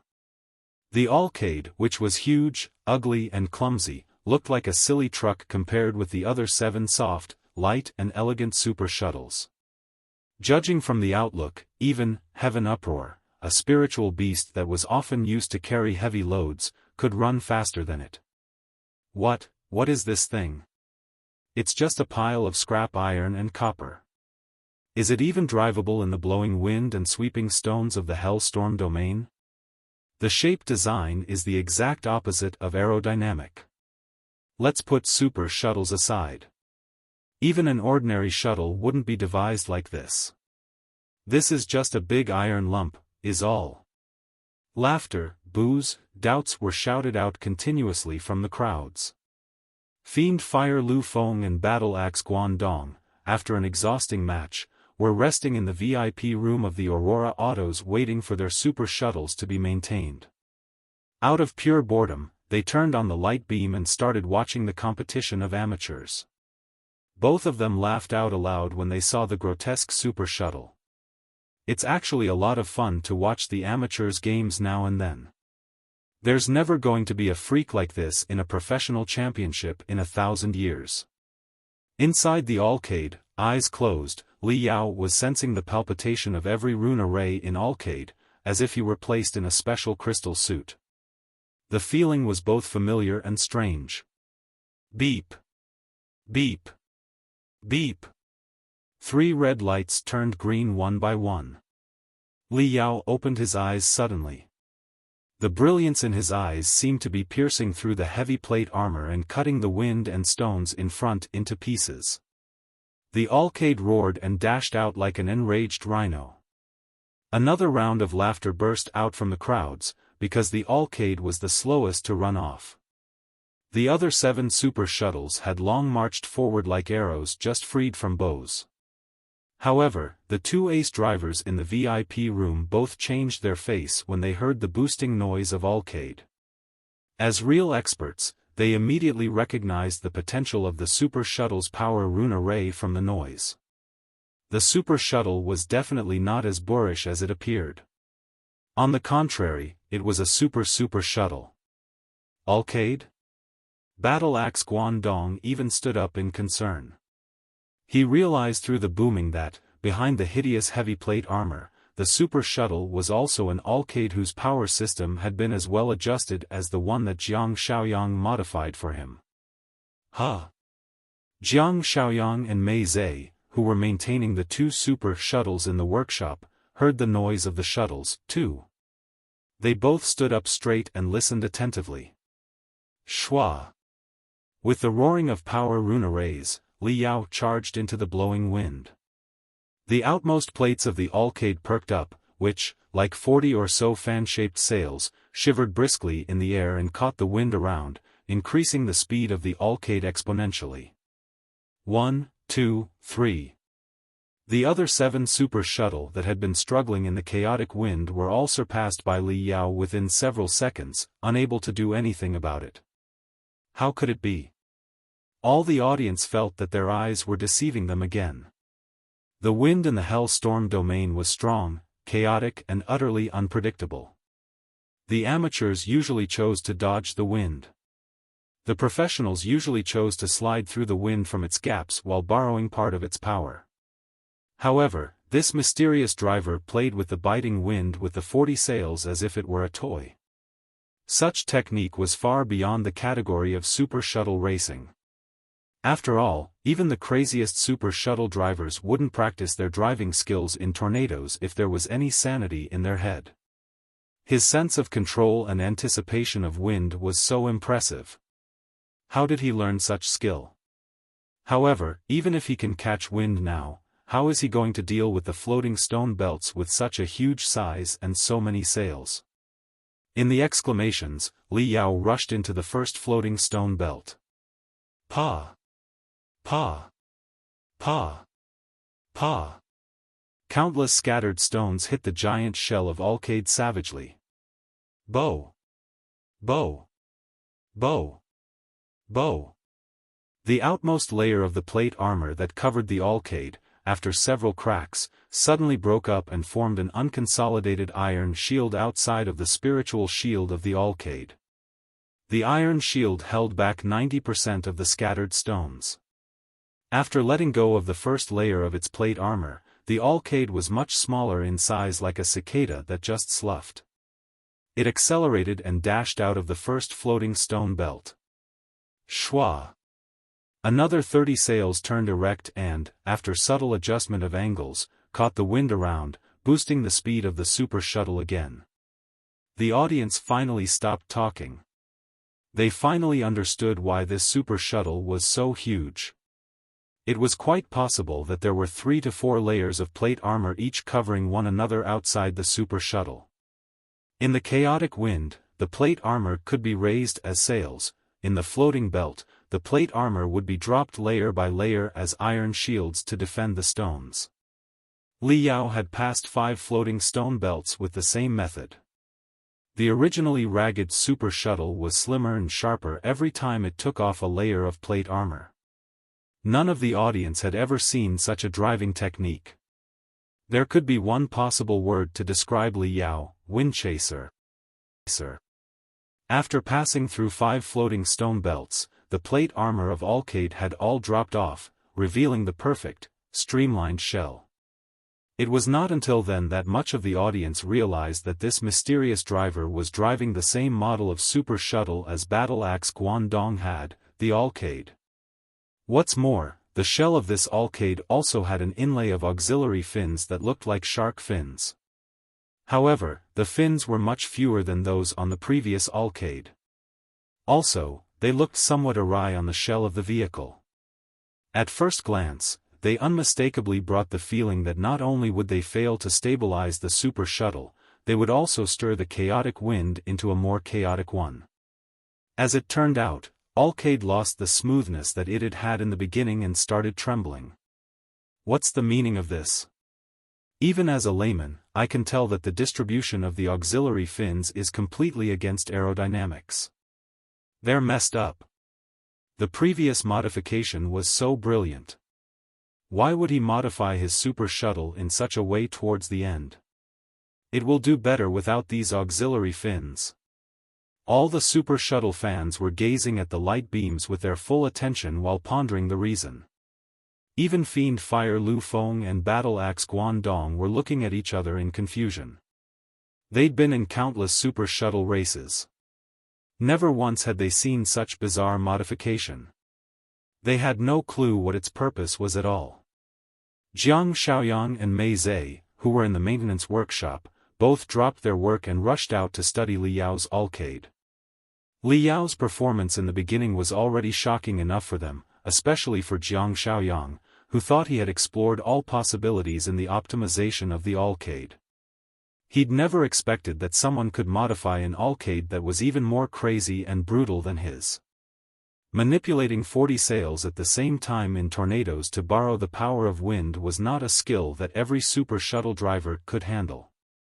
Therefore, no modification master had ever realized that a super shuttle could be modified in such a way. But the crooked, disordered auxiliary fins caused them greater confusion. Mei Zhe opened his mouth and asked, "Xiaoyang, can you tell the function of the auxiliary fins?"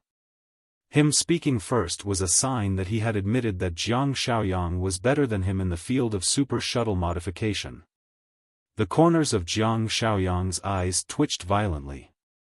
The annular eclipse tattoo on his forehead seemed to be enlivened and turned into a swirl that was too deep to measure. After pondering for a moment, his eyes bulged wide, as he realized what was going on. He couldn't help but shout, "No! It's impossible!" Right then, Li Yao encountered the 6th floating stone belt. Bad luck. The super shuttle fans all sighed for him. Luck played an important role on the Hellstorm racetrack. If a driver was lucky and just came across 3 or 4 sparse floating stone belts, it would be very easy to get a good result. However, if a driver was unlucky and ran into 5 or 6 floating stone belts, he might be caught by the scattered stones by accident even if he was a professional driver. Today, it seemed that Li Yao was the unlucky driver. The stones in the 6th floating stone belt were dense and sharp. They were colliding with each other and splitting into smaller stones without any pattern all the time. The ALKAID had run out of the plate armor. Its spiritual shield was much duller than before after the tremendous consumption. Its defense ability had hit rock bottom. A scattered stone the size of a fist would be enough to crash it. A large-scale ambulance airship was already standing by and ready to move out. Everyone was anxious for what was to come. Right then, inside the ALKAID, every one of Li Yao's brain cells started roaring together with the power rune array that had been boosted to maximum. Flow of wind, point of impact of the stones, parameters of every component of the super shuttle. Every factor was taken into account inside his brain and turned into a series of obscure figures and formulas. Like a volcano eruption, Li Yao's brain went into the super-perceptive state. Brain cell activity, 300%. The ALKAID trembled so violently that it started revolving in the end. With the high-speed rotation of more than 100 circles per second, the ALKAID seemed to have become a screaming bullet, or a drill that was going to dig into the sky. The scattered stones were blown away by the centrifugal force the moment they hit the shell of the ALKAID. It was not until then that the audience discovered the true use of the auxiliary fins. In a normal state, the auxiliary fins were indeed crooked and messed up and would be a nuisance in the racing.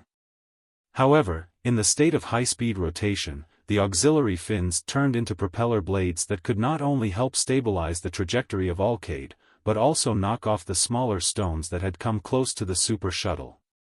The modifier had all this in mind? It's impossible. Rotating at such a high speed while adjusting the course of the super shuttle at a subsonic speed, even a building foundation stage cultivator wouldn't be able to do that. Who is he? Every audience was asking the same question. Who is he? The two ace drivers clenched their hands, their faces flushed due to anxiety. They couldn't figure out which super shuttle driver could be freakish like this. Judging from his driving style in the beginning, he seemed to be a professional player. However, no professional player would ever waste their time practicing such a weird skill as high-speed rotation. It was a skill only suitable for flying in tornadoes. On a professional racetrack, it would be completely useless. Where is this weirdo from? The two ace drivers looked at each other and smiled bitterly. They thought they were the protagonists of the day. Now, they had become stepping stones for somebody else. Who is he? Mei Zhe was murmuring at the same time. Jiang Shaoyang squinted, his mouth shivering. Such out-of-mind modification style reminds me of a certain someone. However, where on earth did he find such an insane driver to drive for him? No, not a driver. The driving skills the guy showed are far beyond the scope of super shuttle racing. He must be more than a professional super shuttle driver. He is an exo, and not just any exo. A first-rate one. What he has been using are the brilliant acrobatic skills of a crystal suit. In everyone's bewilderment and exclamation, Li Yao drilled through the sky like a bullet from a sniper rifle and crushed the record just created by Battle Axe Guangdong into pieces. Seeing the blood-like timer slowly appearing on the light beam, nobody was able to calm themselves down for a long time. They found what had happened dramatic and inconceivable. The commentator had lost the ability to talk, too. There was a long silence on the spot. 10:32:55. Li Yao had broken the lap record of the Hell Storm racetrack by an earth-shattering 1 minute and 11 seconds. After the game, Li Yao didn't let anybody know his name. He didn't even talk with the four experts under the identity of Fang Ping. He left the arena the moment the match was completed. One of the reasons was that he feared Jiang Shaoyang might have found out who he was. But more importantly, he felt that his victory was kind of cheating. The methodologies in his modification of ALKAID lay far beyond the studies of the super shuttle. The helical acceleration that he employed towards the end of the game was not a super shuttle driving skill at all. Such modification and such a technique were suitable for himself and for the Hellstorm domain exclusively. If it were on a different racetrack or a different exo, the result would have been the complete opposite of the current one. There was not a second exo in the entire Heaven's Origin sector who had been slashing tornadoes in dust storms crazily like himself. He was confident to beat any enemy, even a building foundation expert, in a tornado. But on the other hand, Jiang Shaoyang's modification ideas were the rightful paths that were universally applicable to any super shuttle driver and any racetrack. Therefore, in the field of the super shuttle modification, he had lost a battle. Solar Eclipse Jiang Shaoyang? Good for you. After only 3 months, you've made such enormous progress. Given another few years, you might actually be able to eclipse the Novum Stelae. No. The Novum Stelae, the supernova, these experts are all mine. I will beat them faster than you do. Stimulated by Jiang Shaoyang, Li Yao's competitiveness was burning brighter and brighter like a fire that had just had oil added onto it. His disappearance without saying goodbye made the Super Shuttle fans of Serpent City even crazier about him. Within a few hours, the news had spread to every corner of the city. A mysterious driver savaged the Hellstorm racetrack with a crazily modified ALKAID. Fiend Fire Lu Feng and Battle Axe Guangdong, two well-known drivers, have been defeated shamefully. 1 minute and 11 seconds. This is a lap record that is never going to be broken again. Who is he exactly?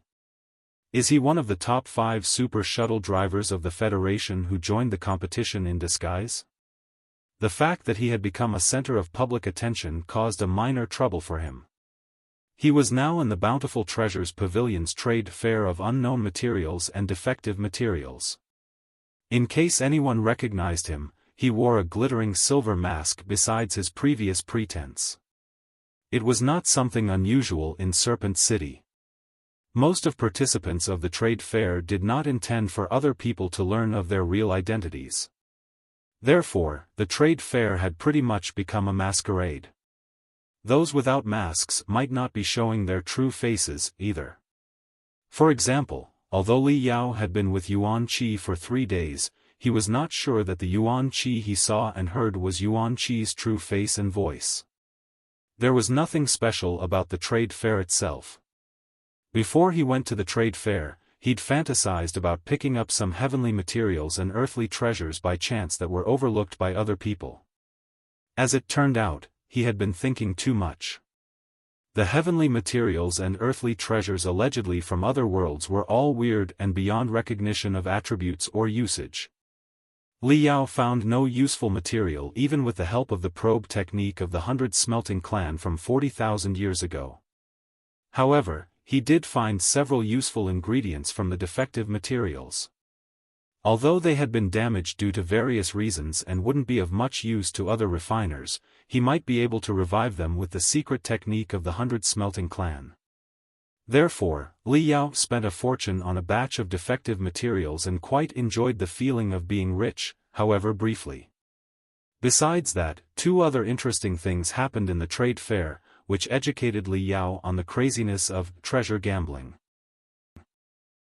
At first, a plain-looking, middle-aged man paid 11 million for a fist-size aerolite. The aerolite, which was particularly angular, had also caught Li Yao's attention. According to the Bountiful Treasures Pavilion, the aerolite had been shining in 7 different colors when it fell into the Heaven's Origin sector. There was even a video clip to prove it. But other than that, it seemed to be a perfectly normal stone. Examination suggested that 99% of the stone was made of regular metals and only 1% of it contained the unknown materials that had never appeared in the Heaven's Origin sector before. In the end, the middle-aged man, after spending a fortune on the mysterious aerolite, took out a syringe of gray liquid which he poured on the stone. Then, the aerolite started shining in various mystic colors, which was exactly the scene where it first entered the aerosphere. The shining didn't stop until 3 minutes later. Everyone on the spot was amazed, knowing that the middle-aged man had bought a bargain.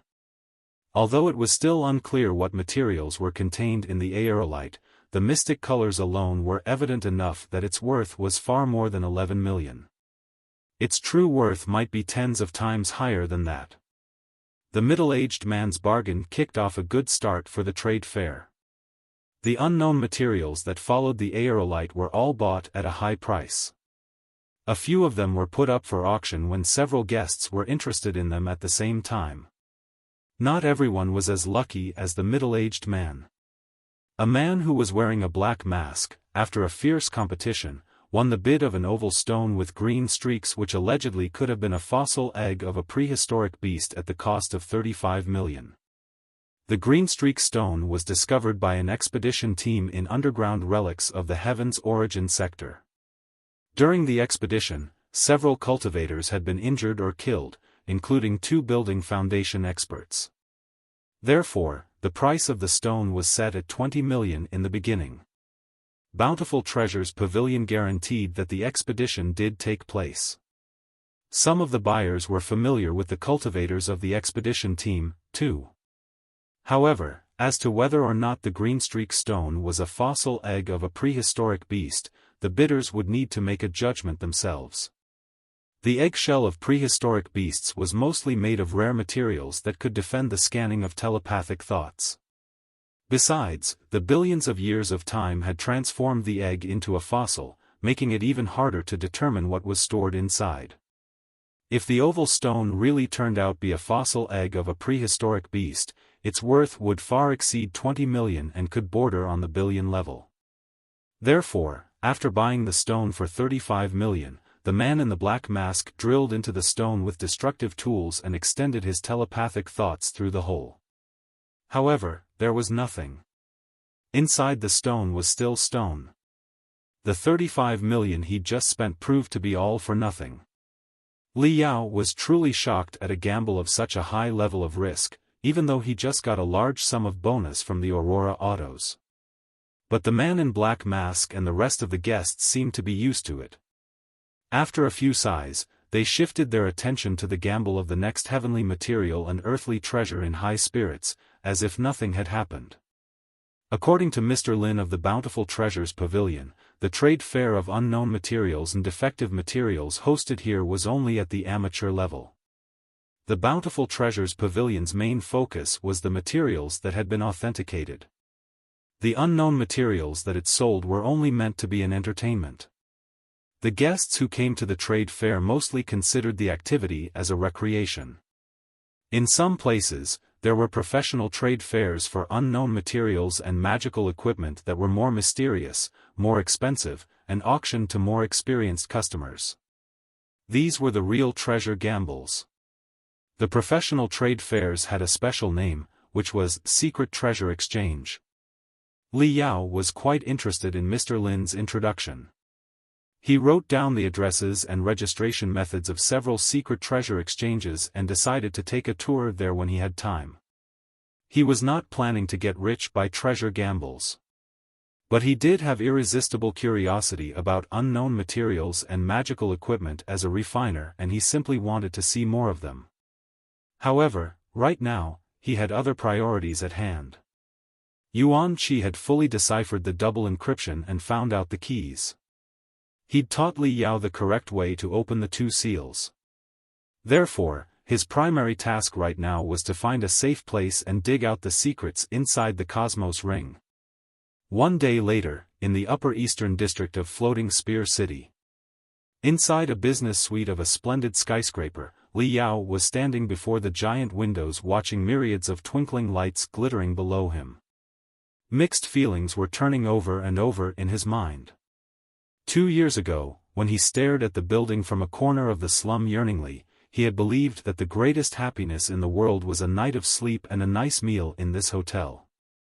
However, when the dream came true, he found that delicate cuisines, expensive clothes, extravagant rooms, all the materialistic gratification didn't give him as much pleasure as he had imagined, because his ambition had grown much greater than before. Taking a deep breath, Li Yao snapped his fingers. The curtains closed automatically without any noise. He took out 4 fawn diamond-shaped crystals and put each of them to one corner of the room. With a telepathic thought, the crystals started spinning at a high speed like 4 gyroscopes, which unleashed a strange wave that filled the entire room. They were the barriers that he'd bought from Yuan Qi. As a top crypto hacker, Yuan Qi was naturally a first-rate barrier designer. With the cover of the 4 gyroscopic crystals, Li Yao wouldn't be noticed even if he was to burn the room to the ground. Li Yao connected his mini crystal processor to the Cosmos Ring and entered the encryption keys. The Cosmos Ring shivered. 2 spiritual waves flooded out of the Cosmos Ring one after the other, like 2 ripples in a pond when 2 stones were dropped in tandem. Li Yao was so anxious that he felt he was going to freak out. He spread a spiritual thread into the Cosmos Ring and discovered that 2 additional storage zones had appeared beside the main storage zone. The feedback was weird. The 3 zones were like 3 bubbles each pressing against one another. Li Yao extended all his spiritual threads into one of the smaller bubbles and pulled everything out. Marrow crystals?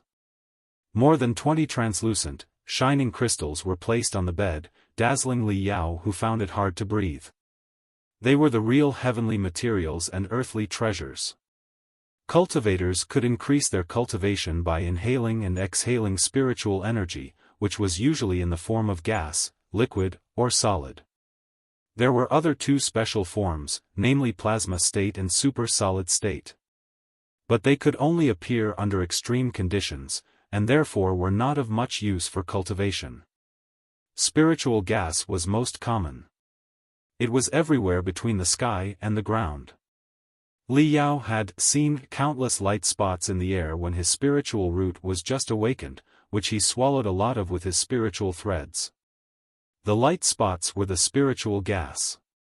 Although it was widely distributed and readily absorbable, the density of spiritual energy inside it was too low for cultivation. When the spiritual gas consolidated, it would become spiritual liquid. All the strengthening drugs, healing drugs, and even demon beast blood could all be counted as spiritual fluid.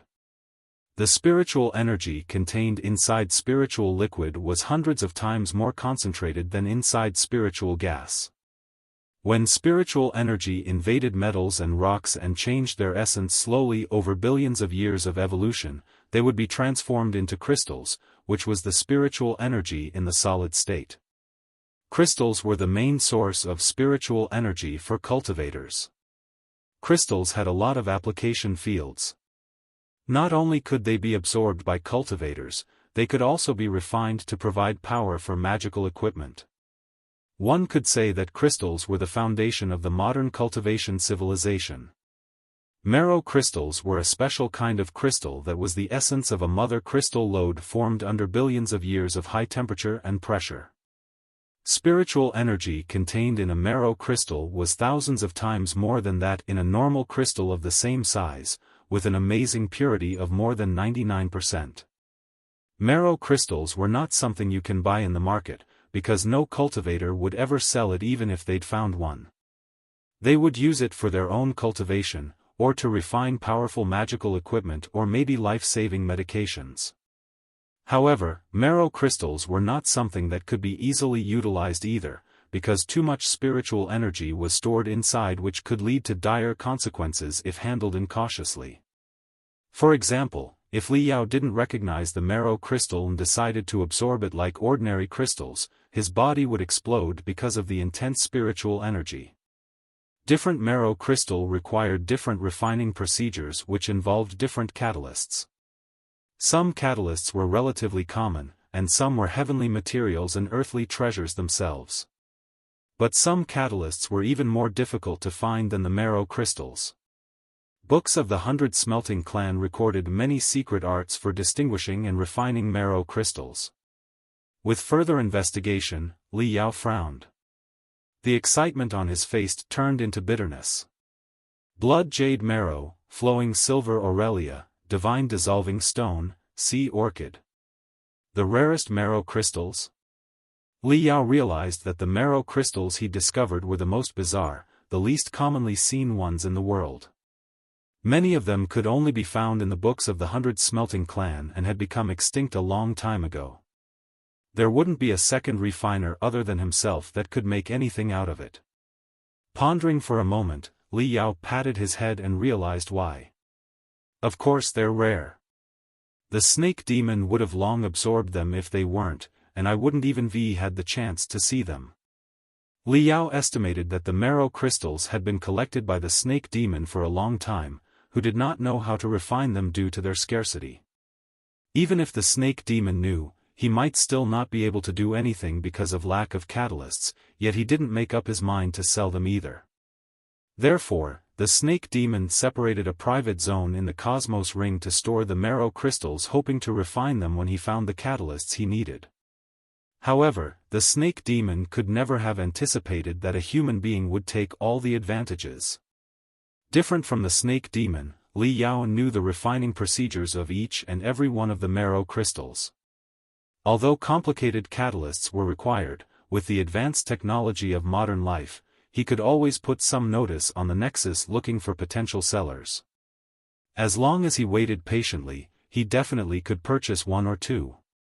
In the worst-case scenario, I could make the Marrow crystals into big bombs. Hee. I believe their power is going to be at least 10 times more impressive than the Demon Core bomb. Let me put the Marrow crystals aside for now and see what's in the other storage zone. Li Yao extended his spiritual threads into the second bubble. But what he retrieved was something very odd. The fist-sized stone felt neither like gold nor like wood. It was tangled by rings of hard lines, making it look like a pupa carved out of a rock. It was extremely heavy too. Li Yao tried to spread his spiritual threads into the stone, only to be completely blocked by the shell. He took out the dagger that he used to dissect demon beasts. Yet the dagger couldn't cut a single hole in the shell. The only thing it left was a shallow scratch. Half a minute later, even the shallow scratch was gone, like a wound that healed itself. Li Yao thought hard for a moment. Still, he didn't recall any material that had such odd characteristics. He didn't have many tools at hand. Besides, he was not at a refining workshop after all. It might cause trouble if he caught too much attention. Therefore, Li Yao simply dropped the Marrow stones and the pupa-like stone into the Cosmos Ring and decided to study them when he was back at the Grand Desolate War Institution. His main purpose in Floating Spear City was to visit his senior brother, Fiend Blade Penghai. Since Penghai separated from the Crimson Nimbus Guild, he had been trying to break the barrier to the core formation stage as an unaffiliated cultivator. Although he hadn't succeeded yet, he was already one of the strongest cultivators at the peak of the building foundation stage and had an immense influence on cultivators in the Federation. Besides, Penghai was not a pure battle-type cultivator. Back when he was in the Crimson Nimbus Guild, he had been managing the marketing department and was in charge of finding new markets for the Crimson Nimbus Guild. Finding new markets required much more than personal combat ability. Connections and administrative skills were necessary. Li Yao and Fiend Blade Penghai had known each other for a long time. He knew Penghai's ambition well, which was to create his own sect besides being a strong cultivator. Li Yao was not an admin-type cultivator. He didn't have too many theories on how to promote the Demon Beast Detector and rival against the Zephyr Guild. It also happened that Fiend Blade Penghai had just returned to Floating Spear City from a training session in the Dark Desolate domain. Since Floating Spear City was not far from Serpent City, Li Yao had decided to pay a visit to him hoping to get some enlightenment. He made an appointment with Fiend Blade Penghai at 9 a.m. the next day. He had been modifying and racing shuttles day and night over the past few days. Although he quite enjoyed himself, he was exhausted, too. After storing the heavenly materials and earthly treasures inside his Cosmos Ring, Li Yao went to bed and fell asleep. The next morning when he woke up, he felt that he was refreshed and vigorous. There was no part of his body that was not at ease. Li Yao opened the curtain and got an eyeful of crimson leaves, which looked like a wildfire that dyed the sky into redness. This was the Upper Eastern District, a place where cultivators congregated. It was still early in the morning, yet many cultivators had flown to the sky to absorb the spiritual energy in the air while the day was replacing the night. 2 years ago, I could only stand on the ground and crane my head watching the cultivators shining in the sky. But now, I am one of them too. Li Yao was itching to fly to the sky and join them in the morning exercise to fulfill his vanity, when the Cosmos Ring trembled and started getting hotter and hotter. The dull surface was sending out dangerously reddish-orange color. What's going on? Li Yao was alarmed. Spreading his spiritual threads into the Cosmos Ring, he discovered that the storage space inside seemed to have experienced a hurricane. All the materials were misplaced. What's more, 3 of the Marrow crystals that he put inside the previous night were gone. Swoosh! Swoosh! A black shadow was raging in the limited storage space and hitting the walls every now and then, causing ear-splitting explosions and furious spiritual tides. The storage space was like a shaking cottage in a thunderstorm which was tearing it down at any moment. Little Black. Li Yao suddenly realized that there was a glutton named Blackwing inside the Cosmos Ring. That guy was a piece of magical equipment that could self-cultivate. The crystals eaten by it had been almost as many as those absorbed by himself. Besides, it had been quite picky on the purity of crystals. Little Black must have thought the Marrow crystals as ordinary crystals and devoured 3 of them in a row. But purity of the ordinary crystals was too high and the spiritual energy contained in them was too furious.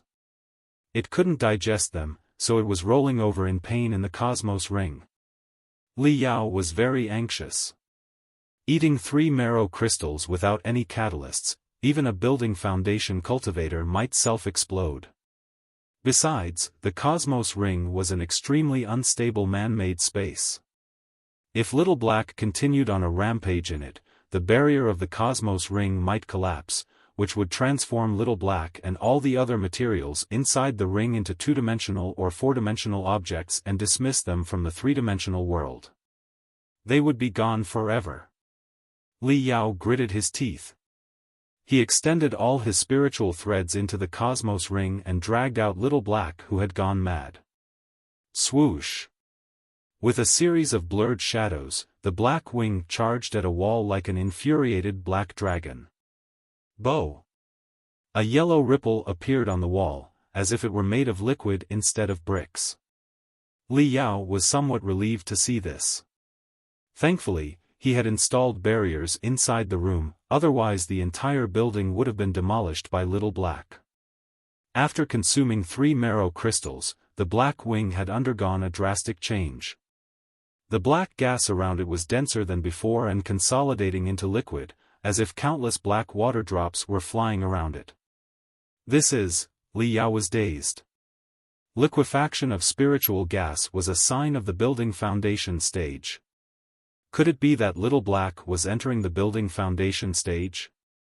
On second thought, it was not entirely unlikely.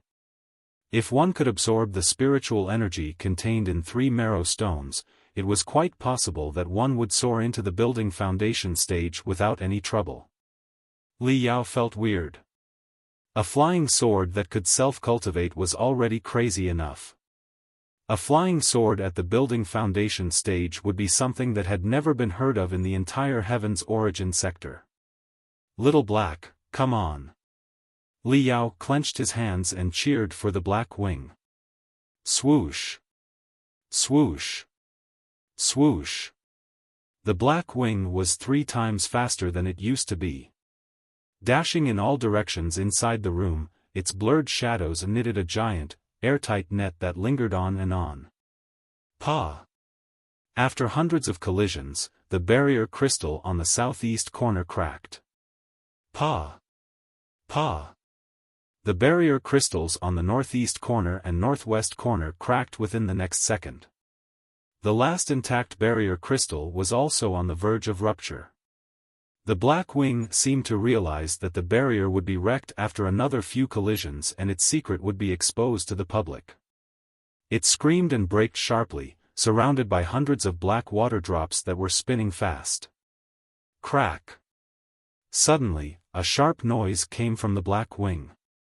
A snake-shaped crack appeared on the body of the sword. Li Yao was truly shocked. The Black Wing used to look crappy, but it was mainly because of the rust. There had never been such huge structural damage before. As a refiner, he immediately recognized that the crack all through the body of the sword would significantly diminish the sturdiness of the Black Wing, which was almost similar to the vertebral fracture of a human being. Little Black! Li Yao dashed forward to the sword. However, after the crack, the Black Wing did not show any sign of pain. Instead, it seemed to have vented its anger out and floated in the air exhaustedly. Dazed, Li Yao stared at the snake-shaped crack on the Black Wing, pondering why. The spiritual water drops had vaporized and were absorbed by it again. Dozens of thick black spiritual threads were released. Although the Black Wing failed to enter the building foundation stage, it had already landed at the peak of the refinement stage.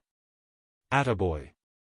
I thought I was improving fast enough with all the lucky encounters in the past year.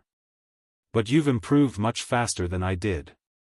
Seeing that the Black Wing was still safe and sound, Li Yao was finally relieved.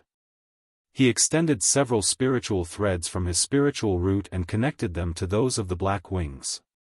The moment they were linked, Li Yao felt that something was different. Although the Black Wing failed to break into the building foundation stage, the nourishment of the 3 marrow crystals had made it grow a lot over the past night. More specifically, the flooding spiritual energy had awakened something inside the Black Wing. A lot of broken memory pieces appeared in Li Yao's brain. No wonder you can only fly but not attack, although you are a flying sword. This flying sword is not your true self at all. Or rather, this is not a flying sword at all. It is a barrier that constrains your true self. Who are you exactly? The Black Wing had no idea what the answer was. It hovered in confusion for a while, and wrote 4 words with the sword tip in the air: I am Little Black. Li Yao was amused and laughed. That was true. Whatever the Black Wing's background was, it would always be Little Black, a friend who had grown together with him since he was a child. Rest assured. I'll find a way to break the barrier and free you. Li Yao knew that the Black Wing must be from a world beyond the Heaven's origin sector that was much more enormous and mysterious. The barrier set in that world was not something that a cryptohacker like Yuan Qi could resolve. Li Yao made up his mind that he would bring Little Black to the center of the cosmos one day and explore the gorgeous worlds out there. The things I put in the cosmos ring are called marrow crystals. You must keep yourself away from them because they're not digestible. Next time, you probably won't be as lucky. When I am back to the Grand Desolate War Institution and find enough catalysts, I'll refine the marrow crystals into usable ingredients. Rest assured. You will be able to enjoy them in good time. Li Yao had formed a plan. The remaining marrow crystals would be divided into 4 parts. 1 for himself, 1 for Little Black, 1 for Ding Ling Dang, and the last one would be refined into strengthening drugs and healing drugs which would be reserved for future uses or helping friends. Brother Guan Xiong of the Mountain Sea sect suffered serious injuries when he rescued the ordinary people, including Li Yao himself, from a train during the Beast Tide a year and a half ago. He had saved Li Yao's life. The medication made of marrow crystals would help him regain his capability. While thinking of future plans, Li Yao started to clear the mess inside the cosmos ring. When he took out the pupil-like stone, he found that one end of the stone had been cut off, which must have been the work of Little Black when it was storming inside the cosmos ring after swallowing 3 marrow crystals. The stone was hollow and full of half-solid liquid that was thicker than glue. Turning the stone upside down was not enough to pour the liquid out. Li Yao went through a lot of trouble and finally emptied the liquid. He found a finger-sized sword-shaped object inside the liquid. With a closer look, he discovered that it was actually an intimidating warship model. The warship looked like a dragon whose scales were all erect. It was surrounded by the strong stench of death. Although the model was only the size of a little finger, Li Yao had the feeling that it was unstoppable, as if the warship alone was enough to conquer a planet. It was just a model, but there were many delicate details on it which were indistinguishable by plain sight. It was not until Li Yao groped his way through the warship with his spiritual threads that he had a general picture of what it actually looked like. The erect scales were, in fact, numerous turrets, which were in a completely different style from those of the crystal warships in the Heaven's origin sector. From his instinct as a refiner, Li Yao felt that, in regards of layout and firepower, the warship should be much more advanced than any crystal warship in the Heaven's origin sector. In the front of the warship was a long cylinder that looked like a dragon which was craning its head. Judging from the appearance, it should be the main gun of the warship. But after a prolonged observation, Li Yao didn't even figure out what kind of weapon it was. This warship model must be a product crafted by one of the guilds of provenance back in the era of the Star Ocean Imperium. The era of the Star Ocean Imperium had been the peak of cultivation technology. Under the leadership of the Supreme Emperor, all the 20 guilds of provenance had the power to cruise across galaxies. They each developed magical equipment and training systems of their own distinguishing styles. But after the Armageddon Rebellion, the magical equipment and training systems had been mostly lost. This warship model was probably a remnant of that era. However, was it just a model? Blinking his eyes, Li Yao held the warship model in his palm and pondered. If it were only a handicraft, there would be no need to carefully store it inside the Cosmos Ring before sealing it with an encryption. There must be something more about it. Pausing for a moment, Li Yao bit his finger and squeezed a drop of blood on the warship model. He was going to unveil the secret of the warship model by the blood baptism of the 100 Smelting Guild. Schwa. The warship model sucked his blood in as if it were alive and shivered in a vague red light. It worked. Li Yao was excited. The blood baptism did not mean that a piece of magical equipment could be submitted by a single drop of blood. It required a series of complicated procedures. But at least, given that the warship model did not reject his blood, it was very likely to be a product of cultivators. If its creator were a demon, a devil cultivator or other species in the cosmos, it would have never accepted the blood of a cultivator so easily. Faced with a piece of magical equipment from the Star Ocean Imperium, Li Yao did not dare to underestimate it. He squeezed 10 drops of blood from his fingertips and 3 drops of blood from the tip of his tongue. The blood was blended together and turned into a mist. Manipulated by Li Yao's spell, the blood mist seemed to be alive. It was knitted into a red net and covered the warship model, which absorbed it, leaving no trace behind. Li Yao instantly felt that a weak spiritual connection had been established between himself and the warship model. He had the same feeling when he first wore a crystal suit. Li Yao felt his heart was beating fast. He extended dozens of spiritual threads and pierced them into the warship model. His spiritual threads went on without any trouble. The warship model didn't resist them at all. Instead, an intense attraction force was brewing inside it which seemed to be pulling Li Yao's entire soul in. When Li Yao discovered that it was not good, it was already late. There seemed to be a terrible swirl inside the warship model which had sucked part of his soul in. Schwa. Li Yao felt that he was in a half-step great illusionary land that was just opened, or like his soul had been split into 2 halves, because he could see 2 worlds unfolding in front of his eyes at the same time. In one of the 2 worlds, he was still inside the suite, with the warship model at his hand. In the other world, he was confined in a limited space that was surrounded by gray mist, unable to go anywhere. In front of him was a panoramic light beam, where obscure control menus that were hundreds of times more complicated than those of a refining furnace or a crystal suit were popping up. What was even more dazzling for Li Yao was that there was a giant that looked silly inside the panoramic light beam, who, with a closer look, was exactly himself. The weird ratio and perspective reminded Li Yao of a possibility. Could it be that part of my soul is in the cockpit of the warship? The panoramic light beam is the actual control system of the warship model? Is this warship model flyable? The moment he thought of that, the control menus blazed.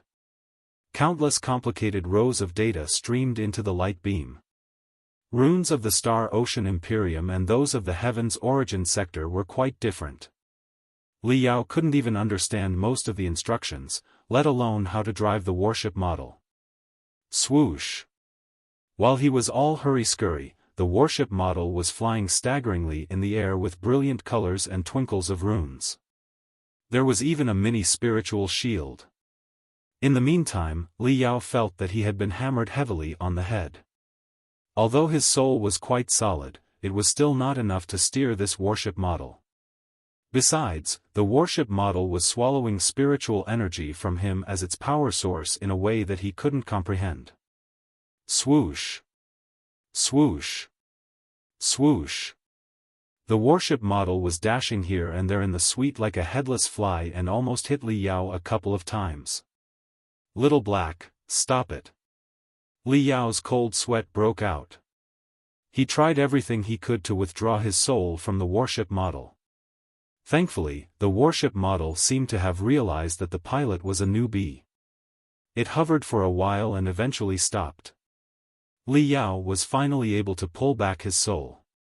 The brilliance on the warship model dispersed and resumed the unremarkable silver-gray color.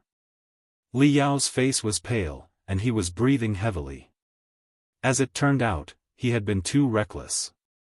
If the warship model were malicious, or one of its former owners had implanted some vicious traps inside it, Li Yao's spiritual energy might have been drained. Pondering for a moment, Li Yao came to the conclusion that the warship model could be a piece of magical equipment to train crystal warship pilots in the era of the Star Ocean Imperium. Its control system must be a duplicate of a real crystal warship. If a trainer could control the warship model proficiently, he would prove to be a qualified pilot to drive a real-life warship to cross galaxies and destroy planets. The conclusion made Li Yao somewhat lost for words. A piece of training magical equipment of the ancient time was of little value to him. Suppose he had grasped the skills to steer a crystal warship of the Star Ocean Imperium, what then? Thousands of years had passed. There was no way that he could find such a warship in real life to put what he learnt into practice. However, on second thought, it was not necessarily true. The control pattern of the warship model is complicated enough for me to do the spiritual exercises. Besides, I can improve my crystal suit skills and super shuttle skills by driving this warship model. Moreover, the warship model is made of a rare and yet extremely tensile material, and it could be controlled by a telepathic thought. It will be a piece of great magical equipment for scouting. Also, once accelerated to maximum, it can also be used as a bullet. A bullet that is at the full control of my spiritual will be a great help in combat. Coming up with several possible usages of the warship model, Li Yao felt happy again. He decided to practice the art of a warship pilot when he returned to the Grand Desolate War Institution. During intense combat, the warship model would be his secret weapon. Nice. Nice. Not only did I retrieve so many Marrow crystals in the Cosmos Ring which triggered the mutation of Little Black, I was also lucky enough to discover this warship model of the Star Ocean Imperium. This trip to the Dark Desolate domain has been truly rewarding. Although you are just a warship model, I might as well give you a name. You look like a fierce dragon. I'll just call you Neltharion. Li Yao and Peng Hai met again in Peng Hai's personal training room. Over a year ago, Li Yao had received a month of special training in this place, which was the biggest reason why he had won the title of Floating Spear City's champion of college entrance examination. He had been missing Peng Hai's personal training room. Senior brother Peng. After 1 year away from each other, Li Yao found that Peng Hai was more complex than before, who, at first look, looked like a successful businessman instead of a strong cultivator that fought in the depths of the Grand Desolate Plateau all the time. Peng Hai had been Li Yao's role model when Li Yao was in high school.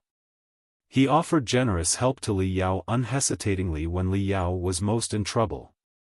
Besides, both of them had been set on the path of cultivation by Sun Biao. There couldn't be a closer senior-junior brother relationship in the world. Good boy. I've been hearing your name all the time over the past year. You even broke my credits record in the Grand Desolate War Institution. That's impressive. Fiend Blade Peng Hai was glad, too. He was planning to create his own sect.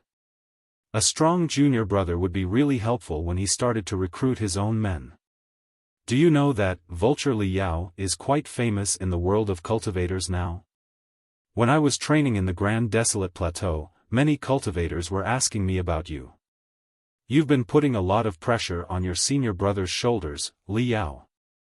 Peng Hai smiled.